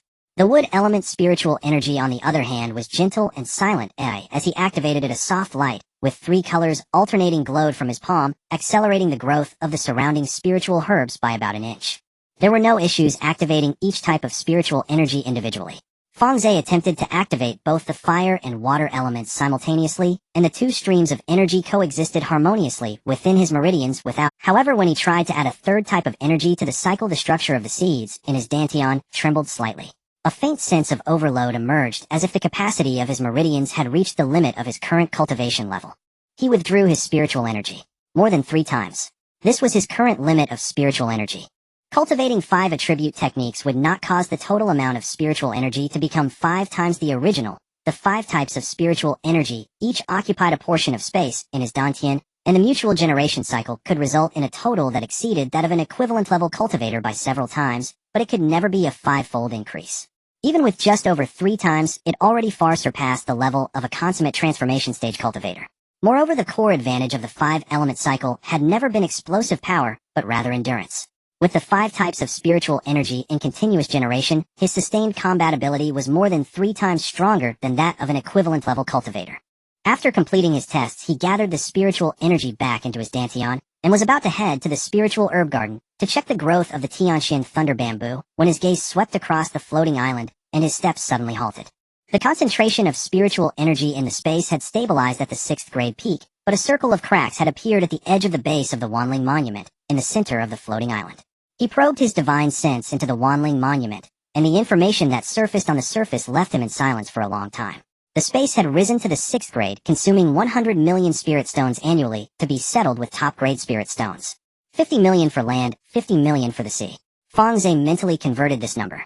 100 million lower-grade spirit stones converted to top-grade spirit stones equal 10,000. This amount would be a considerable expense for any void refinement cultivator in the Dongling continent, and he needed to contribute this amount every year. The market price of a lower-grade Tongtian spiritual treasure is approximately between 1 to 20 million spirit stones, while the starting price for a mid-grade Tongtian spiritual treasure is 50 million. The consumption after the space upgrade equated to burning through 2 mid-grade Tongtian spiritual treasures each year. Currently, most of his spiritual stone reserves came from the 10 billion lower-grade spirit stones he brought from the small world, which only converted to around 100,000 top-grade spirit stones. Over the years, the income from selling pills through the Su family supplemented some of this, but the Su family, after all, was a void refinement family, and both their channels and capital pool had limits. Relying solely on the Su family would no longer suffice to sustain the annual consumption of over 10,000 top-grade spirit stones for the space. He needed another source of spirit stones, one that he could fully control without needing to share profits with anyone. Fang Ze withdrew from the space, sitting on a stone bench in the small courtyard of the Steward Peak, mentally going through the resources he could currently mobilize. The small team he had established in the outer sect centered around Zhao Ping, Chao Meng, and Song Qing had begun to take shape after decades of collaboration. The Jade Slips Zhao Ping sent earlier recorded nearly 30 edge disciples with dual spiritual roots who were being suppressed within the sect. The loyalty of this group had been initially validated over time. After he rose to fame with a single battle at the celebration, Zhao Ping reported that none of the disciples had made additional demands due to his change in status. Rather, a few dual spiritual root disciples who had been observing took the initiative to seek him out and request to join. 5th-tier pills were the most stable hard currency in his possession. With the dual enhancement of accelerated time and 6th grade peak spiritual energy, the output of the primary materials for Hua Yuan Dan, Shi Ming Dan, and Xin Yuan Dan in the spiritual herb garden had far exceeded his personal cultivation consumption. Taking out a portion of top-grade 5th-tier pills as a bargaining chip to win over cultivators of various arts would cost him almost nothing. The young dragon hatchlings were another trump card. The number of spiritual dragons in the space had exceeded 1,000, with many newborn hatchlings emerging each year. Among these hatchlings, the majority had a bloodline limit of 5th grade, but occasionally a few with 6th grade potential would appear. In a beast-controlling sect like the Wanshou sect, a 6th grade potential dragon hatchling would be as enticing to an outer sect alchemist or artifact refiner without a background as a Ningsu Dan would be to a consummate transformation stage cultivator. The types of people he needed fell into 2 categories. The first category consisted of cultivators skilled in various arts of cultivation. Alchemists, artifact refiners, talisman masters, and formation masters with no restrictions on rank, but they must have a certain foundation in their respective fields. The low-grade spiritual herbs and spiritual bamboos produced in the space's spiritual herb garden could be processed into finished pills and treasures by these individuals, and the finished products could then be exchanged for spirit stones in the market. The second category consisted of cultivators skilled in business, responsible for transporting finished products out of the sect's jurisdiction and establishing sales networks in other immortal cities and marketplaces across the Dongling continent. The latter must avoid existing vested interests within the sect.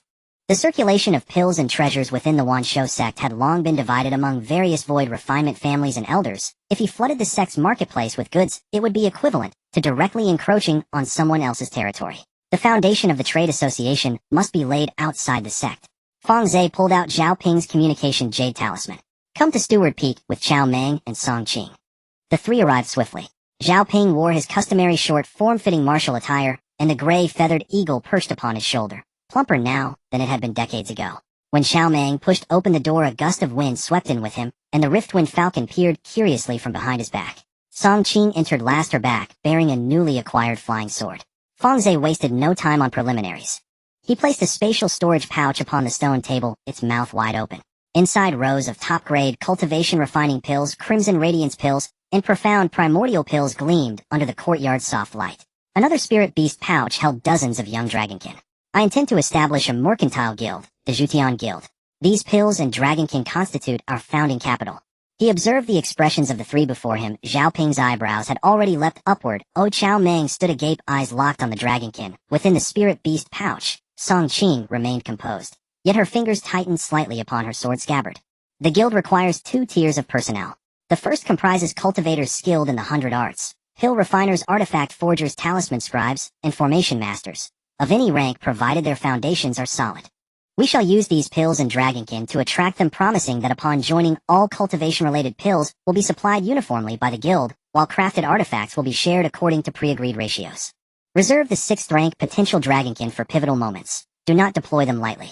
Prioritize outer sect pill refiners and artifact forgers who have long suffered suppression within the sect. They lack neither skill nor mastery, only resources and opportunity. Zhao Ping had already begun mentally tallying eligible outer sect refiners, murmuring several names under his breath. The second tier consists of external operational personnel. Do not distribute goods within the sect's market district. The circulation of pills inside the sect has long been monopolized by the nascent soul clans and elders. Flooding this space would amount to directly challenging their authority. Fang Ze turned his gaze toward Xiao Meng. Extend our sales network beyond the sect's jurisdiction. Begin with neutral immortal cities and minor markets across the Dongling continent. During its inception, the guild must bear no sect insignia. Operate instead as an independent guild of unaffiliated cultivators. Your recent mission took you northward. You should retain some familiarity with markets outside the sect. During its inception, the guild must bear no sect insignia. Operate instead as an independent guild of unaffiliated cultivators. Your recent mission took you northward. You should retain some familiarity with markets outside the sect. Song Qing, you shall oversee internal security. Fang Ze regarded her steadily. In its infancy, the guild will remain small. Its principal security threats will emanate from peer-level unaffiliated cultivators and minor factions seeking advantage. Your flying sword and wind serpent grant overwhelming dominance over any cultivator below mid-ascension realm. Should an insurmountable threat arise, do not engage recklessly. Summon me immediately via spirit transmission. Song Qing nodded tersely in assent. Unlike Zhao Ping, she spoke sparingly. Unlike Xiao Meng, she rarely betrayed emotion. Yet every instruction Fang Ze issued was etched into her actions. After securing the spatial pouch and spirit beast pouch, Zhao Ping raised his head and asked, Captain, when shall we formally inaugurate the guild? I must depart on another assignment, likely 2 to 3 years before I return. You are to complete registration and preliminary preparations within that span. Select a neutral immortal city for official registration and stabilize our first cohort of core members using the pills. Full-scale operations commence upon my return. Should funds or pills run short during this period, seek Su Man of the Su clan. She will provide interim support. For now, only Su Man is to know of the dragonkin. Disclose nothing to other Su clan members lest unwarranted attention be drawn. Xiao Meng nudged the Riftwind Falcon aside, stepped half a pace closer and lowered his voice. Captain, if word of this guild spreads, and especially if those dragonkin are revealed outer sect pill refiners and artifact forgers, long stifled by the 100 Arts Hall, will flood our gates. The Wanshou sect teaches beast taming alone, yet control over pill refining and artifact forging resources lies entirely with the 100 Arts Hall, whose disciples are chosen not by skill, but by lineage. A generation of master artisans gifted, yet marginalized by birth has simmered in quiet resentment for over a millennium. Then it is perfect, Fang Ze rose. At present they possess but one destination. Less than half an hour after the trio departed, Su Man knocked upon the courtyard gate. She wore a pale violet gown, and carried a spatial storage pouch, which she placed upon the stone table upon entering. Brother Fang, here is the refined essence blood you requested, the final batch of the past 50 years totaling over 300 vials. Among them are 2 vials drawn from 5th rank peak demonic beasts, exceptionally potent, collected just last month, their spiritual vitality still vibrant. She seated herself upon a stone bench, beads of sweat glistening at her temples, evidently having hurried straight from elsewhere. Fang Ze accepted the pouch and swept his divine sense within before transferring all essence blood into his spatial realm. Su Man then withdrew a jade slip from her sleeve and handed it over. It detailed every essence blood delivery over the past half-century, profit shares from Su Clan's pill shops, and her own curated intelligence on noteworthy demonic beasts. Our Su Clan pill shop's ranking has risen again. The Crimson Radiance pills and Profound Primordial pills you supplied, I withheld half of them, selling the remainder at off-sect auctions. A single top-grade Crimson Radiance pill fetched 20% more than its price within the sect's market. Her tone quickened slightly, clearly pleased. Upon her conclusion, Fang Ze drew several jade bottles from his sleeve and set them upon the table. This batch far exceeded previous offerings. Not only more Crimson Radiance and Profound Primordial pills, but also several trial samples of peerless-grade Cultivation refining pills. Su Man gazed at the additional pills before her. Unlike prior occasions, she did not immediately gather them up. She lifted her eyes to Fang Ze and paused in silence for several heartbeats before speaking. Brother Fang, for 50 years the quantity and quality of pills you've supplied to the Su clan have steadily increased, yet you have never once sought to revise our profit-sharing ratio. My father remarked that even a 10% share of this order's profits is generous, and instructed me to ask either raise your share or let the Su clan absorb part of your spirit stone expenditures. The ratio remains unchanged. However, I shall depart for roughly 2 to 3 years. During my absence, the Zhutian Guild will be formally established. Should its members approach you for temporary advances, whether pills or spirit stones, please extend credit on my behalf. He secured the essence blood pouch Su Man had delivered. Su Man's fingers stilled for an instant upon her teacup, then resumed their steady rhythm. She nodded, rose, and paused at the courtyard gate to glance back at Fang Ze. Stay safe beyond the sect walls. Fang Ze gave a slight solemn nod. The courtyard gate closed softly behind Su Man. A few days later, an unremarkable streak of escaping light quietly flew out from the side gate of the sect, gliding southward along a low-altitude route. Within the light, there were no dragons or flying beasts, only Fang Ze dressed in gray traveling on his sword. He did not wear a deacon's robe, and the token at his waist was tucked away in his sleeve, suppressing his spiritual energy to the level of late nascent soul. This level of cultivation would not attract anyone's attention in the southern wilderness of Dongling continent, yet it was enough to make most low-level loose cultivators take a deep. He found a natural cave in a vast expanse of uninhabited mountains stretching thousands of miles. The entrance of the cave was largely blocked by a half-collapsed boulder, and inside it was dry and well-ventilated, showing no signs of any beasts.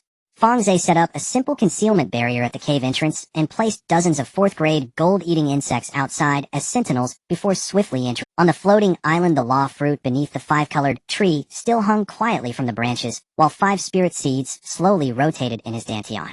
He took out the Ningxu Dan from the Dan bottle. The Qingxin Bodhi pendant hung at his waist, its faint golden Buddha relief still emanating compassion under the spatial spiritual light.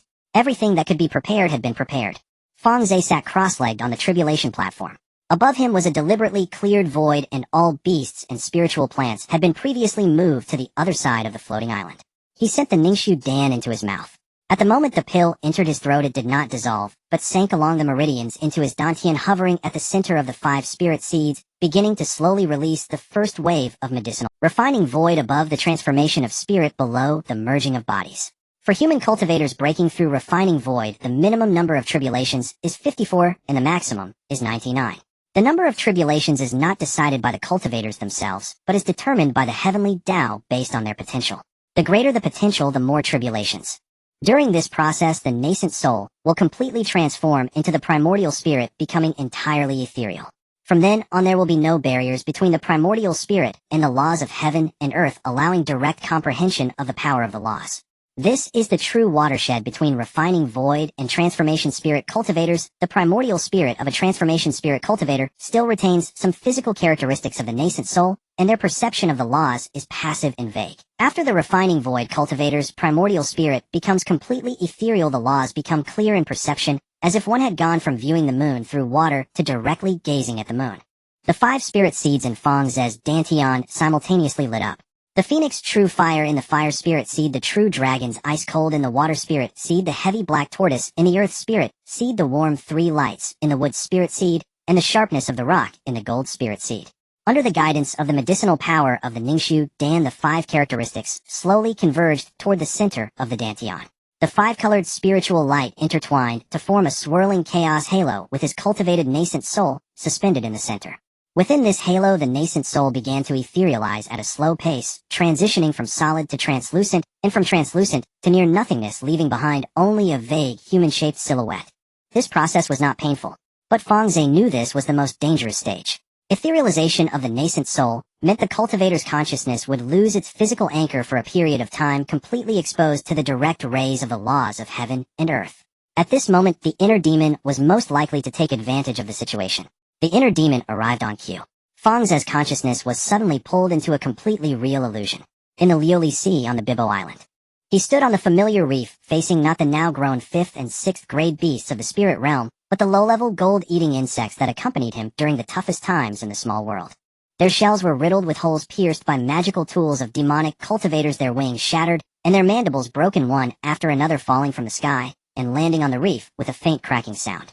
He wanted to reach out to catch them, but his fingers passed through the fallen insect corpses, unable to grasp anything. Then there was Lin Weiner. She stood with her back to him at the door of the pill room in Bibo Pavilion. Turning around to look at him, she opened her mouth without sound, but he could read her lips. Master, I failed to transcend the tribulation. Then there was Gu Yunxi. She stood outside the mountain gate of the Jiutianlan Yu sect, clutching the last piece of the celestial treasure he left for her before his ascension, gazing toward the direction of the central continent. Her lips moved slightly, as if repeating that sentence. After I ascend to the spirit realm, I will ask you again.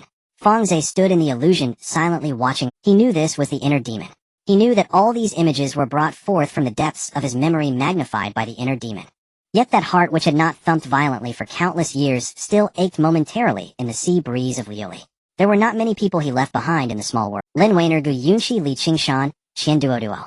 These people accompanied him from Foundation Establishment to Transformation Spirit, from Jiutianlan Yu Sect to the Ascension Path. He had ascended to the spirit realm for less than 100 years, yet thousands of years had passed in the space. The thousands of years of time difference between the two worlds meant no one knew how they were faring in the small world, whether they had broken through, fallen, or been swallowed by some. This lingering uncertainty itself was the best nourishment for the inner demon. Then the Qingxin Bodhi pendant lit up. A faint golden Buddha light surged from the jade pendant. The Buddha light gathered into a hazy Buddha figure 3 feet in front of him, the Buddha forming a mudra with his hands, his lips slightly parted, silently uttering a single word. That word fell into Fang Ze's sea of consciousness clearly, without sound, yet it seemed as if a Brahma bell had gently rung deep within his awareness, its echoes spreading out, soothing all the distorted memories circle by circle. The images of the Liuli Sea slowly dissipated in the Buddha light. Fang Ze closed his eyes, peeling away the remaining emotions layer by layer from his heart. When he opened his eyes again, after a moment his gaze had returned to calm, with only the nascent soul in his dantian still accelerating its etherealization, and the tribulation clouds gathering above his head. The Buddha relief on the Qingxin Bodhi pendant faded slightly. 1 use out of 3 had been expended. Fang Ze placed it back in his embrace, stood up, and looked up at the sky. With the inner demon dispelled, the tribulation descended. The tribulation clouds above the space did not surge directly from the void, but began to converge from the edges of the space toward the center. The 6th grade heavenly tribulation in the supreme space was in no way comparable to the scene when he transcended the transformation spirit tribulation in the small. The tribulation clouds covered the entire floating island, with countless silver-white lightning snakes silently slithering through the clouds. Each lightning snake was thicker than the thunder pillar he faced during the 9th heavenly tribulation of transformation spirit. The eye of the tribulation slowly rotated at the center of the cloud layer, with the color at the center transitioning from silver-white to purple-gold, and then settling into a deep, dark golden hue. Within the dark golden eye of the tribulation, there was no lightning, only a slowly rotating power of the laws. This was not ordinary heavenly thunder, but law thunder, one of the most difficult types of tribulations to deal with in refining void. The first bolt of heavenly thunder struck down. Fang Ze did not summon any beasts.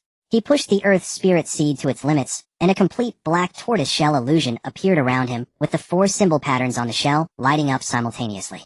The heavenly thunder crashed onto the turtle shell illusion, and the lightning flowed along the 4 symbol patterns into the tribulation platform beneath his feet, leaving him completely unmoved. After the first bolt of heavenly thunder, the surface of the turtle shell illusion showed not a single crack. The second, third, fourth. The frequency of the heavenly thunder strikes increased rapidly. By the time the 20th bolt struck, cracks began to appear on the surface of the turtle shell illusion. The black tortoise defense that Mo Wudong had withstood multiple strikes without breaking in the Kangwu Sea was also starting to falter against the refining void tribulation.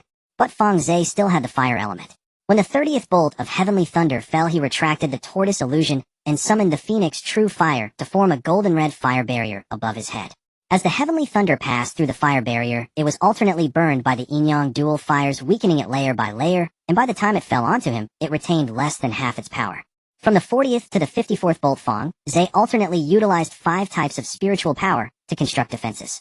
Each type of spiritual defense possessed distinct characteristics, yet the might of the tribulation steadily increased. By the time he reached the 54th bolt, he endured it, but his fingers tingled slightly. This was the basic threshold of the alchemy tribulation. Passing the 54th bolt indicated that he had met the minimum standard for alchemy. Normally the tribulation should have concluded here. However, the calamity clouds did not disperse. The dark golden light within the calamity eye intensified even further. The color of the 55th bolt changed from silver white to pale gold. Fang Ze took a deep breath and activated the 5 fire mirrors simultaneously. The 5 mirrors floated around him in 5 directions, facing outward, with spiritual light refracting between them to form a complete 5-element protective array. The pale golden lightning struck the 5-element mirror array, causing all 5 mirrors to tremble violently, and a crack appeared on each mirror's surface. The 5 flames fire mirror was his life treasure, brought from the small world, which had been nurtured in space for thousands of years, and had reached the peak of low-grade celestial treasures. However, facing the 6th-tier alchemy tribulation still proved somewhat challenging. The 63rd bolt, the 72nd bolt, the 81st bolt. A trace of blood oozed from the corner of Fang Ze's mouth. The continuous high-load operation of the 5-element spiritual seeds caused a backlash on his meridians. Although the alternating use of 5 types of spiritual power allowed for an array of defensive measures, his meridians still bore 3 times the normal pressure of spiritual energy due to the intense strain. He swallowed the blood surging in his throat, retrieved the healing elixirs prepared from his storage ring, crushed one, and pressed it into his mouth, before continuing to activate the next round of defense. When the 9th bolt of lightning fell, the dark golden light in the calamity, I had become almost tangible. Fang Ze stood on the tribulation platform, his gray robe torn with countless rips, each edge charred black from the high temperature of the lightning. His hairpin had long since come undone under the impact of the lightning, with his long hair messily draped over his shoulders, yet his back remained straight. He withdrew all external defenses and pushed the 5 spiritual seeds to their limits. The 5 spiritual seeds within his dantian erupted with the strongest output of spiritual power simultaneously, and 5 colors of spiritual light expanded from his body, forming a 5-colored spiritual light shield around him. This shield was not any spell, it was purely a spiritual suppression field formed by the spontaneous release of the 5-element spiritual power within him. The 9th bolt of lightning crashed into the 5-colored shield, causing it to tremble violently with cracks appearing on its surface, yet it ultimately did not shatter. The 99th bolt of lightning. The calamity, I suddenly contracted, and then a thick dark golden lightning column almost covering the entire tribulation platform blasted down vertically from the calamity eye. This bolt of lightning contained not only the power of thunder, but also a wisp of pure golden law power. The final strike of the law thunder targeted the weakest link in the 5-element attributes of the tribulation practitioner. Encased within the dark golden lightning column was a sword-shaped phantom, a sword of golden law formed from the condensation of law power. It sealed off all of Fang Ze's escape routes with its loss. Unless it was shattered, the tribulation would not cease. Fang Ze withdrew all defenses back into his body, leaving only his right arm. He pushed the golden spiritual seed to its limit, and a dark golden dapeng feather extended from his fingertips, coalescing into a complete golden longsword in his palm. This sword was neither a celestial treasure he had forged, nor a manifestation of any spell, but a product of the fusion of the golden attribute demonic power of the golden winged dapeng and his own spiritual power. Gripping the sword hilt with both hands, he channeled all remaining spiritual power within him and swung the sword towards the golden law sword. At the moment the sword edge collided with the lightning, the entire floating island shook violently from the impact of the 2 golden powers. The dapeng sword patterns on the sword body shattered under the pressure of the law power, and with each fracture Fang Ze's tiger mouth split, further blood dripping down the sword. When the last sword pattern shattered, he infused the final wisp of unused wooden spiritual power from his dantian into his right arm. What overcomes gold, this wisp of wooden spiritual power traveled along the sword hilt to the sword edge, precisely striking the weakest point on the spine of the golden law sword. A fine crack opened in the center of the dark golden law sword's spine, quickly widening until the entire law sword shattered with a thunderous roar after a few breaths. The residual power of the lightning coursed through him, shattering the bluestone slabs of the tribulation platform beneath his feet. The calamity clouds began. After enduring 81 bolts of lightning, Fang Ze's nascent soul in his dantian had completed its final transformation. Originally in a solid form, his nascent soul now transformed into a semi-transparent humanoid phantom with 5 colors of spiritual light gently swirling around it, while the 5 spiritual seeds revolved around the phantom of his soul. Alchemy. Every part of his body ached. It felt as if his meridians had been crushed countless times. The spiritual power in his dantian was nearly exhausted under the impact of the tribulation, and the blood from his tiger mouth had already coagulated into a dark red scab. Yet as the calamity clouds dispersed, spiritual light once again fell upon him from the space, and 6th grade, top-tier spiritual energy automatically surged into his body, circulating through the newly opened meridian pathways. The meridian tolerance of an alchemy practitioner had improved significantly compared to that during the full realization of the transformation realm. Injuries that would have taken days to heal in the transformation stage were now rapidly mending. The Taisu phoenix with blue feathers circled above his head, emitting a long, quavering cry. Ao Xiaoqi emerged from the waters, revealing his dragon head, and letting out a dragon roar that echoed across the entire water domain. Mo Wu lowered his head among the group of 4 symbols, Xian turtle, while the 3 light divine deer tapped the ground with its antlers at the edge of the spirit herb garden. The golden-winged dapeng spread its wings on his shoulder and let out a loud cry. Jintong stood beside the golden-winged dapeng, vigorously clapping its 2 forepaws, while the Tuntian frog merely tilted its head slightly, saying in a low voice, "It's okay." Fang Ze looked down at his hands, feeling the nascent soul within his dantian that had completely transformed and was now operating autonomously. From the transformation realm to alchemy, he had transformed from an ascendant practitioner who could only cautiously survive in the spirit realm into a true alchemy practitioner qualified to voice his opinions in the affairs of the myriad beast sect. From being a fledgling ascendant who was reprimanded by the sect leader in person during the mid-transformation stage to now being a direct descendant of the Huchi old ancestor, the disciple of Changwu Taoist, and a Taoist of the alchemy realm, he had spent less than 100 years in the spirit realm. Yet in the space he had walked alone for countless years. He did not linger on the tribulation platform. Turning, he flew back to the center of the floating island, sat cross-legged before the myriad spirits monument, and began to stabilize his recently broken through cultivation. Next, Fang Ze sat cross-legged in the center of the floating island for 2 years. During these 2 years he did not practice any new techniques, nor did he rush to test the limits of his battle power after breaking through to the refining void stage. He simply and quietly familiarized himself with the thoroughly ethereal nascent soul within his dantian from beginning to end.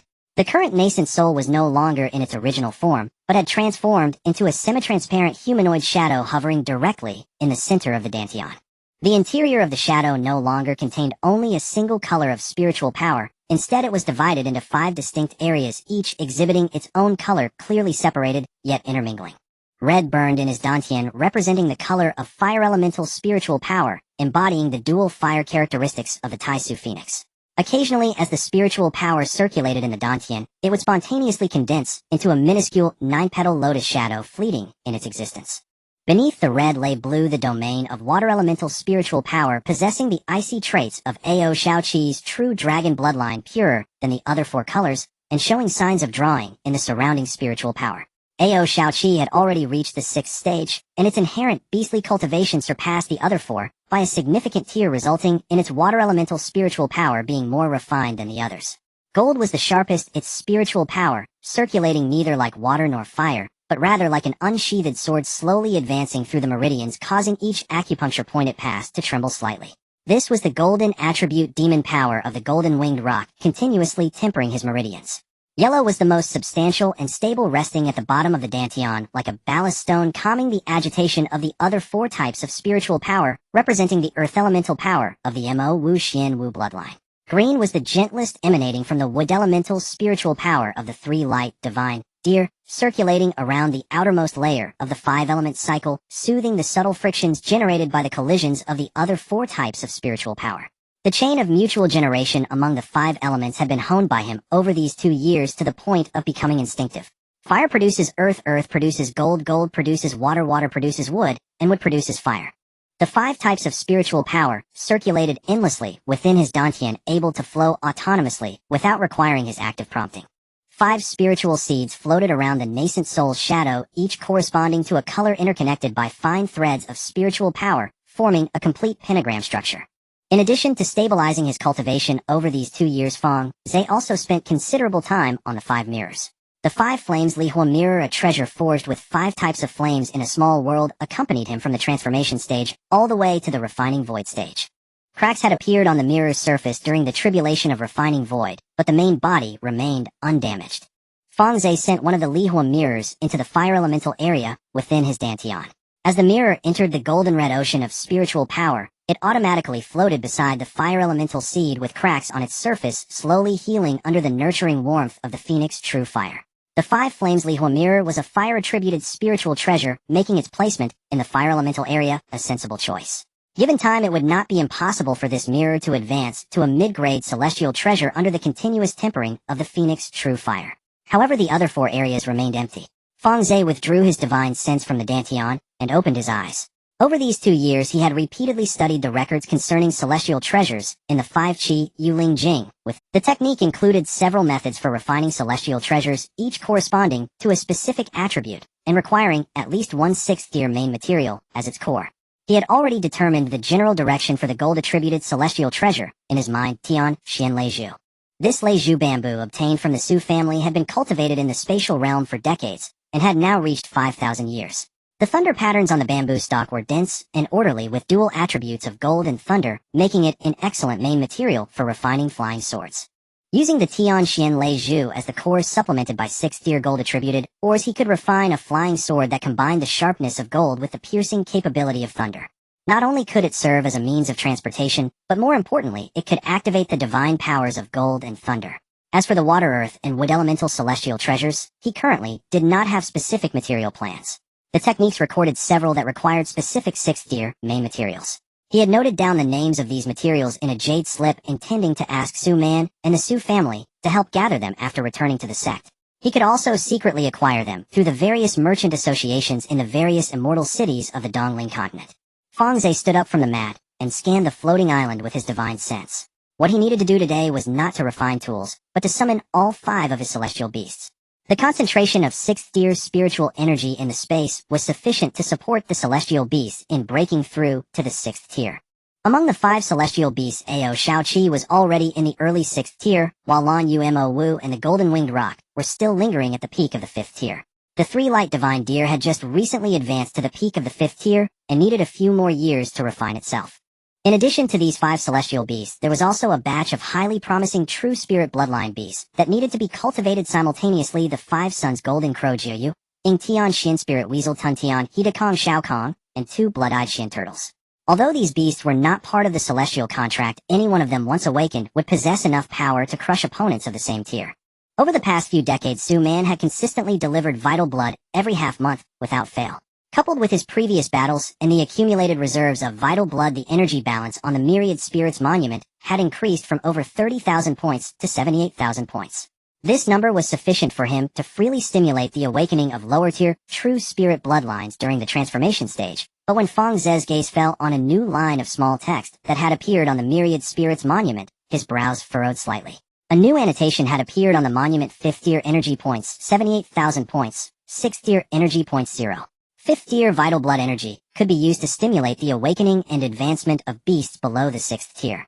For 6th tier and above beasts, if further purification of the bloodline or advancement to a higher tier was needed, 6th tier vital blood energy must be used.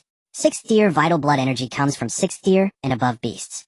This meant that the 78,000 points of 5th tier vital blood energy he had could only be used for his 5 celestial beasts: Lan Yu Ao Shaoqi Mo, Golden Winged Roc, and 3 light divine deer.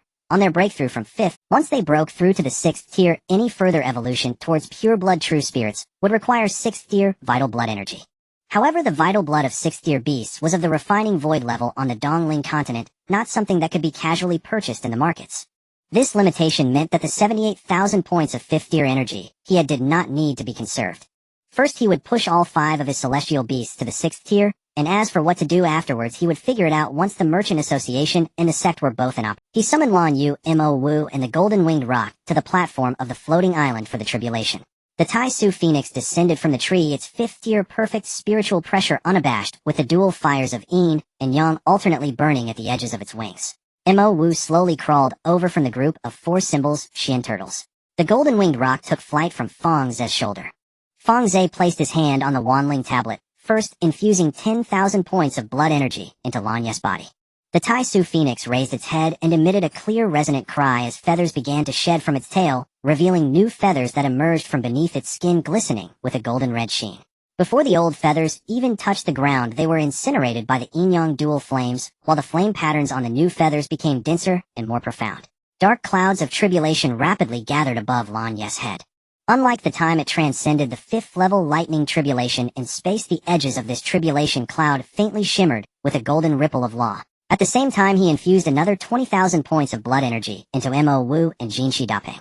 The 4-symbol formation patterns on Mo Wu's shell illuminated simultaneously, and for the first time the 4-symbol phantoms emerged from its shell without an. The sword patterns in Jinshi Dapeng's eye suddenly expanded, and a halo of sword energy emerged from its dark golden wings. 3 bolts of lightning tribulation descended almost simultaneously. It was the first time Fang Ze witnessed 3 5th-level perfected monsters transcending their 6th-level lightning tribulation together. The sky above the floating island was divided into 3 regions by 3 differently colored tribulation. Above Lan Yu's head was a golden-red fire-type tribulation cloud. Above Mo Wu's head was a thick earth-yellow tribulation cloud, and above Jin Shidapeng's head was a dark golden metal-type tribulation cloud. The 3 tribulation clouds were connected by arcs of lightning, and occasionally 2 bolts of different attributes collided in the air, exploding into a burst of mixed spiritual light. Mo Wu chose the most pure defensive stance. It did not attack the heavenly lightning, but instead layered the 4-symbol formation shield upon itself. Every bolt of heavenly lightning that struck was absorbed by the 4-symbol phantoms, dissipating after flowing around the formation patterns on the shell. The power of the 6th-level lightning tribulation far exceeded that of the 5th, but the defense of the Xuanwu bloodline had greatly improved after awakening. After 54 bolts of heavenly lightning, only a faint burn mark remained on Mo Wu's shell. Lan Yu and Jin Shidapeng chose to engage directly. The Tai Su Phoenix formed a golden-red fire vortex above its head with the yin-yang dual flames. When the heavenly lightning fell into the vortex, it was weakened layer by layer by the alternating flames, and even the occasional stray lightning arc that struck its wings merely left a fleeting burn mark on its feathers. Metal against metal, there was no attribute suppression, merely a direct clash of sword edge and thunder. Sword light and lightning intertwined in the air, forming a golden electric net. Metal against metal, there was no attribute suppression, merely a direct clash of sword edge and thunder. Sword light and lightning intertwined in the air, forming a golden electric net, and Jin Shi Dapeng navigated effortlessly within it, occasionally emitting a high-pitched cry. The three monsters successively transcended their respective sixth-level lightning tribulations. After the tribulation clouds dissipated, Fang Ze noticed a phenomenon that had never appeared before. As the three tribulation clouds dissipated, they each released a wisp of lightning that drifted toward the center of the floating island. One wisp floated toward the primal five-color tree, merging into the five law fruits on its branches, silently absorbed by them.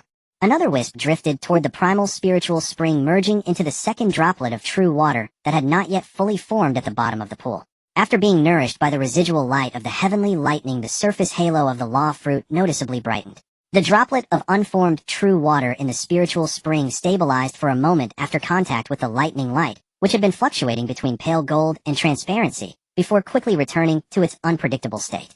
This true water and law fruit can continue to grow, which should be the result of my advancement to the refining void stage. Fang Ze internally confirmed this judgment. He had originally thought that the law fruit was a product formed all at once during the spatial upgrade of the innate spiritual roots with a fixed grade and no further changes. But now it seemed that these five fruits would actively absorb the shattered fragments of law left by the heavenly tribulation during the monster's transcending tribulation. The more times a monster transcended tribulation, the greater the power of the heavenly tribulation, and the more fragments of law the law fruit would absorb, thus increase. This meant that the final grade of these five law fruits depended on how many monsters in the space could successfully transcend tribulation before the fruits were picked. Currently 4 out of the 5 innate monsters had broken through to 6th level, and the law fruits had already absorbed several fragments of law from the 6th level heavenly tribulations, making the law power sealed within them richer than when they were first formed. Fang Ze could sense that if he waited a bit longer and allowed the 3 light divine deer and other monsters in the space to successively transcend tribulation, these 5 fruits would continue to grow. But the problem was that he needed a trump card that could be used in the early stage of refining void. Within the Wan Beast sect, there was protection from his master and ancestor, but outside the sect, there were many threats on the Dongling continent that could endanger a refining void stage cultivator. The 6th level monsters were currently his greatest reliance, but monsters were ultimately external forces. If they were restrained by formations or overwhelmed by numbers, his own combat power must be able to keep up. The power of law was the most essential dividing line between refining void and transformation god stage cultivators. Most early-stage refining void cultivators couldn't even touch the threshold of law, while he could possess a wisp of law power at the early stage of refining void. This advantage could not be indefinitely delayed for the sake of waiting for the fruits to continue growing. Fang Ze walked to the 5-color tree and looked up at the 5 translucent law fruits. 5 fruits hung from the branches, their 5 colors slowly flowing within the fruit skins.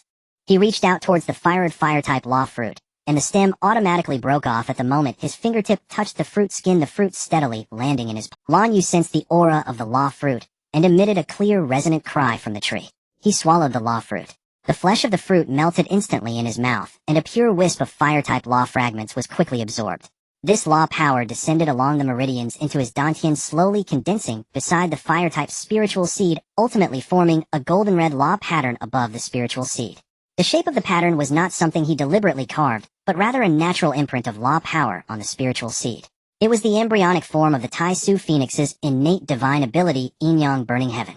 With this law pattern, when he urged the fire-type spiritual power, it was no longer merely accompanied by the burning characteristics of the phoenix true fire, but could truly invoke a wisp of the fire-type law from the heavens and earth. It was not borrowing fire, but mastering fire. The flames no longer needed to use his own spiritual power as fuel, but could directly invoke the wandering fire-type laws of the heavens and earth to burn freely. Fang Ze opened his eyes, extending his right hand flat with the palm facing up. He did not urge the fire-type spiritual seed within his dantian, but gently touched the newly formed law pattern above the spiritual seed with his divine sense. A wisp of golden red flames silently ignited in his palm, needing no spiritual power as fuel and no incantations to guide it. The flame simply hovered in his palm, slowly rotating. The surrounding air was slightly distorted by the high temperature, but his palm felt no pain. The law recognized its master and did not harm him. He retracted his hand, and the flame dissipated at his fingertips.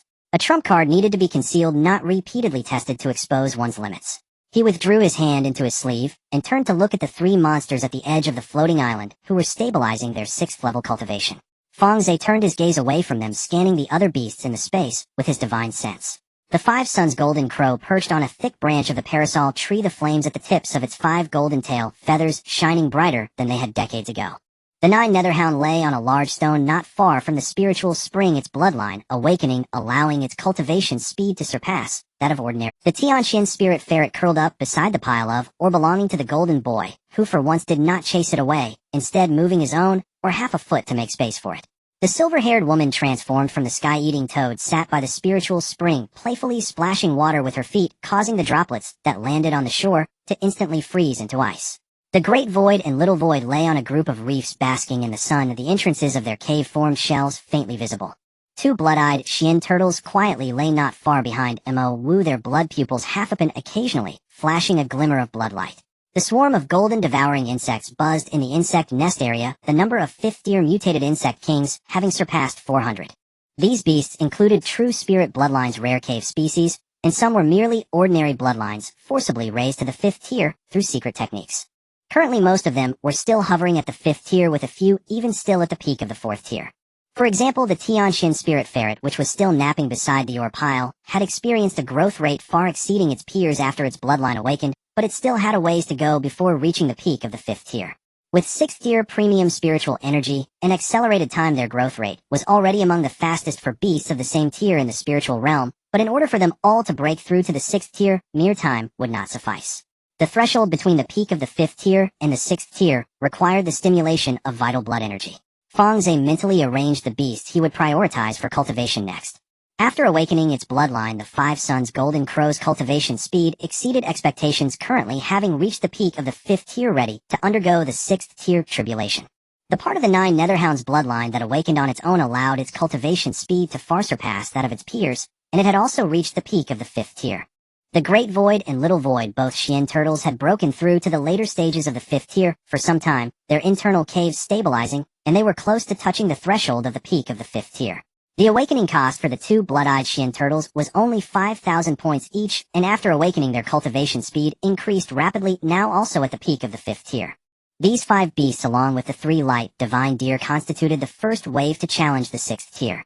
As for the sky-eating toad, Fang Ze's gaze lingered on the silver-haired woman by the spiritual spring, who was still splashing water.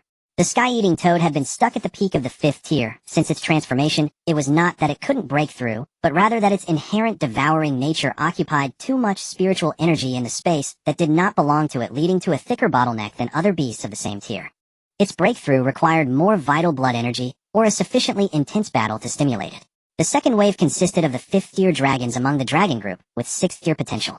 The total number of dragons had surpassed 1,000, but only over 100 had 6th tier potential. Among these, about several dozen had reached the peak of the 5th tier, and could be arranged in batches for tribulation.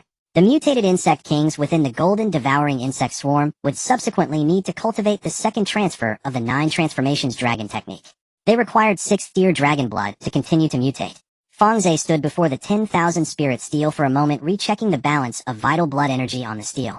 Originally 78,000 points of 5th tier vital blood energy remained after Blue Feather Mo Wu and the Golden Winged Rock each consumed 10,000 points, leaving a total of 48,000 points. The 3 light divine deer, 5 Suns golden crow, 9 netherhound great void little void, and the 2 blood-eyed Xian turtles alongside the dragons and insect kings that would gradually reach the peak of the 5th tier later meant that the 48,000 points must be spent wisely. After Fang Ze fully refined the fire attribute law fruit, the golden red law patterns within his dantian had expanded from an initial line to a complete circle firmly imprinted above the fire spiritual seed. Initially, when he first refined it, this pattern was only an inch long, but now it had expanded to 10 inches. 10 inches marked the threshold of understanding the law. Understanding the law meant that he could not only invoke a trace of the fire attribute law in the world, but could truly wield this power in battle. Although he was still far from the realm where a combined cultivator could manipulate the laws of heaven and earth with a mere gesture, reaching the threshold of the law in the early stages of refining was already rare. In the next half year outside, 50 years passed in the space. During these 50 years, Fang Ze spent most of his time stabilizing the law patterns, leaving the tribulation to Blue Feather. The Taisu Phoenix had now reached 6th tier true spirit status, and the power of its yin-yang double fire had increased another tier after reaching the 6th tier, making it more reliable to protect other beasts than to act himself. The 3-light divine deer was the last of the 5 original beasts yet to break through to the 6th tier, and it was the one Fang Ze prioritized the most. The wood spiritual seed required the 3-light divine deer's cultivation to match that of the other 4 elements, otherwise there would be a bottleneck in the cycle of the 5 elements of the wood element link. The 6th tier tribulation for the 3-light divine deer was much gentler than when Mo Wu faced his tribulation. The wood attribute heavenly thunder contained not only destructive power, but also a trace of vitality. Every bolt of heavenly thunder that struck it briefly extinguished the 3-colored light on its antlers only to shine even brighter upon reigniting. The Tai true water within it firmly locked in the trace of vitality from the heavenly thunder, transforming it into a power to repair its own damage. After 54 bolts of heavenly thunder, the 3-light divine deer stood in the center of the tribulation platform, its long legs bearing several charred marks, yet the 3-colored light on its antlers was purer than before the tribulation. It lowered its head and touched Blue Feather's wings with its antlers. The phoenix rarely did not shy away, merely emitting a call from its throat in response. The thunder tribulation of the 5 Suns Golden Crow was the most dazzling. This beast, which awakened from a single-horned gray gull to a mixed-blood golden crow, ignited all 5 golden long feathers at the tips of its tail. At the same time, during its 6th tier tribulation, 5 clusters of golden crow, true fire, converging beneath the tribulation clouds into a blazing sun. The heavenly thunder crashed into that blazing sun, gradually burned away layer by the golden crow true fire, and the residual thunder power that fell on it was no longer enough to break through its defenses. After successfully overcoming the tribulation, it stood atop the highest point of the parasol tree, the flames on its 5 tail feathers shining brighter than before, illuminating the entire tree, as if it were adorned with a perpetual lamp. The thunder tribulation of the Tianxian spirit ferret was the quietest. This little creature, which had remained silent in the space, did not harden against any bolt of heavenly thunder during its tribulation, but instead used its innate divine ability to deflect the angle of each bolt aimed at it. The thunder light would inexplicably bend at a distance of 3 feet from it, striking the edges of the tribulation platform, and leaving behind scorched shallow pits. Not a single bolt of heavenly thunder directly hit its body from start to finish. Fang Ze watched this scene from afar, recalling a certain deflection restriction he had seen back in the small world. The difference was that the restriction required an array plate to drive it, while the spirit ferret's innate divine ability only required the consumption of its own spiritual energy. The thunder tribulations of the 2 cave heaven mystic turtles Dekong and Xiaokong descended simultaneously. Their cave heavens were interconnected, and the calamity clouds were unable to distinguish which should strike whom, so they simply merged into one. The 2 brothers endured a double-strength thunder tribulation together, and after successfully transcending the tribulation, the entrance to the cave heaven on their shells expanded several times, with the internal connection distance extending to over 100 million miles. Fang Ze estimated this distance, from the gate of the Wanshou sect to the farthest immortal city in the southern part of the Dongling continent. It was only about 1 billion miles. This means that if the population of cave heaven mystic turtles in space continues to expand and their descendants are interconnected, theoretically one could reach 1 billion miles away from the sect in an instant through the connection network of the cave heaven mystic turtles. For the logistics of the Celestial Merchant Association, this is safer and more secretive than any teleportation array. A small incident occurred when the 2 blood-eyed mystic turtles transcended the tribulation. One of them suddenly activated the blood-eyed patterns on its shell when the 6th bolt of heavenly lightning struck, shooting out a blood-colored beam that interrupted the lightning. This was not a natural ability of any mystic turtle, but rather a stress-induced evolutionary response of the bloodline under the pressure of the heavenly lightning. Fang Ze took note of this scene. Although the blood-eyed mystic turtle's bloodline strength was not as potent as the bloodline of the Mo Wu Xuanwu, its potential for mutation in specific environments should not be underestimated. After all 6 demon beasts successfully transcended their tribulations, Fang Ze stood for a moment in front of the Wanling monument, rechecking the remaining essence blood energy balance on the monument's surface. Originally, there were 48,000 5-level essence blood energy points. After deducting the 10,000 points consumed by the 3 lights divine deer, and 10,000 points from the 2 blood-eyed mystic turtles, plus 10,000 points from Dekong, and Xiaokong 5,000 points from the 5-day golden crow, and 5,000 points from the Tianxian spirit mongoose, the balance remained at about 10,000 points. The Jiuyu Huan and the Tun Tian Ha each required 10,000 points to awaken their bloodlines, which was currently only enough to awaken one. He did not rush to use them. The Tun Tian Ha had been stuck at the 5th level perfection for some time, and its bottleneck was not only due to bloodline purity, but also another factor. You need a sufficiently intense real battle. Fang Ze had said this to the Tun Tian Ha. At that time, she was squatting by the spirit spring kicking up splashes, and responded with an without turning her head. Fang Ze knew she had taken note of it. Ao Xiaoqi's breakthrough to the mid-stage of the 6th level coincidentally occurred right after the last blood-eyed mystic turtle successfully transcended its tribulation. Her breakthrough did not trigger any additional heavenly tribulation, she simply halted during a routine patrol of the waters, standing still in the water for several days. When she resurfaced, her dragon horns had developed a layer of ice-blue halo. The aura of a mid-stage 6th level true dragon caused all the flood dragons in the waters to simultaneously lower their bodies. Mo Yuan and Bing Li, the two 5th level flood dragons who had followed Fang Ze the longest, were now both at 5th level perfection, just one step away from the 6th level, yet they instinctively maintained a sense of reverence for Ao Xiaoqi akin to that of young dragons towards adult dragons. Fang Ze sat cross-legged in the air above the floating island, his divine sense scanning the entire space. Currently there were 11 6th level demon beasts in the space: Ao Xiaoqi Lan Yu Mo Wu Jinqi de Peng San Guang, Shun Lu Tian Xian Ling Diao, Wu Yao Jin Wu de Kong Shao Kong, and 2 blood-eyed mystic turtles. Among them, Ao Xiaoqi was at the mid-stage of the 6th level, while the other 10 were all at the initial stage of the 6th level. Placed before any early-stage refining void cultivator in the Dongling continent, this lineup, in terms of demon-beast combat strength, was enough to deter most cultivators of the same rank. Another gain brought by the successive tribulation transcendence of the 11 6th level demon beasts was the law fruits on the innate 5-colored tree. The 4 law fruits that were originally hanging on the branches had absorbed the residual light of 11 rounds of heavenly lightning, and their skins shimmered with an almost liquid-like glow. The law power sealed within was at least 30% stronger than when he refined the fire attribute fruit. What caught Fang Ze's attention even more was that a new fruit had appeared on the 5-colored tree at some unknown time. This new fruit hung next to the water attribute law fruit, its skin a light golden color, and the power sealed inside was not of the metal law, but rather a type of law fluctuation he had never seen before. It resembled some sort of niche auxiliary law.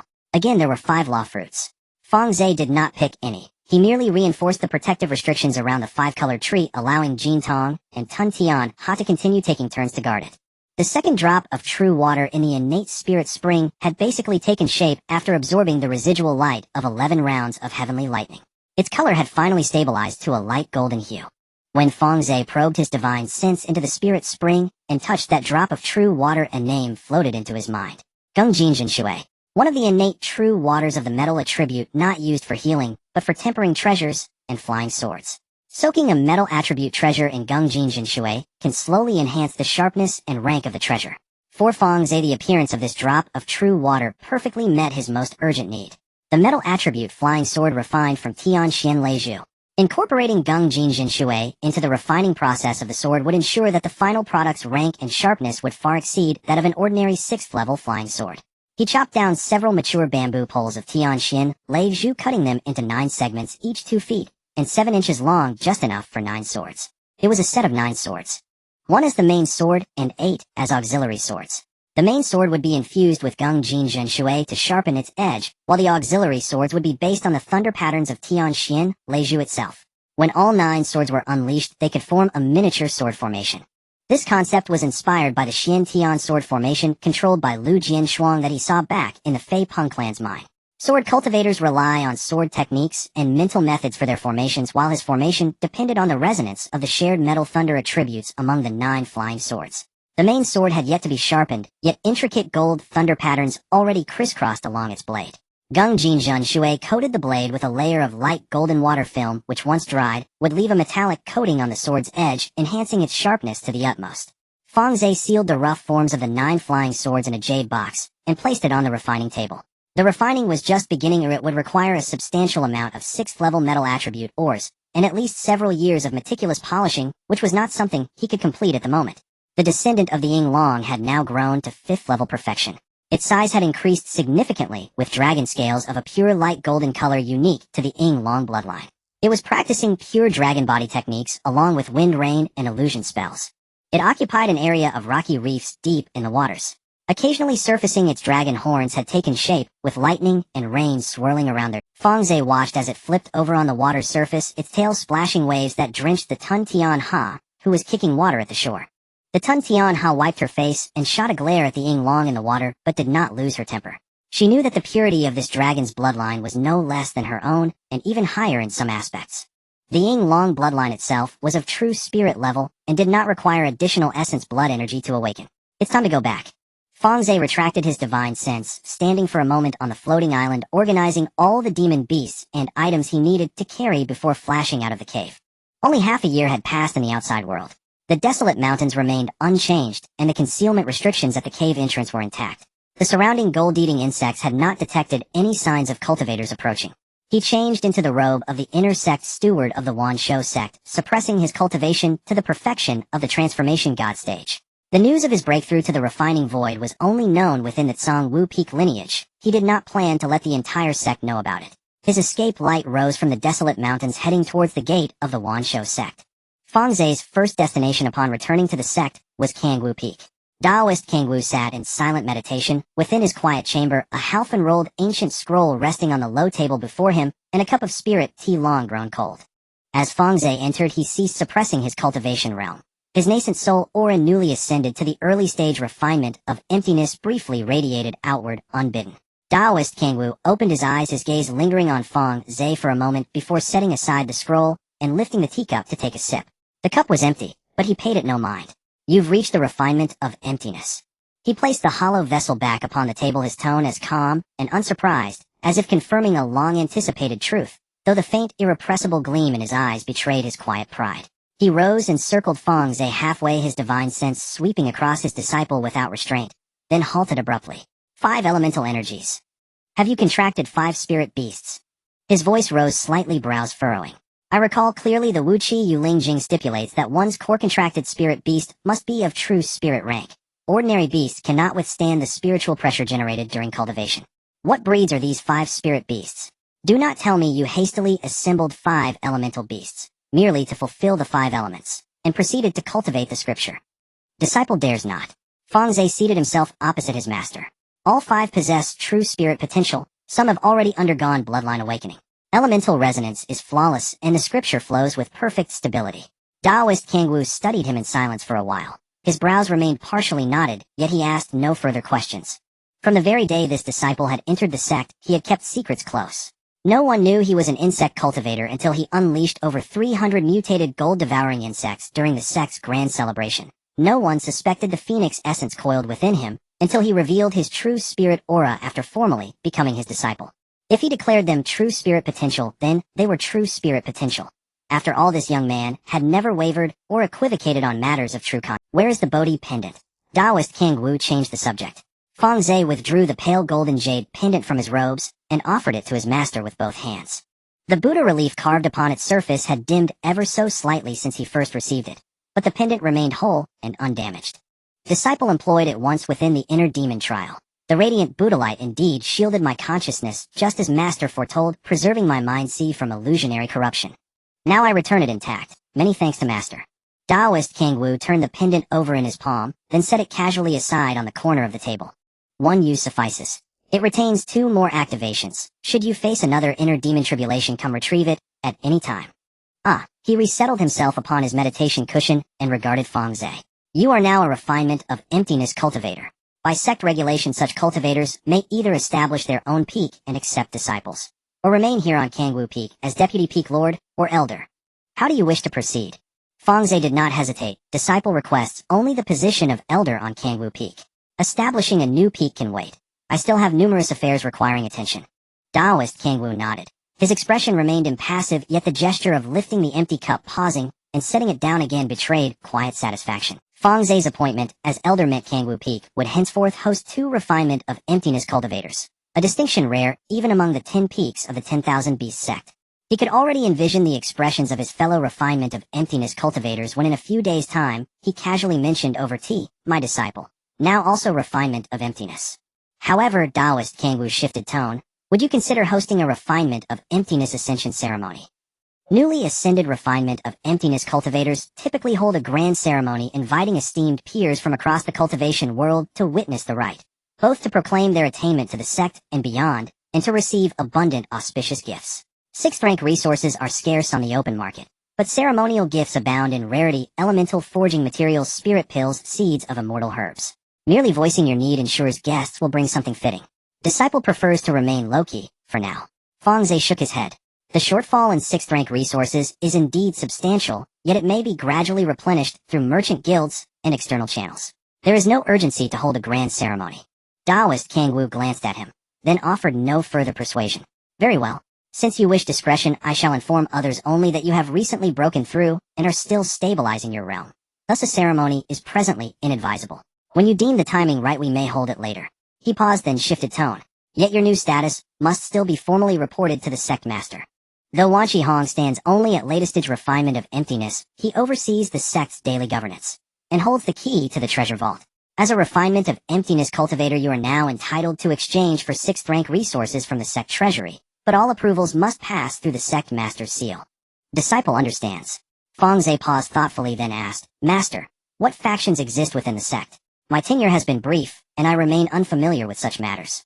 Taoist Kang Wu pondered a moment before placing the teacup back upon the table. To say factions exist is true, to say they do not is also true. With Taoist Han Yuan, the sect's sole union body grandmaster, standing as our pillar, neither the native faction nor the ascended faction dare raise their voices too boldly. Master Huan Yuan, the last surviving union body cultivator of our sect, embodies orthodoxy itself. Our Kang Wu peak lineage remains impartial, neither aligned with the native faction nor the ascended faction. That said, sect master Wan Qihong hails from the native faction, an open fact. He maintains ties with the Dragon Clan. You know well enough the history there. Thus, when matters involving ascended cultivators arise, his stance leans toward caution. But rest assured, you are now the grand disciple of Master Han Yuan. His treatment of you will differ markedly from before. Does disciple have senior uncles? Fang Ze asked. 2. The eldest Taoist Xuanyue stands at latest stage refinement of emptiness, but departed decades ago on pilgrimage and has not returned. Even I have seen him but a handful of times. The second Taoist Qingyang is mid-stage refinement of emptiness, and currently guards the ascended immortal city. At this, Taoist Kang Wu let out a soft chuckle. So, you expect greeting gifts from both senior uncles? Fang Ze did not deny it. Disciple has just ascended to refinement of emptiness. My resources are slender. Such gifts would ease my burdens considerably. Taoist Kang Wu shook his head, then drew forth a lump of ore from his sleeve and placed it upon the table. Roughly fist-sized, its dark gold surface shimmered with intricate metallic veins.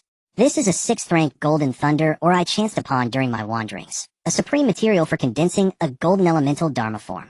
Take it. Use it yourself when needed, or trade it at auction for other resources. Its worth easily matches 2 or 3 comparable grade materials of other elements. Fang Ze accepted the ore with gratitude and stored it within his spatial ring, then asked, Master, when you spoke of dharma forms earlier, does refining one constitute the central path of refinement of emptiness cultivation? Precisely. Taoist Kang Wu grew solemn. Upon breaking through from nascent soul to refinement of emptiness, the soul dissolves into ethereality, granting perception of celestial laws. Yet perceiving is one thing, wielding is another. Refinement of emptiness cultivators must gather elemental materials of the 5 phases, and using law force as core forge a dharma form behind themselves. Initially illusory, the form must be gradually solidified with same element 6th rank or higher materials. The denser the form, the greater the law force it channels, and the stronger your cultivation grows. From early to mid-stage refinement of emptiness, solidifying the dharma form is the paramount endeavor. Acquiring such resources demands immense wealth.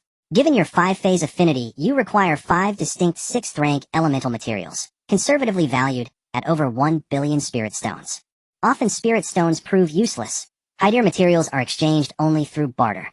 Fang Ze committed these words to memory, then asked, since my cultivation scripture is 5-phase aligned, must I gather 5 separate dharma form materials? 1 for each element. Not merely 5. You practice the Wu Qi Yu Ling Jing, where all 5 phases are indispensable. Your dharma form materials must therefore encompass all 5 elements, and none may fall below 6th rank. A single element cultivator needs only 1 material. You require 5, 5-fold in quantity, 5-fold in effort. Taoist Kang Wu paused, then shifted tone. Yet I recall the sect possesses a 5-phase spirit tree, which bears 5-phase heartwood. Such heartwood is a naturally harmonized 5-phase dharma form material. No need to assemble 5 disparate ores. A single piece fulfills the entire requirement. But there lies a fatal flaw. Most 5-phase spirit trees yield heartwood of only 1 or 2 elements.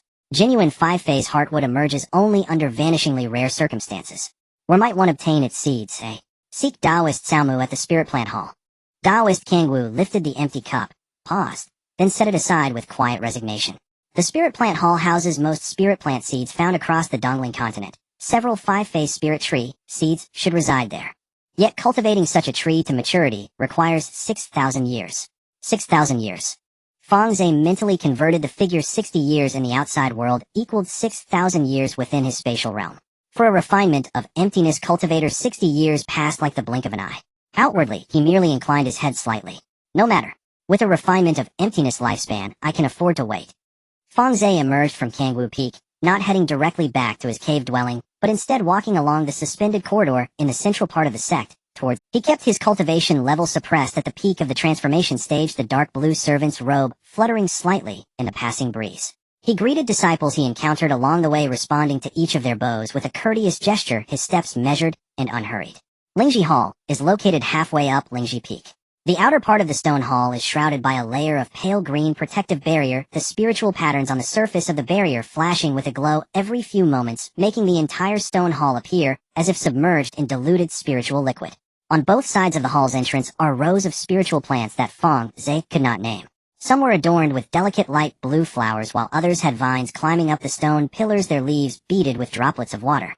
Fang Ze stepped into the hall, and the space inside was larger than he had anticipated. The walls were lined with jade cultivation racks embedded in the rock, densely arranged with jade boxes, and ceramic jars of various sizes, each labeled. The labels displayed the variety, grade, year of storage, and origin, with handwriting so neat it was almost mechanical. A complex aroma, a mix of hundreds of spiritual plant scents wafted through the air. Not unpleasant, but dense enough to be somewhat overpowering. At a large jade table deep within the hall, a slender old man was bending over to water a newly sprouted spiritual plant.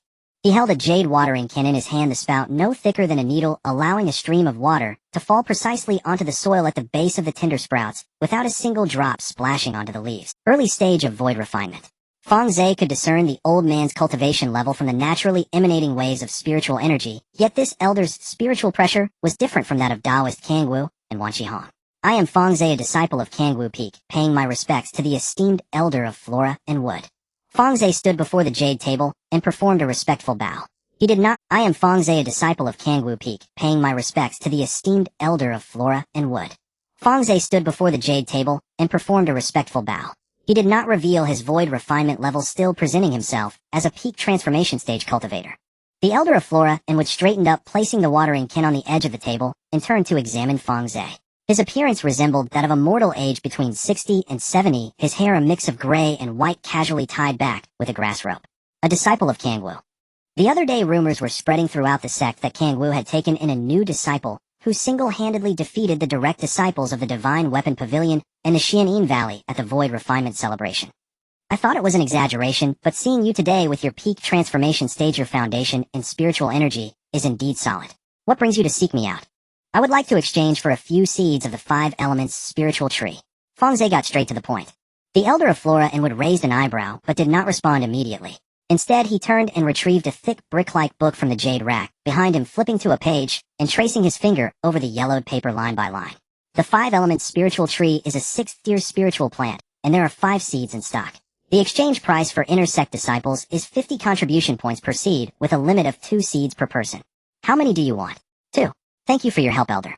Fang Ze handed over his inner sect disciple token, which the elder took and made a mark in the book before retrieving a dark green jade box from the rack behind him. The jade box opened to reveal a layer of 5th-tier spiritual cotton lining, with 2 seeds no larger than fingernails resting on it. The seeds displayed 5 colors, their surfaces smooth. Fang Ze tucked the jade box into his sleeve and was about to take his leave when the elder of flora and wood waved his hand. Don't rush off yet. The elder picked up the watering can again, and while watering another spiritual plant, continued his tone casual, as if chatting. Your master took a seedling of the nurturing essence grass from me years ago, saying it was for his disciple. It seems it was used on you now. Kangwu is indeed attentive to his disciple. However, from observing your spiritual energy foundation, it seems there is still some distance to go before reaching void refinement. How much assistance has your master provided for your breakthrough to void refinement? Fang Ze felt a slight stirring in his heart upon hearing this. The elder of flora and wood clearly did not know that he had already broken through to void refinement, and was calculating how to assist this peak transformation stage disciple. He followed up on the elder's words, saying, My master has helped me gather some resources, but there is still a shortfall regarding 6th-tier spiritual herbs. The sect does have 6th-tier spiritual herbs, but they are locked away in the sect master's treasury. To exchange for them, you must first pass Wanqihong's scrutiny. The elder set down the watering can, turned, and took a slender jade box from another cultivation rack. Opening the lid revealed 3 different colored seeds neatly arranged inside. I do have a few items here that are suitable for you. This one is the Red Sun Golden Ginseng, a 6th tier lower grade, with both fire and gold attributes. It is a supplementary material for refining 6th tier fire attribute pills. This one is the Greenwood Mystic Vine, a 6th tier middle grade with wood attributes. The vine itself can be used in medicine, and the vine juice can resolve most fire toxins below the 6th tier. This one is the Earth Essence Mystic Ginseng, a 6th tier middle grade with earth attributes. It does not require pill refining, and once mature it can be directly refined to enhance magical power. He placed the 3 seeds on the table in order, then looked up at Fang Ze and winked. I've heard that you possess high-quality Huayuan pills and chiming pills. Did you refine them yourself? Fang Ze did not answer directly, but instead took out a jade vial from his sleeve, placed it on the table, and pushed it towards the Elder of Flora and Wood. The Elder uncorked the vial, and a pure pill fragrance wafted from the opening. He poured the pill into his palm. A Huayuan pill, its surface patterns complete and smooth. It was of top-tier quality. Refining a 5th tier pill to top-tier quality is not something just anyone can do. There are indeed 5th tier alchemists in the sect who can achieve this, but most are like Elder Jiang, those ancient ones who have spent thousands of years at the alchemy peak. The Elder of Flora and Wood placed the pill back in the jade vial, and corked it again with a newfound appreciation for a transformation stage cultivator to refine a Huayuan pill to top tier. It shows a solid foundation in alchemy. Do you know what kind of cultivators the Elder likes the most? It is cultivators who can refine pills. No matter how good the spiritual herbs cultivated by spiritual plant masters are, without skilled alchemists they are of no use. So I will not charge you contribution points for these 3 seeds. They are a gift. If you ever need pills refined in the future, I will come to find you. The senior's kindness is not forgotten, and I will remember it well. Fang Ze carefully stored away the 3 seeds, saying, if you need any pills to be refined in the future, I will not decline. The Taoist of vegetation nodded, and resumed watering the flowers, casually adding, by the way, your master had also promised to help me refine pills back in the day, but after entering seclusion, he disappeared for hundreds of years. Don't follow his example. Fang Ze chuckled, realizing that his master was also an alchemist. He bowed respectfully to the Taoist again, before turning to leave the spiritual. After leaving the spiritual plant hall, Fang Ze headed towards the main peak of the sect. The place where Wan Shihong handled sect affairs was in the main hall of the peak, with 2 stone tablets standing at the entrance, each 3 zhang tall. One tablet bore the list of Dao names of past sect leaders, while the other inscribed the top 10 rules of the sect. Fang Ze announced his name at the entrance, and soon a disciple ushered him into the guest room on the side of the main hall. The guest room was modestly furnished, featuring a black jade table and several cushions, with a panoramic map of the territory governed by the Wan Beast sect hanging on. Wan Shihong stood up from behind the table, his gaze briefly resting on Fang Ze before he nodded slightly. He gestured for the disciple to leave, and the door to the guest room gently closed behind them. Wan Shihong still appeared as a middle-aged cultivator clad in a gray-blue robe, with a small sect leader insignia pinned to it. This time he did not address Fang Ze as junior brother Fang, but instead let him sit down first, personally pouring him a cup of spiritual tea before speaking. When I last visited the Elder Peak to deliver the dragon egg, I sensed that the suppression of your spiritual power was beginning to loosen, but I didn't expect it to happen so quickly. Have you reached the refining void stage? Yes, Fang Ze replied, no longer suppressing his cultivation.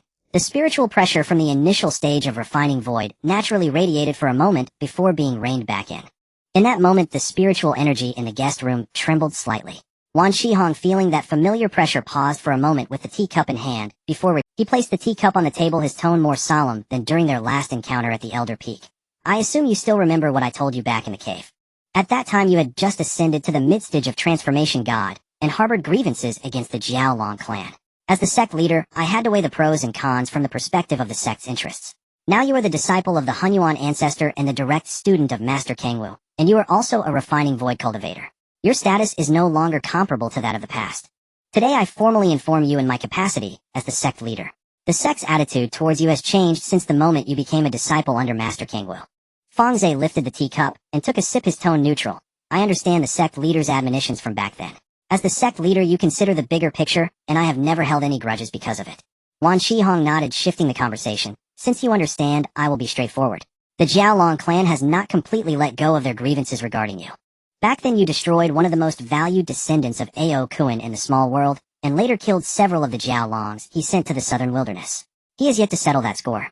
He had entrusted me to keep an eye on your movements within the sect, and I managed to deflect that by saying this person has not yet ascended. After you ascended into the sect, I modified your ascension registration information.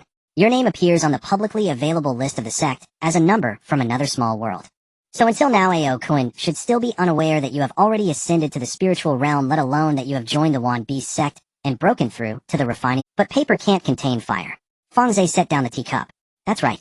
Wan Shihong leaned back in his chair, saying, During the celebration you defeated the Divine Weapon Pavilion and the Xian'an Valley's true disciples using the Insect Array and the Jiaolong Battle Array. This news has spread across the intelligence networks of the major sects in the Dongling continent.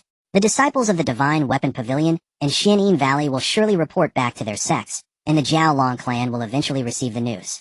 After all, you used the Jiaolong Battle Array, and there are very few Transformation God cultivators in the entire Dongling continent capable of carrying 25th grade Thunder Jiao with them. Ao Kuan is not a fool. Once he connects these dots, he will realize that you have not only ascended to the spiritual realm, but are also thriving within the Wand Beast. Does the sect leader mean that I should refrain from publicly revealing my refining void cultivation? Fang Ze inquired. It would be more beneficial for you to act low-key until the Jiaolong clan makes a further response. Wan Shihong spoke not in a commanding tone, but more like a peer discussing. The Jiaolong clan is a major clan in the Dongling continent, with a 7th grade Great Demon stationed within. Although Ao Kuan himself is only at the 6th grade perfection stage, his status within the Jiaolong clan is quite high, and the resources he can mobilize exceed the agreement I made with him back then was merely temporary. Out of respect for me and the influence of the Wand Beast sect, he would not act against you within the sect's jury. However, if you publicly reveal your refining void cultivation, he will upgrade your status from a noteworthy ascended cultivator to a potential threat that must be eliminated as soon as possible. At that time, he may not personally take action, but the Jiaolong clan's vassals and allies in the Dongling continent will be enough to put you at a disadvantage whenever you venture out. The junior understands. Fang Ze nodded, stating, currently only the Master, the Grandmaster, and the sect leader are aware of my foundation establishment cultivation level. Externally, I still appear as a perfected transformation stage practitioner. I would like to inquire if there are some 6th tier materials in the sect's treasure vault. Fang Ze took out a jade slip from his sleeve and handed it over to Wan Shihong. The jade slip recorded the main materials he needed to forge 3 other innate divine treasures, each corresponding to the water, wood, and earth attributes. Wan Shihong accepted the jade slip, probing into it with his divine sense. After a moment, he retrieved a thick jade book from the corner of the desk. The cover of the jade book was inscribed with ancient characters that read inventory of the Wand Beast sect's treasure vault. Upon opening, each page was densely filled with the names, grades, quantities, and exchange conditions of the materials in the vault. He flipped through the pages for nearly half an hour before finally stopping his finger on 2 pages. The 6th tier greenwood mystical crystal one piece in stock was brought back by an elder from a secret realm tens of thousands of years ago, and has never been exchanged since. The 6th tier Xianhuang essence of the earth attribute 2 pieces in stock is relatively common, and can be condensed into a small piece every 1,000 years from the depths of the sect's earth spirit vein. The exchange price is 2,000 contribution points each. However, with your current balance of contribution points, you may find it impossible to exchange for either. Fang Ze quickly calculated in his mind. Since entering the sect, he had completed only 2 tasks. The first-class task of investigating the Black Abyss gave him 200 contribution points, while a third-class trading task with the Faping clan provided 50 contribution points along with a reward from the Festival Challenge task totaling just over 300. Exchanging for a piece of 6th tier main material requires 200 contribution points, and for 2 pieces it's 400, which is indeed insufficient. May I make up the difference with spirit stones, hey? He asked. Wan Shihong closed the jade book and glanced at Fang Ze. According to the sect's rules, 6th tier materials in the treasure vault can only be exchanged with contribution points, not spirit stones. This is to prevent disciples with spirit stones, but no contributions from hoarding high tier materials, disrupting the internal resource allocation of the sect. However, Wan Shihong fell silent for a moment before nodding. That is acceptable. The Greenwood Mystical Crystal and Xianhuang Essence each require 200 contribution points, and your current balance is 320 points. You will need to supplement with 3,680 premium spirit stones. This is a special approval granted by me as the sect leader, and it will not be a regular practice. The cost of 3,680 premium spirit stones translates to 3,680,000 inferior spirit stones, which is already below market price for 2 pieces of 6th tier main materials. At an auction outside, a piece of 6th tier, or could fetch at least 30 million. Fang Ze handed over his intersect steward token, and Wan Shihong made a couple of marks in the jade book. He then took a bronze array plate from the corner, activating it with his divine sense, and a teleportation gateway appeared. The gateway opened for only a moment before closing again, and Wan Shihong now held 2 jade boxes. One jade box was light blue, the lid affixed with a sealing talisman inside lined with a tint of sandier warm jade with a crystal embedded. The entire box was semi-transparent and emerald green with a wisp of blue mist-like substance slowly flowing within. This was the Greenwood Mystical Crystal, a 6th tier, mid-grade material suitable for crafting the core of a wood attribute, innate divine treasure. The other jade box was dark yellow, containing a gelatinous substance slightly larger than an adult's palm, its surface covered with earthy yellow patterns, with earth spirit power circulating between the gaps. This was the Xianhuang essence, a 6th-tier, mid-grade material earth attribute highly malleable and can be used to forge earth attribute treasures. Fang Ze stored the 2 jade boxes in his sleeve and stood up to bow to Wan Hong. Thank you, sect leader. Wan Hong waved his hand, closed the jade book, and placed it back on the corner of the desk, picking up the now slightly cool teacup. After Fang Ze exited the reception room, Wan Hong sat alone behind the desk, finishing the cup of cold tea in one gulp. As he set the cup down, he slightly shook his head and muttered to himself, "This child must be a dragon among men." Having ascended less than 100 years ago, he broke through from the mid-transformation stage to foundation establishment with the favor of the Grandmaster behind him. The next seed for the sect's integration stage might very well be him. He placed the empty cup back on the desk, walked to the window, gazing silently toward the direction of Kangwu Peak for a moment before drawing the curtain. After leaving the sect leader's hall, Fang Ze did not linger and returned directly to Kangwu Peak along the suspended corridor. Though he was a foundation establishment cultivator, now he still presented himself as a perfected transformation stage practitioner, with his visible dwelling being a small courtyard on the Steward Peak. The Kangwu Taoist had assigned him a private quiet room on Kangwu Peak, which he used as a temporary resting place. He retrieved 4 communication jade slips, sending messages to Su Man, Zhao Ping, Chao Meng, and Song Qing, inviting them to come to Kangwu Peak. The first to arrive was Su Man. She was dressed in a moon-white long skirt today, her hair styled in a simple bun secured with a silver hairpin, and she carried a heavy storage bag in her hand. Upon entering the quiet room, she placed the storage bag on the table, and then raised her eyes to survey the surroundings. The furnishings of the quiet room on Kangwu Peak were more austere than the small courtyard on Steward Peak, with only a stone table and a few mats, and a single character "You" hanging on the wall. This is the latest batch of essence blood, over 300 vials. Su Man sat down across the stone table, her tone slightly more cheerful than usual. Moreover, the total amount of essence blood you requested is too large. My father said that the Su family's own stock has mostly been depleted, and now we are acquiring from several other small families we have close ties with. Fortunately, the prices remain stable. The essence blood from 5th-tier monsters has not increased due to our bulk purchases. Fang Ze transferred all the essence blood into the space, confirming the increase in essence blood energy on the Wanling monument, and then took out a jade slip from his sleeve and handed it over. "Next, help me find these materials." Su Man accepted the jade slip, immersing her divine sense into it. Fang Ze listed materials in the jade slip, with each line meticulously detailed: 3 pieces or more of the water attribute 6th tier, main material Xianshui essence, at least 3 pieces of the earth attribute auxiliary material thick earth crystal core, and a large batch of 5th tier auxiliary materials of various attributes for crafting secondary components of spiritual treasures. At the end of the list, there was a note stating that all materials were unrestricted in source with no price limit. Su Man accepted the jade slip into her sleeve, nodding seriously in agreement. Fang Ze took out several jade bottles from his sleeve and placed them on the table. The quantity of this batch of pills was noticeably larger than usual, and their quality remained. Su Man looked at the row of jade bottles on the table and reached out to collect them one by one into her storage bag. She stood up to prepare for her departure, stopping momentarily at the door to glance back at Fang Ze. Her lips moved as if she wanted to say something, but in the end, she simply softly said, "Fang Shitty, take care of yourself," before turning and leaving the quiet room. Clearly, with Fang Ze becoming the disciple of the sect's integration stage ancestor, she had to set aside her unrealistic thoughts. The two were no longer from the same world. As her figure disappeared at the end of the suspended corridor, Fang Ze noticed her pace was slightly slower than when she arrived, but she ultimately did not turn back. Soon after Su Man departed, Zhao Ping, Chao Meng, and Song Qing arrived together. The 3 entered the quiet chamber side by side. Zhao Ping still wore his fitted martial attire, and the gray-feathered eagle remained perched upon his shoulder, though noticeably plumper than during their last meeting. Chao Meng's winged falcon remained outside the door. It did not enter. The quiet chamber of Kangwu Peak was too small to accommodate a 5th-rank flying beast with a wingspan spanning several zhang. Song Qing carried her newly forged flying sword upon her back. After Fang Ze and the other 3 settled into their seats, no pleasantries were exchanged. Instead, they immediately turned to the matter at hand. Fang Ze first looked toward Zhao. "How has the registration and preliminary preparation for the Zhutian Mercantile Guild progressed over these past 6 months?" Zhao Ping withdrew a jade slip from his sleeve and presented it with both hands. "Captain, the guild has officially opened its banner in Luoxing City. As instructed, we registered it under the name of a sect-independent cultivator guild. No sect affiliation was declared, nor were our true names used as registrants. Rental rates in Luoxing City's bazaar are indeed favorable. A street-facing shop costs only 50,000 spirit stones per year. I have already secured one for the guild's seed capital came from the batch of pills you provided. As for the young dragon offspring, we did not sell them outright. Instead, we employed them as recruitment incentives for core guild members. 2 6th-rank potential juvenile dragons have each secured the allegiance of a 5th-rank alchemist and a 5th-rank artifact forger, both outsiders who spent millennia suppressed by the 100 Arts Hall within the sect, yet now serve the guild in full capacity. How many cultivators proficient in the 100 arts above the 5th rank do we currently have?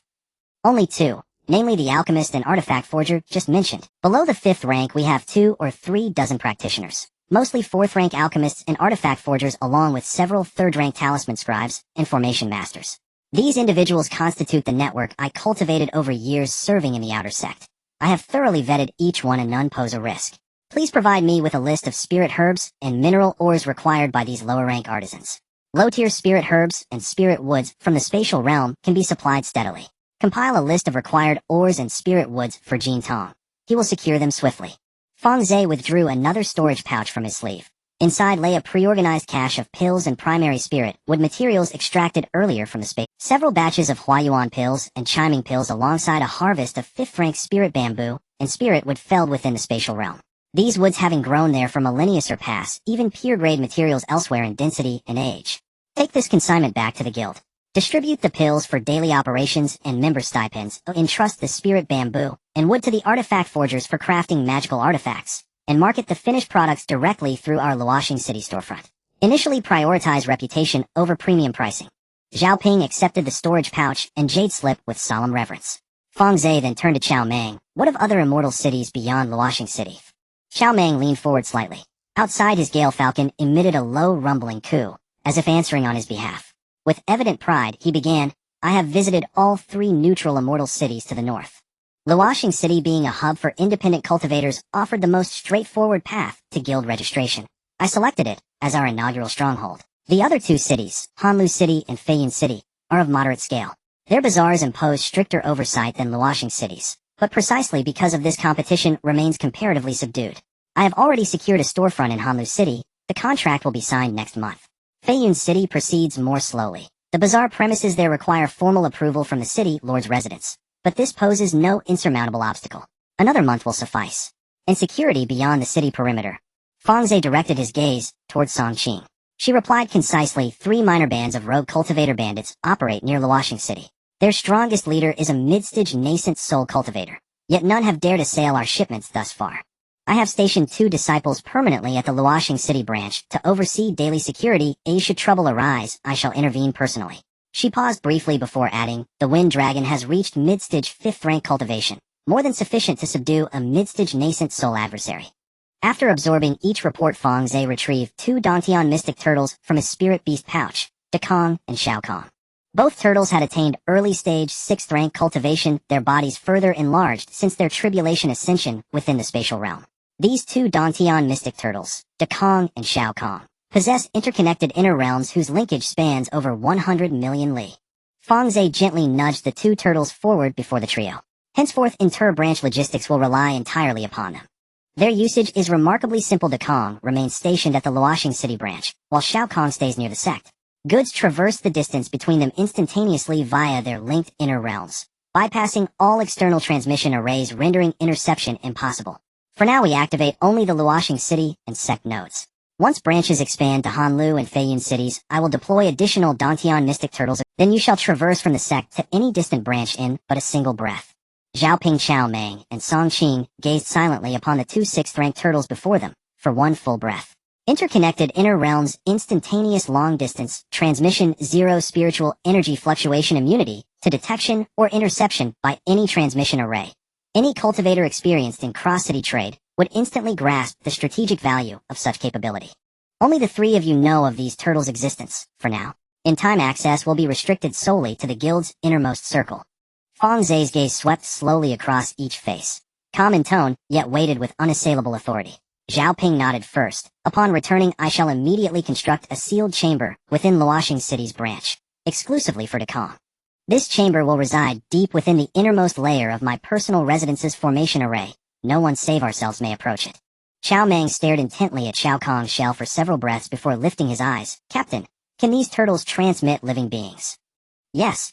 Fang Ze answered with a single decisive syllable. Chao Meng drew a sharp breath. No further questions followed. He understood precisely what such capability implied. It meant Fang Ze could arrive at Luoxing City's branch from the sect in a single breath. It meant reinforcements could reach any besieged outpost in the swiftest possible time. It meant that this fledgling guild of independent cultivators now held against threats vastly exceeding its current strength an ace capable of reversing fate itself. Having received their respective assignments, the three rose and took their leave. As Chao Mang stepped out of the quiet chamber, he glanced back once. Fang Ze stood before the stone table methodically arranging the newly acquired blood storage pouch. Within his heart, Chao Mang murmured a quiet reflection. The captain returned from his journey unchanged in outward cultivation, still at peak nascent soul, yet his aura feels heavier, denser, more profound than before. Fang Ze reactivated the chamber's formation array, then seated himself cross-legged upon the meditation cushion. From his palm, he carefully laid out the 3 seeds acquired earlier from the grass and wood Taoist. Qiang Golden Ginseng, Qingmu Mystic Vine, and Daimiai Mystic Ginseng. 3 6th-rank spirit herbs. 2 serve as principal ingredients for 6th-rank pills. The 3rd may be refined directly to enhance one's spiritual power. The spatial realm's supreme 6th-rank spirit energy environment has already demonstrated extraordinary efficacy in accelerating growth, evidenced by the Tianxian Thunder Bamboo and the 5-element spirit tree. Once planted, these 3 seeds will yield their first harvest in short order. He then placed before him the 2 6th-rank primary materials exchanged from Wanqi, Hong, Qingmu Mystic Crystal, the core essence of wood element spirit treasures, suitable for forging a wood affinity lifebound celestial artifact. Xianhuang Quintessence, a potent earth element substance of exceptional malleability ideal for earth affinity spirit treasures. Combined with the previously refined metal element flying sword crafted from Tianxian Thunder Bamboo, 3 of his 5 lifebound spirit treasures now possess confirmed primary materials. A water element primary material remains elusive, but Su Man and the Su clan have initiated comprehensive searches, and the Zhutian Mercantile Guild will soon establish its own intelligence network. Regarding spirit stone revenue within the sect's territory, the Su clan handles pill distribution. Beyond it, the Zhutian Mercantile Guild distributes goods across multiple neutral immortal cities. This dual-channel profit stream, though immense, has transformed the annual expenditure of 100 million spirit stones from an existential crisis into a manageable burden. Yet one concern still unsettles him: the Dragon Clan.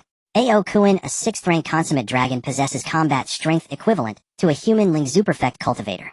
The Dragonclan's dominion across the Dongling continent dwarfs that of any single Lynxa-level family. Within their ranks resides a 7th-rank ancient demon. Such a mighty clan lies far beyond his present reach. Conversely, the Dragon Clan remains utterly unaware that he has already ascended to the spirit realm.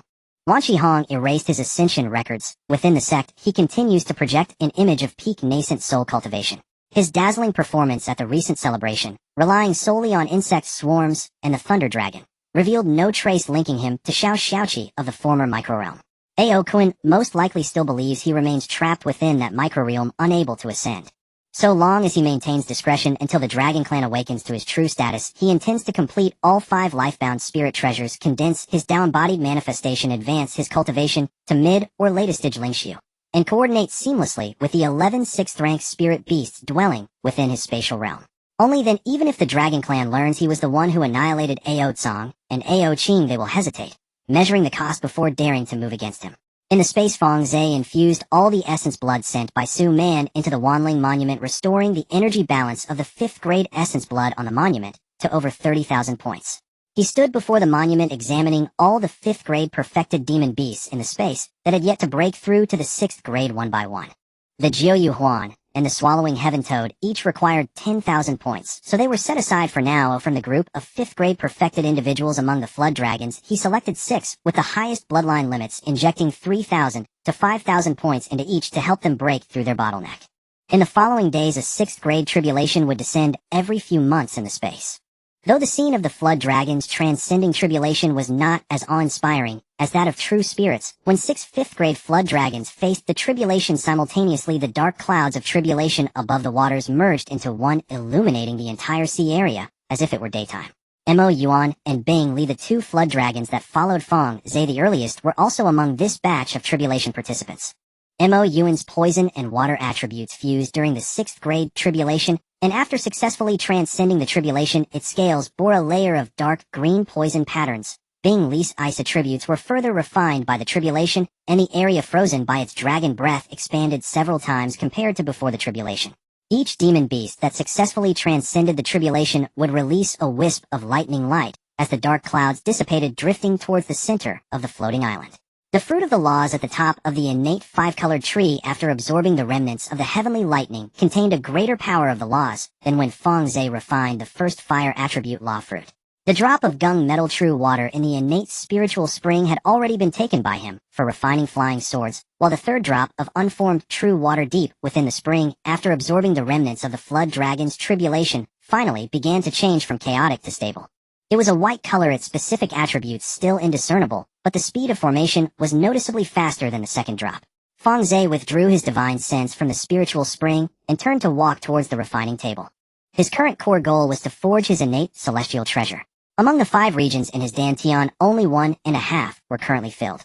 The fire region was being nourished by the 5 flames, leaving fire mirror. The metal region contained the rough form of the Tianxian thunder bamboo, flying sword being refined, with gung metal true water, while the water, wood, and earth regions remained empty. During his time in the small world, his alchemy skills were actually far inferior to his refining skills. The inheritance he obtained from the ruins of the Yuling sect primarily focused on refining, but after ascending to the spiritual realm, he devoted most of his efforts to alchemy, to rapidly enhance his cultivation, neglecting refining. Now, to forge his innate celestial treasure, he needed to pick up refining skills again. Fortunately, the space provided 100-fold acceleration.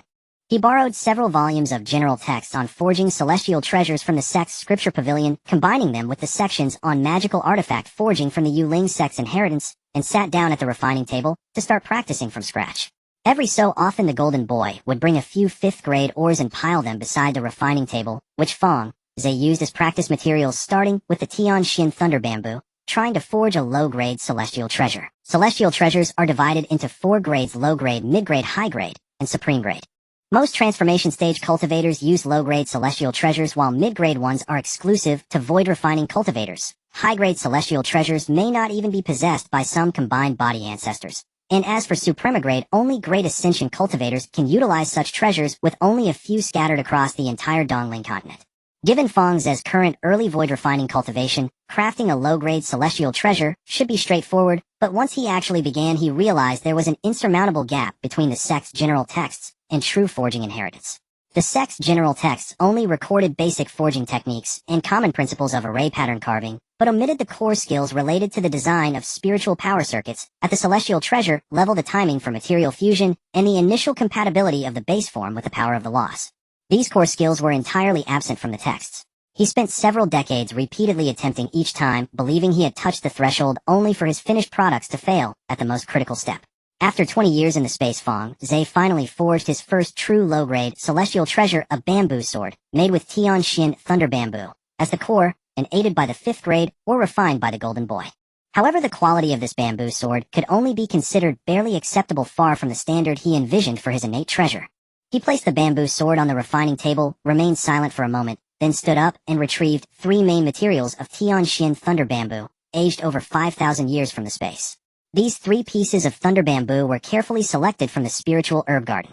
At this age, Tianxian thunder bamboo had already reached the top tier among 6th grade materials, possessing both gold and thunder attributes, more than sufficient for refining mid-grade celestial treasures. He planned to use these 3 pieces of thunder bamboo as a stepping stone to seek the door of the sect's 6th grade refiner. The 6th grade refiner of the sect was known as Xin Yi Dao Rin, a mid-void refining cultivator who resided alone in a cave dwelling on the refining peak of the Wan Beast sect, with very few disciples under him. When Fang Ze arrived at the door, he still presented himself as a perfected transformation stage cultivator, announcing his name and purpose at the entrance of the cave. Xin Yi Dao Ren was in the refining room polishing a rough 6th grade, or upon hearing that a disciple of Tsang Wu had come to visit, he instructed a servant to lead Fang Ze to the guest room. The guest room was not large, with several completed magical artifact samples hanging on the walls, all of considerable grade. The lowest was at least a mid-grade celestial treasure, and one particularly heavy bronze shield hung prominently on the main wall. When Xin Yi Daoren came out of the refining room, his hands were still stained with uncleaned or dust. He was a short and stout old man with white hair and beard, and his hands were disproportionately thick, each finger's knuckles nearly twice the size of an average person's. The hands of a refiner are entirely different from those of an alchemist. He had spent years gripping a hammer to strike, or his knuckles covered in calluses and scars left from a disciple of Tsang Wu, the one who defeated the Divine Weapon Pavilion in Xianyin Valley at the celebration. Xin Yi Daoren examined Fang Ze with curiosity. "What brings you to seek me? Do you wish to learn refining?" "Indeed, I wish to seek your guidance on the path of refining." Fang Ze was straightforward, taking out a piece of Tianxian thunder bamboo aged 5,000 years and placing it on the table.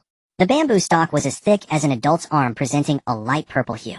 A wave of thunder attribute spiritual energy radiated from the bamboo stalk, causing the few magical artifact samples hanging on the wall to quiver slightly.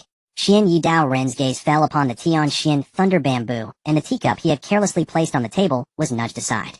He reached out to pick up the bamboo stalk, examining it carefully for a moment, then tapped its surface with his knuckles, listening to the metallic echo, his furrowed brow slowly relaxing. Tianxian thunder bamboo is not absent from the Dongling continent. Occasionally 1 or 2 pieces aged 3,000 years can appear on the market, but those that reach 5,000 years are no longer available for purchase. Bamboo of this age requires tens of thousands of years of natural growth, either inherited from a void-refining family for generations, or accidentally brought from an unexplored secret realm. 5,000 years of Tianxian thunder bamboo. Xian Yi Daoren placed the bamboo stalk back on the table, looking up at Fang Ze with a more serious tone. What do you wish to exchange for this? I wish to exchange for your 6th grade refining inheritance. Taoist, Xian Yi fell silent for a moment before shaking his head. The inheritance of artifact forging is not like a pill recipe. A pill recipe can be copied for backup, but the inheritance of artifact forging contains the lifelong techniques, insights, heat control, and material combinations accumulated by the forger. These things are the bread and butter of the forger's life, typically passed down through a single lineage, requiring 100 years of assessment to pass to a direct disciple, let alone to outsiders. The inheritance of artifact forging cannot be shared with outsiders. This is the rule of the sect. Fang Ze did not retract the Tianxian thunder bamboo, but instead took out a second one from his sleeve. 2 pieces of 5,000-year-old Tianxian thunder bamboo were placed side by side on the table. Taoist Xian Yi stared at the 2 bamboo pieces for a while, his lips twitching involuntarily, yet he still shook his head.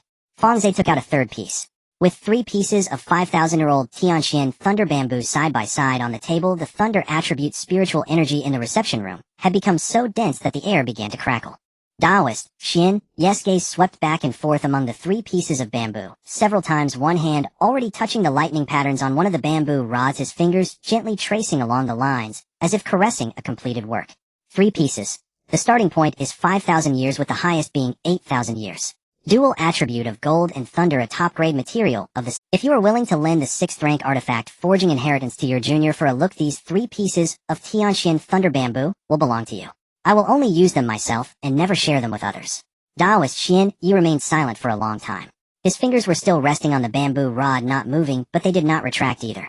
8th, the sandy-year-old Tianxian thunder bamboo is such a material that has only appeared a few times in the entire history of the artifact forging peak of the 10,000 Bees sect, each time regarded as a treasure of the peak. He was not unmoved.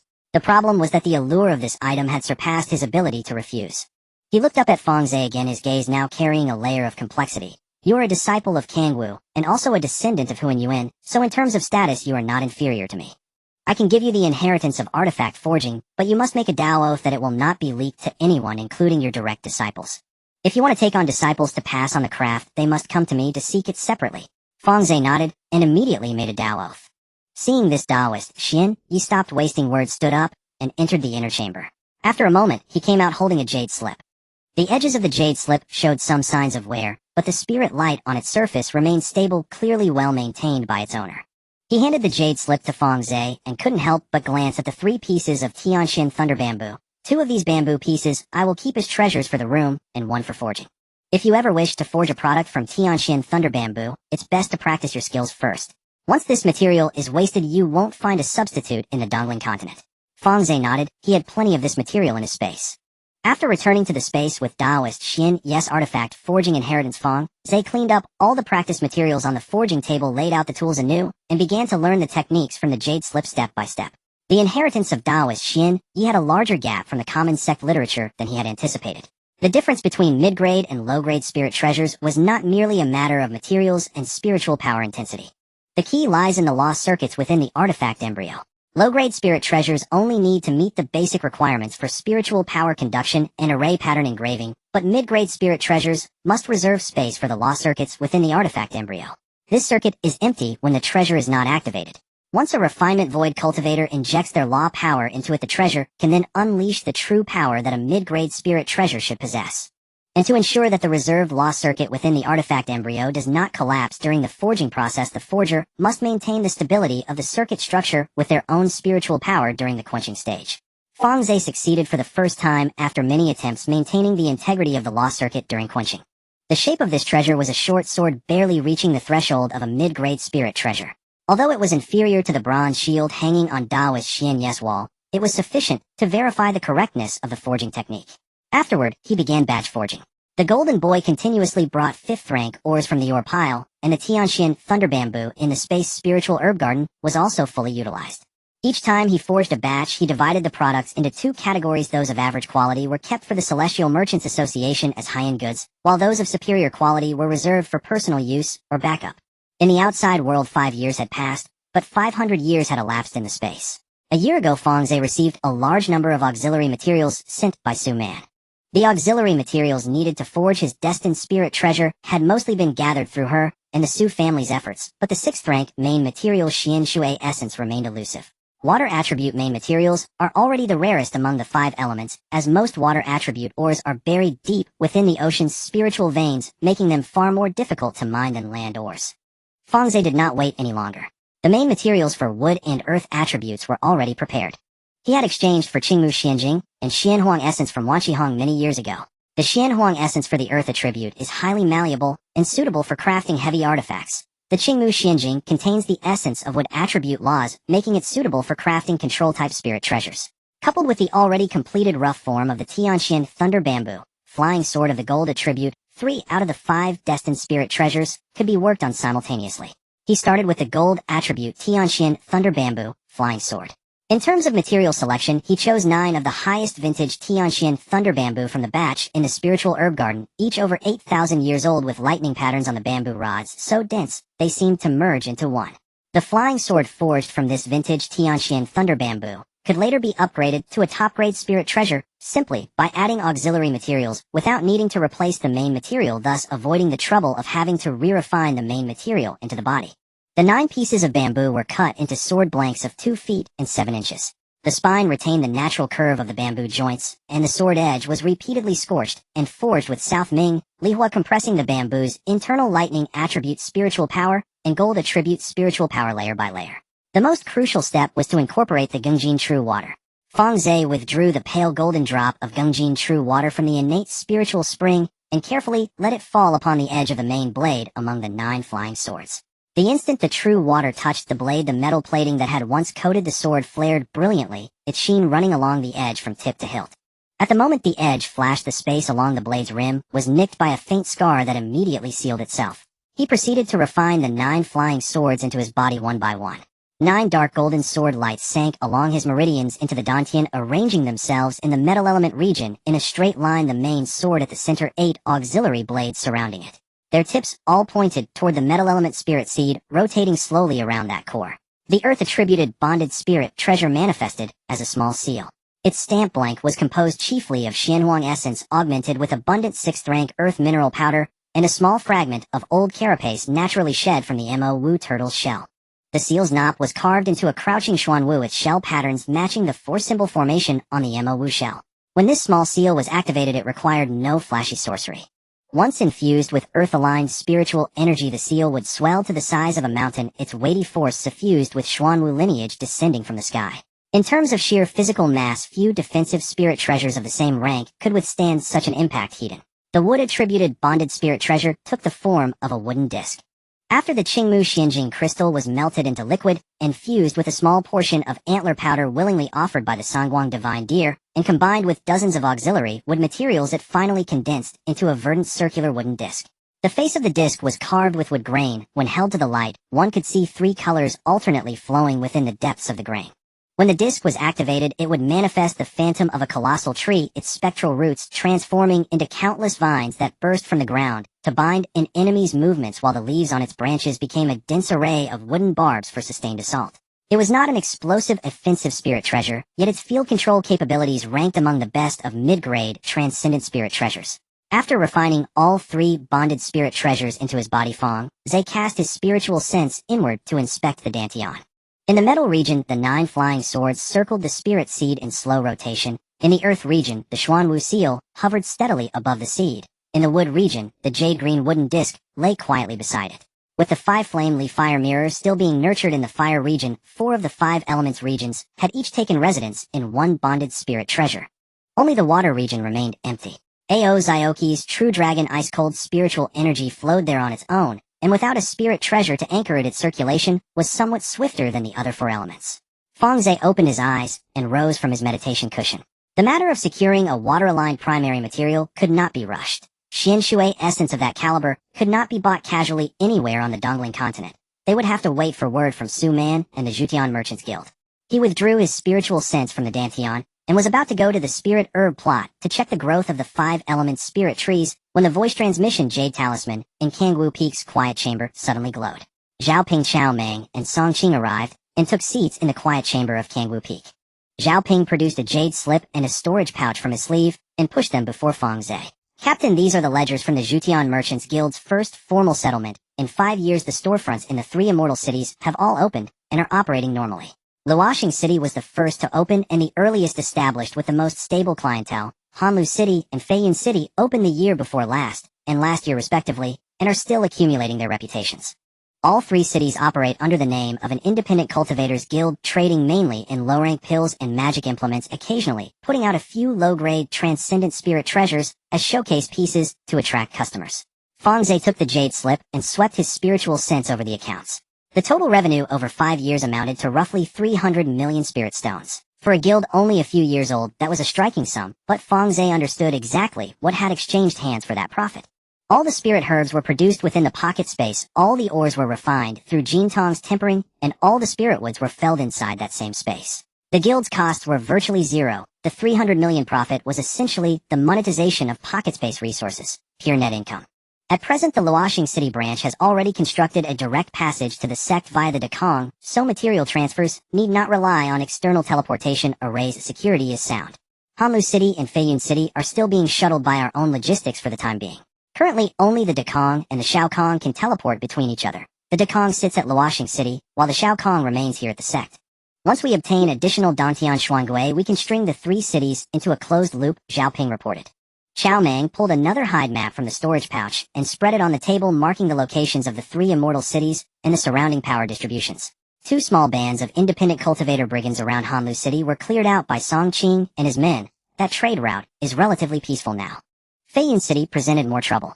A local independent cultivator leader in the late stage of Huashan cultivation had been restive and recently sent people to probe the guild. He had rooted his family locally for several generations, knew the terrain, and had solid foundations. Not someone to move against lightly.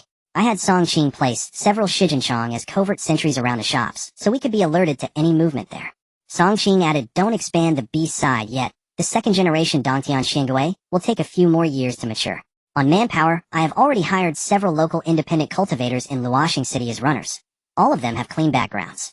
Zhaoping interjected. After hearing the 3 reports, Fang Ze nodded. For now, we do not seek expansion. First we must stabilize the 3 cities. Before our reputation is established, blindly opening too many branches would only disperse manpower and make us susceptible to being struck down piecemeal. For outer security, Songqing should continue to monitor the independent cultivator chief in Feiyun City and avoid initiating conflict for now. If he strikes first, summon the Jiaolong to assist immediately. He produced a storage pouch from his sleeve containing high-grade finished pills accumulated over the past 5 years within the pocket space, and a batch of 5th rank ores refined by Jintong. Take these pills and ores back to the guild as the 2nd wave of stock. The pills are mainly 4th rank with a few 5th rank pieces. You do not underprice them. Keep 1 or 2 in Luoxing City as showcase treasures to attract the attention of high-ranked independent cultivators. As for magic implements, aside from the finished goods refined from this batch of ores, put a few low-grade transcendent spirit treasures out to test the market. Do not sell them, yet display them at auctions to probe the purchasing power for high-tier implements in the 3 immortal cities. Zhaoping put the pouch away and produced another jade slip from his sleeve. Captain, these are the names of a new batch of multi-disciplined cultivators I've scouted over the past 5 years. Because the Zhutian Merchants Guild has garnered some reputation among independent cultivators, this batch is of better aptitude than the previous one. Among them is a top-grade 5th rank pillmaster who became an independent only after offending a certain sect, and being expelled. His technique is excellent, though his temper is somewhat sour. There is also an exceptional 4th rank formation master who previously served in the Luoxing City Lord's mansion. When the city lord changed, he lost his post, and has yet to find new patronage. What of their character? Fang Ze asked briefly. All checked. The pillmaster was framed after refusing to help his superior cut corners. Nothing serious.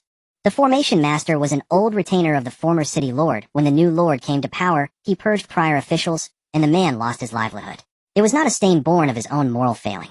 Fang Ze nodded and instructed Zhaoping to follow the usual procedure, grant a 6-month probation during which they only handle peripheral guild affairs, and are kept away from core resources. If no issues arise at the end of 6 months, gradually integrate them into the guild's core. The 3 men bowed and withdrew. In the back hall of the Lord's mansion in Feiyan City, a cup of spiritual tea sat on the table devoid of any steam.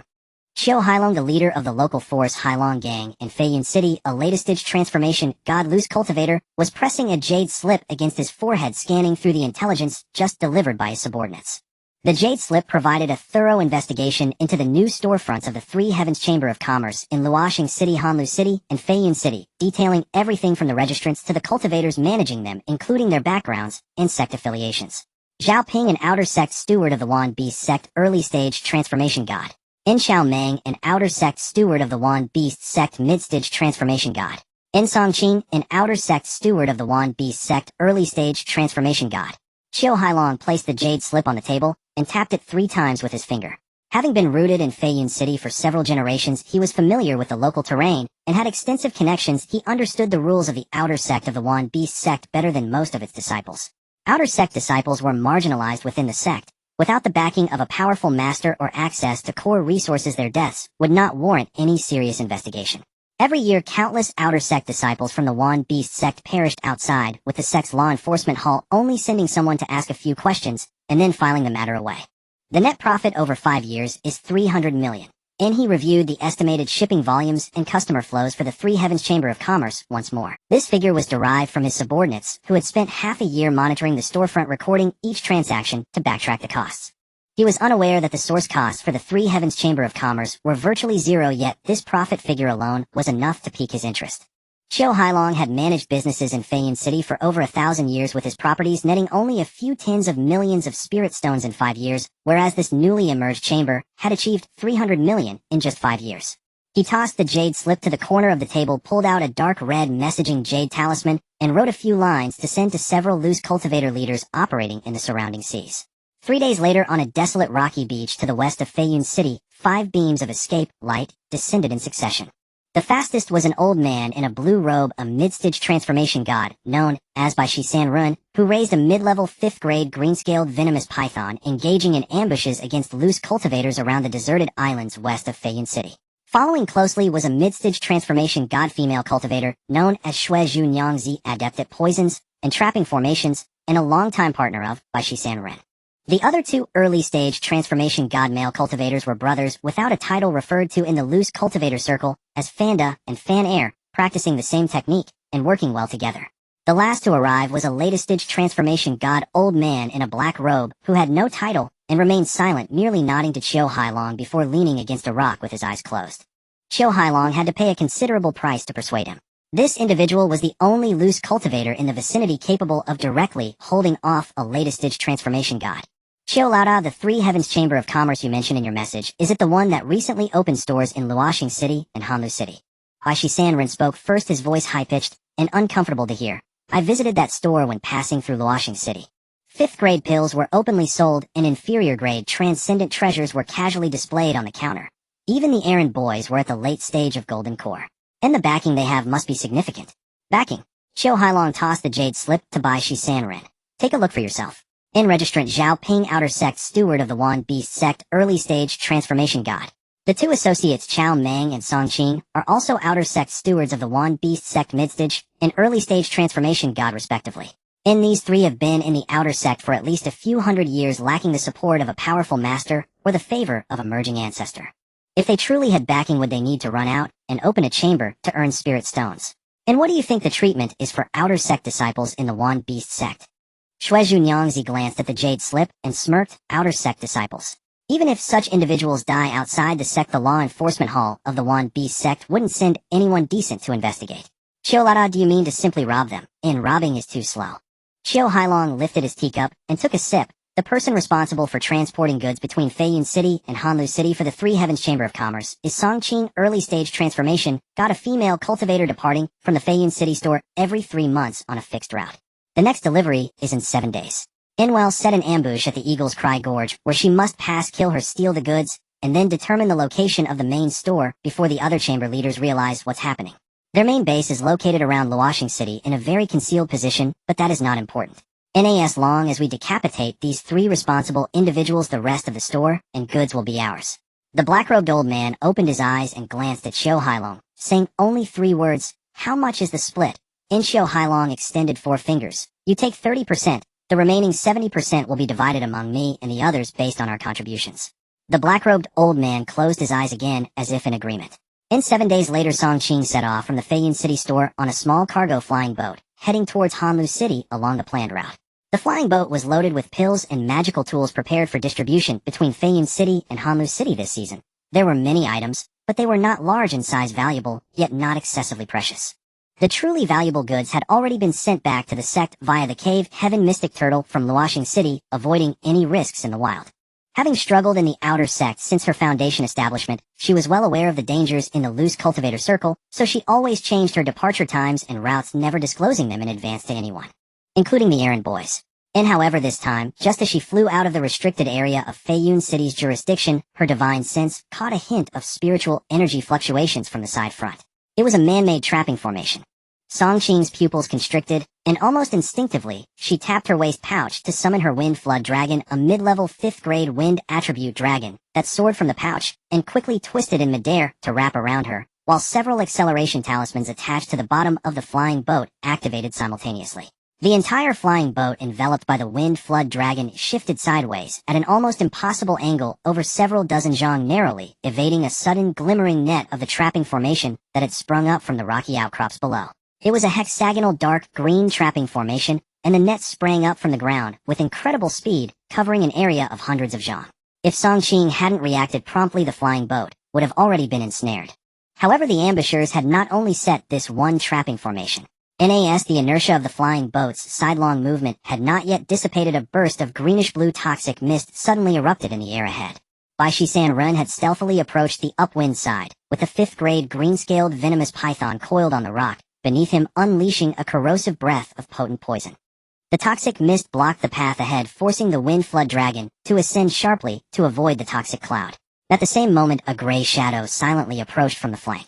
It was Shui Zhunyangzi, who stood on a web woven from countless fine threads, raising her hands as a dozen blood-colored spider threads shot toward Songqing.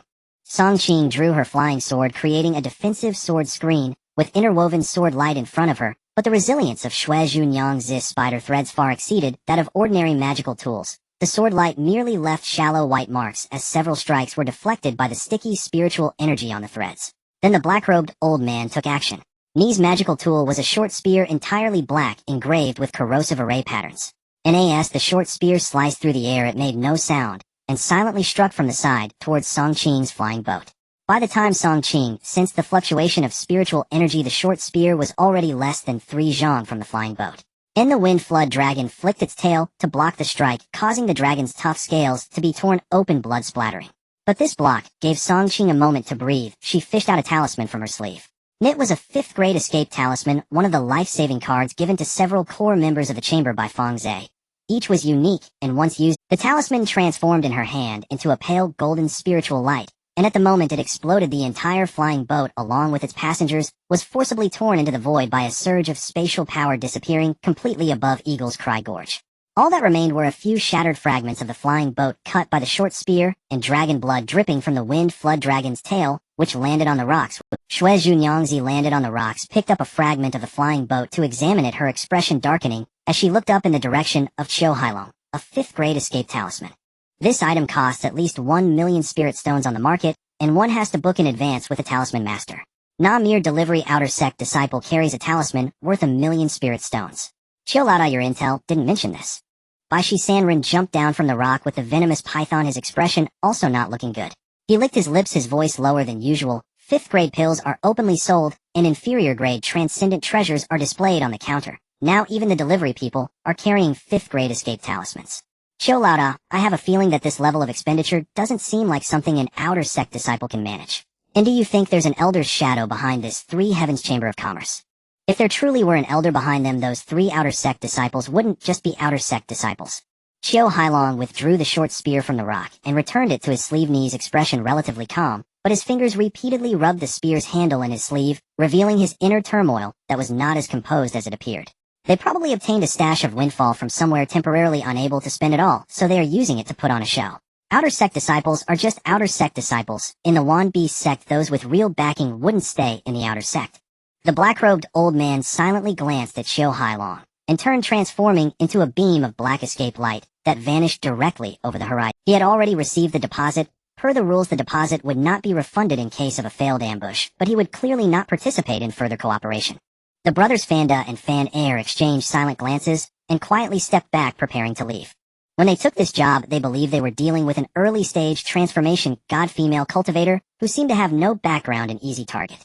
Now not only had she escaped, but she had also revealed a talisman of wealth far exceeding what outer sect disciples should possess. This anomaly itself indicated a risk. However, Xiu Hailong waved his hand to them. No need to panic. Although she has an escape talisman to flee, she is unaware of our identities. And when she returns to report, those 3 outer sect stewards will be at a loss on how to seek revenge. Song Qing was transported to an unknown shallow sea through the escape talisman. Though Feng Zhao's injuries were not fatal, the bleeding was incessant. She first used medicine to treat Feng Zhao's wound, and found a deserted reef to rest for a moment. After her divine sense was mostly restored, she reoriented herself, and flew towards Luoxing City. She did not return to Feiyun City, nor go directly back to the sect, but instead headed to the branch of Luoxing City. In the secret room of the backyard at the Luoxing City branch, Zhao Ping and Chao Meng had already received the transmission talisman. She sent in advance, standing side by side at the door of the secret room waiting for her. After hearing Song Qing's account, Zhao Ping did not speak immediately, but walked around the secret room a couple of times. Zhao Ping squatted beside the gray feathered eagle, using a fine bamboo stick to draw lines on the sand table, marking the ambush route described by Song Qing and the techniques used by the opponents one by one. The characteristics of the Bailin poison python, the spider silk trapping array, the black short spear, and the hexagonal trapping light net were not difficult to trace in the scattered cultivator circles. After a moment, he stood up and thrust the bamboo stick into the sand table. The Bailin poison python is the trademark of the Bai She scattered person, and the spider silk trapping array of the blood spider mistress is also recognizable. These two have been active near Feiyun City for quite some time. The only one who could summon them simultaneously is Xiu Hailong, who has that kind of influence in the entire Feiyun City. I haven't seen that short spear, but a latest-stage transformation god cultivator capable of cleaving through the 5th grade Jiao dragon scales is no more than 2 or 3 in the entire Feiyun City. This old fellow Xiu Hailong has been rooted in Feiyun City for hundreds of years, and the Haolong gang has a business network denser than ours. He fears us snatching his. Among the 5, the highest cultivation is latest-stage transformation god, and the lowest is early-stage transformation god. 3 of us alone cannot handle them. We need to report to the captain. Report. Song Qing said nothing more. When the transmission talisman lit up in the quiet room of Kangwu Peak, Fang Ze was reviewing a trapping array diagram he had just exchanged from the sect's array pavilion. He listened to Zhao Ping's report from beginning to end, and after a few moments of silence he immersed his divine sense into the space, locating the silver-haired woman who was splashing water by the spirit spring. Tunshin go to Feiyun City. He tossed a jade slip containing the distribution of the Haolong gang's industries and Xiu Hailong's spiritual power characteristics to the Tunshin frog. The Tunshin frog caught the jade slip with her hand probed inside with her divine sense, stood up from the spirit spring, patted the water stains on her skirt, and asked how many. All below latest-stage transformation god, clear them all. Bring along a dozen 5th grade Jiao dragons, but don't let a single one escape. As the Tunshin frog left the space with Mo Yuan and another 15 5th grade Jiao dragons, Zhao Ping had already marked all the peripheral industry locations of the Haolong gang. That very night, the Tunshin frog first reached the largest warehouse of the Haolong gang in the dock area of Feiyun City. The warehouse was surrounded by 2 layers of alert array and 4 latest-stage golden core sentries. The Tunshin frog did not engage with those arrays. She opened her mouth directly from the high sky above the warehouse, and the spatial vortex in her inner world suddenly sucked in the entire warehouse. In an instant, all the goods, spirit stones, and Haolong gang members counting the accounts inside the warehouse were swallowed by the spatial vortex. The Tunshin frog closed her mouth, licked her lips, muttered not tasty, and then turned to the next stronghold. The group of Jiao dragons followed closely, dispersing according to the targets she had assigned in advance. A dozen 5th grade Jiao dragons launched attacks simultaneously throughout Feiyun City, each strike accurately hitting a previously marked Haolong gang industry node, with not a single Jiao dragon greedily targeting more than one establishment, nor did any Jiao dragon mistakenly injure unrelated cultivators. The foundation that the Haolong gang had built over hundreds of years in Feiyun City was uprooted overnight. The next morning, the city lord's office of Feiyun City sent a transformation god steward to inquire. This transformation god steward, surnamed Zhou, was in charge of public security within the city with mid-stage transformation god cultivation. He stood before the ruins of the warehouse, which had only the foundation left, frowned, and scanned with his divine sense several times, then looked up at Zhao Ping, who stood at the edge of the ruins. Last night, the recorded spiritual energy fluctuations reported that at least a dozen 5th grade Jiao dragons attacked simultaneously. Steward Zhou, since you are a person from the 10,000 Beast sect, are these Zhao dragons yours? Zhou Steward inquired, his gaze towards Zhao Ping, carrying a layer of scrutiny. Zhou Daoyo, you see clearly, Zhao Ping replied, clasping his hands in salute, showing no signs of panic, his tone neither servile nor overbearing. Qiu Hailong colluded with nearby scattered cultivators to rob our commerce's delivery person. This is evidenced by the wreckage of the flying boat and the residual spiritual energy at the ambush site. Last night's incident was indeed a counterattack by our commerce. This is a fragment of the flying boat involved in the incident. It still has traces of corrosive spiritual energy from that black short spear. You can inspect it personally. He handed over a piece of flying boat wreckage that had been smashed by the short spear of the black-robed elder. Steward Zhou took the fragment, carefully scanned the residual spiritual energy traces on it with his divine sense, and his frown deepened. After a moment he returned the fragment to Zhao Ping, his tone softened a bit. I have roughly understood the cause of this matter.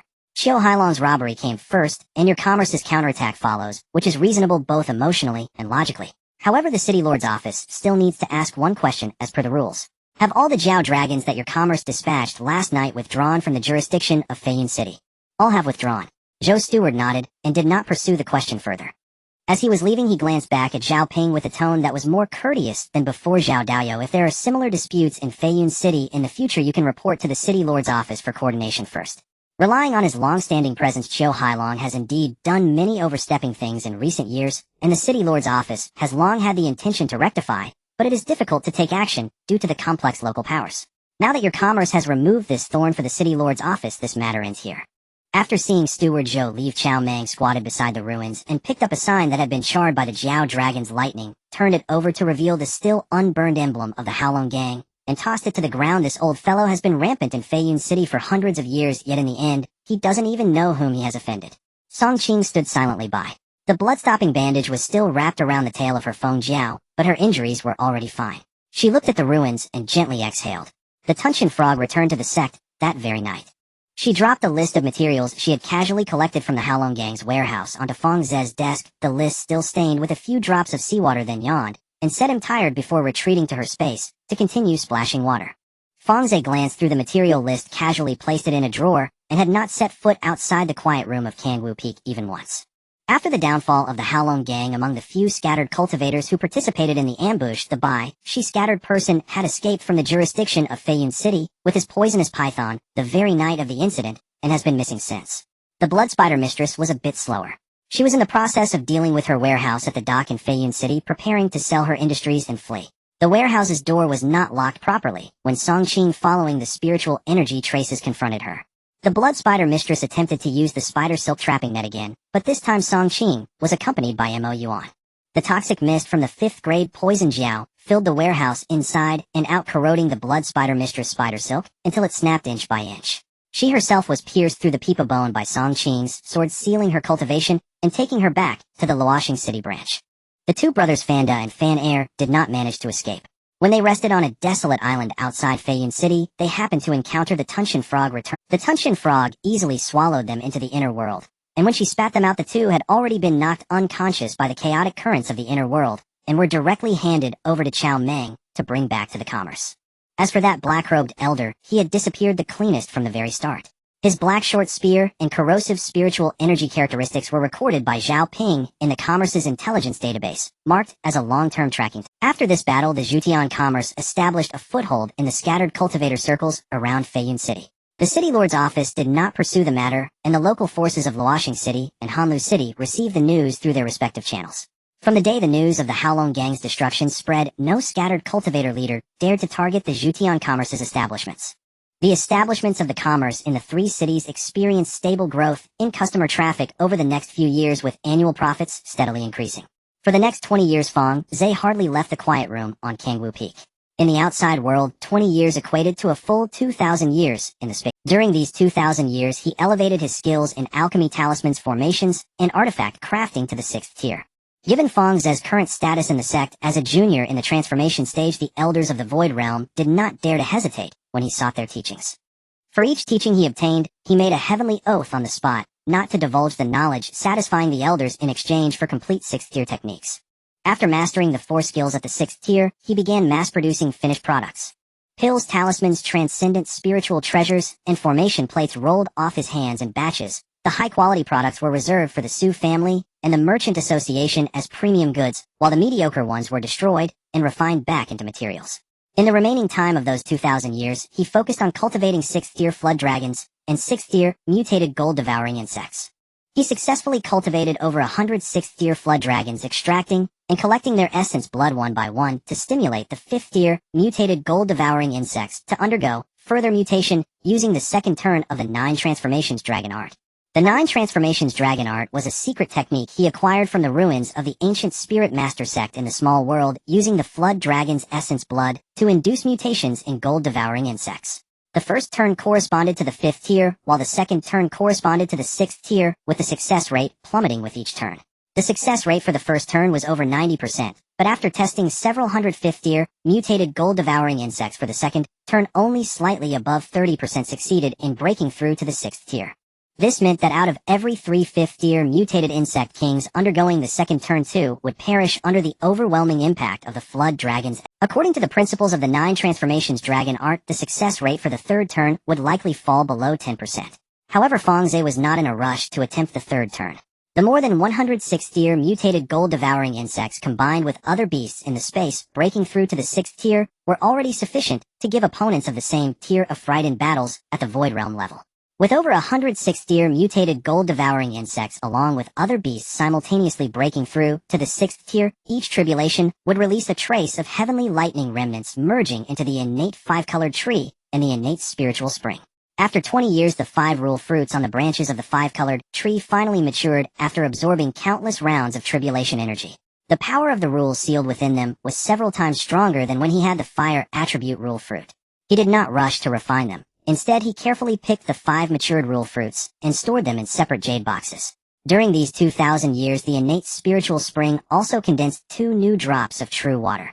One drop was illusion attribute true water, known as the illusion sea true water, which allowed the refiner's attacks to carry an illusion effect. Fang Ze gave this to the recently promoted 6th tier Yinglong. Yinglong was already adept at illusions, and after merging the illusion sea true water with its innate divine abilities, the illusions it created could hardly be seen through even by Ao Xiaoqi, who was at the late 6th tier. The second drop of true water was even rarer than 9 Heavens weak water, known for its corrosive properties among innate true waters. A faint black droplet hovered above the surface of the spiritual spring water, and when Fang Ze extended his divine sense towards it, the air around that drop of weak water was silently corroded. He handed the 9 Heavens weak water to Ao Xiaoqi. Ao Xiaoqi was now a true dragon at the late 6th tier. After the corrosive power of the 9 Heavens weak water merged with her ice attribute dragon breath, her breath was no longer just a simple freeze, but carried a corrosive effect capable of eroding protective spiritual light and magical patterns. The other 4 of his contracted beasts also advanced the small realm during these 2,000 years. Lan Yu Mo Wu, the golden-winged great Peng, and the 3 glory divine deer were all at the mid-6th tier.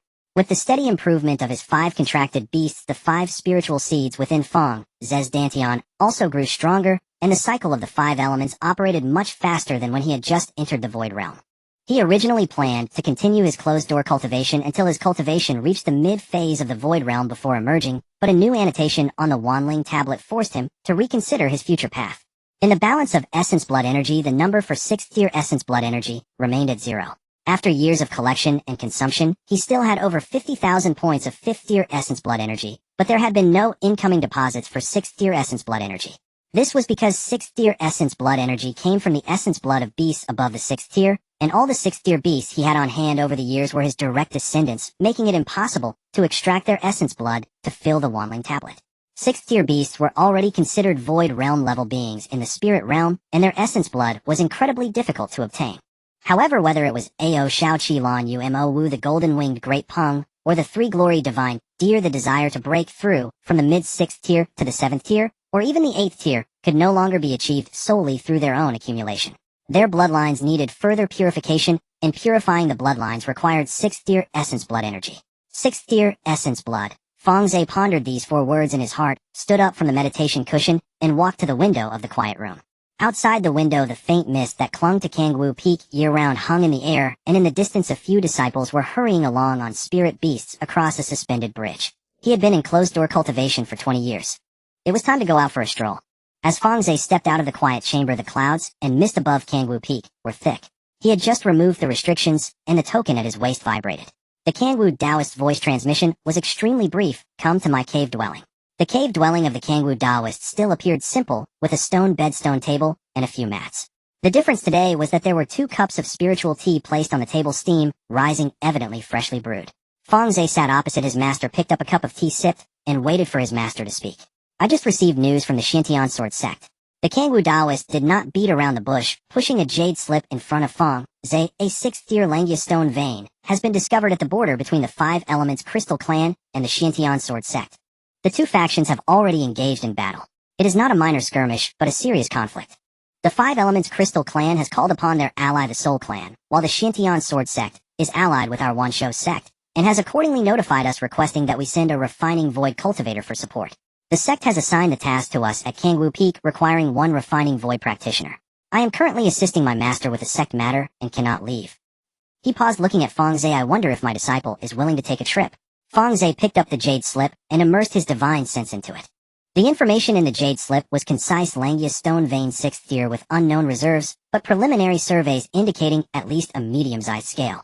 Langia stone is an excellent primary material for refining mid-grade heavenly spiritual treasures, especially when creating defensive treasures, as the stone's essence can naturally form a layer of spiritual power buffer, dispersing the impact of enemy attacks throughout the treasure's formation network. This type of ore has very little circulation on the Dongling continent. Occasionally a piece appears at an auction, and its price can soar to 2 or 3 times that of other ores of the same tier. Who else has the sect dispatched? Fang Ze set down the jade slip. There is a flying ascendant Taoist, Qingyang, whom you should address as Shibwa based on seniority. He ascended 1,000 years earlier than you and is now also at the initial stage of refining void, but he is not under master's tutelage and follows a different lineage. Additionally, the sect has allocated 100 transformation god disciples to accompany us as regular combat support in the vain contention. You will lead this mission. Fang Ze placed his teacup back on the table and asked his master, I would like to ask first, what is the maximum we can do when dealing with other races? The Kangwu Taoist paused for a moment with the teacup in hand, lifting his eyelids to glance at Fang Ze. This disciple of his, who had entered at the mid-stage of transformation god, and had never spoken harshly in front of him, suddenly asking such a question took him by surprise.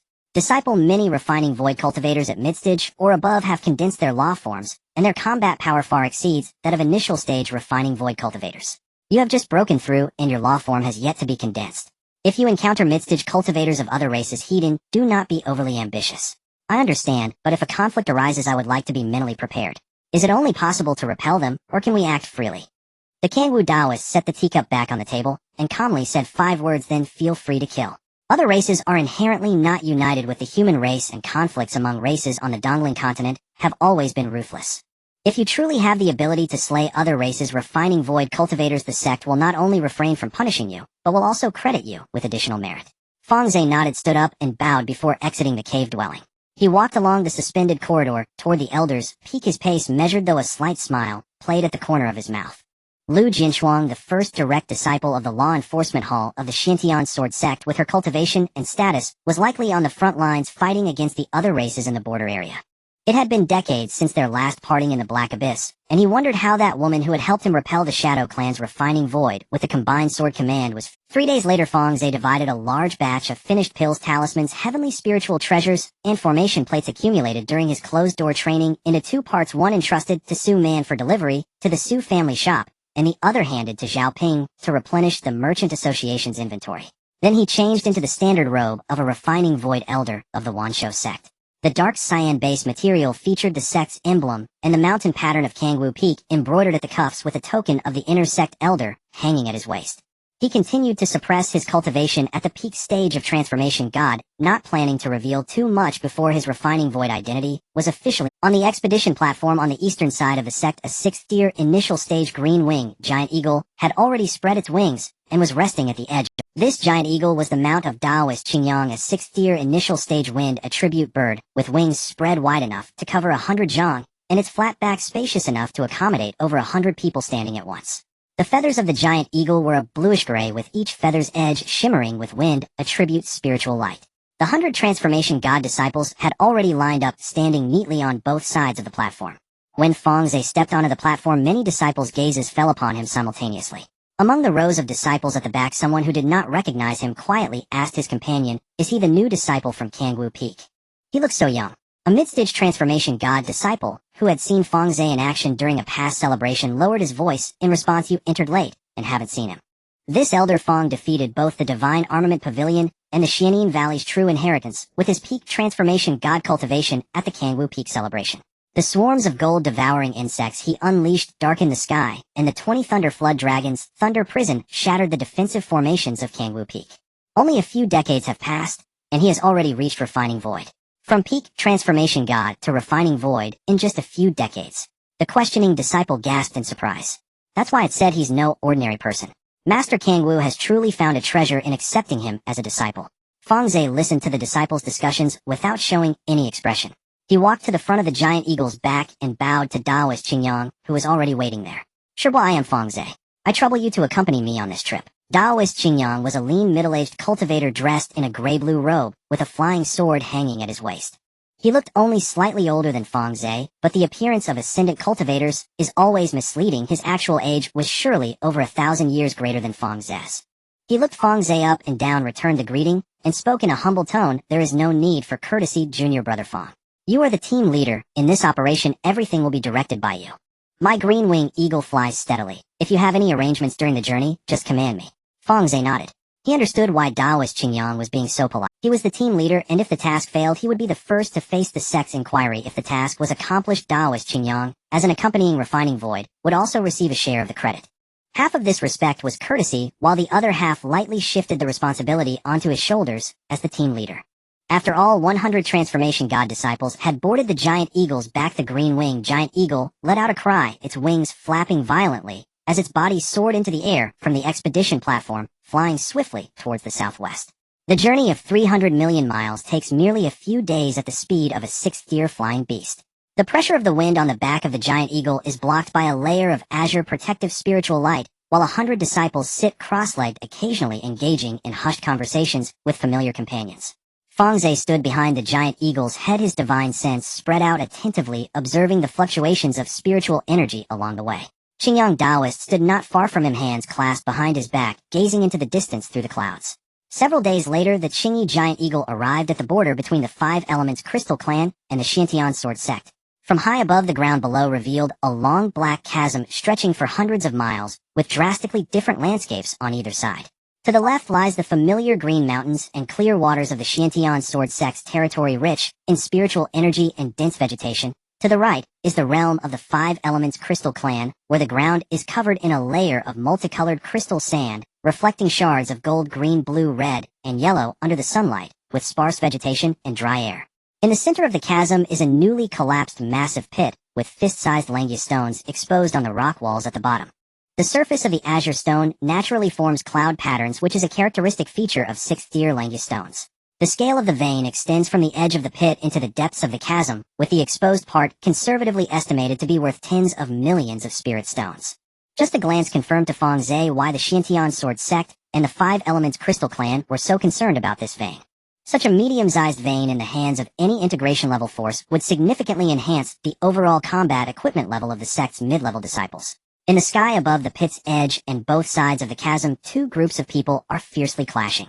The Xiantian Sword Sect has about 70 to 80 disciples, all sword cultivators, their flying swords weaving into a silver-white sword net in the air. The tactical style of the sword cultivators is entirely different from that of the Beastmaster sect. There are no magical beasts for cover, no formation discs for support. They rely solely on a dense sword formation and extremely high single-target attack power to suppress their opponent's heat. 70 to 80 beams of sword light dart back and forth above the pit, leaving deep sword marks several feet long on the ground with each flash. Their opponents are the combined forces of the Five Elements Crystal Clan and the Soul Clan. The appearance of the Crystal Clan's cultivators is somewhat similar to that of humans, but their skin is semi-transparent and crystalline. Their combat style is exceptionally unique. They can extend their crystallized limbs into weapons, some transform their right arms into spear-like crystalline javelins, while others merge their hands to create a multicolored crystal shield, and some shoot dense crystal spikes from their chests. The Soul Clan cultivators, however, are entirely different. Their bodies appear as semi-transparent gray-white mist lacking a fixed physical form, drifting unpredictably in the air. Ordinary physical attacks pass through their bodies as if they were mere smoke. Their primary means of attack are divine sense impacts and soul shocks, with each strike causing the disciples of the Xiantian Sword Sect to pall and the operation of their sword formation momentarily stagnating. The combined forces of the two clans number nearly 200 more than twice that of the Xiantian sword sect. Although the sword formation of the Xiantian sword sect is sharp, the speed of the sword cultivator's strikes is significantly slowed under the divine sense suppression from the soul clan, while the crystallized defenses of the five elements crystal clan have a natural counter to physical attacks from flying swords. As a result, the sword formation's defense line is being pushed back.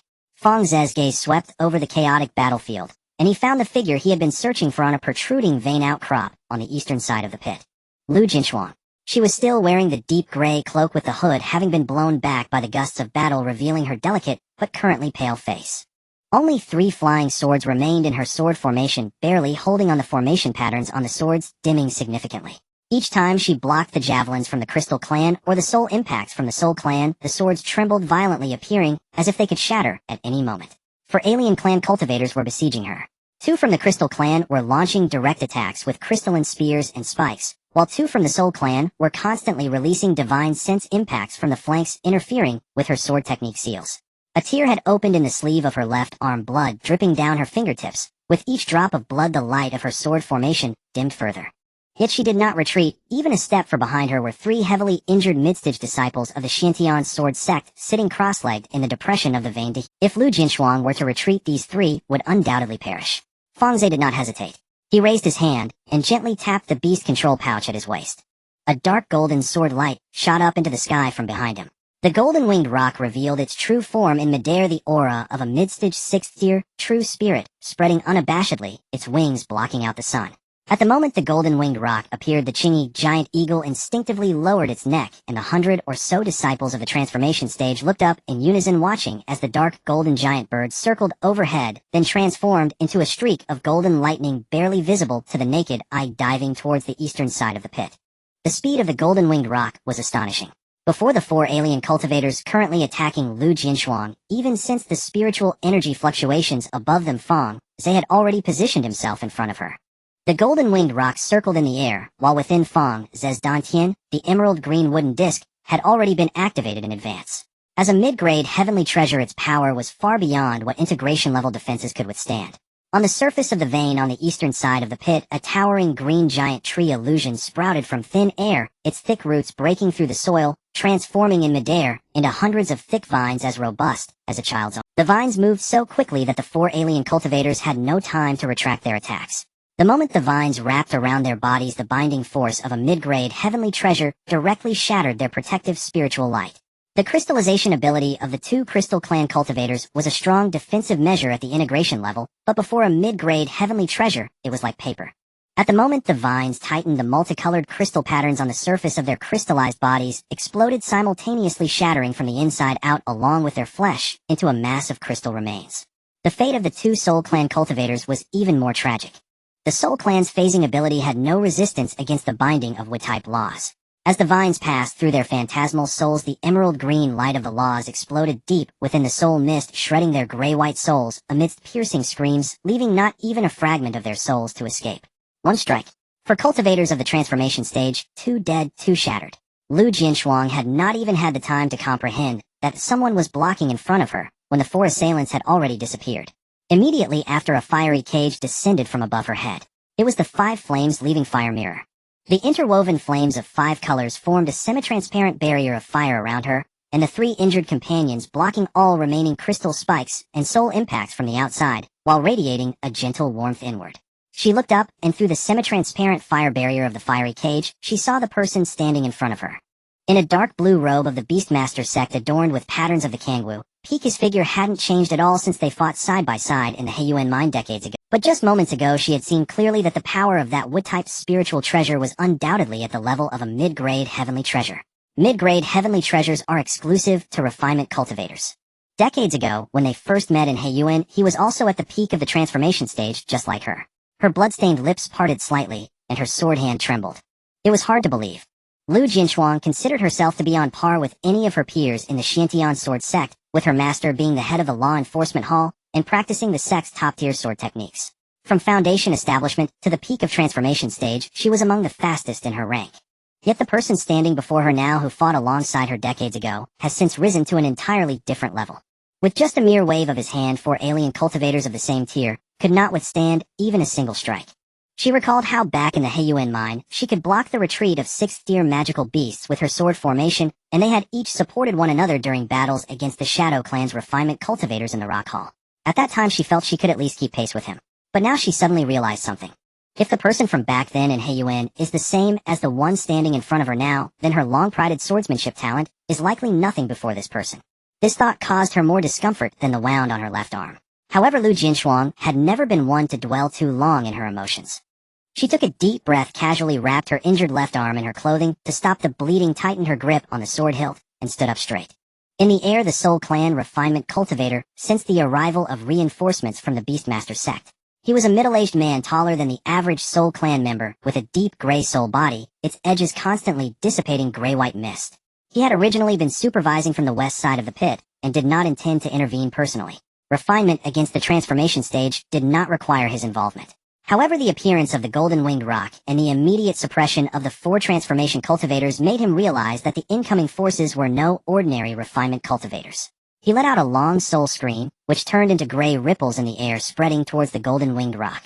Wherever the soul scream passed, several nearby transformation disciples of the Xiantian sword sect covered their ears and fell from their flying swords bleeding from their 7 orifices. This is the Soul Clan's innate ability. It directly attacks the cultivator's primordial spirit, ignoring physical defenses and most spiritual energy shield. Standing on the back of the golden-winged rock as the gray ripples of the soul scream collided with the 5-colored spiritual light shield surrounding him, all 5 colors of the shield simultaneously lit up. The 5 elements of spiritual power circulated on their own, evenly dispersing the force of the soul impact across the 5 spiritual seeds. He felt a slight heaviness in his sea of consciousness, as if something had gently bumped into him, but that was all. Since his refinement, his primordial spirit had completely phantomed, and the 5 elemental cycle of the 5 spiritual seeds in his dantian inherently stabilized his soul. For him, the Soul Clan soul scream was far less fierce than the surging memories experienced during the refinement heart demon tribulation. Seeing that the soul scream had no effect, the Soul Clan refinement cultivator paused slightly in midair and finally decided to intervene personally. A gray soul body of the Soul Clan's nascent soul cultivator abruptly swelled in midair. He held nothing back as his hands formed a seal grayish-white soul mist roiled violently around him, and from its core erupted a tangible dark gray soul shriek, its power dwarfing his earlier probing strike by several magnitudes. Fang Ze remained standing atop the golden-winged Great Peng. When the gray ripples of that soul shriek struck the 5-colored spiritual light barrier, encircling him, all 5 hues flared simultaneously. The 5 elements cycled autonomously, evenly dispersing the soul force impact across the 5 spirit seeds embedded within. He did not even furrow his brow. Instead, he reactivated the wooden tray. A colossal emerald-green phantom tree surged upward from the eastern edge of the crater, and hundreds of vines, no longer targeting individuals, coiled relentlessly toward the Soul Clan's nascent soul cultivator himself. The binding force of the wood element Tao principle emanating from this mid-tier, heavenly connecting spirit treasure tightened concentrically around the cultivator's grayish-white soul mist. Though the vines could not fully restrain a nascent soul-level soul body, their ceaseless life-infused binding pressure rendered every movement of the Soul Clan cultivator akin to wading through thick, viscous mud. Meanwhile, the golden-winged Great Peng circled halfway above the battlefield before suddenly beating its wings, a dozen dark golden sword feathers erupting from its wing edges. Those sword feathers did not target the Soul Clan's nascent soul cultivator. Instead, they streaked downward into the crater, where alien core formation cultivators were locked in fierce combat with disciples of the profound Heaven Sword sect.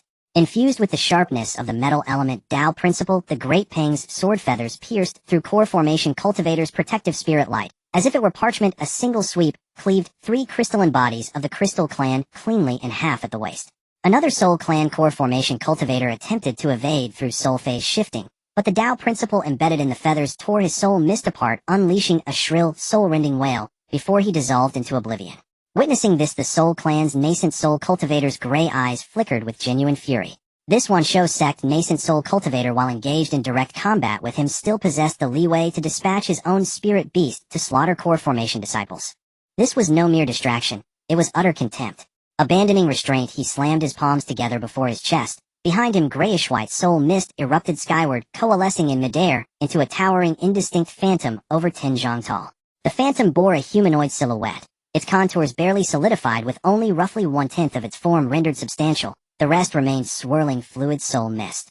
This was a Tao form, a spiritual body forged by nascent soul cultivators using Tao principles as its core and elemental materials as its foundation. Even at merely 10% solidity, the Tao form's spiritual pressure thickened the very air throughout the entire crater. The Soul Clan's Tao form opened its indistinct maw wide, unleashing a torrent of deep gray soul energy upon Fang Ze. A deluge laced with countless soul fragments, each shrieking with piercing, agonized wails. Fang Ze glanced once at the Tao form, only 10% solidified, and his lips twitched, not a smile nor any trace of tension. He tapped lightly on the spirit beast pouch at his waist. A second 6th rank spirit beast stepped forth from its mouth. An ice-blue dragon body unfurled gracefully in midair.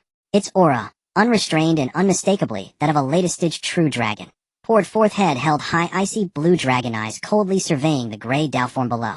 Xiaoqi wasted no time in preparation. She opened her maw and exhaled a torrent of ice-blue dragon breath. Her dragon breath had originally embodied pure, true dragon frost, but after refining the 9 heavens weak water, it now carried an additional layer of black corrosive essence woven into its chilling might. The dragon breath collided midair with the soul torrent. Upon contact, the 9 heavens weak water's corrosive power instantly gnawed countless holes through the soul stream. Then the true dragon's frost froze the ravaged fragments into countless gray ice crystals, which drifted down like silent spectral snow. The Soul Clan's Tao form shuddered violently. Though only 10% solidified, its spiritual pressure was formidable. Yet this latest-stage 6th rank true dragon's breath possessed destructive force sufficient to annihilate nascent soul cultivators whose Tao forms had yet to manifest, or were but newly coalesced. Under the dragon breath's impact, the Tao form's towering, indistinct figure was forcibly driven backward dozens of zhang. Grayish-white soul mist bled from its edges and fine cracks spiderwebbed across the faintly solidified 10th of. At that very instant, while he strained to resist Xiaoqi's dragon breath, the golden-winged Great Peng claimed another batch of core formation cultivators, 6 more bringing the tally near 10 slain alien core formation cultivators, felled by sword feathers. The Soul Clan cultivator swept his gaze across the battlefield below, seeing the scattered crystalline remains clinging to the mind veins rock walls, and the fading wisps of his kin's soul mist, and finally grasped that the situation had spiraled far beyond his control. He was not merely outmatched, he was hopelessly outclassed. This human nascent soul cultivator had never not once regarded him as an equal threat. Without hesitation, he contracted his Tao form, drawing back every last wisp of soul mist into his core, then turned to flee westward as a streak of gray light. Fang Ze would not let him escape. He tapped his spirit beast pouch again. A third 6th rank spirit beast soared forth. Golden red flames spread across the battlefield sky, alternating yin and yang fire burning in tandem, dyeing half the heavens in an eerie blend of gold and crimson. The Taisu Phoenix emerged, its mid-stage 6th rank true spirit aura resonating with Xiaoqi's draconic might. With a single wing spread, it sealed off the Soul Clan cultivator's retreat.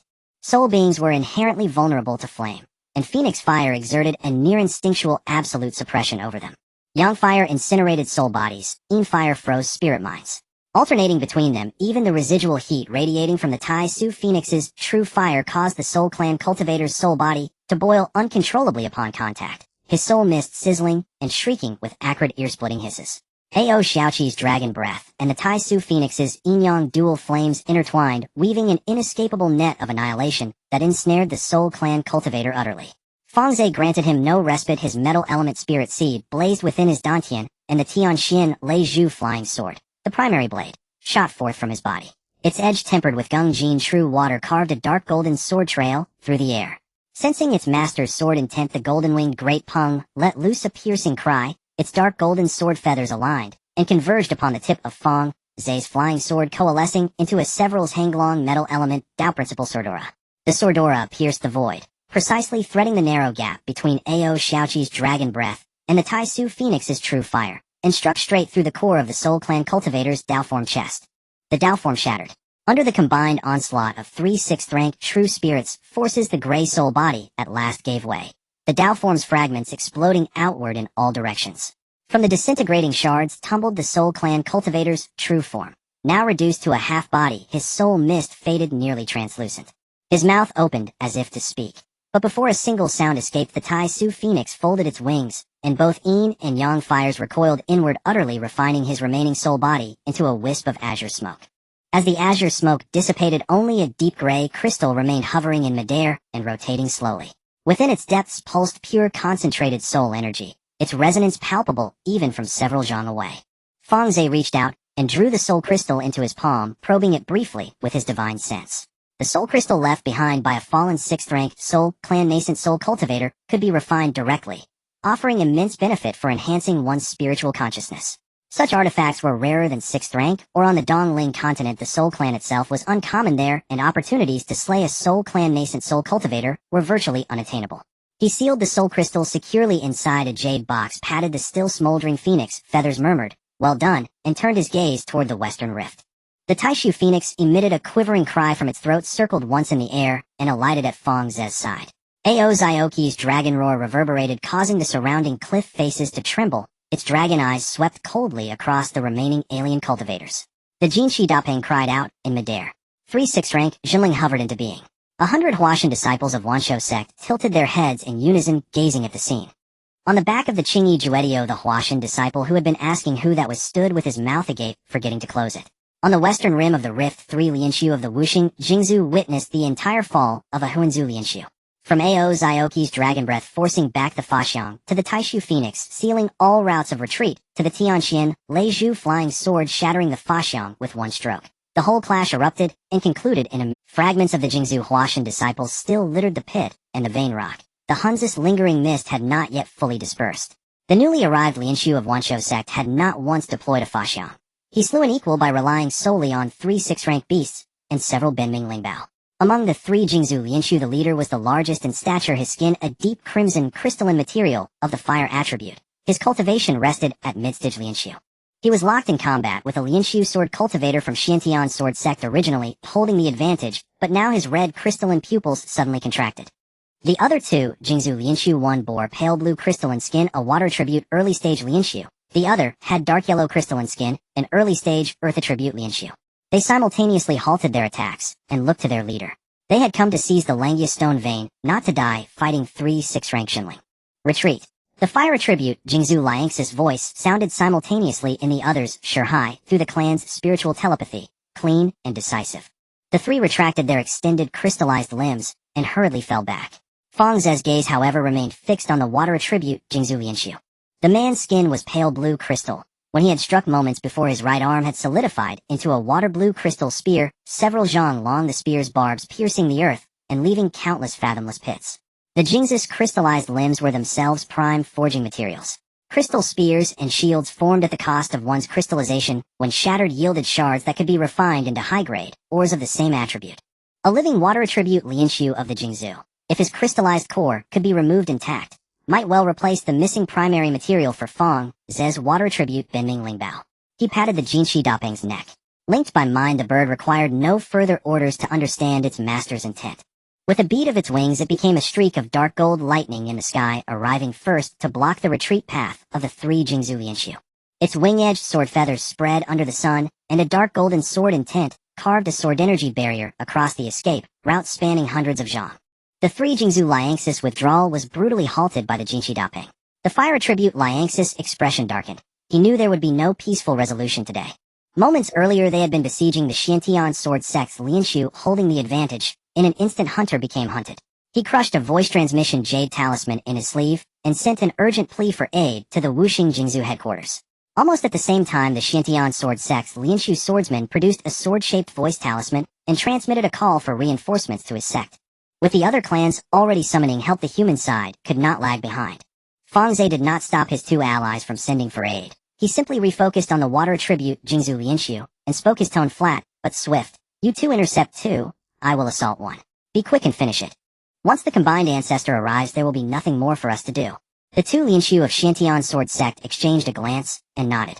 Daoist Qingyang urged his Qingyi Juedio to flank from the side. Though his 6th-rank Qingyi Juedio was not a Jinling, its wind attribute speed would buy time. In an instant, the 3 Lianxiu of Wanshou sect, together with the 2 Lianxiu of Xiantian sword sect, 5 Lianxiu in all, formed an encirclement around the 3. Ao Xiaoqi struck first.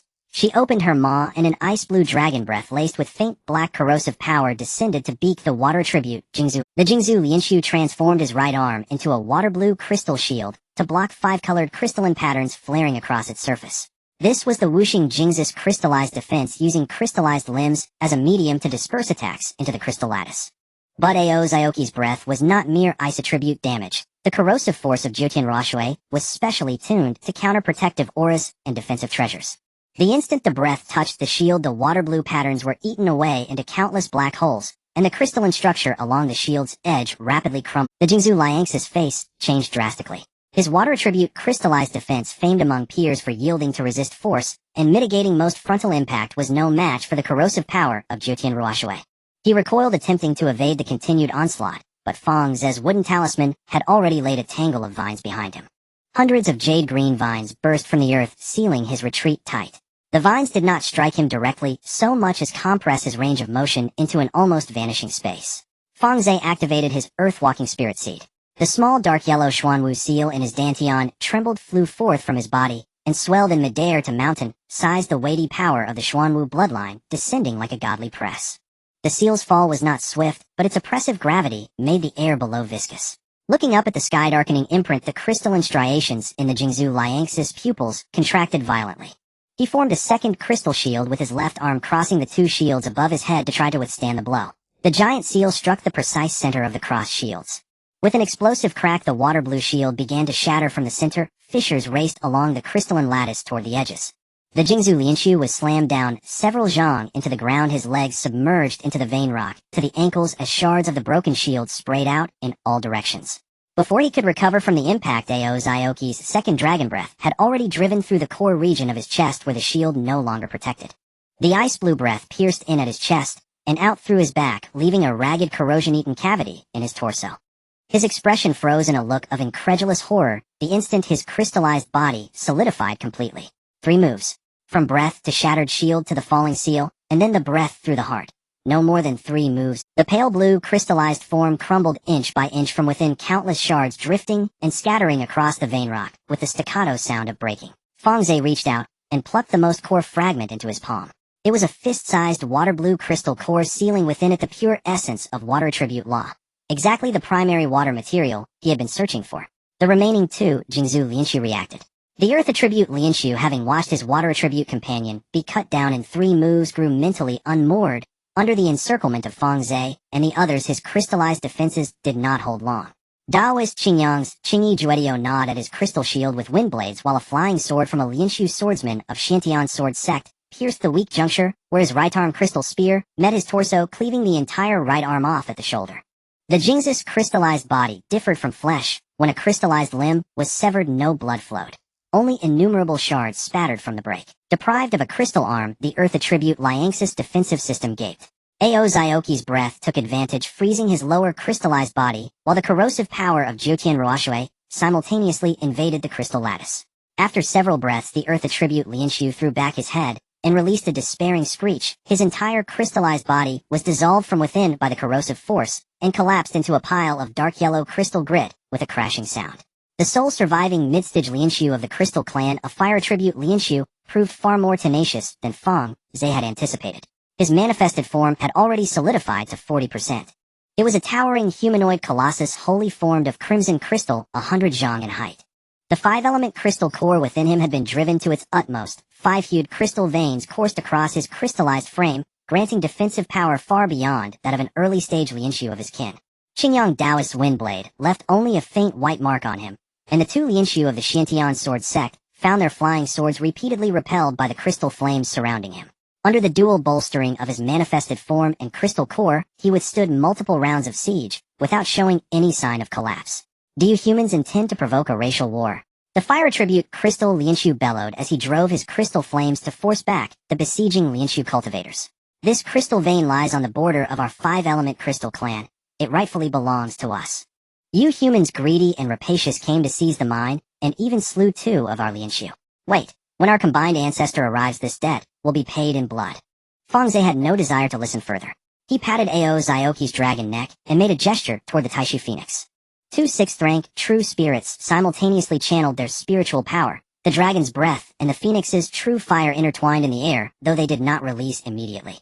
Ao Zioki's dragon breath rested on the left, the Taishu Phoenix's yin-yang twin flames on the right.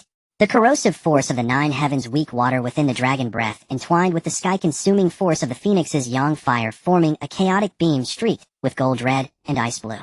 The weak water's corrosion ate through the crystal flame defenses, at the instant the barrier was breached, the phoenix's yang fire poured into the crystallized body and burned outward from within. The chaotic beam struck the crystal manifested form at 40% solidity. Under the assault of the 9 heavens weak water, the crystal flames boiled violently, and the crimson crystal surface of the form quickly blackened and became brittle. Then the phoenix's yang fire plunged through the corrosion-widened fissure and detonated explosively inside the form. A cavern several zhang across was blown through the form's chest. The 100-zhang crystal colossus gave a shrill cracking and began to tilt to one side. As the manifested form neared shattering, the fire attribute Crystal Liang's true body was grievously wounded by the aftershock. The crystal casing of his chest splintered, revealing the still beating 5-colored crystal core within. He glanced down at his shattered chest, then looked up at Fang Ze. His lips trembled, as if to issue one last threat. Fang Ze gave him no opportunity.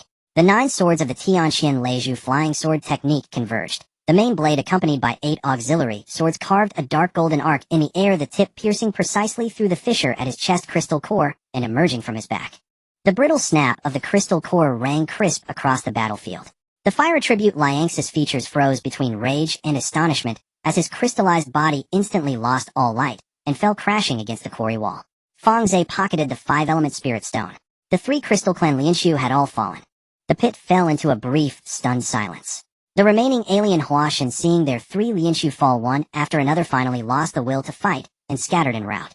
The Huashan disciples of Wanshou sect and the Xintian sword sect split off in pursuit, but Fang Ze paid no heed to the fleeing, transforming spirit cultivators. Lu Jinshuang recalled her flying sword from the wreckage of the last crystal clan. Her left arm still seeped blood. She stood upon the raised or outcrop on the east side of the pit, watching the figure in the sky, standing atop the Jinshi Dapeng, as he retracted the Tianxian Leizhu flying swords. 3 6th-rank true spirits circled about him. Xingyang Daoist and the 2 Lianshu of the Xintian sword sect were tallying the battlefield, yet not one stepped forward to stand beside Fang Ze. It was not because they excluded him, but because the aura of those 3 6th-rank true spirits was so overwhelming that even fellow Lianshu did not wish to draw near at such a moment. Lu Jinshuang watched him, her fingers on the sword hilt tightening and loosening in repetition. Decades ago, in the Black Abyss Rock Hall facing a Shadow Clan Lianshu, she once invoked the combined sword decree to reverse the tide. Back then she felt that at certain crucial moments she could complement him. Decades later, upon meeting again, he had already come so far on the path of Lianshu.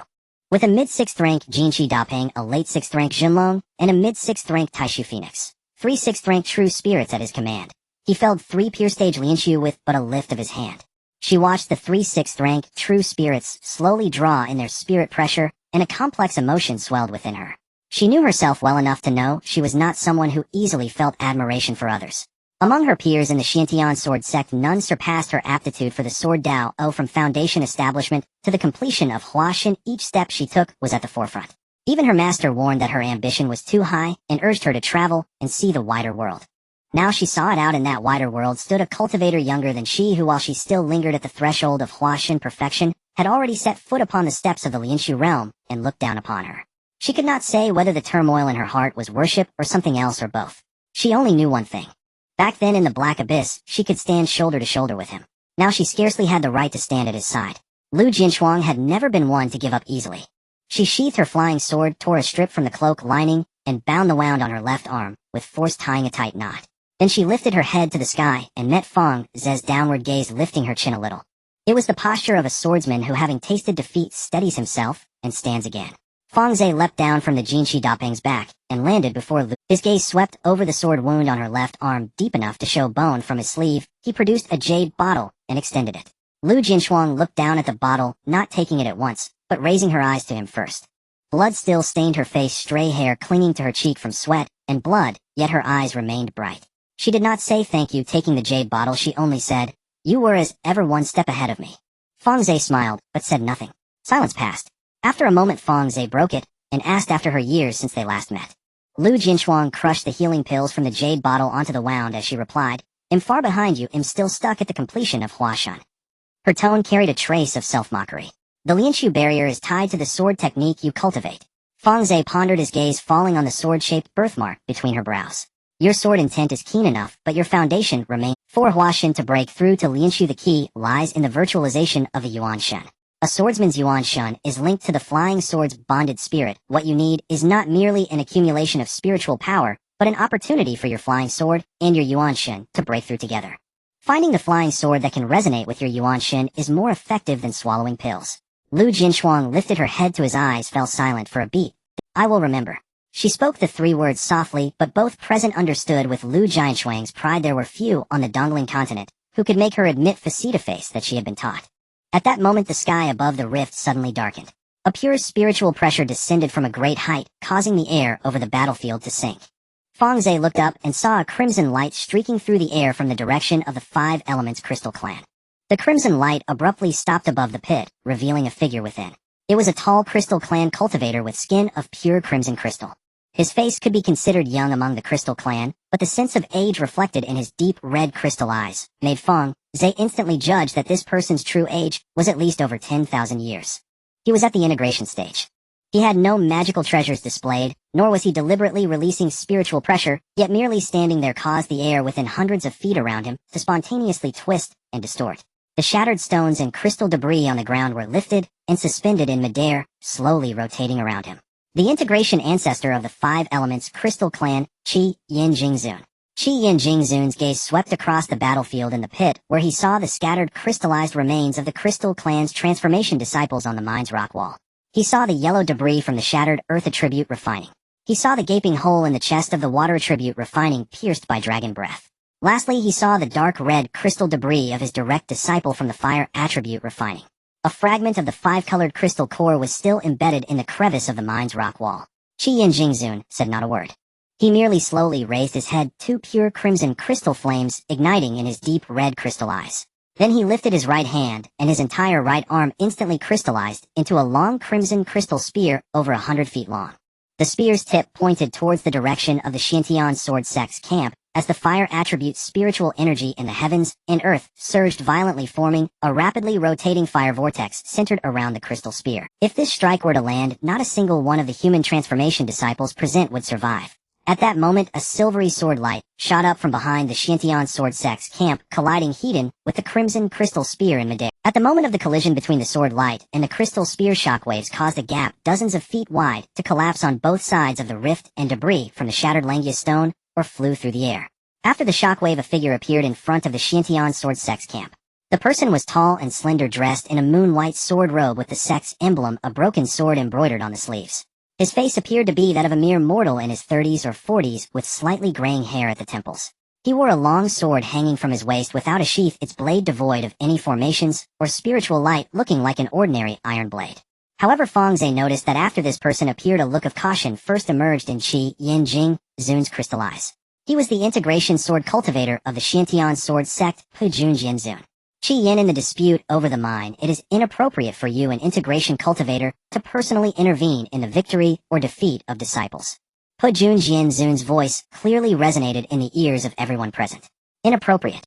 Qi Yin Jingzun's voice, carrying the unique metallic quality of the Crystal Clan, erupted in the air above the pit. 3 of my clan's refining cultivators have fallen here, along with dozens of transformation cultivators. One of the Soul Clan's refining cultivators has also perished. You tell me this is just a contest between disciples? Pujun, your Xiantian sword sect, and the Beastmaster sect joined forces to encircle and kill my clan's refining cultivators. If you do not provide an explanation today, you all can forget about taking this mine away. Pujun Jinzun did not respond. His right hand gripped the hilt of the unsheathed long sword at his waist, drawing it slowly, but with each inch the sword was pulled out, the surrounding air became increasingly solidified. Once the long sword was fully drawn, the flow of spiritual energy above the entire rift came to a halt. Fang Ze felt something attached to that sword, the loss. It was a complete form refined by an integration cultivator with his own sword intent over countless millennia. He could feel his Tian Xin thunder bamboo flying sword tremble slightly the moment the long sword was drawn. Qi Yin Jingzun clearly sensed the weight of that sword law as well. He ceased speaking, thrusting the crystal spear forward while forming a seal with his left hand in front of him. A 5-colored crystal shield towering 100 feet suddenly materialized, enveloping him tightly. Pujun Jianzun swung his sword down. There was no sword energy, no sword light, only a silvery line extending from the sword tip, silently slicing through the air, cutting through the fire vortex, and cleaving the 5-colored crystal shield before Qi Yin Jingzun. The 5-colored crystal patterns on the shield lit up simultaneously in an attempt to resist, but the silvery line sliced through it like cutting tofu, creating a smooth cut on the crystal shield. Then the entire shield split cleanly in half from the cut, crashing down onto the pit's mine and raising a cloud of dust. The crystal spear of Qi Yin Jingzun collided with the sword line, and this time there was no shockwave, no explosion. The two forces held each other in a stalemate above the pit for a few breaths, then shattered simultaneously. The remnants of the explosion blasted a hole in the clouds above the rift, creating a clearing of several miles, with sunlight pouring down from the gap. The two exchanged nearly 100 blows in midair, with Qi Yanjingzun's crystal flames burning through Pe Jun Jianzun's protective sword barrier, leaving a charred mark on the sword robe over his left shoulder. Pe Jun Jianzun's sword line also cut through the crystallized body of Qi Yanjingzun's right arm, leaving a deep cut that could be seen to the bone on the crystal surface. But neither could overcome the other. At this point, both knew that continuing the fight would only result in completely destroying this mine. Qi Yanjingzun was the first to withdraw. He returned the crystal spear to his right arm, his deep red crystal eyes coldly sweeping over Pe Jun Jianzun, then over Fang Ze standing on the back of the golden-winged Great Peng, pausing for a brief moment on him. In that instant, Fang Ze felt as if a bucket of ice water had been poured over him from head to toe. The 5 spiritual seeds in his dantian throbbed violently at the same time, and Lan Yu let out a low warning cry from within the beast-controlling bag. But Qi Yanjingzun did not make a move. He merely retracted the killing intent in his gaze, and turned away. Pe Jun, today's matter will not end here. Qi Yanjingzun's voice echoed in the sky above the rift. 3 refining cultivators, and dozens of transformation cultivators, have fallen. This blood debt my crystal clan will collect within. Prepare yourselves, human race, to face the retaliation. As his words faded, he transformed into a streak of crimson light, speeding towards the 5 elements crystal clan's territory, and the dark red clouds in the sky continued to linger. After Qi Yanjingzun departed, Pe Jun Jianzun sheathed his long sword back at his waist, and turned around. His gaze fell upon Fang Ze, examining him up and down before beckoning him over. Fang Ze leapt down from the back of the golden-winged rock and landed in front of Pe Jun Jianzun, cupping his hands in salute. A young friend from the Wanshou sect, it is said that the complete annihilation of the alien race's refining practitioners was all thanks to you. Which ancestor do you belong to? Pe Jun Jianzun's tone was noticeably gentler than when he faced Qi Yanjingzun earlier, but even with his hands casually hanging by his side, there was still an oppressive feeling that he could draw his sword at any moment. Reporting back, Senior, the Hunyuan Dao Jun is my ancestral master. Pe Jun Jianzun slightly nodded, a hint of understanding appearing in his eyes. He did not inquire further about Fang Ze's lineage, but instead turned the conversation back to business. I have already used my divine sense to investigate the reserves of this Langia stone mine. Conservatively estimating the profit after mining will be around 2 billion spirit stones. If divided equally among the repairing practitioners, the Wanshou sect, and the Xiantian sword sect, will split it 50-50. Each will establish a teleportation formation on either side of the mine, and in the future disciples from both sides will jointly guard and mine. He paused for a moment, his tone becoming heavier. Additionally, upon your return, report to Hunyuan and prepare for the impending ethnic conflict. The Jing clan and the Soul clan will not let this go easily. Qi Yan is very concerned about his reputation. Having lost 3 refining practitioners here today, he will undoubtedly reach out to other alien races. The human tribes on the Dongling continent have been divided into factions for quite some time, but if the alien races unite, we cannot afford to sit idly by. I will certainly report truthfully to my ancestral master, Fang Ze replied. Pe Jun Jianzun glanced at him again, a rare smile appearing at the corner of his mouth. Hunyuan has taken in a good disciple. Go ahead. Fang Ze bowed again, and turned to leap onto the back of the golden-winged rock. 100 transformation disciples had already reformed their ranks under the guidance of Qingyang Dao Run, while the disciples of the Xiantian sword sect were cleaning up the battlefield. The sword cultivators silently collected the remains of their fallen comrades, and several severely injured disciples were assisted on a flying swords by their peers. Lu Jianshuang stood at the edge of the Xiantian sword sect's camp, her left arm wound already bandaged. She was using a clean silk cloth to wipe the crystal residue off the flying sword. As the golden-winged rock took to the skies, she looked up and happened to meet Fang Ze's gaze. The two exchanged a brief glance across the widening distance. As the golden-winged rock took to the skies, she looked up and happened to meet Fang Ze's gaze. The two, Lu Jianshuang stood at the edge of the pit, the sword body of her flying sword still bearing the remnants of the Crystal Clan. She watched the gradually retreating figure, a surge of complex emotions welling up within her. She could not articulate what it was. Was it envy that he moved too quickly, or regret for moving too slowly, or perhaps both? She sheathed her flying sword and turned to walk towards Pe Jun Jianzun, her pace slightly quicker than usual. I will retreat and enter seclusion, she mentally commanded herself. Several days later, upon returning to the Wanshou sect, she found herself in the main hall, where Wan Qi Hong was seated at the head of the sect, flanked by the Peak Masters, and entered. Fang Ze and Qingyang Daoren stood side by side in the center of the hall, reporting the entire process of the mine dispute. Wan Qi Hong remained silent for a while after hearing it. 3 alien refining practitioners, all killed. Was it all done by Fang Shidi alone? He asked Qingyang Daoren. Qingyang Daoren cupped his hands and replied, reporting to the sect master, indeed it is so. Fang Ze used 3 6th-tier true spirits combined with several mid-grade heavenly treasures to first slay the Soul Clan refining practitioner, and then swiftly take down 3 Crystal Clan refining practitioners so quickly that the enemy did not even have time to fully manifest their Dharma forms. He Jun Jianzun of the Xiantian Sword Sect praised Fang Ze afterwards, saying that Han Yuan has taken in a good disciple. A subtle stir ran through the hall. Several peak masters exchanged glances, and the gazes of a few refining elders towards Fang Ze shifted from mere politeness to genuine regard. Wan Shihong lifted the teacup from the desk and took a sip. Fang Ze has accomplished a great feat this time. The task contribution points will be calculated according to the first-class task standards, along with an additional reward for the complete annihilation of the enemy's refining practitioners, totaling 500 contribution points. The contribution points will be credited to your token shortly. Wan Shihong paused here, his tone shifting. Additionally, Fang Ze's performance on the mine battlefield will soon spread throughout the major forces of the Dongling continent. This is a good thing for the sect. Having a strong presence will naturally elevate our status in the eyes of other forces. However, you must also be cautious on a personal level. Although the intelligence network of the Jiaolong clan is not as dense as that of the human race, the news of the simultaneous demise of 3 alien refining practitioners is too eye-catching. Ao Kuan will eventually learn that the Wanshou sect has a new transformation practitioner capable of slaying refining practitioners beyond their level, and he is still unaware that you have reached the refining stage.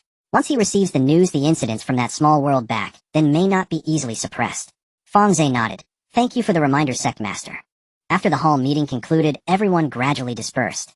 As Fang Ze exited the main hall, several familiar transformation disciples surrounded him to offer their congratulations. He returned their greetings one by one without lingering and headed straight back to Tsangwu Peak. As soon as he stepped into the quiet room, he received a transmission from Sect Master Wan Shihong with just one sentence. Be careful. You have become famous this time, and the Jiaolong clan may take notice. Thank you for the reminder, Sect Master. He responded via transmission, putting away the transmission jade talisman into his sleeve, sitting cross-legged on the mat, and took out the water blue crystal core. The fist-sized crystal core slowly rotated in his palm. Fang Ze flashed into the space and directly approached the refining table. In the space, Jin Tong was napping on a pile of ore while Tun Tian Ha was soaking his feet by the spiritual spring. The new law fruits on the 5 colors tree had yet to grow, but the leaves on its branches still alternated in 5 colors. Fang Ze did not disturb any of the beasts, sitting alone in front of the refining table, placing the water blue crystal core on the table, then taking out the auxiliary materials that had been prepared in advance from his storage ring one by one.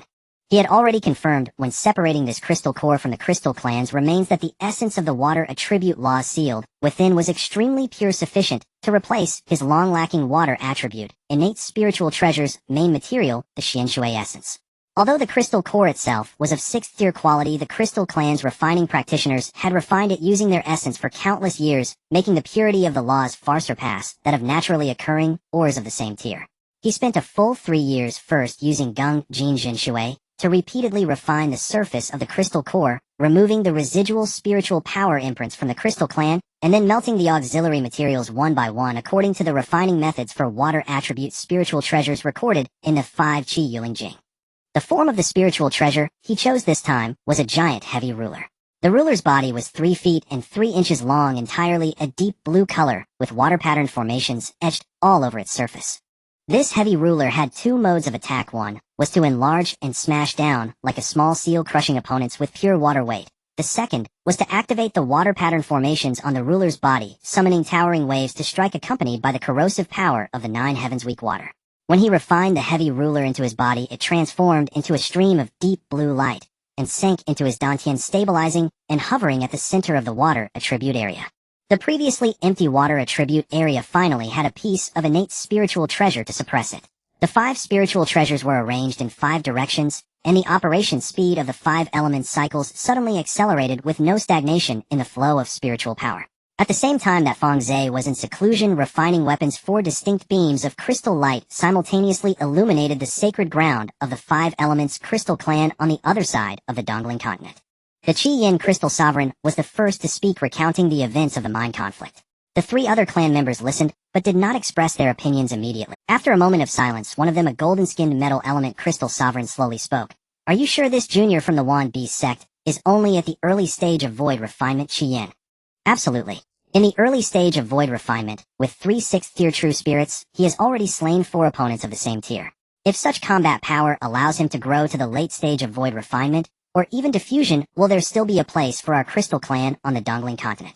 At this moment the space at the entrance of the sacred grounds suddenly twisted, and two grayish-white soul mists seeped from the void, coalescing into two indistinct humanoid figures several zhang tall, within the main hall.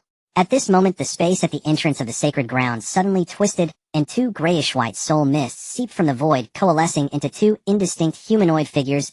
The Soul Clan's fusion ancestor has also arrived. One of our Soul Clan has also fallen during void refinement.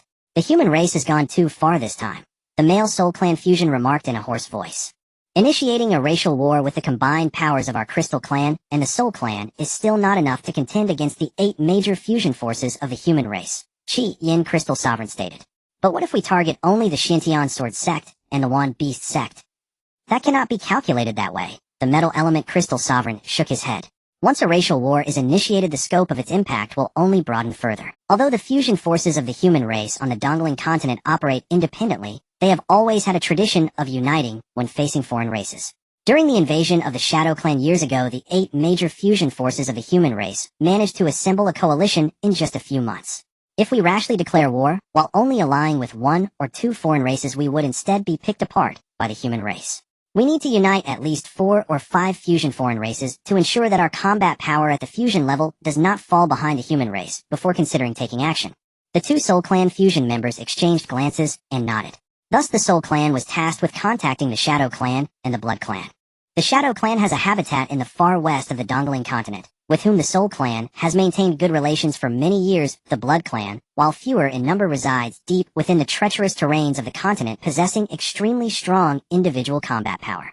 The 5 Elements Crystal Clan was responsible for contacting the Lava Clan and the Purple Wing Clan.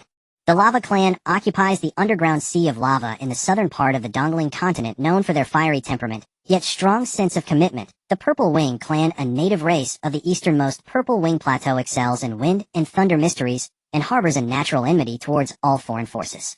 If we can rally them to join the battle, the human race's aerial advantage would be significantly diminished. While the foreign races plotted in the council hall of the Xiantian Sword Sect's main peak, the Hunyuan Daejun sat with the 4 fusion sword cultivators of the Xiantian Sword Sect on either side. The entire council hall was constructed of green jade with numerous flying swords of various shapes floating along the walls. These were the life swords left behind by past sword cultivators of the Xiantian Sword Sect, enshrined here after their owners fell. Dressed in his usual gray robe, Hunyuan Daojun sat among the elegantly attired sword cultivators, appearing almost like an ordinary old farmer who had stumbled into the wrong place. Hunyuan, you truly have taken in a fine disciple. The one who spoke was an elderly man with white hair seated at the head of the Broken Army Sword Sovereign. He was known as Xianwei Sword Sovereign, the most senior among the 4 fusion members of the Xiantian Sword Sect, at the late stage of fusion, with a pitch-black heavy sword hanging at his waist. Multiple 6th-tier true spirits, so terrifying could he not have been specially nurtured by you. Oh come now, Hunyuan Daojun waved his hand. The smile he could not suppress giving him away.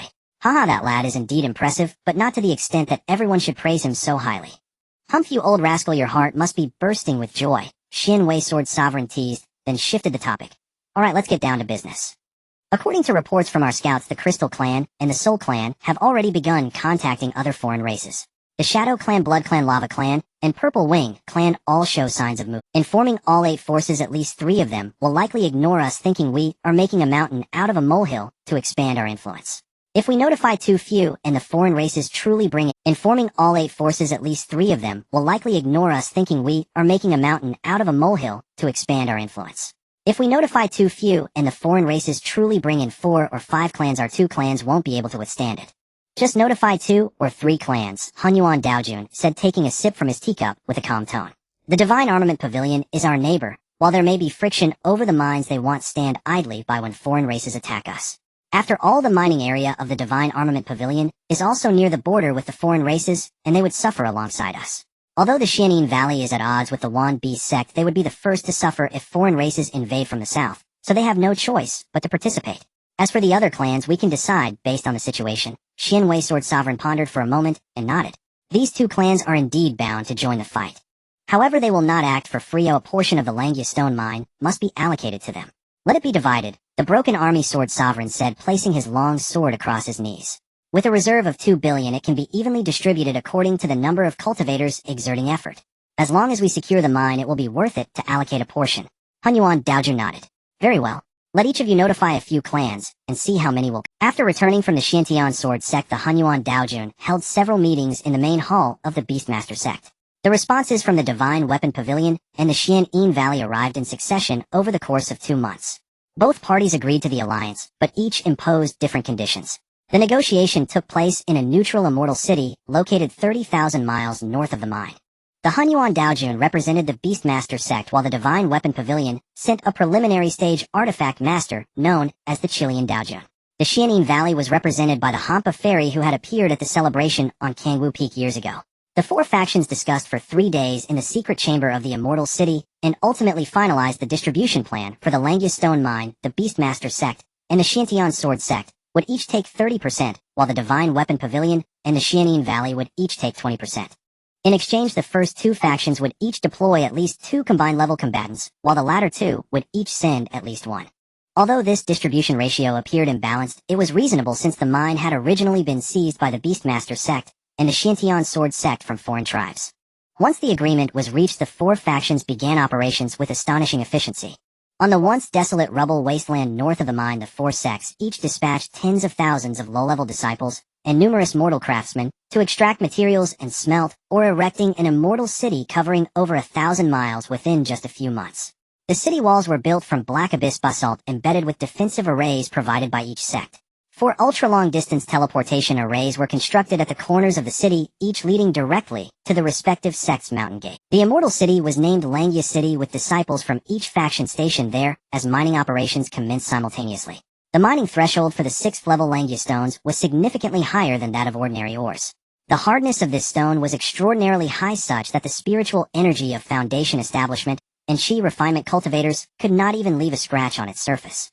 Each Langia stone had to be extracted by Golden Core cultivators using their true fire to repeatedly burn the mine's rock walls, incinerating the impurities around the stone before cutting it with spiritual energy.